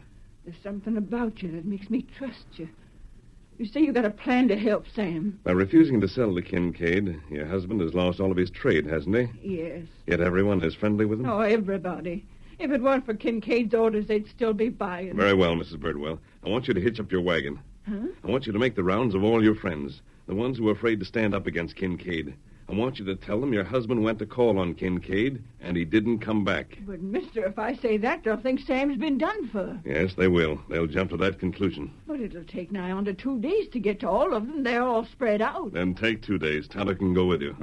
What about you, Masked Man? You coming along? With this mask? No, I'll stay here. I have some work to do. You call on everyone you can. Yes, Masked Man. Yes, and I'll tell him just what you told me to say.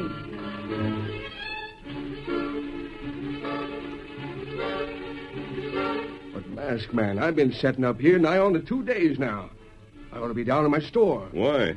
You have no business to attend to? Well, maybe I ain't. You promised you'd stay here till I told you to leave. You've got to keep that promise. All right, I will. But, hey, mister, where you going? Here, Silver. Mister, where you going this time? Look out there across the slope toward Rainbow Bend. My eyes ain't as good as yours, mister. It's a wagon. Your wife's coming back. Well, I'm sure No, glad... Birdwell. It's getting dark. I can go down there and meet them, but you stay here. Come on, Silver.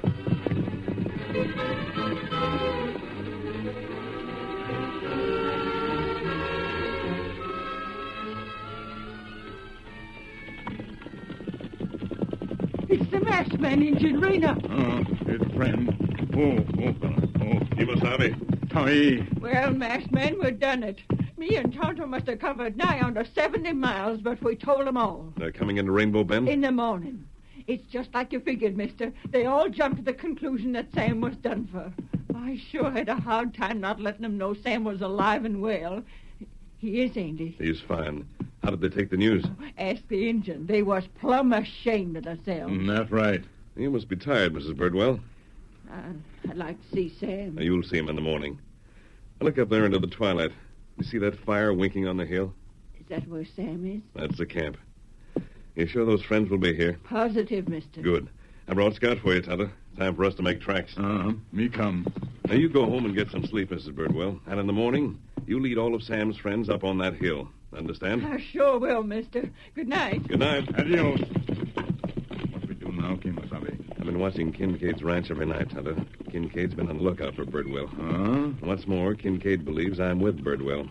He thinks the two of us are dangerous, that we interfere with his rule of the district. Tonto's happy now. So far, I've made sure Kincaid or his men didn't see me. But this time, I'm making sure they do. Come on, Tonto. Get him up, Scout. Come on, Silver. On the trail.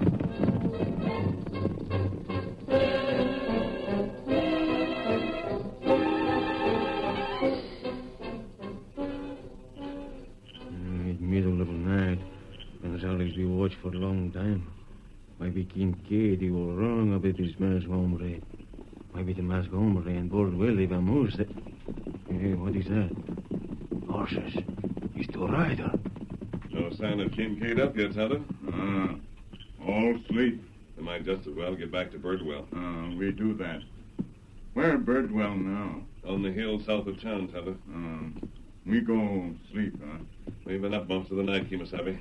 Yes, we'll head back for camp. So, time for me to tell Kincaid. His news he'll be waiting for.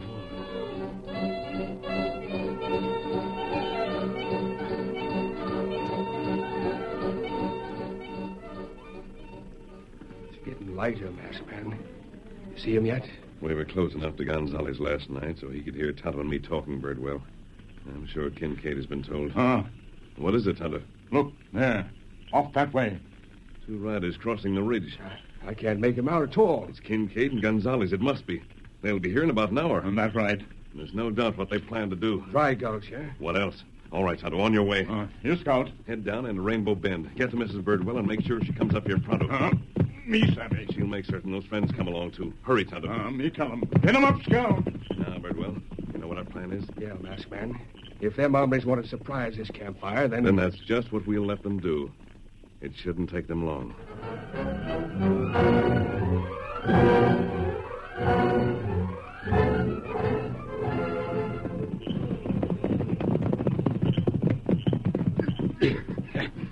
Ground hit your horse, Gonzales.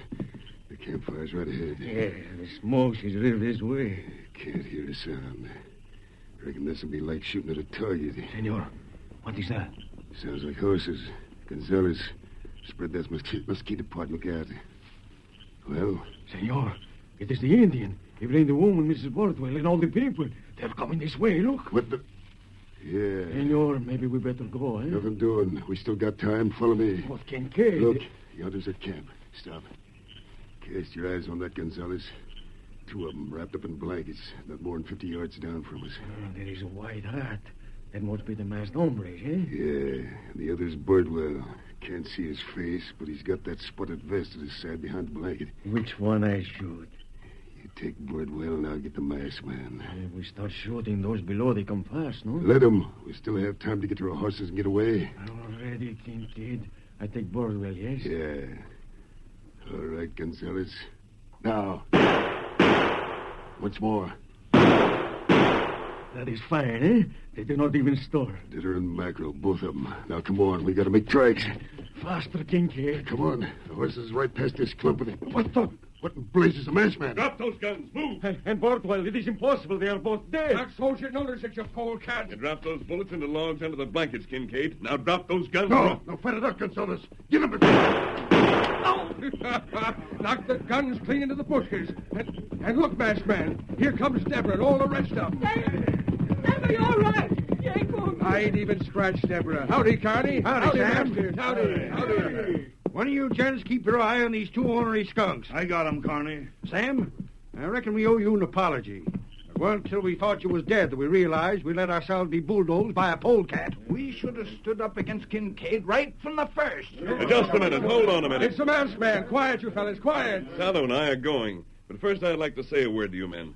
Sam Birdwell did what every one of you wanted to do. He stood up against oppression and wrong. He sure did.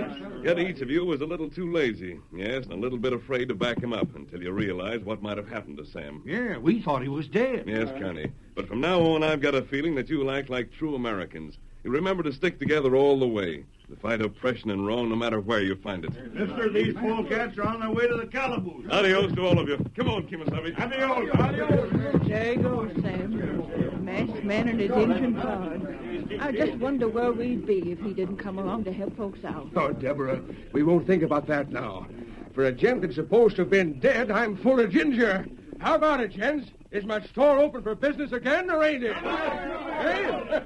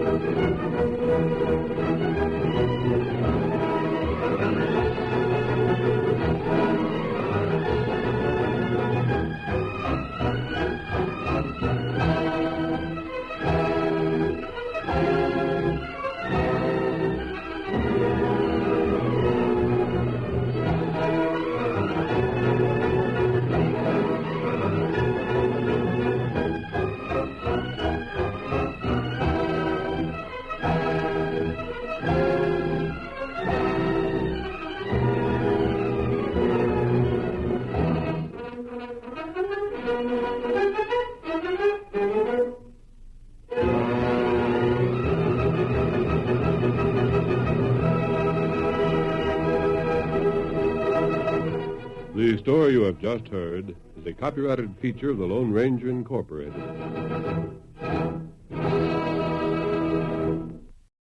Up next on Nightly Old Time Radio Shows, enjoy the adventures of Nick Carter, Master Detective. Nick Carter, Master Detective.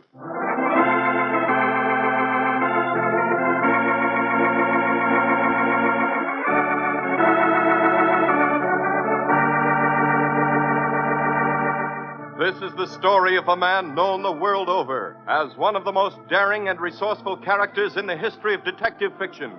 A man whose name has become a symbol of the triumph of right and justice over the sinister forces of crime and lawlessness. Nick Carter, Master Detective.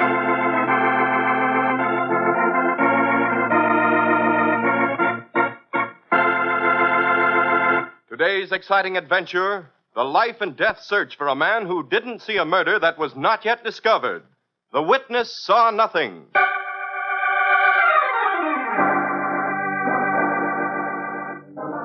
Jefferson Heights is a suburb of the city that's still half country.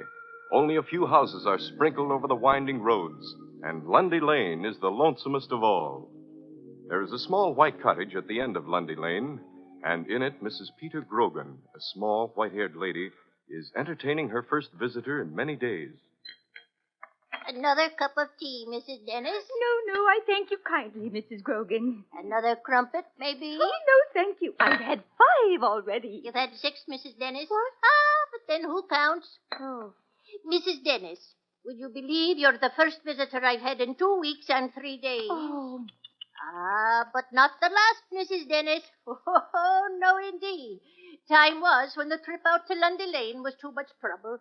It isn't now, eh, Mrs. Dennis? I don't know to what you're referring, Mrs. Grogan. Why, to the story in the newspaper yesterday about me.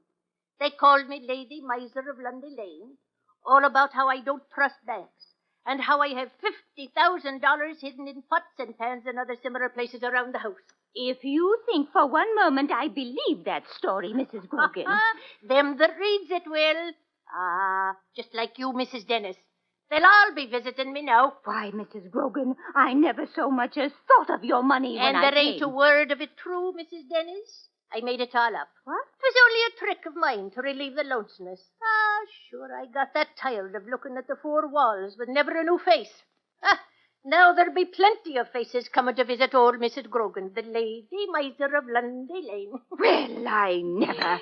I'm taking myself out of this house of No, Mrs. Dennis. Oh, sure you do not begrudge your old friend. Leading your friends to believe you were rich and all the time it's a lie. You'll not be seeing me again, Mrs. Grogan, I assure you. No. And them that do visit will be nothing better than low fortune hunters. I wish you well of them, Mrs. Grogan. Goodbye. Now I wonder how many others saw the story in the paper. They'll all be coming sooner or later.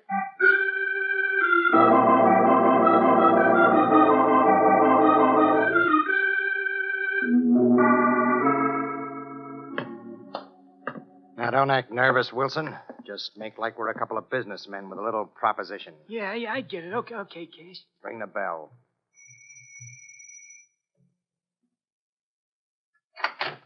Yes? Afternoon, ma'am. Could we speak to Mrs. Grogan?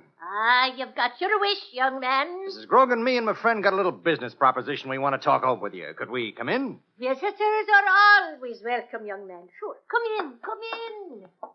Yes. Now, maybe you'll be having a cup of tea while we talk business, eh? No doubt it's regarding the money of mine you read about in the newspaper. Yes, ma'am. It's about the dough, but we can't stay for tea. Quick, Wilson. Nice work, Wilson. You got that wire in your pocket? Yeah. Get her tied up. Stick a gag in her mouth. I'll start looking for the dough. Shouldn't take us more than 10 minutes to locate it and get out of here.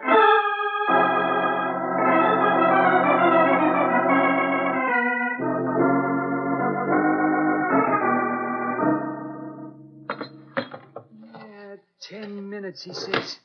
10 minutes.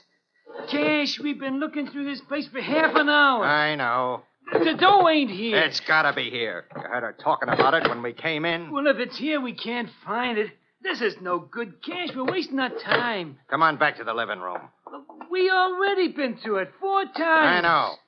This time we're going to ask Mrs. Grogan to find the dough for us. She ought to come too by now. Yeah, her eyes are open. Give me a sap. Yeah, here. Listen, Mrs. Grogan, my friend's going to take the gag out of your mouth.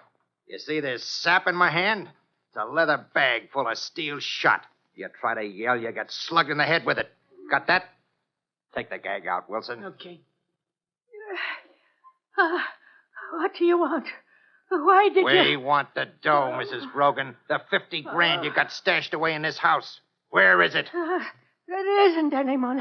Don't give me that. I've been lied to by experts. Where's the dough? Where you got it hid? But I tell you, I haven't any money. It's all a mistake. Says you. You're crazy. There isn't any money. There never was any $50,000. It's just a newspaper story. It's all a joke. Hey, there's somebody at the door. You old biddy, I'll shut you up. That'll keep you quiet for now. Gee, Cash, you slugged it too hard. I think you killed it. Yeah, she's dead, ain't she? Well, she must have been pretty feeble if that little tap I gave her croaked her. There's the doorbell again. What do we do? Keep quiet. Whoever it is will go away. Yeah, but maybe whoever's at the door heard her yelling. Look, I don't want to get caught in here with that corpse. Shut your mouth and keep quiet. Hello? Mrs. Grogan? Are you home? I see the door's open. You didn't shut the door, you dope. What do we do, Cash? That guy might come in here. You? Anyone home? I'll take care of this. Stay back here, Wilson. I'm coming. Who is it? Ajax vacuum cleaner salesman. Be right with you. Good afternoon, Mr. Grogan, I presume. The lady of the house in?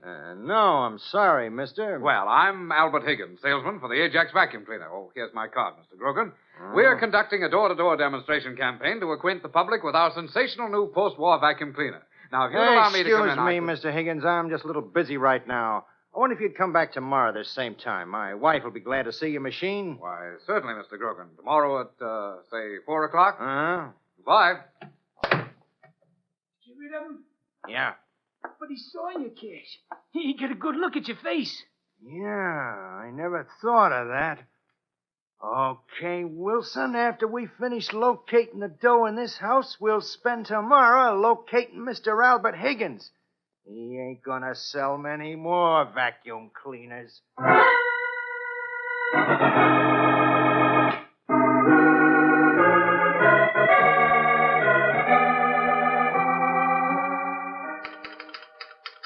The bullet removed from the wound was a .255 45 automatic slug of the type known as... All right, step right in here, folks. Oh, it's all right. There's nothing to be afraid Waldo! of. Waldo, hello, Nick. Hello, Patsy. I want you to meet Mr. Albert Higgins and his sister Barbara. Nick, this here's a serious problem you got to apply your brains to. But, Walter, we've got so much work to finish.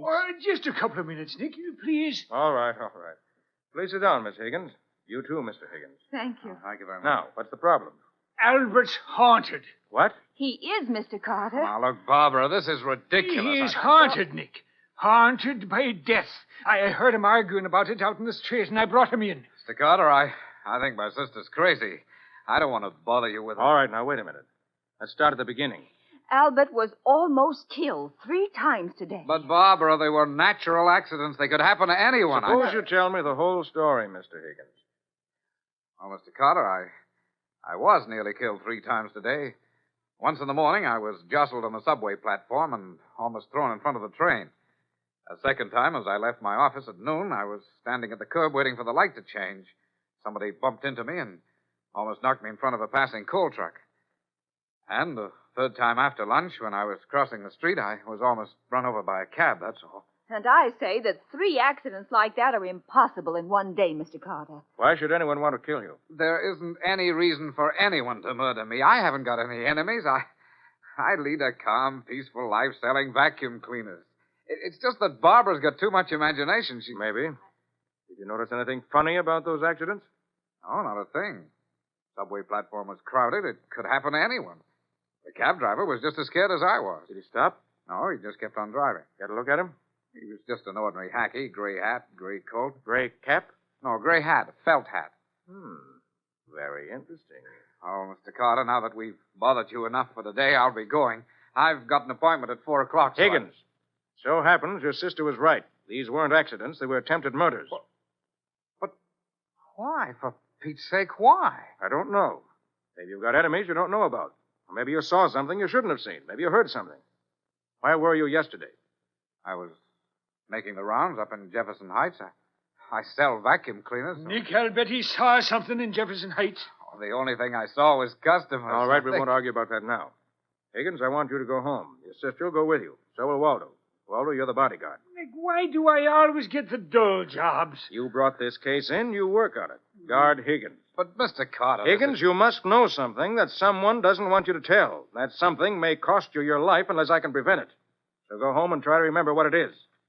I'm going down to headquarters to see if I can find anything that might help your memory.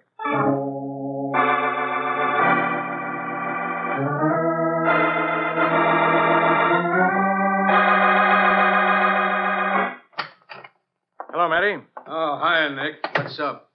Tell me, Matty, what's the news from Jefferson Heights? Why are you interested in Jefferson Heights? Read off the crime sheet first, then I'll explain. Okay. You want yesterday's reports, huh? Yes. Now, let me see. Inwood, Washington Heights, Harlem, Astoria. Yeah, I've been pretty quiet all around. Nope, nothing for Jefferson Heights. Nothing, huh? No. That makes it tough. What makes what tough? Matty, I'm involved in a peculiar case. A young man named Albert Higgins was up in Jefferson Heights yesterday. Must have seen or heard something he wasn't supposed to. Someone's trying to kill him. Yeah? Who? Don't know. It's kind of a reverse murder, Matty. I know the intended victim in advance, but I don't know the killer or the motivation. Hope maybe I could get a lead through the crime sheet. No crime in Jefferson. No crime reported from Jefferson. Oh, beat it, Nick. If you think that... Oh. Homicide, Sergeant Matheson. Hello, Sergeant. Is Nick there? Yeah, just a minute. It's for you, Nick. Buffalo Bill on the phone. Thanks. Yes, Waldo? Nick, you gotta come over to Higgins' place right away. Why? Albert Higgins is gone. He's disappeared.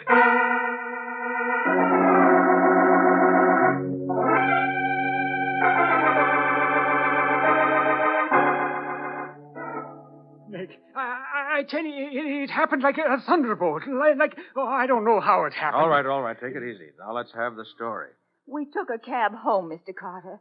Albert was pretty angry, but Mr. McGlynn here insisted he follow your orders. That I did, Nick boy. And when we got out of the taxi and started up to the apartment, Albert said he wanted to get some cigarettes. So you let him go alone, huh? Well, it was just at the corner, Nick. Now, I thought... Yes, I know. You and Miss Higgins started up the stairs to this apartment. You didn't realize anything was wrong until you got up here. Albert wasn't following, so you ran back to the corner store, right? Right, Nick, and he was gone. Did you ask the store man what happened to him? There wasn't a soul in the store. No one in the store. Let me have that phone. Oh, yeah. Waldo, you've been pretty stupid today. But Nick, How many stores have you ever seen with no one in them in the middle of the day? Nick Carter's office. Patsy, Nick, get this and get it fast. Uh-huh. Call the Ajax Vacuum Cleaner Company. Tell them you must have a record of the calls Albert Higgins made yesterday. He was a door-to-door salesman. He must have filed a list of those calls this morning. Right. I'll call you back in 10 minutes.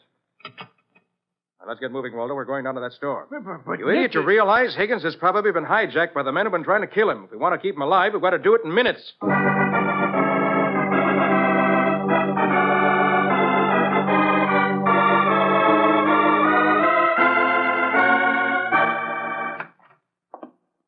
Yeah. You see, Nick? This place is empty. Never thought to look in the back of the store, huh? I did, so help me. There's not a soul there. All right, I'll take your word for it. How about behind the soda fountain? Behind? Yes, behind. Take a look. Nick! There's a body here. Yes, not cold. See the bruise behind his ear? Nothing worse. Help him up. I'll be close. Now listen to me, please. I'm Nick Carter. I can't take the time to be gentle with you because a man's life may depend on minutes. What? A man was kidnapped from this store by someone who came in and slugged you. Did you see who it was? No. My back was turned. I saw nothing. That's too bad. Wait a minute. Look here at the floor, Waldo. Hey, you mean them BBs? They're not BBs. They're chilled steel shot. Dollars to a penny, the killers bought the shot and fixed up a homemade blackjack and used that to knock this man cold. See, that's right, Nicky. It must have broken open. Waldo, pick up some of that shot. Yeah. Go down to the wholesale munitions district on Fulton Street. Take that shot to every manufacturer. Find out who made it and to what retail stores it was sold. Nick, you're turning me into an errand boy. Me, a fine surgical instrument. Waldo, we're fighting for a man's life with no ammunition for our guns. We don't know who wants to kill him or why. The smallest clue may turn the balance. So get moving. All right, Nick. I'll see you later. Oh, my head. Now, look, my friend. I'm going to make a phone call. And I'll have to leave you. But I'll send a policeman in to you on my way out. Thanks.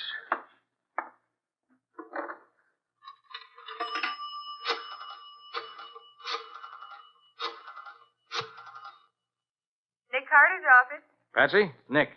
What about that report? Oh, Higgins made 11 calls yesterday in the Jefferson Heights suburbs. Read them off backwards. Last calls first.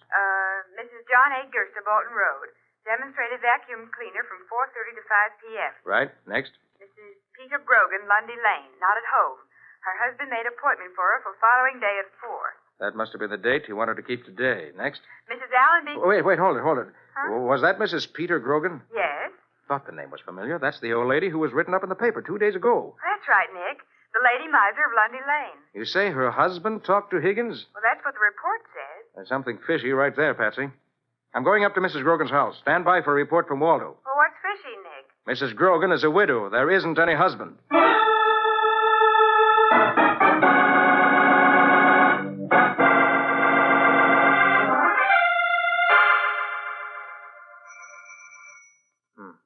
Open newspaper still on the front step. No sense ringing the bell.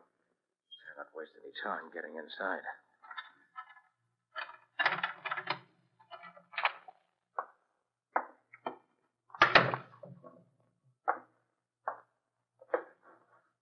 So.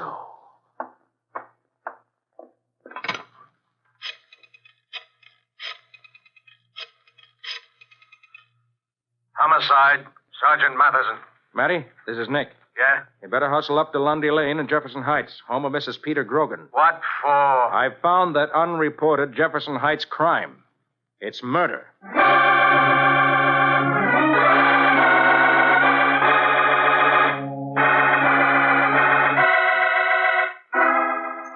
Nick, I swear I'll never doubt your word again, even if you tell me I'm a murderer. This is fantastic. One of the nastiest, rottenest murders I've seen in a long time. Yeah, some cheap Ginzel must have read about Mrs. Grogan's dough and tried to grab it. Then slugged her to death in the process. Well, look, Nick, where does Higgins come into the picture? Matty, I figure it this way. Higgins came to the house while the killer was here. Yeah? And some way or other he got in. I get it. The killer thought fast and played he was Mr. Grogan. Gave Higgins the brush off. Right. And then the killer was afraid Higgins might be able to identify him, so he tried to murder him. Yeah, probably has by this time. No, Matty, I don't think so. No, why not? Because if he'd wanted to kill Higgins, he wouldn't have kidnapped him. Why the kidnapping? Killer was probably following him all day, so he must have seen Waldo bring him to my office. I get it, Nick. The killer wants to know how much you know. He's got Higgins someplace, and he's trying to sweat it out of him. And sooner or later, the killer's going to get tired of asking questions that Higgins don't know how to answer. So he'll knock him off. Right. Matty, I have an idea how we can gain a little more time. What? In the meanwhile, get your department working on that wire that was used to tie up Mrs. Grogan. See if you can trace it. Right, Nick. I'll meet you down at headquarters in the stolen car department in 1 hour.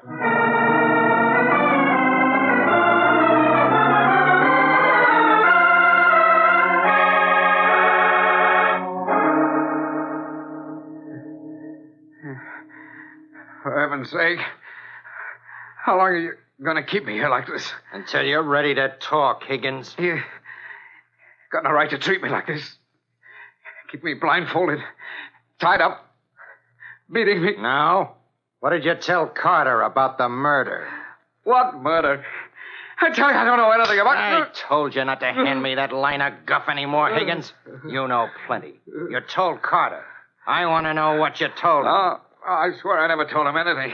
How could I? I don't know anything. I'm getting a little tired of smacking you around, Higgins. You better spill it. What'd you tell Carter? Ah, so now you're playing dumb, huh? Okay, Higgins. I guess maybe I'm finished asking questions. Maybe I better fix it so you can play dumb forever. Ah, is that you, Wilson? Yeah, Kit. Come on out here, quick. Okay. Well, what's the matter with you? Here, take a gander at these headlines tonight. Huh?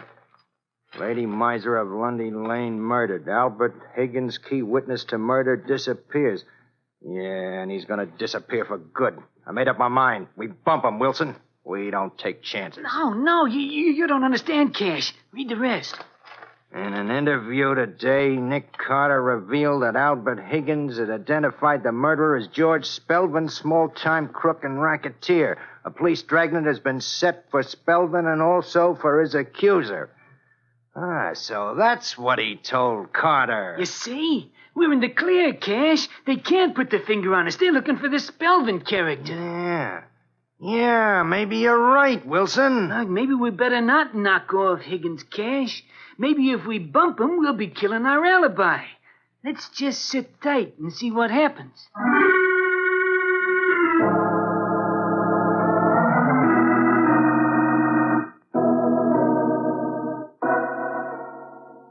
How'd your department do with that wire trace, Matty? Well, not so good, not so bad. Here's a list of 21 retailers that sell the kind of wire used on Mrs. Grogan. Thanks.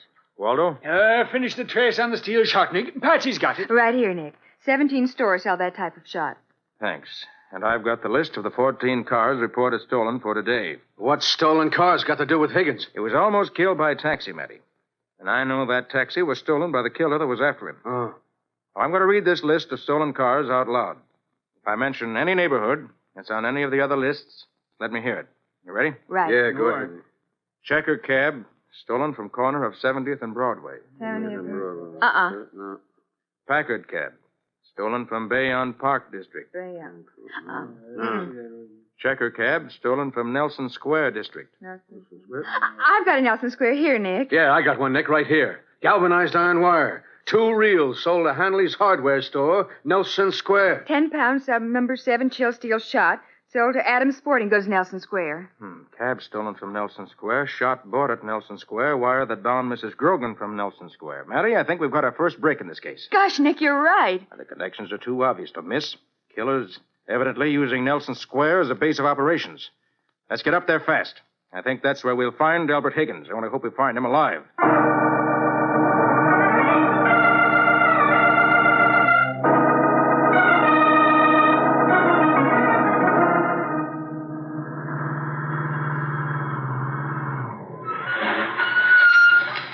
Well, this is Nelson Square, Nick.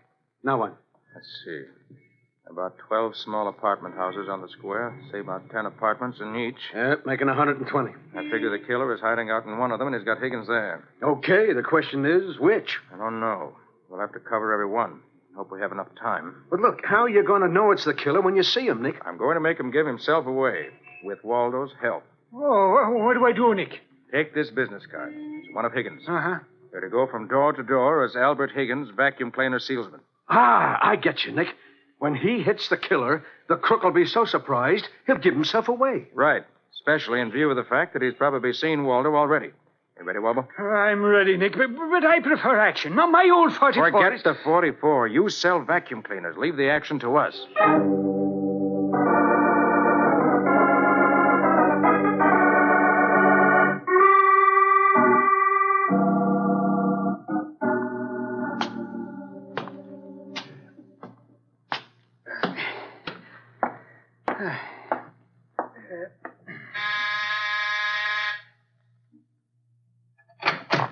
Good evening, sir.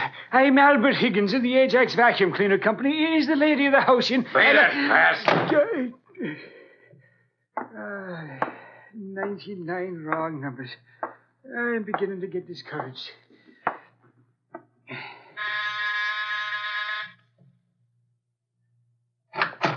Good evening, madam. I'm Albert Higgins of the Ajax Vacuum Cleaner Company. My card, madam, I'd like to... Glory be. Well, that makes 100 dead ends. And it must be crazy, but orders is orders. Well, this one's next.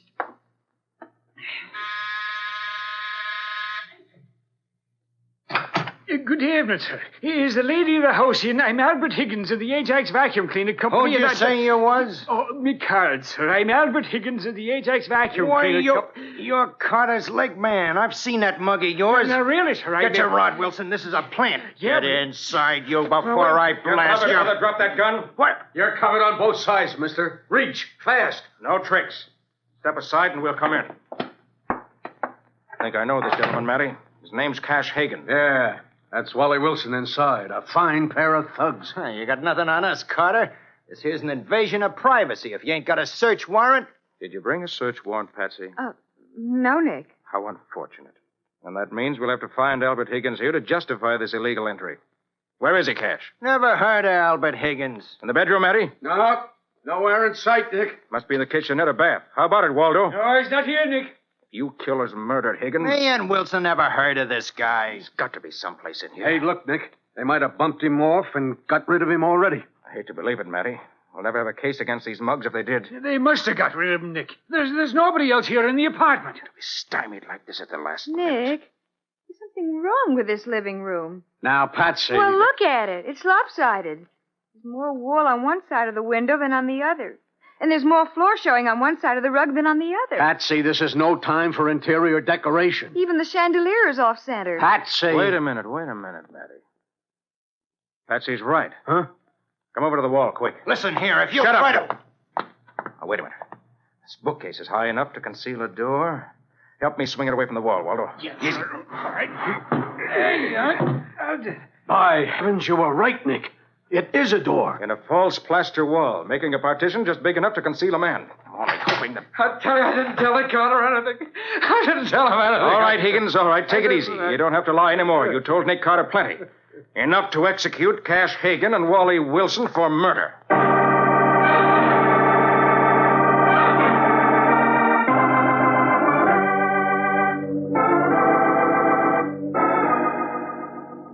Nick, there's just one thing about this case that I don't understand. What's that, Patsy? When Albert told the story about those so-called accidents, how did you know they were attempted murders?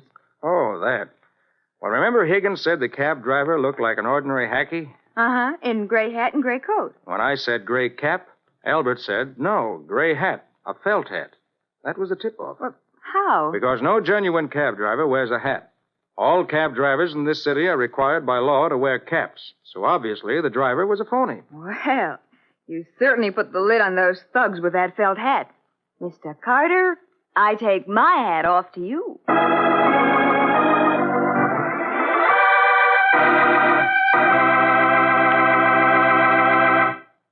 And now here's Nick Carter himself with an extra special announcement of interest to every one of you. This is the last time that the adventures of Nick Carter will be brought to you on Sunday.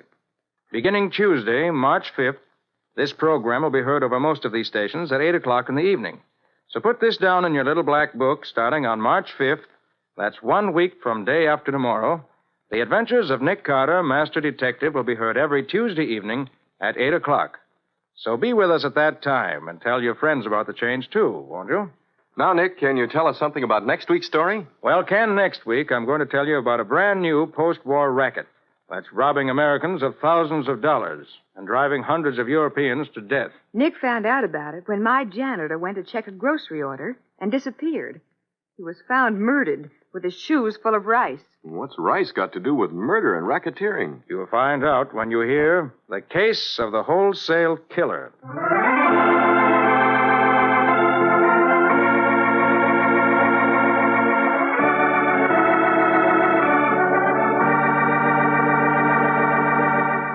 Nick Carter, Master Detective, which is produced and directed by Jock McGregor, is copyrighted by Street and Smith Publications, Incorporated. Lon Clark is starred as Nick. Charlotte Manson is featured as Patsy. Matty is played by Ed Latimer. Waldo by Humphrey Davis. Original music is played by George Wright. Script is by Alfred Bester, and any resemblance in these programs to actual persons living or dead is purely coincidental. This is Ken Powell saying so long until Tuesday evening, March 5th at 8 p.m. Eastern Standard Time.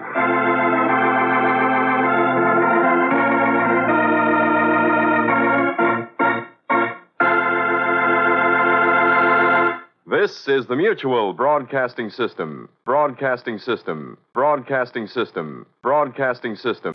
The Sears Radio Theater is up next on Nightly Old Time Radio Shows. Enjoy. I'm Andy Fisher, WNEW News. It's 7.5 minutes past 10. Time for the Sears Radio Theater. That's the theme from the Sears Radio Theater. Tonight's story is a comedy with Andy Griffith as your host. Here's a preview. What's the matter, Carl? You nervous? Nervous? Why should I be nervous? Well, maybe you think Marianne's going to tell you that she likes me better. Ha! This girl's got taste, believe me. I'm just wondering how we can restrain you after she chooses me. The Sears Radio Theater will begin after this message from your local station. Here's a tip from your Better Business Bureau. Are you in the market for a used car? If you are, it would be wise to shop around until you get a feel for the market. It's important for you to find out if the car is covered by a warranty. A used car warranty is limited. For example, it may cover the first 1,000 miles or 30 days. Remember, however, the warranty is as good as the dealer who backs it. And you check his reliability with your local Better Business Bureau. Also, remember that careful inspection is the key to enjoying a used car. Be sure and look for rust. Check the tires, the shock absorbers, and the operating controls. And incidentally, it's also a good idea to take a test drive.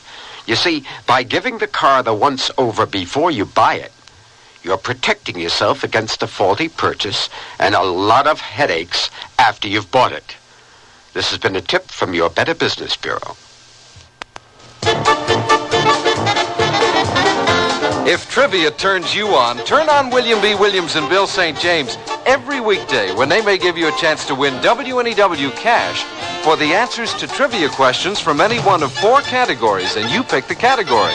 To be eligible to play, send your name, address, phone number, including your business number if you work between 10 a.m. and 4 p.m., and your favorite category, pop luck, sports, entertainment, or recent world history, to WNEW right away. Now, if William B. or Bill call you, you'll win $10 for a Trivia Quickie answer or $100 for a Jim Lowe Trivia Toughie. The question may be trivial, but the cash is not. And by the way, whether you answer your question correctly or not, you're eligible just for playing to win an AM/FM stereo system in a weekly drawing.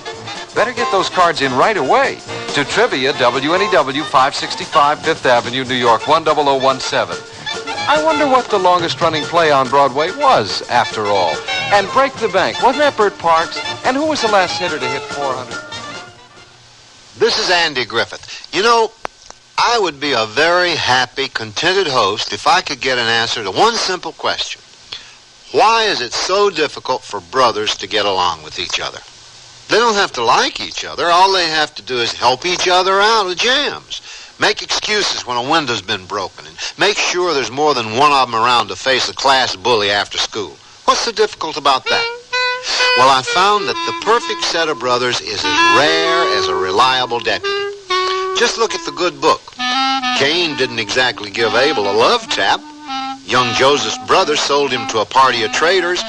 They didn't even try to exchange him for a different model. And we all remember the prodigal son. But who remembers his older brother? The one who stayed at home while the prodigal son whooped it up. I suppose brothers were meant to disagree about anything and everything. So imagine what might happen if a brotherly disagreement centered around a young woman, and a pretty one at that. Imagine, because that's the beginning of our story.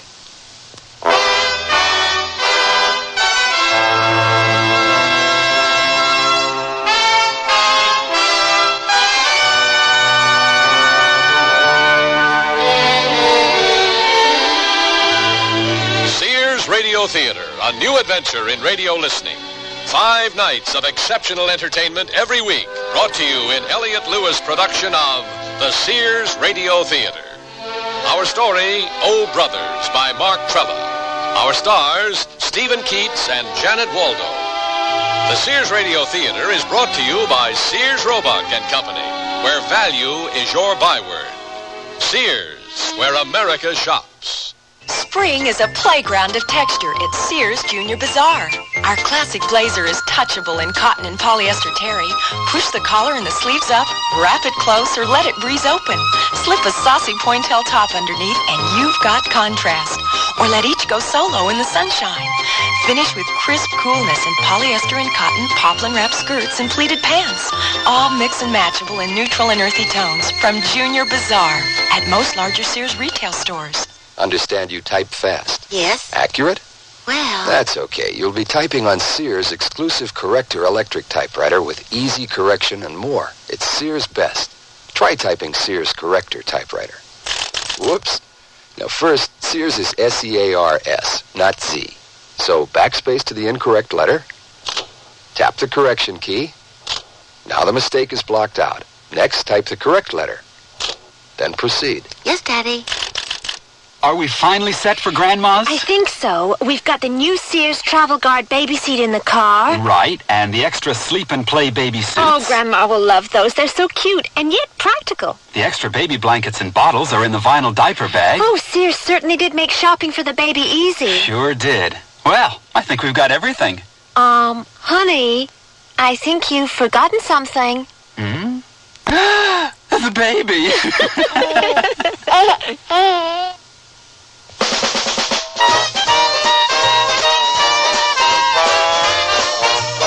Let me say this. There's no closer relationship than brothers.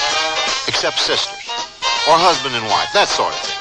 But brothers usually, like I was pointing out earlier, brothers usually are close. I mean, they share things, secrets and such, and generally aid and assist one another. Even occasionally, I've been told, they've been known to help out others. This past year has been the happiest year of my life. And I owe it all to two brothers, Carl and Jerry Bernowski. Because, fellas, without you two running interference, I wouldn't be the contented man I am today. Nothing bothers me now. Why, I won't even mind hearing your story again. It all took place in Chicago, that toddling town. Good morning, wonderful brother of mine. Oh, watch out, Carl. I wish you'd get your eyes examined again. I'd just like to do me a favor, Jerry. I knew it. If I have to write another love letter for you, the answer is... No, Jerry, please. Your handwriting is so exquisite. Here's the pen and paper. I'll dictate. All right. To the most beautiful girl in Chicago. What's her name? I don't know. Well, what's her address? We can send it to occupant. I don't know that either. How do you expect her to get this letter, Carl? Love will find a way. Carl, sit down a minute. On the chair, Carl. Look, you can't go off the deep end every time a beautiful babe steams your glasses. Why, you're not even sure what she really looks like. Where are you going? I'm going to catch the bus. That's the closet, Carl. I'll show you. They laughed at Edison. They laughed at Marconi. And they laughed at Carl Bernowski. But somehow, Carl managed to catch his bus. And on that very same bus sat the most beautiful girl in Chicago. Boy, this bus is sure packed today. Here's a vacant seat. It's you. Pardon me? Oh, I mean, thank you. What's the world coming to when a lady has to offer a gentleman a seat? Oh, that is a bit out of the ordinary. And so are you. When I saw you sitting here beneath the Keep Chicago Beautiful sign, I said to myself, Carl, that girl is doing her part. I'm flattered, but the sign I'm under says, please turn down your radio. It is disturbing others. Oh, so it does. But you're still keeping Chicago beautiful. Thanks. Oh, excuse me. Oh, you're not leaving, are you? I have to. This is my stop. But you can't get off now. I don't even know your name, and it's driving me crazy. Easy, Carl. We can see that.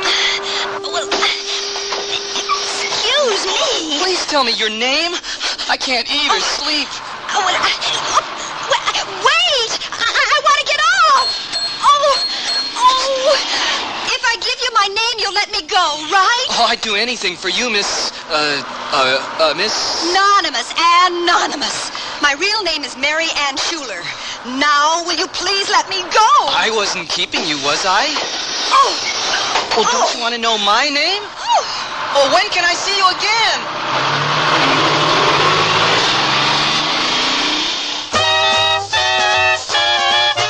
Now, although Carl didn't exactly, endear himself to the young lady, he did learn her name.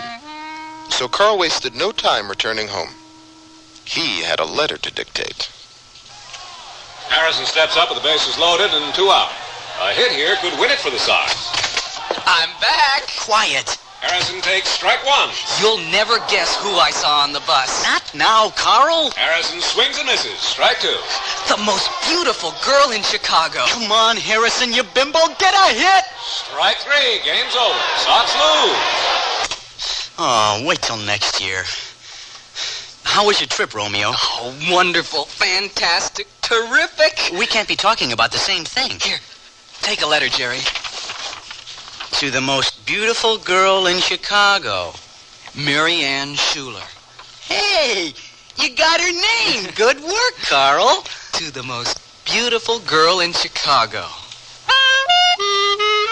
So Carl dictated his letter. At times, it was touching. My idea of heaven is boarding a crowded bus and finding the only vacant seat is next to you. At times, it was improbable.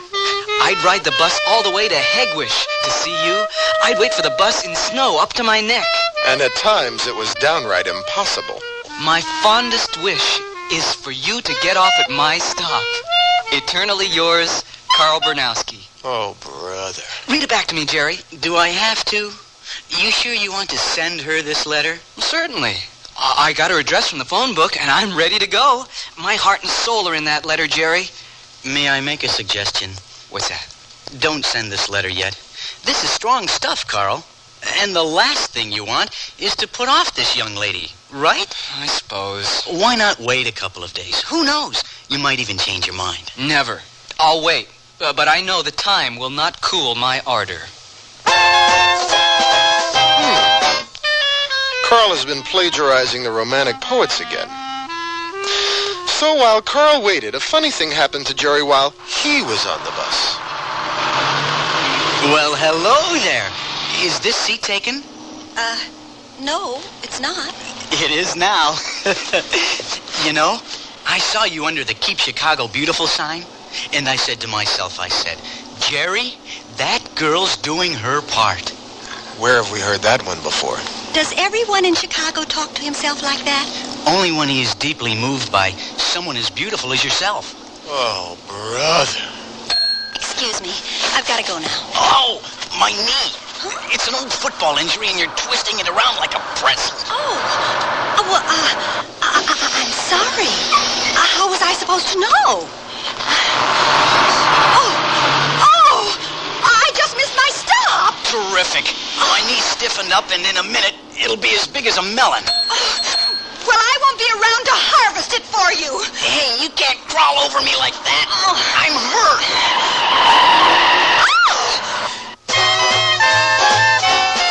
Now, Jerry wouldn't let an opportunity pass by when it landed in his lap, especially if the opportunity was, beautiful and unattached. Take your hands off me this minute. I'm trying to help you. I've had more help from mashers.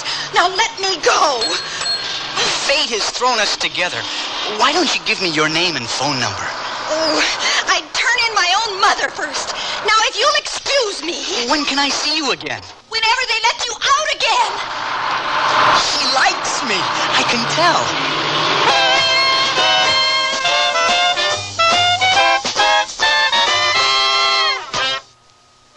Hurry, step right up to most Sears retail stores for the Sears National Hardware Week sale. Take aim for special savings on these items. Save 40% on total regular separate catalog prices for a 70-piece mechanics tool set, now just $59.99. Save $40 on a 5-horsepower rototiller and $25 off an attractive 20-inch bathroom vanity and top. Take home big savings. It's Sears National Hardware Week sale. Hurry. Prices may vary in Alaska and Hawaii. Oh, here I go again. It's time to rent one of those steam-type carpet cleaners. Why rent? Now Sears puts power in a carpet cleaner you can own yourself. The Power Spray from Sears for easy home carpet cleaning.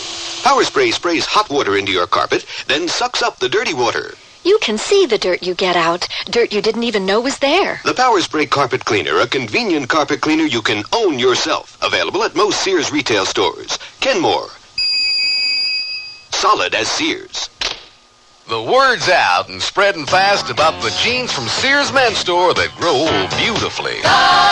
It's a sure sign they're feeling fine and feeling good.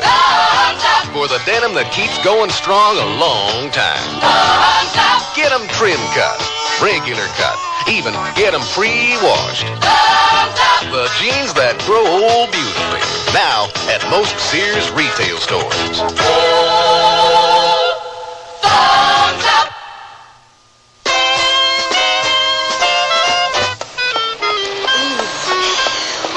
One thing I can't stand, it's missing my stop. Why, he had his hands all over me on public transportation. He was coarse, inconsiderate, unscrupulous, insufferable, and, kind of cute. Kind of cute? I've seen cuter faces in a lineup at the 34th Precinct. I was so angry I didn't notice how attractive he was. So is a Venus flytrap. Why didn't I give him my name? Because you're smart, that's why. Home, sweet home. I wonder if I got any mail. Just one to Marianne Schuler. Who addressed this? I don't know any third graders. To the most beautiful girl in Chicago. Why, Carl was supposed to hold on to that letter. Poor guy. After Marianne finishes reading it, she won't give him the time of day. Eternally yours, Carl Bernowski. What a wonderful letter. Such romantic thoughts. Oh, brother. And such exquisite handwriting. It's not Carl's. He writes like a third grader. Who addressed the envelope, I wonder? Oh, there's a short note, too. What does it say? Here's that funny handwriting again. It's more like... Chicken scratching. Like chicken scratching. It says, I would be honored if you would share dinner with me this Friday evening. Forever yours, Carl Bernowski. Eternally yours. Forever yours. Carl's gotten himself into a time warp. Oh, well, he's certainly less dangerous than Jerry. And if she's got to go out with one of them, it might as well be... Pardon me. Oh, it's you again. Yeah, it's me. I want to apologize. Back there on the bus, I behaved rather... crudely. More like a Neanderthal. I don't know what got into me, unless it was your beauty that caused me to lose my head. Oh, brother. May I make up for it over dinner? Dinner? Well... Please say yes. Oh, all right. But it has to be Saturday. I've got a date Friday night. Oh, anybody I know? I doubt it. So give me your name, and I won't bother you till Saturday. You're getting off easy, Marianne. I'm Marianne Schuler. Bye. Don't you want to know my name? I'll find out soon enough. Women, how do you like that? Where's that darn bus when you need it? Why Jerry didn't connect Marianne with Carl in his letter is anybody's guess. We can't expect Jerry to remember everything. And like the lady said, he'll find out soon enough. Scooter Delaney at bat, 2 on and 2 out. A hit here could win it for the Sox. Carl, wake up, Carl. Oh, Jerry, what a dream I had. I got married during the 7th inning stretch, and the Sox won the game. Scooter takes strike 1. That's nice, Carl. While you were dreaming, I lined up a little hot number for the weekend. Oh, that's nice, Jerry. It just so happens that I've got a romantic interlude of my own. Delaney fouls this one back. Count is 0-2. Why, you sneak. You sent that letter after all, didn't you? I sure did. Scooter watches one line in the dirt. It's 1-2. What's your girl's name? Maybe we can double. Can't do it Friday. She's already got a date with some bimbo. Her name's Marianne. Delaney takes this one way outside. Count is even at 2-2. Oh, no kidding. Marianne. Has she got a last name? Has she got a last name? Of course she's got a last name. It's, Schooner. Schuver? Oh, boy, I'm terrible with names. Scooter hits the deck. That pitch was too close for comfort. Full count, fans, 3-2. Could it be Schuler? Mary Ann Schuler? Yeah, that's it. Delaney swings and misses. This ball game is all over. Hey, how did you know her name, Carl? That's easy, Jerry. I'm the bimbo she's going out with Friday.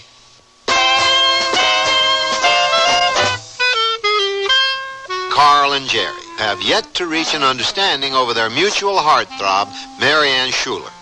If blood is thicker than water, then surely a disagreement over a lovely young woman will not upset the brothers Bernowski.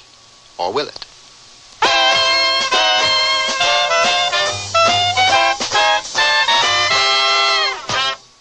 Sears Radio Theater will return after this message from your local station.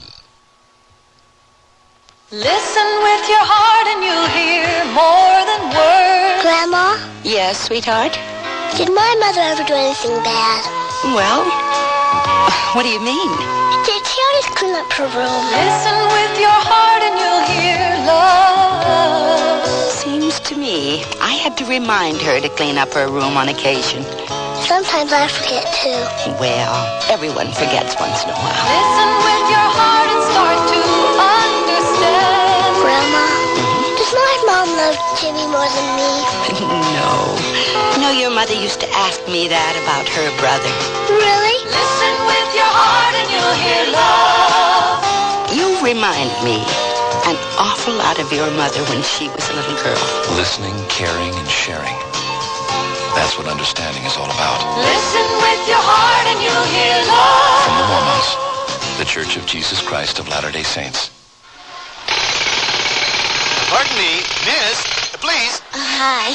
Listen, I'm from the local radio station, and I understand you're the world's first female manhole digger. Yes, I'm terribly, terribly proud. You enjoy your work? Oh, yes, well, except for the headaches, the tension. That's when I take my high blood pressure pill. But high blood pressure usually has no symptoms. No symptoms at all, but the tension, every manhole is counting on me. Well, you may be tense, but high blood pressure is a separate problem. Yes, that's what my doctor said. Of course he did. She did. You have to follow your high blood pressure treatment every day, however you feel. Are you going to put this on the radio? Sure. Oh, well, I'd like to say hello to my agent who got me this job and thank my producer and the director. So be sure to remember to follow your treatment every day. And to learn more, the National High Blood Pressure Education Program urges you to consult your doctor, health department, heart association, or your local high blood pressure education program.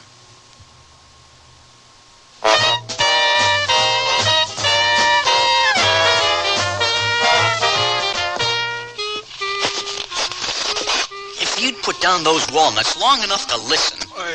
You live with someone all your life. You think you know them, and then something like this happens.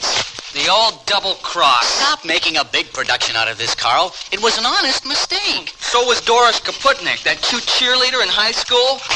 She threw herself at me on the bus. Honest. So did Liz Shapiro in the cloakroom in the 7th grade.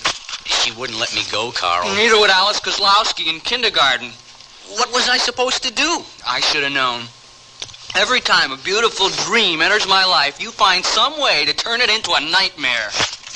Wait a minute, Mr. Martyr. Haven't I ever helped you out? And speaking of nightmares, how about that redhead from Calumet City with 6 screaming kids? They were enthusiastic. Enthusiastic? My eye! And don't forget that blonde who ran the roller rink in Blue Island. She wore those skates everywhere. She was an artiste, Jerry, with a sensitive soul. And a good right jab. Look, Carl, the last thing I want is to take away your girl, if she is your girl. What do you mean? I saw her first. Yes, what do you mean, Jerry? Well, I mean, she wouldn't be going out with both of us, Carl, if she's already got a steady boyfriend. He's right, Carl. She's unattached, and she's fair game. Not for long, Jerry. I'm a notorious attacher.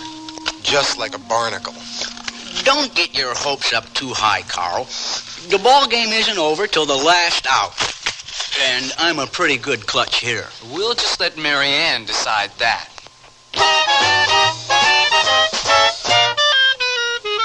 Some choice. I bet they crack their knuckles, too. Since Friday comes before Saturday, Carl had the first chance to make a favorable impression with Mary Ann. To begin with, Carl arrived 30 minutes late. Hello, Mary Ann. I'm Carl Bernowski. You're also a half hour late. Oh, I can explain. I'm waiting. Well, I caught the wrong bus. But I got tickets to the Bolshoi Ballet. I hope you like ballet. Like it. I love it. I always wanted to be a ballerina. I knew it. They're only in town for 10 days, and the tickets weren't easy to come by. Did you ever have one of those days when it just wasn't your night?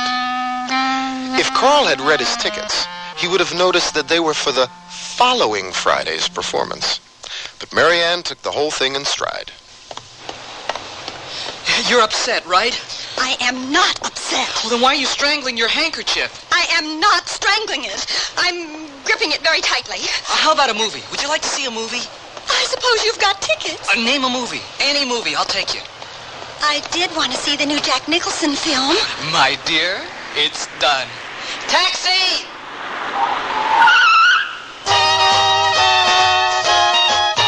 By the time Mary Ann and Carl arrived at the theater, the line extended around the corner. They took their places and waited patiently as the line dwindled. They found themselves at the ticket booth when an usher appeared to make an announcement. Sorry, folks, but we're all sold out for this show. However, there are some obstructed view seats left for the midnight show. What do you think, Mary Ann? Mary Ann? You're not angry, are you? Angry? Me? Angry? Well, it's not my fault that they're sold out, is it? I'm not psychic. I can't read minds. Be thankful for that, Carl. I'll bet you're starved. How about dinner? I know this great little place with continental cuisine. And have a flaming shish kebab dropped in my lap? No thanks, Carl. Can't we just go home? Oh, if that's how you feel. I'm sorry, Carl. I've had a lovely evening, and I'd just like to go home. You mean it? About the lovely evening? Well, it has been interesting. It's been fun. We'll have to do it again. He can't be serious. Taxi! Taxi! In the darkened interior of a slow-moving cab with the hypnotic lights of the city dancing on the windows, a man can easily fall prey to his basic urges. But Carl decided to give Mary Ann some sound advice instead. You've got a date tomorrow night, right? Yes. Sorry. How did you know? Oh, a beautiful girl like yourself is bound to have a busy social calendar. What do you know about this guy? Not much. I met him on the bus, the same way I met you. Oh, you should be careful about meeting people like that. A lot of oddballs ride the buses these days. Listen to Carl, Mary Ann. He seems like a nice man. He's good looking. Athletic build, bad knee, fast hands. Go on. Self-centered, unscrupulous, insufferable. Sounds like you know him rather well. I should. It's my brother.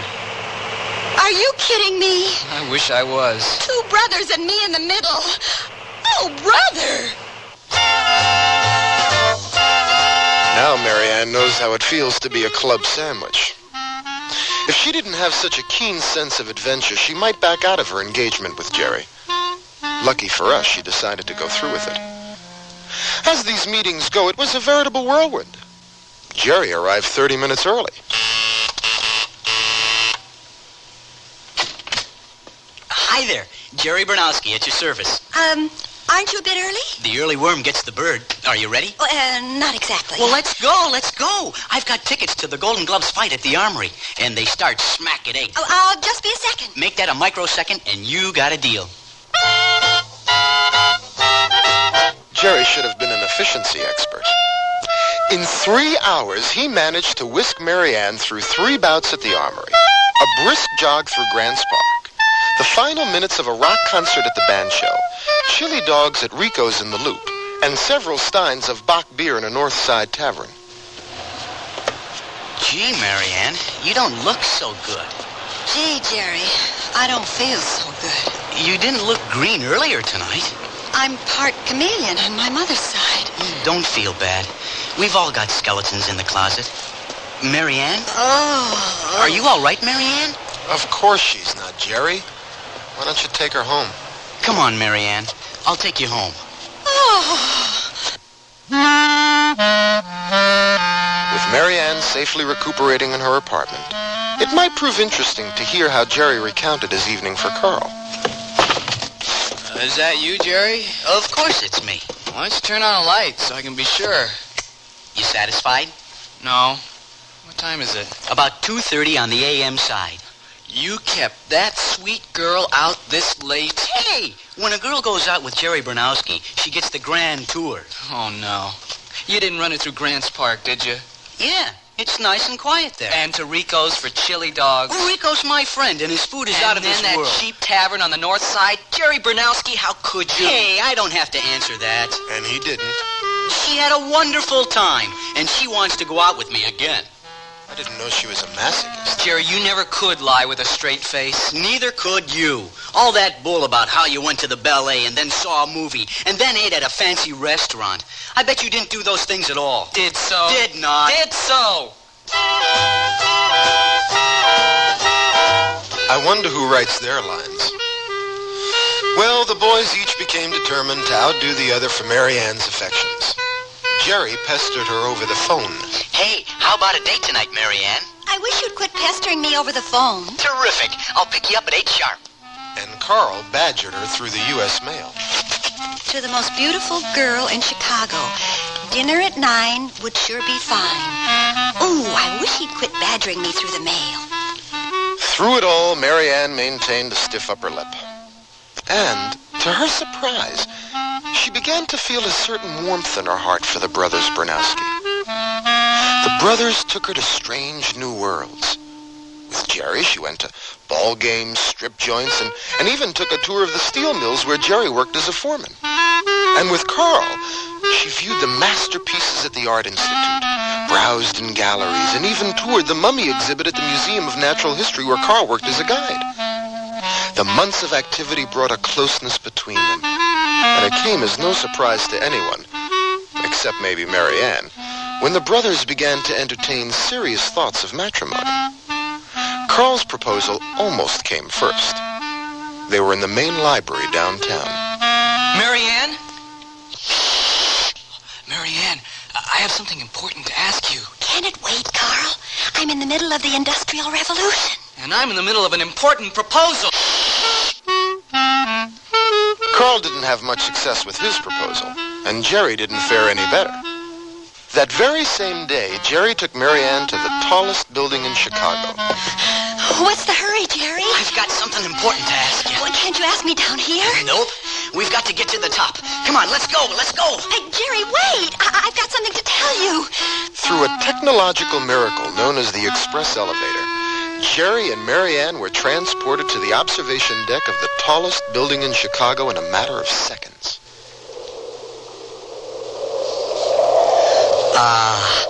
Just breathe that fresh air. It makes my head swim. Oh! Isn't it romantic? Way up here above the hustle and bustle. Marianne, you don't look so good. I tried to tell you down there that I have acrophobia. I'm afraid of high places, Jerry. Oh! Well, we all have our hang-ups, Marianne. Could we please go down, Jerry? I had something important to ask you. Oh, but I guess it'll have to wait. And wait it did. Now, all narrators observe an unwritten rule, and that is never to eavesdrop on a lady as she examines her private thoughts. But if no one will snitch, I'll break with tradition only because I have a professional interest in this particular case. What a strange day. First with Carl and then with Jerry, I had the feeling they were both trying to tell me something. Maybe they were both trying to ask you something. Maybe they were trying to ask me something. What do men usually ask women?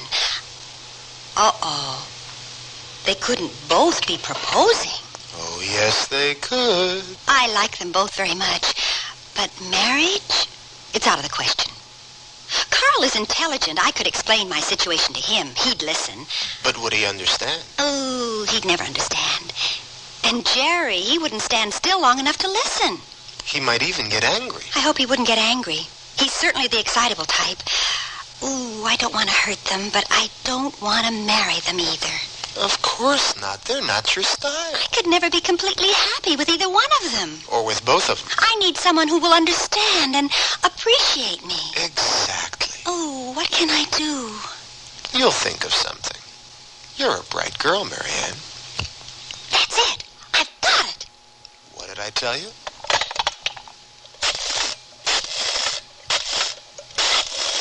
I hope she knows what she's doing.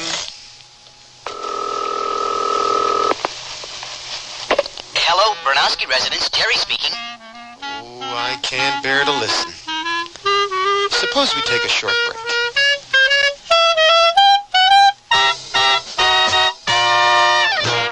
Hey, look. In here, inside this stylish man's dress shirt. I'm a Sears Value dress shirt label, just popping with pride, because Sears Value dress shirts are sure to be popular for a number of reasons. They have fashion spread collars, come in classic patterns and solids and short sleeves. You'll appreciate the perma-pressed polyester or polyester cotton blends for easy care, plus at low value prices, what a buy. Just look for me, the Value dress shirt label at Sears Men's Store, where style, sense, and satisfaction combine to label me right for you.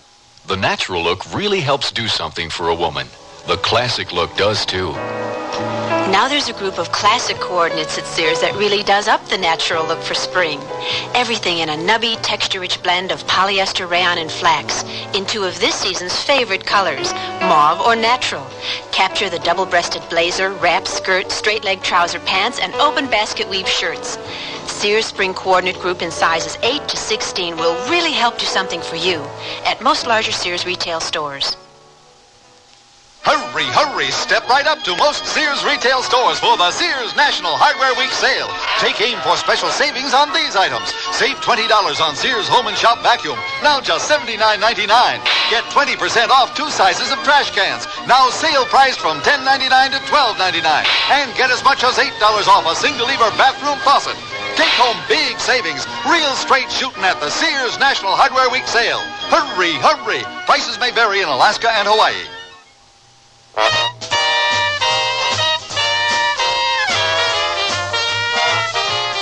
Andy Griffith again. At this exact moment, the Bernowski residence is a beehive of activity. In order to understand what's happening, listen.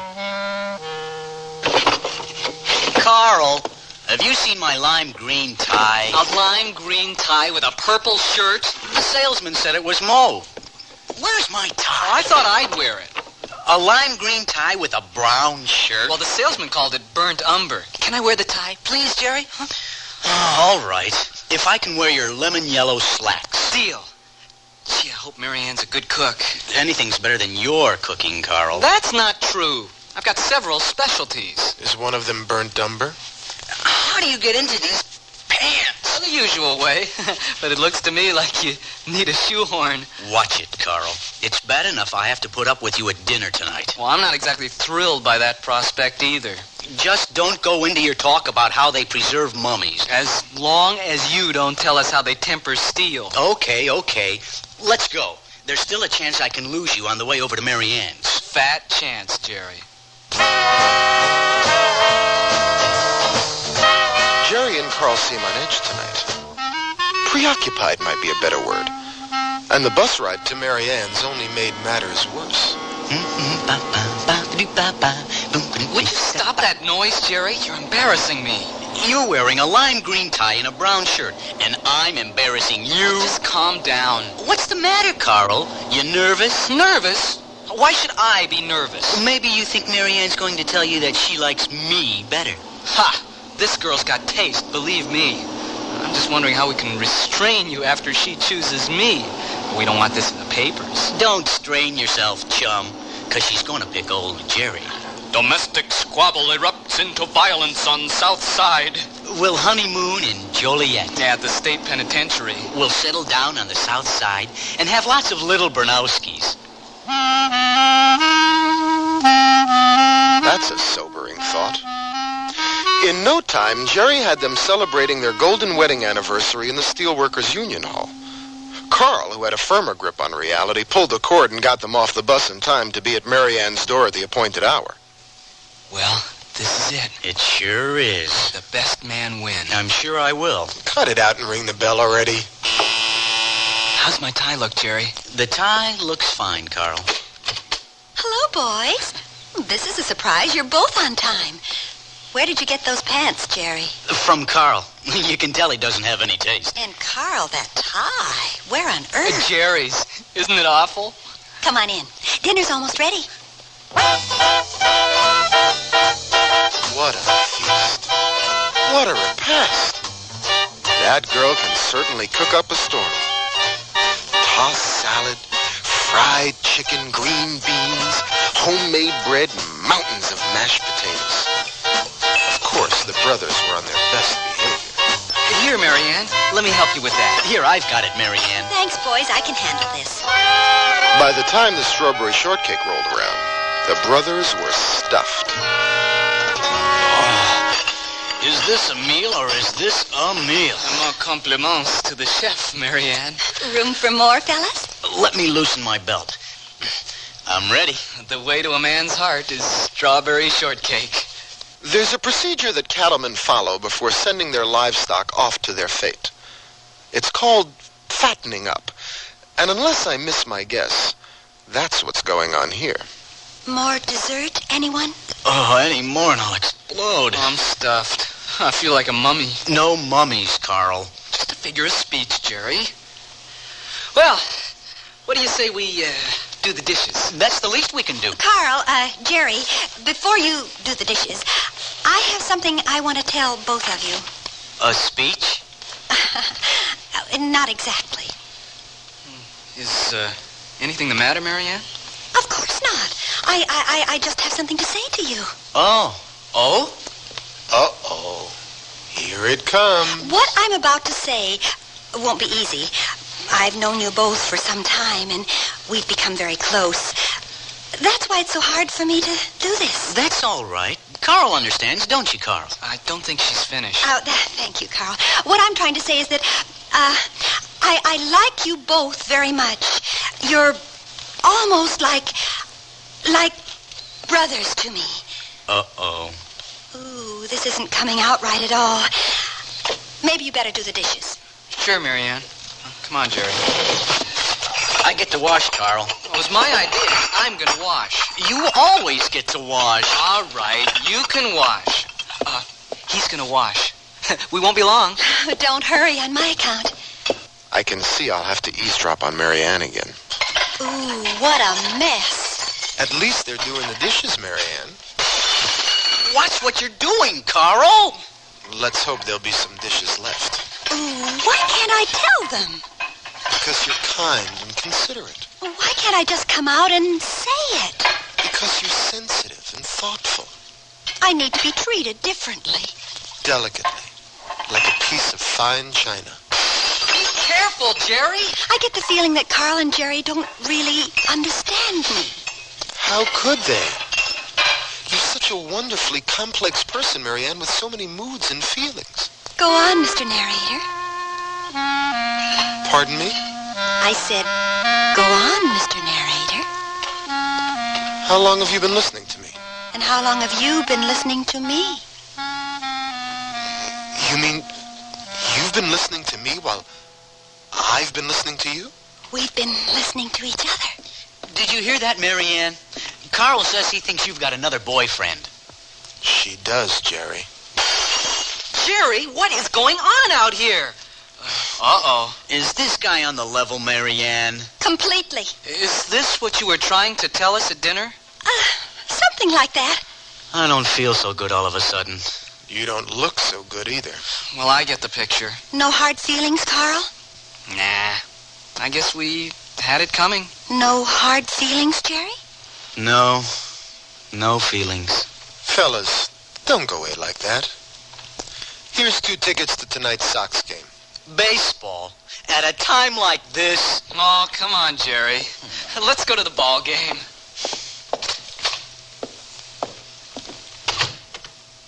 We're alone now, Mr. Narrator.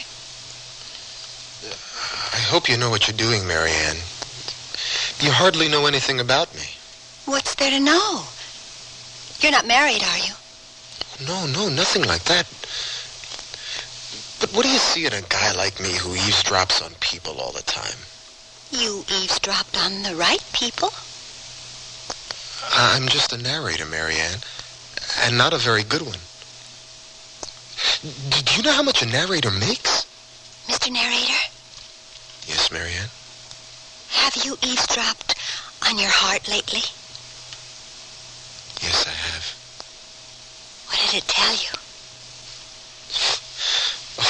This is all so crazy, Marianne. You don't even know my name. Is it longer than Bronowski? Are you ready for this? Stanley Peronowski. That's only one letter more. It could make a difference. Your heart, Stanley. What does it say? It says that you are the most beautiful girl in Chicago. And that I love you. And I love you, too. Which makes me the happiest guy in Chicago. Then why don't you kiss me or something like that? You mean something like this?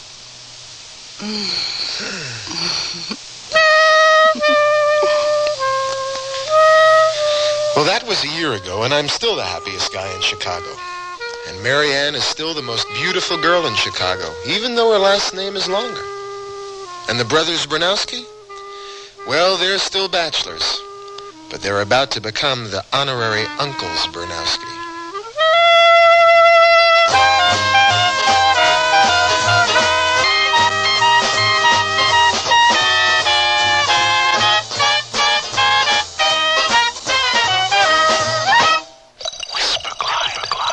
Sears' best Whisper Glide Travis rods offer you more features than any other line of Travis rods anywhere. Whisper Glide. So if you're decorating or redecorating, choose these. Whisper Glide. Their design features remarkably smooth drawing, and Sears' own non-tilt carriers help keep your drapery straight. Best yet, there's a size and a style of Whisper Glide Travis rods to fit just about every decorating idea. Whisper Glide. Our best. At most larger Sears retail stores. I sell draperies at Sears. Yesterday, a lady came in and said that she'd been in and out of about every store in town looking for draperies and at this point didn't know what she wanted anymore. I asked questions about her tastes and decor and then made suggestions. She was thrilled. She found what she wanted and learned a little too. It made me feel good to know that I helped her out. Sears people are friendly people who help you find what you want. Sears, where America shops. Join millions of Americans and shop the easy way with a Sears credit card. All you do to apply is call toll-free 800-526-0444. It's your entry to shopping convenience and quality merchandise. Your card will be accepted at over 3,600 Sears stores across the nation. And you can choose from over 100,000 Sears products and services. Even use it for your catalog orders, in the store or over the phone. Just say charge it. Call 800-526-0444. New Jersey residents call 800-652-2777 for your Sears credit card.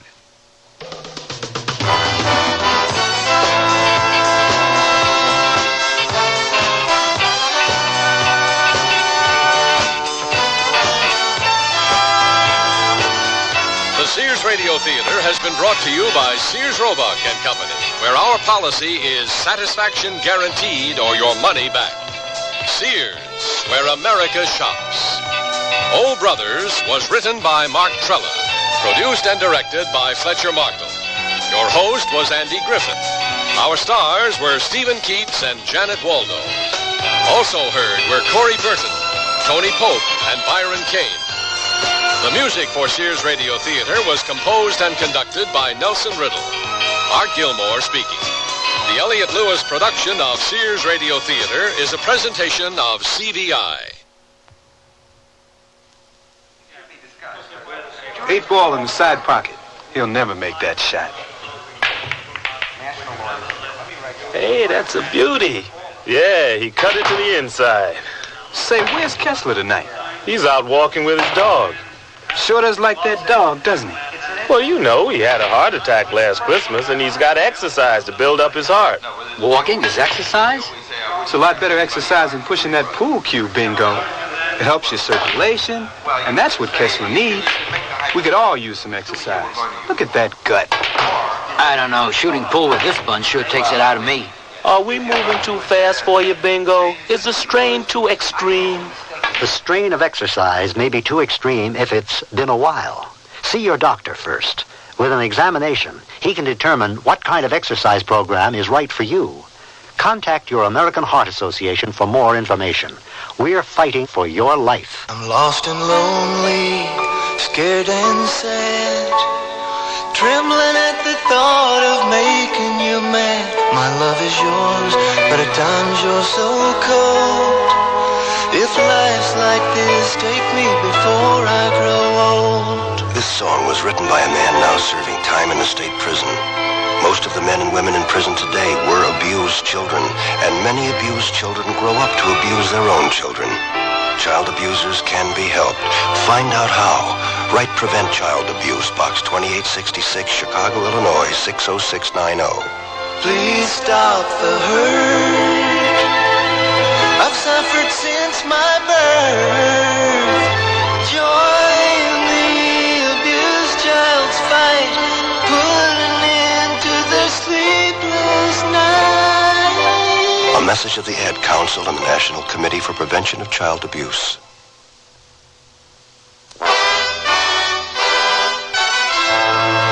Tomorrow's Sears Radio Theater will be a mystery with Vincent Price as your host. Let's listen. Amy, you mentioned a sensation. Needles piercing the skin of your throat the night of that first dream. Did you feel any soreness? None at all. Indicate with your finger the point where this occurred. A little below my throat. Here. So be sure and tune in tomorrow to Sears Radio Theater. Theater. Theater. Theater. Theater. Theater.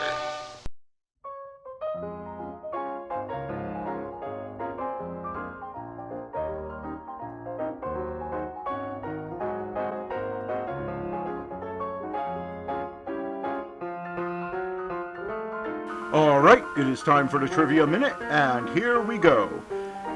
Fibber, Magee, and Marlowe originated on the NBC Blue Network in 1935 and then moved to the regular NBC network in 1936.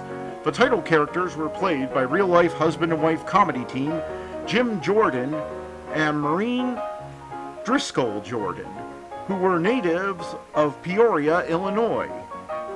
Jim was originally a singer, and 5 days after their marriage, he was drafted into World War I, where he spent the war entertaining troops in France. He was joined by his wife Marion, who only returned to the States to give birth to their 2 children.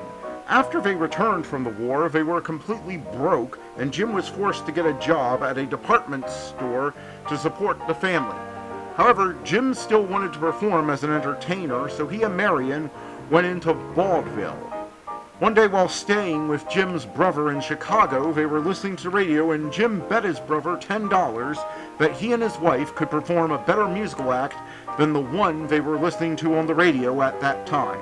To win the bet, Jim and Marion went to WIBO, where they were allowed to go on the air, and after their performance, the station offered them a contract for a weekly show that would pay them $10 a week. The show became the O. Henry Twins program. This ended up leading to their own nationwide show in 1936, which became the blueprint for the husband and wife sitcom that became a popular format on radio in the early days of TV. I really wish I could fit the whole story of their lives and the rise to fame into this format, but it is time to get back to the shows, which at the moment includes their classic program, which is one of my favorites of all time. Please enjoy this and the other shows.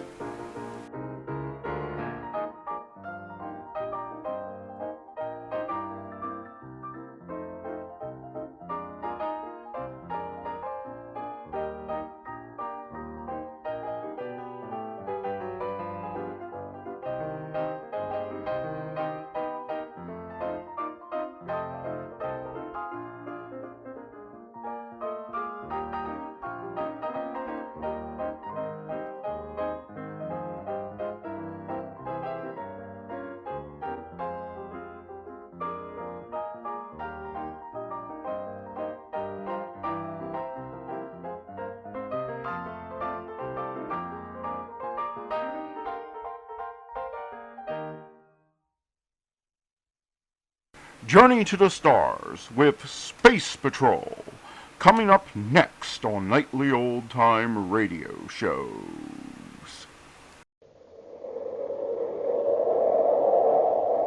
Wheat checks, rice checks, and good hot Ralston present Space Patrol! High adventure in the wild, vast reaches of space. Missions of daring in the name of interplanetary justice. Travel into the future with Buzz Corey, Commander-in-Chief of the Space Patrol. In today's transcribed adventure, Buzz and Happy are climbing the face of a steep cliff on the planet Saturn in pursuit of two criminals.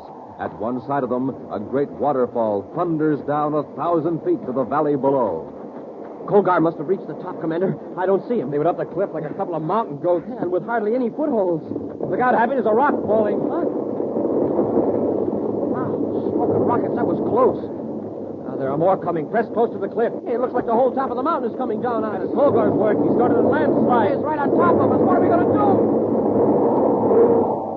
We'll be back in just a moment with today's Space Patrol story, The Giant Bubble.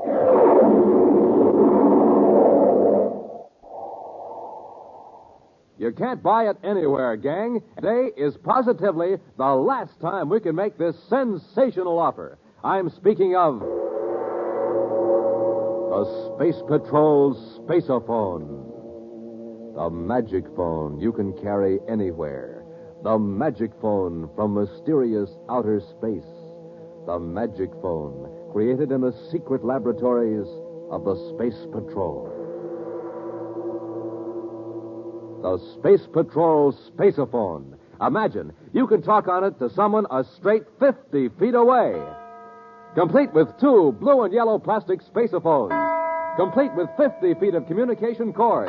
Complete with secret briefing sheet. But remember now, today is absolutely the last time we can make this unusual offer. The Space Patrol Spaceophone. To get the whole set, here's what you do. Buy a box of Instant Ralston. Then, with your name and address, send 25 cents in coin and an Instant Ralston box top to Space Patrol, Box 686, St. Louis, Missouri. This offer good only in continental U.S. and may be withdrawn at any time. That's an Instant Ralston box top and 25 cents in coin to Space Patrol, Box 686, St. Louis, Missouri. In Commander Corey's central office at Space Patrol headquarters on Terra, Cadet Happy is puzzling over some reports from the security section as Buzz enters. Can't make head or tails of this thing. Happy, has Dr. Berman been in?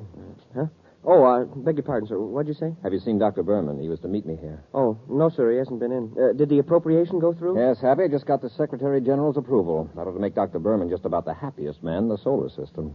Yes, sir. Which, judging by your expression, is more than can be said for you. What's the trouble, huh? Well, Major Robertson asked me if I'd check over these reports of intercepted messages, and I haven't been able to make much headway. There's unidentified spaceophone signals from Saturn. Uh-huh. All I can figure out is that the broadcasts seem to follow a time pattern, and they're in perfectly plain English, but, well, they just don't make sense. I know. One word keeps popping up in several of the messages. That is, if it is a word, Gleck. Now, what in the universe is Gleck? And no one else around here seems to know either. Well, all I can gather is that whoever is sending the messages doesn't like Gleck. And one message says, suggest getting rid of Gleck at source. Mm-hmm. Well, forget about it. Turn the folder back to Robbie. Yes, sir. Commander Corey? Oh, yes, Dr. Berman. Come in. Thank you. Happy, this is Dr. Berman, the inventor of a new process of constructing atmosphere shells. Oh, I've heard about it. Yeah, it's something to do with blowing a big bubble out in space, isn't it? That's right, young man. A bubble of transparent electroplast. Dr. Berman's method might entirely do away with the old cumbersome method of constructing atmosphere shells section by section and sealing them together. With electroplast, sir? Yes, Cadet. With a strong plastic developed in a plant on Venus, which has the peculiar property of remaining in liquid state when powerful electromagnetic waves of a certain frequency are penetrating it. Oh, I get it. You blow a bubble with it out in the vacuum of space, and while the stuff is soft. Exactly. When the magnetic waves are cut off due to the cold, the electroplast hardens almost immediately. Hey, it's almost like freezing a soap bubble. Nice comparison, Cadet. However, we've never quite been able to freeze a soap bubble. To my great regret, they always break. Well, maybe this will cheer you up, Doctor. The Secretary General has approved the appropriation as requested. Splendid. As I understand it, you're authorized to go ahead and construct a shell for the Venus satellite. The Venus satellite? Yes, Happy. The satellite is only a mile in diameter. It'll be completely enclosed by an electroplastic shell. Hey, that's great, but... Oh, wait a minute. You blew up the shell out in space, right? That's right. Far enough away from a planet so the electroplast will form a perfect sphere. Uh-huh. But how do you get the satellite inside the sphere? We cut the shell in half. Then several powerful spaceships move the two halves to the satellite, and the two parts are sealed. Then we install a space lock, and we've got a small, low-gravity world. Commander, I hate to rush off, but I'm very anxious to get back to Venus and get the project underway. Of course, Doctor. If there's anything I can do to help, just let me know. Thank you. My chief problem at first is to get several thousand cubic feet of Gleck out into space. Several thousand cubic feet of what? Gleck. Oh, you wouldn't know. Gleck is a technical slang for electroplast. I see. Well, where did the term come from? Oh, I don't know. You know how it is with slang. Probably some technician got tired of saying electroplast and invented the word Gleck. The term caught on. Well, goodbye, gentlemen. Goodbye, Doctor. Hey, Commander, hadn't we better tell him about the messages? No, Happy, not yet. Yeah, but one of those messages said, get rid of Gleck at the source. I know. And the source is Venus. Then someone on Saturn wants to wreck the doctor's project. I'll have Robbie assign a full monitoring crew to the Saturn frequencies. We're going to blast off for Venus and keep an eye on the plant itself. It's dark enough now, Drovic. Let's get over to the tunnel. Okay. You better watch your step with that explosive. It won't take much of a jar to set it off. How much time have we? Exactly 10 minutes before the tunnel car comes out of the underground plant. But I can assure you we're going to be away from the plant area when the cargo of electroplast goes up. Cargo, I'm surprised there aren't any guards patrolling the grounds. Why should there be? Now, who would want to wreck Dr. Berman's project? You shouldn't have sold out to him. With your half interest in the electroplast process, he could have made millions of credits. I got out because I thought he was on the wrong track. He wanted me to think that, so I would sell out. Sure, Colby. But I'll fix him. Here are the tracks. We just put the explosive on the rails? Wait. I've got a better idea. See that flat car off on the siding? Put the explosive on that and push it into the tunnel. Yeah, great idea. With the tunnel blown up, Berman can't get any electroplast out of the plant for weeks. It's going to be a job shoving that heavy car, though, so we'd better get started. Hold it, Hap. This is where the foreman saw the men. There they go, sir. Over that small ridge. That's where the tunnel comes out, the lower levels of the plant. Tunnel? Yes. The tracks lead to the spaceport where the electroplast is pumped aboard cargo ships. Well, what would they be doing out there this time of night? Well, let's find out. The odd foreman thought they were on some special detail. Well, it seems to me if they were on legitimate business, they'd carry a Tomo light. Keep yours off until I tell you to turn it on. Yes, sir. All right.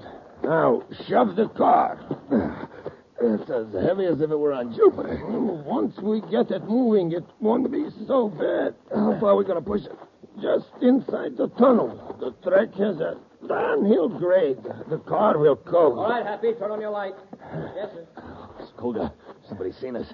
Keep shoving only a few more feet, and it will be on the main track. Hold it a minute. What are you men doing? Now, why don't you mind your own business? Get that flat car off the main track. Here comes the tunnel car. Let's go, Throwing. No, you don't. Come back here. Let him go, Happy. We've got to shove this car back on the siding quickly. Yes, sir. Hate to let him get away, but we've got to clear the tracks. Tunnel car's coming pretty fast, sir. A couple more feet. That's clear, sir. The switch. We've got to throw the switch or the tunnel car will be derailed right into us. Hold your light here. Yes, sir.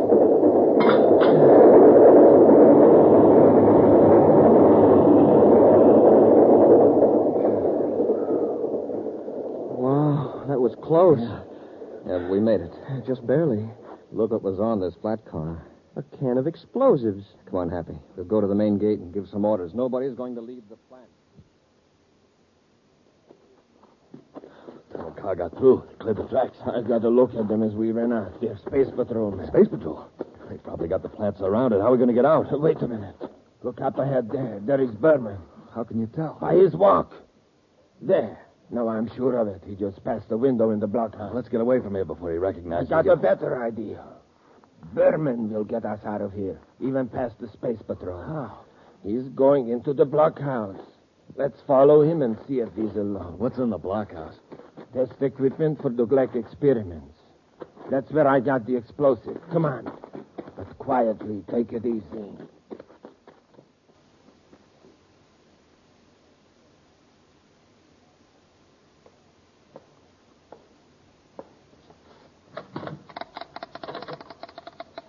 Done this all, Drowick.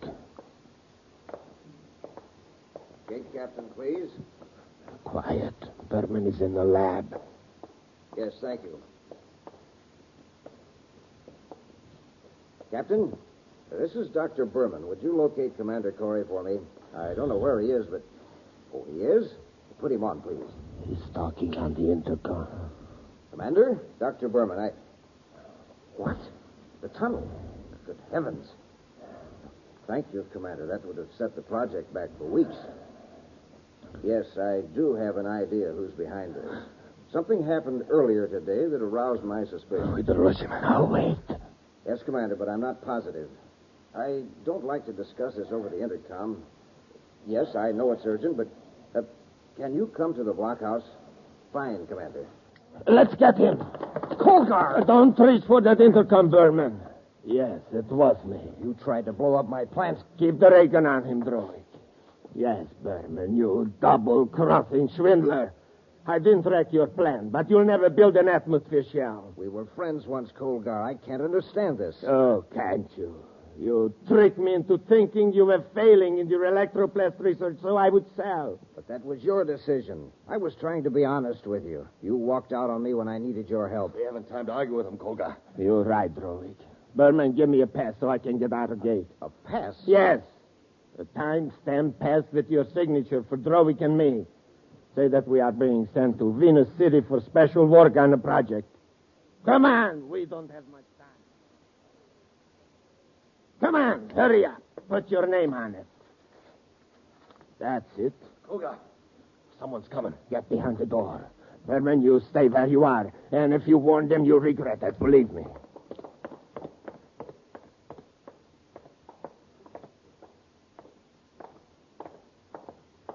Right in here, Happy. Yes, sir. Dr. Berman.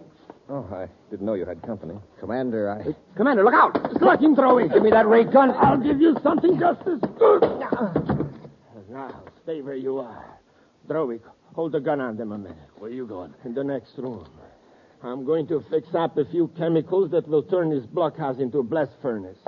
Then we'll lug these meddling space patrolmen in here with Berman. You'll never get out the gate. No, you don't. Watch it, Corey. What happened? Corey got clever. I cracked him with the gun butt. All right. Lock them in there. First, disconnect the intercom. Okay. Takes care of... Good. And by the time we're out of the gate, this blockhouse will be blown to pieces. And Corey with it. We'll be back with Space Patrol in just a moment. Say, it's a fire. A 4-alarm blaze on Terra. But, hey, what's the matter with that atomic fire control power unit? Oh, too bad. It's trying to get along on ordinary fuel. But wait. Now that fire control officer is filling up the tank with super fuel.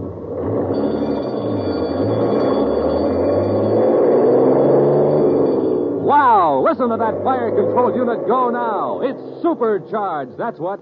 Supercharged with super fuel. Yes, sir, boys and girls. To really get going, the answer is super fuel. That's why Buzz Corey eats a good breakfast with the bite-sized super cereals that help to supercharge you. And I mean Rice Chex and Wheat Chex. Now, there's a couple of swell-tasting cereals. And, boy, both of them have that modern bite-sized design for easy eating. So, gang, get a quick start in the morning like Buzz Corey does. Eat a good breakfast with a checkerboard super cereal and get supercharged. Get them today. Rice Chex, Wheat Chex. Colgar and Drowick are determined to destroy Dr. Berman's plans to employ a new process for constructing atmosphere shells. The two criminals have knocked Buzz, Happy, and the doctor unconscious, locked them in a blockhouse on the grounds of Dr. Berman's Venus plant. They have also prepared chemicals that will blast the interior of the building. Now, as Colgar and Drowick head for the main gate, Buzz and Happy try to break their way out through the door. It's a cinch we can't break the door down. Let's see if we can rouse Dr. Berman. Maybe he's got a key on him. Yes, sir. Doctor. Commander. Did they get away? Yes. You have a key to the door. We're locked in. Locked in? Yes, and there's going to be an explosion any second. They've wrecked the intercom, so we can't call for help. My keys? Where are my keys? They must have taken them. Hey, Commander, how about the window? It isn't very big, but I think if we smashed it, we could get through. This metal chair ought to do the trick. It's no use. Hit it again. You can't break it, Commander. It's electroplast. Electroplast? Yes, my discovery.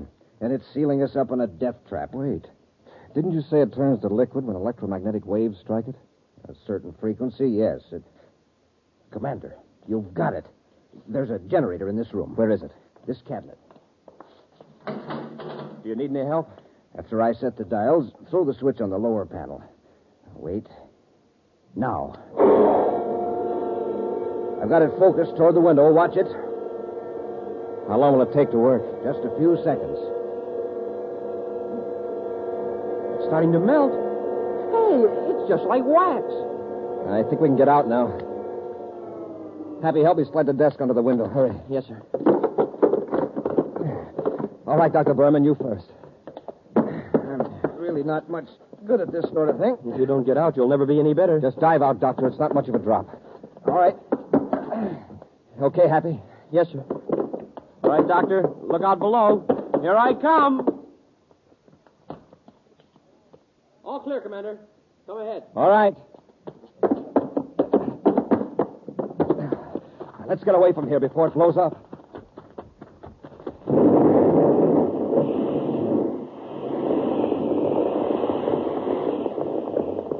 Wow. We got away just in time. Commander, if you hadn't thought of that electromagnetic wave when you did... Lucky you had the equipment in the lab, Doctor. Happy, let's get to the main gate and see if our friends have escaped. We were too late, Doctor. The guard let them through. Yeah, but we'll get out on all planets alarm. They won't get far. I think he was once my friend. Dr. Berman, I know this has been a terrible experience for you, but I've got to ask some questions. Do you know where Colger might go? No, I don't. Some time ago, I heard he was living on Saturn. Saturn's a big planet. Any particular area? I don't know. You'll have the Saturn spaceports watched. Now, Doctor, was there anything destroyed in the blockhouse which would delay the construction of the shell around the Venus satellite? Fortunately, no. And you can go ahead and direct the project out in space. Yes, I want to do it right away. The lab ship is ready. Good. Happy and I are going to keep an eye on things, just in case our friends Kolgar and Drovik decide to try something else.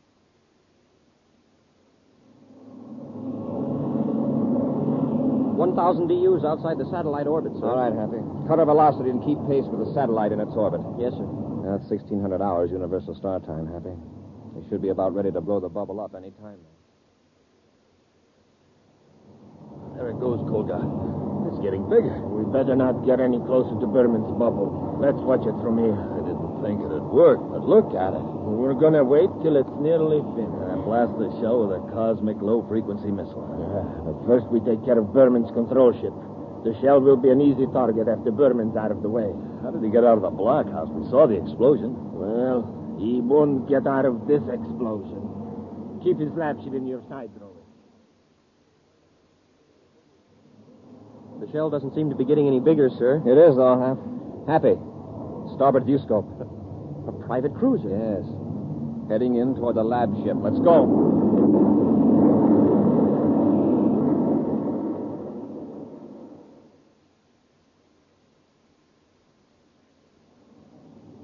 Still in the sight, Kolga. We're too far away. We can't risk a miss. Hold your fire. If we get too close, he may spot us. So what? Those laboratory ships can't maneuver very fast. Kolga, hurry a view scope. Space patrol ship coming in fast. We've been lining up on Berman. They've been lining up on us. Change vector, quickly. This is Commander Corey aboard Terra 5 calling the unmarked private cruiser. You're in a restricted space sector. Acknowledge immediately and change your vector. What do we do? Keep going. Commander Corey calling Colgar aboard unmarked private cruiser. Cut your velocity and acknowledge or we'll fire. Cut our velocity, Drovik. I'll talk to Corey. They've cut velocity, sir. They're still keeping close to the lab ship. Better cut our own velocity. Don't get too close, Happy. Yes, sir. Hold them an automatic rangefinder. Commander, there's a flash from their ship. They're firing at us. Kicking on automatic evasion control. Yes, sir. Here comes another one. Wow, that was close. Shall I let them have it, sir? Not yet, Happy. They can't have more than 3 cosmic missiles in that small ship. Well, that was it, sir. Can I let them have it now? Well, there isn't much point in firing on an unarmed enemy, is there? Well, no, but we can't let them get away. I don't intend to, but I want them to think they are. Well, they're barreling off on a new vector now. That's fine. Let them gain some distance. Kick the viewscope up to maximum sensitivity. Yes, sir. We'll find out just where Mr. Colgar is going in such a hurry.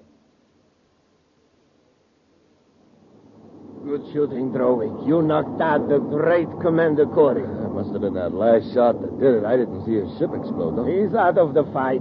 Probably punctured his hull. Too bad we haven't just one more cosmic missile left.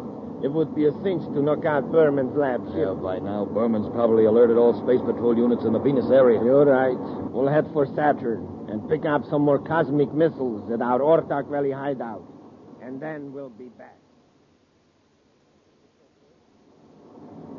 They're still in the viewscope, sir. Apparently heading for Saturn. Yeah, that checks. We picked the original messages up from Gleck about there. Notify Saturn Space Control to order all units to watch for an unmarked ship, but not to challenge it. After all he's tried to do to us, Colgar is our baby. Space Control Saturn calling Commander Corey aboard Terra 5. Corey here, go ahead. Commander, an unmarked private cruiser entered Saturn atmosphere 10 minutes ago. It's been under constant surveillance. Has it landed yet? It hasn't approached any cities, sir. Our last report, less than a minute ago, said the ship was headed for the Ortok Valley region at steady decrease in altitude. They let down in the mountain area into the central Ortok Valley. Order all ships to keep clear of the Ortok Valley until further notice. Corey out. Check Ortok Valley coordinates, Happy. Yes, sir.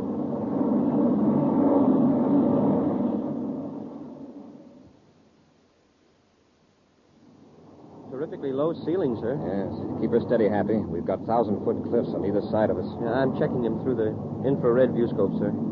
I've got something on the ground scope, Happy. Cut our velocity. It's a spaceship. Yes.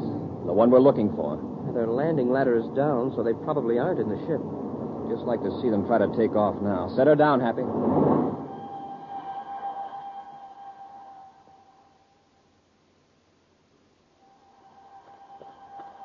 Colgar, listen. We got a spaceship landing. Space Patrol. It's Terra 5. Corey tricked us. What do we do? We have no missiles aboard, and we can't get back to the ship anyhow. There isn't time. I know. Up the cliff, huh? Climb that cliff, it's straight up and down, 1,000 feet high. I know a fairly easy way up. If Corey doesn't see us start, he'll never suspect we took that way out. Come on, Drovik, before Corey gets out of the ship. 2 sets of footprints lead over here, Happy. Yes, sir. They lead away from the ship, and there aren't any coming back. Apparently they're headed for the cliff. They may be holed up in a cave, so be careful. Yes, sir. Hey, they end right at the cliff. The ground is harder here. Still, we make footprints, so they climb the cliff. What? Why, it's practically a wall. Look here. Some fresh dirt has been kicked away. Well, if they can climb it, we can. Sir, listen. The roaring sound. Probably a waterfall farther up the canyon. Okay, Hap, let's get going.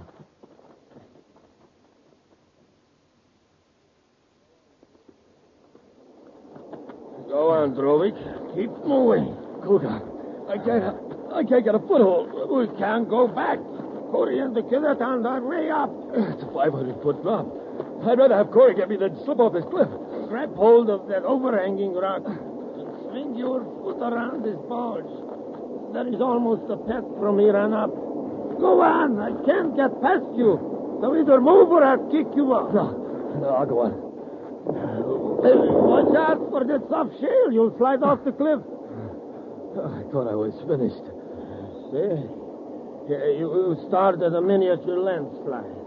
Yeah, that gives me an idea. Start pushing these rocks down. These boulders. Come on, get busy.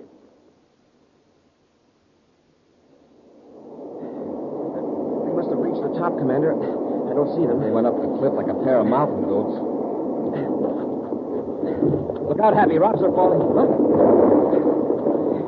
Smoking rockets. That was close. There are more coming. Press close to the cliff. Hey, it looks like the whole top of the mountain's coming down at us. That's Colgar's work. He started a landslide. What are we going to do? Look, there's a ledge that leads over there toward the waterfall. Hurry. Be careful. Yes, sir.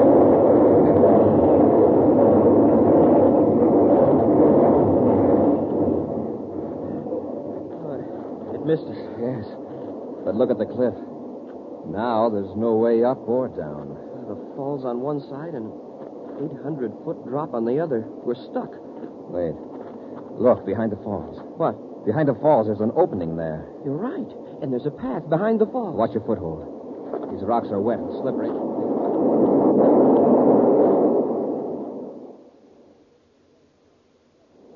Well, I guess that landslide took care of them. Yeah, but how are we going to get down to our ship? It's a long way, but it's safer.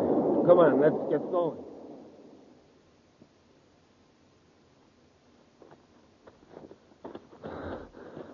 We made it. The ship sure looks good. Yeah, get in and let's blast off. What's your hurry? Corey! That's right, and don't try anything, either of you. The landslide. I saw it crash right on top of the path. Uh-huh. So did we, from behind the waterfall. There's a nice, easy path the other side of the falls. Yeah, a straight and narrow path. Something you ought to try sometime. Ha! An exciting preview of next week's thrilling Space Patrol adventure in just a moment.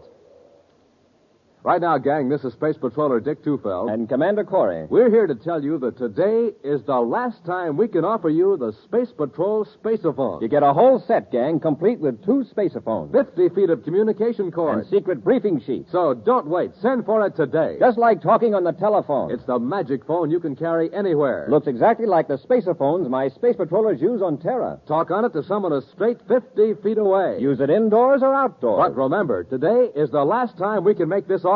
So don't wait. Send for your Space Patrol spaceophone set today. Now remember, you get 2 blue and yellow plastic spacephones. One for you and one for the person you're talking to. And a secret Space Patrol briefing sheet. Now to get the whole set, do this. Buy a box of Instant Ralston. Then with your name and address, send 25 cents and an Instant Ralston box top to Space Patrol, Box 686, St. Louis, Missouri. That's Space Patrol, Box 686, St. Louis, Missouri. And now, a preview of next week's exciting Space Patrol story. Buzz and Happy are stranded on the Martian desert, 100 miles from the nearest city. They've just come to an expanse of tiny green plants carpeting the desert for miles. Something's wrong with my throat, Commander. It feels tight. It's hard to breathe. Mine's the same way, Happy. It couldn't be the dust coming up from the ground, sir. No, it comes from the plants. Every time we take a step, the plants shoot out spores, poisoning the atmosphere. It's getting worse. And what's still worse, these are poisonous lichens. Poison? What are we going to do, sir? We can't go back. No. If we go on, these plant spores will paralyze our breathing muscles. We'll suffocate. Be sure to be with us next Saturday for the exciting story, The Electronic Burglar, when wheat checks, rice checks, and good hot Ralston again bring you Space Patrol! And now, a word from Commander Buzz Corey. You know, gang, one of the greatest health steps in history was the organization of the National Blood Program of the American Red Cross. A program started in the belief that Americans would give blood to help their neighbors in peace, just as they did for fighting men in war. How would you like to help these people get more blood donations? Here's how you can help. Join my Space Patrol Blood Boosters. You help your country, and you have a lot of fun. So, boys and girls, join the Blood Boosters today. Space Patrol, an original Mike Moser production starring Ed Kemmer as Commander Corey and Lynn Osborne as Cadet Happy, was written by Lou Houston and directed by Larry Robertson. Other players were Bela Kovac, Ken Mayer, and Norman Jolly. Dick Tufeld speaking.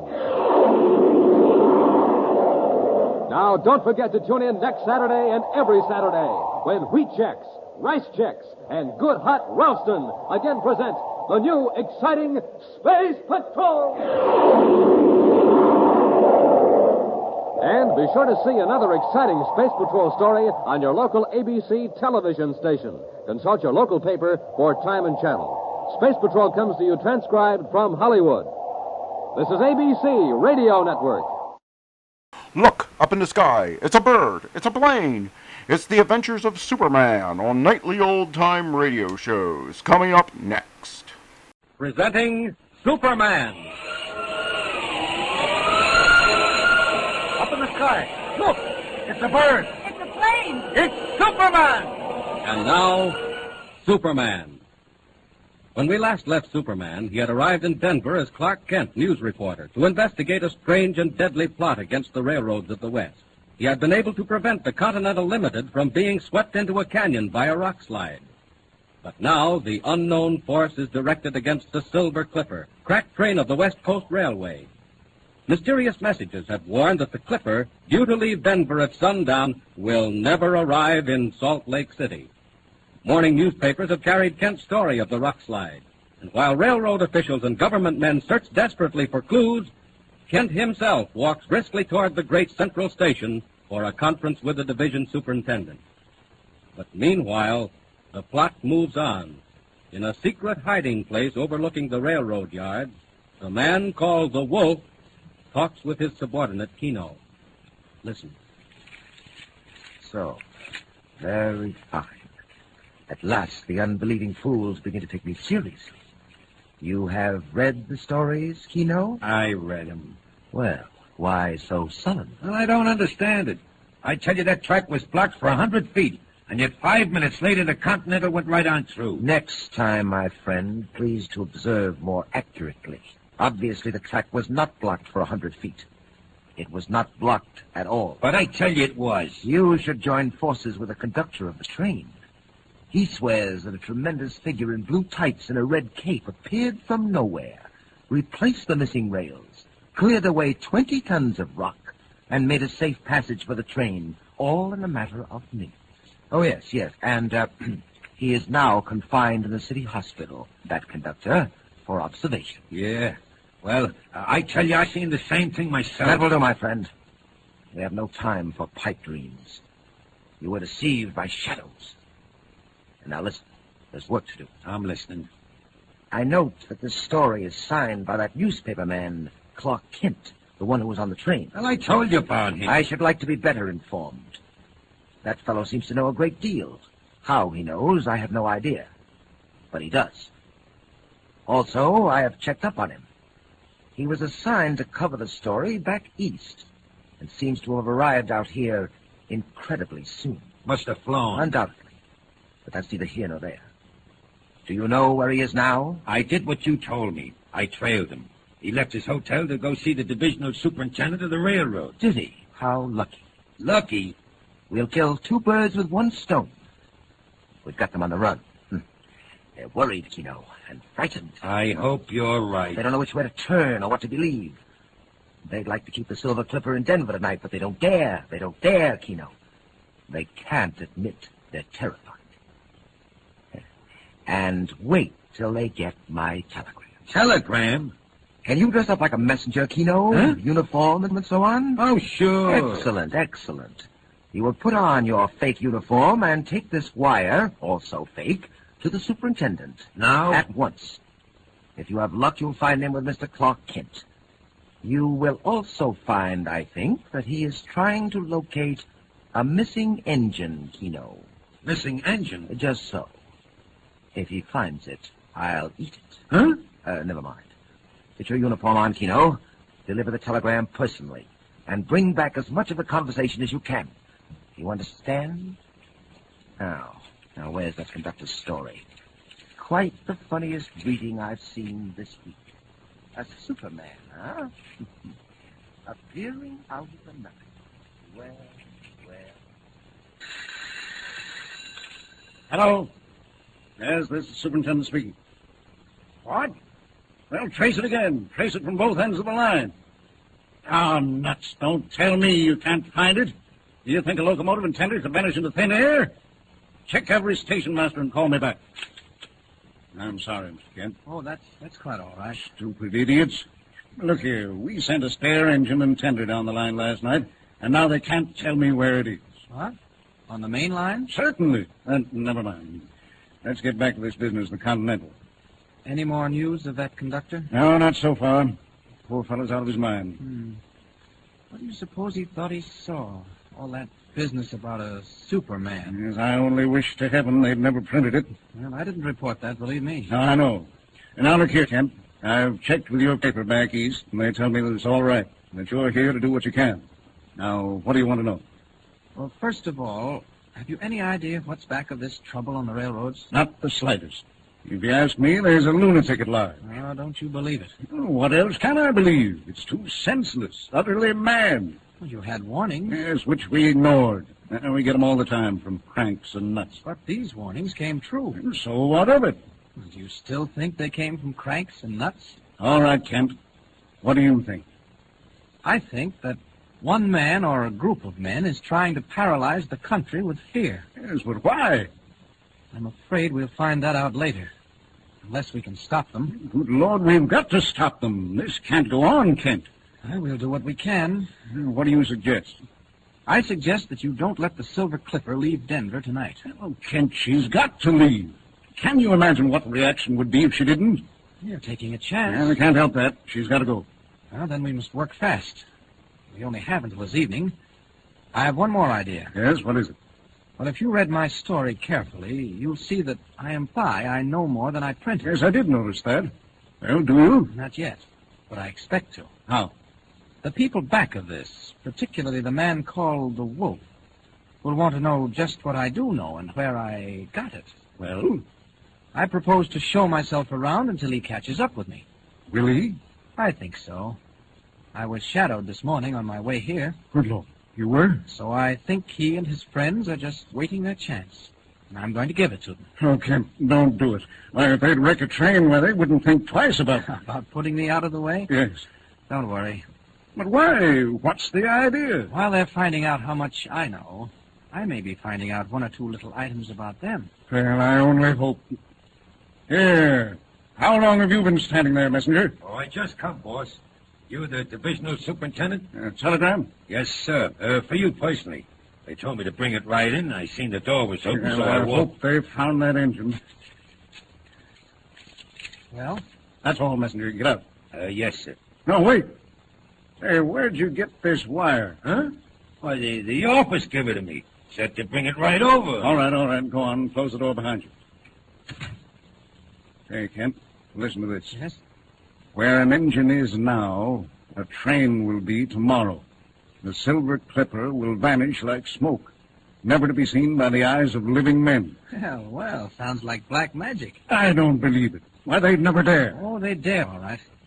Is that telegram signed? Yes. It's signed The Wolf. The Wolf? Look here, Mr. Superintendent. Yes? That settles it.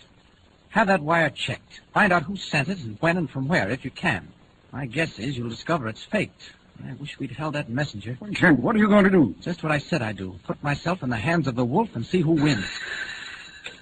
Superintendent speaking. What? Why, look here, that's not possible. It can't be.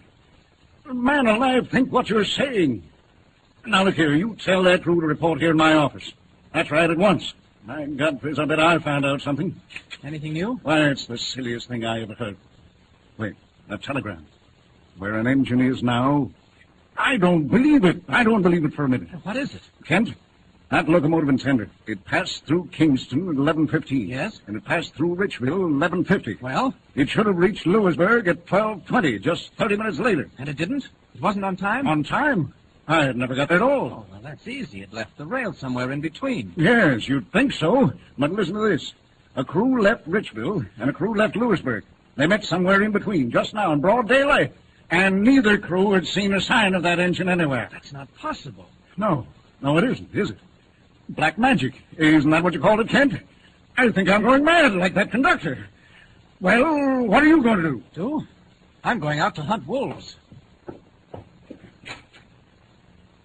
Anybody looking? No. Quick. Out of these clothes. Now, that window.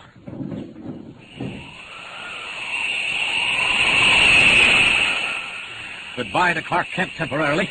It's Superman's turn now to find out where those devils are hiding and to listen while they tell me what they know. Up, over the yards. Circle around a bit. Ah, there goes that messenger. Watch him. Now land on that roof. Look down into the street. There he goes. The messenger. Into that house with the broken railing. Now then, I think I've become Clark Kent again. Respectable representative of the Daily Planet. I'll just walk casually down that street and see what happens. Down we go. So, He thinks he'll find out one or two little items about us, Kino? Yeah, that's what he said before they saw me standing there. I think I should like to question that young man on various angles of the so interesting story he wrote for this morning's paper. What are you doing by the window? Hey, down there in the street, look. Huh? What is it? It's him, walking right up to the house. What? Is that Clark Kent? How did he know where to find me? Who told him? I don't know. Hey, don't look at me like that. How did he know which way to take to get here? You search me, boss. He knows too much. How does he know? Quick, Kino. Downstairs. Hey, boss, what are you going to do with him? There's a vault below us, Kino.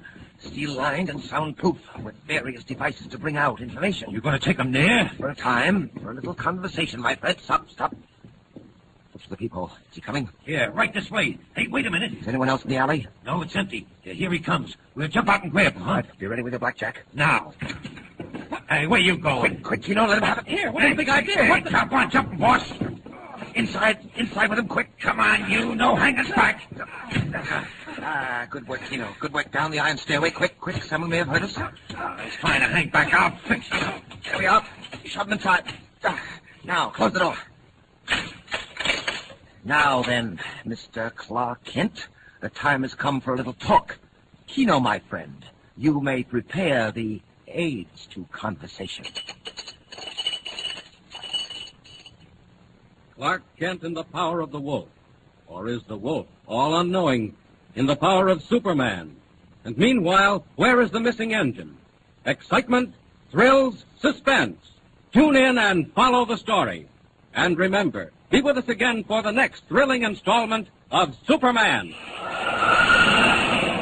Up in the sky! Look! It's a bird! It's a plane! It's Superman! Superman is a copyrighted feature appearing in Action Comics magazine. The Adventures of Philo Vance are up next on Nightly Old Time Radio Shows.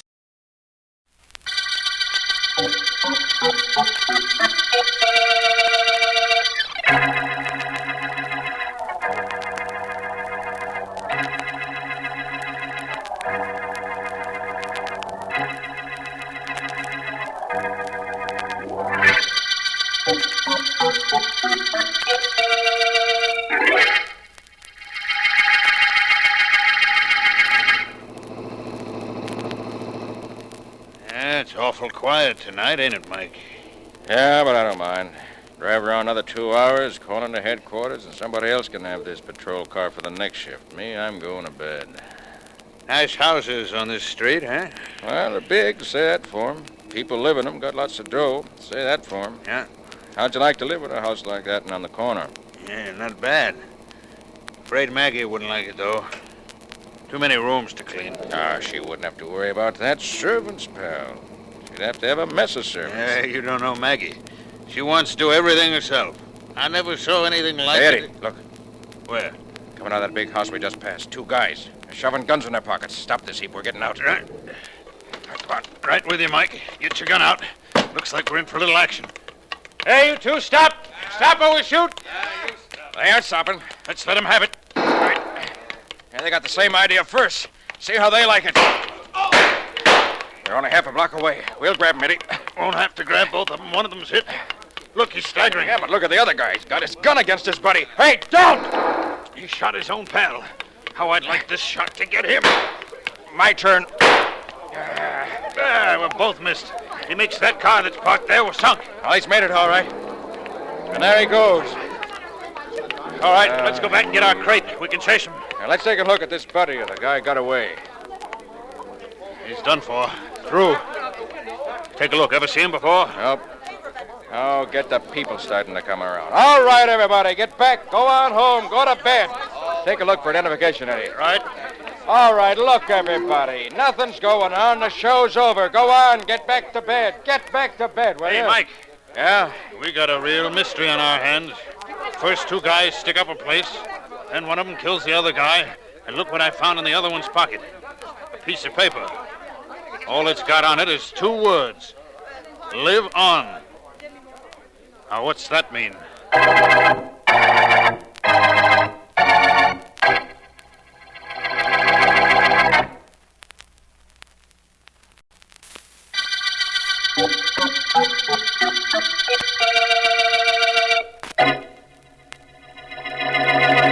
Mr. Parker, boss. Don't bother me, Larry. I don't bother people, Mr. Parker. I do just like I'm told all the time. All the time. Well, do what you're told. I told you not to bother me. You sore at me, boss? Sore at me? Of course not, Larry. I'm just trying to work out some instructions for our next job. Matter of fact, I'm very pleased with you. Oh, thanks, You boss. did very well last night, robbing the Hilton home and shooting Joe when the cops hit him. I'm glad you liked it, Mr. Parker. Joe would have started talking if the cops grabbed him alive. He was hit in the leg and couldn't keep going, so I knocked him off. I done right. You most certainly did. Now, just hold everything momentarily, Larry. I'm not sending you on the next job. I've got other friends, you know. Oh, sure, I know, but ain't the cops got your phone tapped? That's what you said. Well, they suspect I'm in back of these private home holdups, Larry, but they can't prove anything. And while they can tap this phone, they can't trace whoever it is I'm calling. That's impossible on a dial phone. Yeah. The message for tonight is hole pin. Hole pin. That's right. Take care of things just like we planned, will you? Don't give it another thought. So long. Goodbye, my friend. Good luck to you. Hey, gee, boss, you're smart. Really smart, I mean. Well, thank you, Larry. Thank you very much. But I have help. A great deal of help. And from the most unexpected places and people.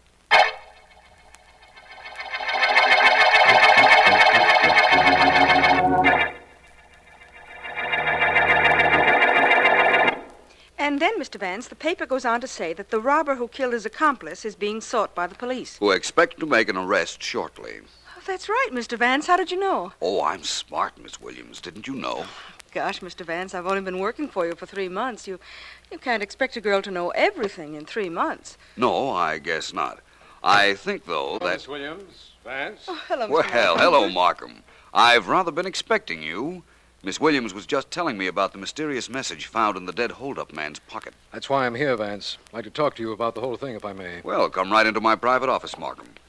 Can't have the district attorney of our fair city flaunting a furrowed forehead to the world at large. Gives the town a bad name. In here, please. Thank you, but I'm not worrying about this town getting a bad name. I'm worrying about someone giving me a rather bad time. Sit down, Markham, please. And let's have your problem. Right, Vance. As you must know, there have been quite a few hold-ups of fashionable parties in the past few months. Yes, I've read about them. In fact, you and I have discussed them from time to time. Casually, of course. But you mentioned the police suspect of Mr. Edward Parker. We do, but Parker's clever. He has 2 or 3 stooges he sends out on the jobs. But let's take that robbery last night up on 58th Street. The one where one of the thieves shot his buddy after the police had wounded him. What about it, Markham? We found a slip of paper in the dead man's pocket, Vance. It said just 2 words. Live on. Then we intercepted a message Ed Parker was telephoning to someone. That message said, hole pin. Those words have some kind of meaning, I'm sure. They most certainly have, Markham. A very definite meaning. Not to me. I just want a second to make sure of what I'm saying. That robbery last night on 58th Street, was it at number 4360? Yes, but the papers all carry that. I didn't remember it from the papers, believe me. Now I think I can tell you where the next robbery will take place. Oh, no, Vance, Yes, no. my friend. Of course, I'm not sure exactly when it will take place. But after I make a phone call, I think I'll be able to give you that information, too. But, Vance, what you're saying is ridiculous. You can't possibly know that. No? Well, I think I can. Just have the police at 2540 138th Street and see what happens. Yes, Markham, that's where the next hold-up attempt will be made. I'm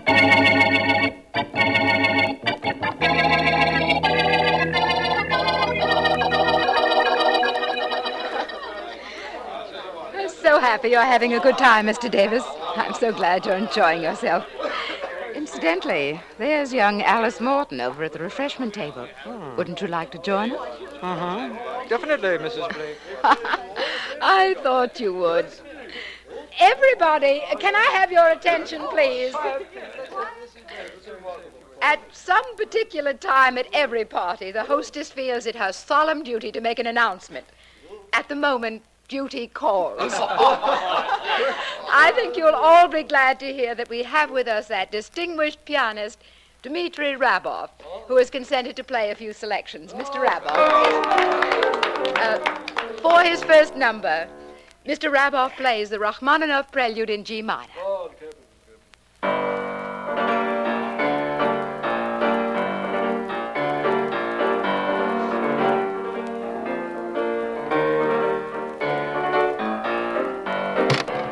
Okay, you at the piano. Hold it!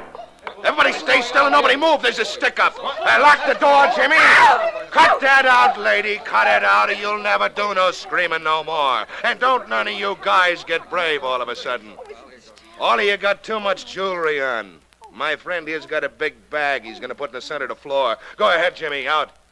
Now. That's it.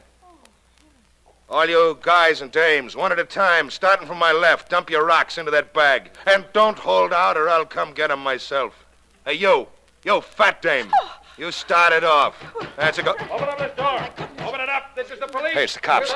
Come on, Jimmy. Out them French windows and step on it. Stop them, somebody! Don't let nobody try it. That's what they get if they do. All right, bust through them French windows, Jimmy. Let's get going. Open the door, somebody. Let the police in. There they are. There they are. Which way they go? Out the French windows. They might still be in the garden. Okay, lady. Come on, Eddie. Let's get after them. If they're around anywhere, we'll get them.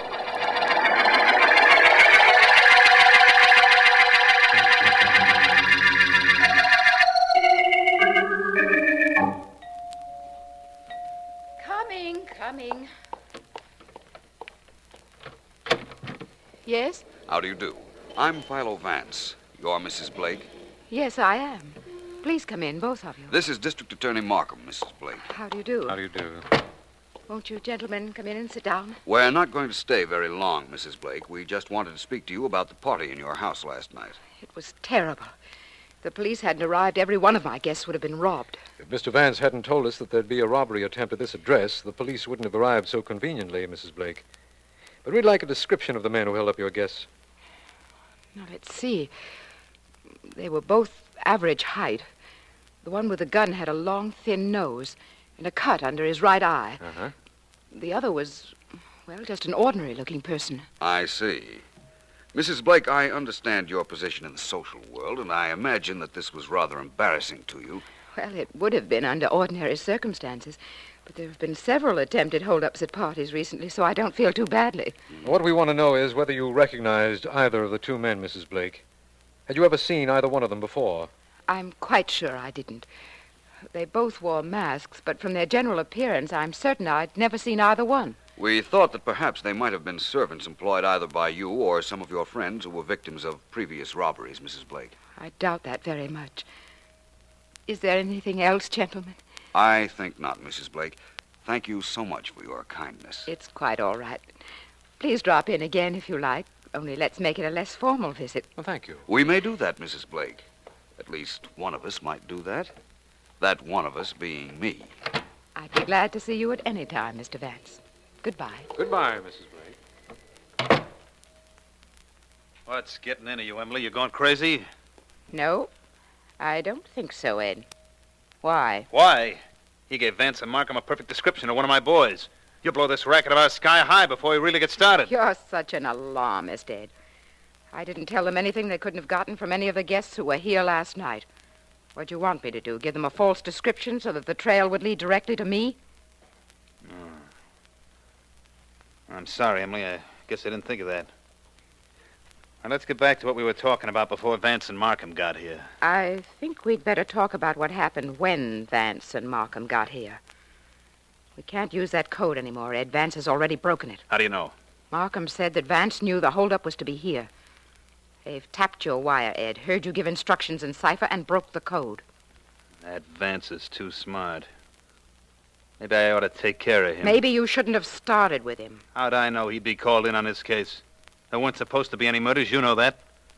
Larry killed Joe and the cop's bullet got him, but we didn't plan on that. No. But in order to be successful at anything, Ed, it's well to be prepared for emergencies. Nothing ever goes entirely according to plan. Well, our next job ought to.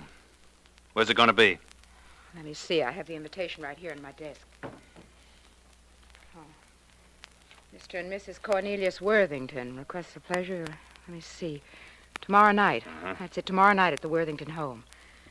And if I know Celia Worthington, she'll have everybody who means anything in this town at her house. Good. This time we don't fool around with codes or with anything else. This time I do the job myself. Larry and I. I like that. That means there'll be only 3 ways to split. You and Larry and me. 2.5 ways. We'll cut Larry's piece down to a half of what he's supposed to get. He never knows what he's going to get. You know, Ed, I think we ought to give a little thought to Philo Vance. He might give us trouble. Him? I don't think so. Let him interfere with this, and he won't know what he's going to get either.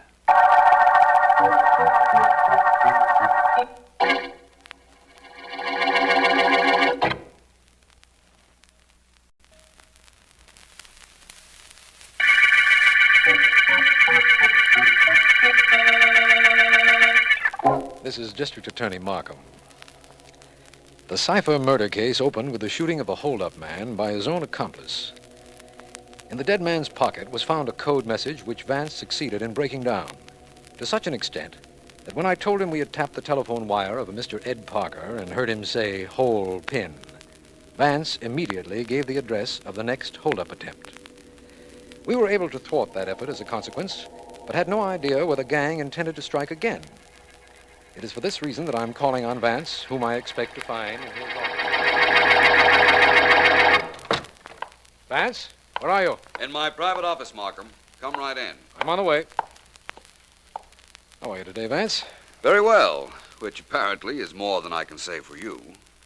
What's bothering you, Markham? This Cipher case, Vance. We've continued to tap Ed Parker's phone, but we've gotten nothing from him that even resembles a code. I didn't imagine you would. You think he knows we've succeeded in figuring out his code? I'm reasonably certain of that. Just because the police broke up that holdup at Mrs. Blake's the other night? That's only one reason, Markham. But the others aren't to be discussed right now. Vance, you know the police broke that code Parker used. It took them some time. Yet you figured it in less than a minute. I'll explain that to you, Markham, but not now. Right now, I'm wondering where that holdup mob will hit next, and how I can find out. Well, they seem to be concentrating on gatherings of the elite. Strictly social stuff. Really? Well, then the chances are that Mrs. Emily Blake would be invited to the next affair. And she did invite me to call on her, remember, Markham? Yes. I think I'll accept that invitation, my friend. I see. You intend to get her to tell you when the next big social event will take place and perhaps ask you to accompany her. Vance, you're a very resourceful man. That isn't the only reason I'm doing it, Markham. Don't forget, Mrs. Blake is a very charming woman.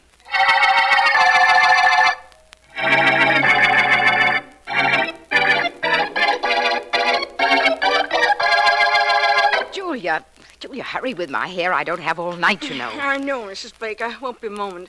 I've laid out all your jewelry on the dressing table. You can be ready in a moment after I get finished. Well, then hurry up and get finished, why don't you? I'll get that myself. You stand in back of me and finish my hair while I'm talking. Very well, madame. Hello? Emily, this is Cornelius Worthington. Cornelius. Don't tell me I'm that late that you called to find out what was delaying me. No, not quite. Emily, dear, there's a change in plans about the party tonight. Oh? Yes, one of the children's ill, and they've quarantined our house. Oh, how dreadful, Corny. We called the Applebys, and they're going to have our party at their house. Come there, won't you? I've got a dozen people to call, so I've got to cut this short. The Applebys are at 651. 651? 131st Street. 131st Street. You don't mind, Emily? Oh, it's perfectly all right, Connie. I understand. Toodaloo. Oh, I'm finished, Mrs. Blake. Oh, good. Now, hand me that telephone. Yes, ma'am. Oh, wait. There's someone at the door. Here, call this number and just give them this message. The message is Bop Pip. Bop Pip? Yes, do it right away, will you? I'll get that door myself. I'll do it, but I don't know what I'm doing. Coming. Good evening. Please come in. Good evening, Mrs. Blake. Why, you're staring at me. Is anything wrong? Is it the white tie or the topper? It isn't either, Mr. Vance. Only you seem to look as if you belonged in a white tie. That's rather strange attire for a private investigator, isn't it? Yes, but at the moment I'm not working at my chosen profession. You did invite me to call, didn't you? Why, yes. But I'm going out tonight. I thought you might be, hence these evening clothes. May I go with you? Well, why not? Thank you. By the way, Mrs. Blake, you look quite charming. Thank you.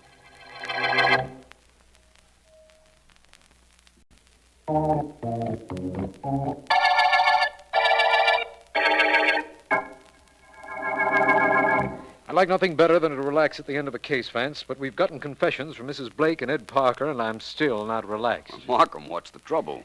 You know, I told you the police broke that code that Parker was using, but never explained it to me. I want to know first how you broke it, and so quickly. Oh, that? Well, let me see. The original code message found on the dead man was, "Live on," right? Yes. And the robbery the dead man was fleeing from took place at 4360 58th Street. Yes. The letters in the words "live on" became the numbers 4360 and 58, Markham. By use of a code word, each letter becomes a number. That's why when you intercepted Parker's message about hole pin, I was able to tell you the address of the next attempted stick-up.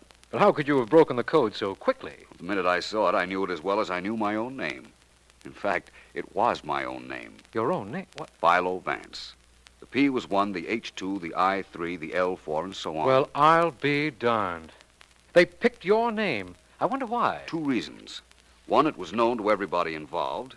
2, they never thought I'd be called in on a mere series of robberies. Well, that brings me up to the question of Mrs. Blake's guilt, Vance. That? Well, it started because I believed there had to be somebody on the inside tipping off the gang as to where these parties were being held. I didn't suspect Mrs. Blake until after the robbery at her house when, in an effort to divert suspicion from herself, she described one of the masked thieves too well. How do you mean, too well? She said he had a cut under his eye. Now, if he had worn a mask, and we know he did, she couldn't have seen the cut. That got me to thinking. And then I learned that Cornelius Worthington was giving a party. I went to him and got him to switch his party to the Appleby's house. Why? Well, Worthington was to wait at his home and escort every other guest to the Appleby's personally. There, the guests were to be told the phone was out of order. But Worthington was to call Mrs. Blake and tell her about the change in plans for the party. Oh, I see now. Then when the party was held up, it was only Mrs. Blake who could have been in touch with Ed Parker to tell him the new address. Exactly. Anything else, Markham? I think not, Vance. I do think that lack of funds and a desire to maintain her social position must have put Mrs. Blake in the middle of this situation. I imagine so. But let's forget her and the middle of this situation. Let's realize we've reached the end of the Cipher murder case.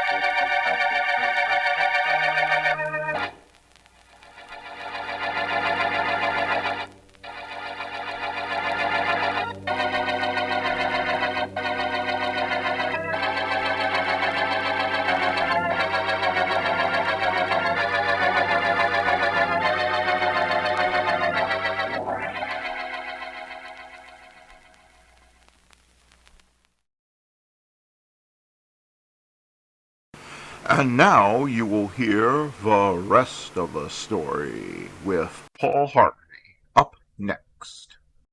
Now, the rest of the story.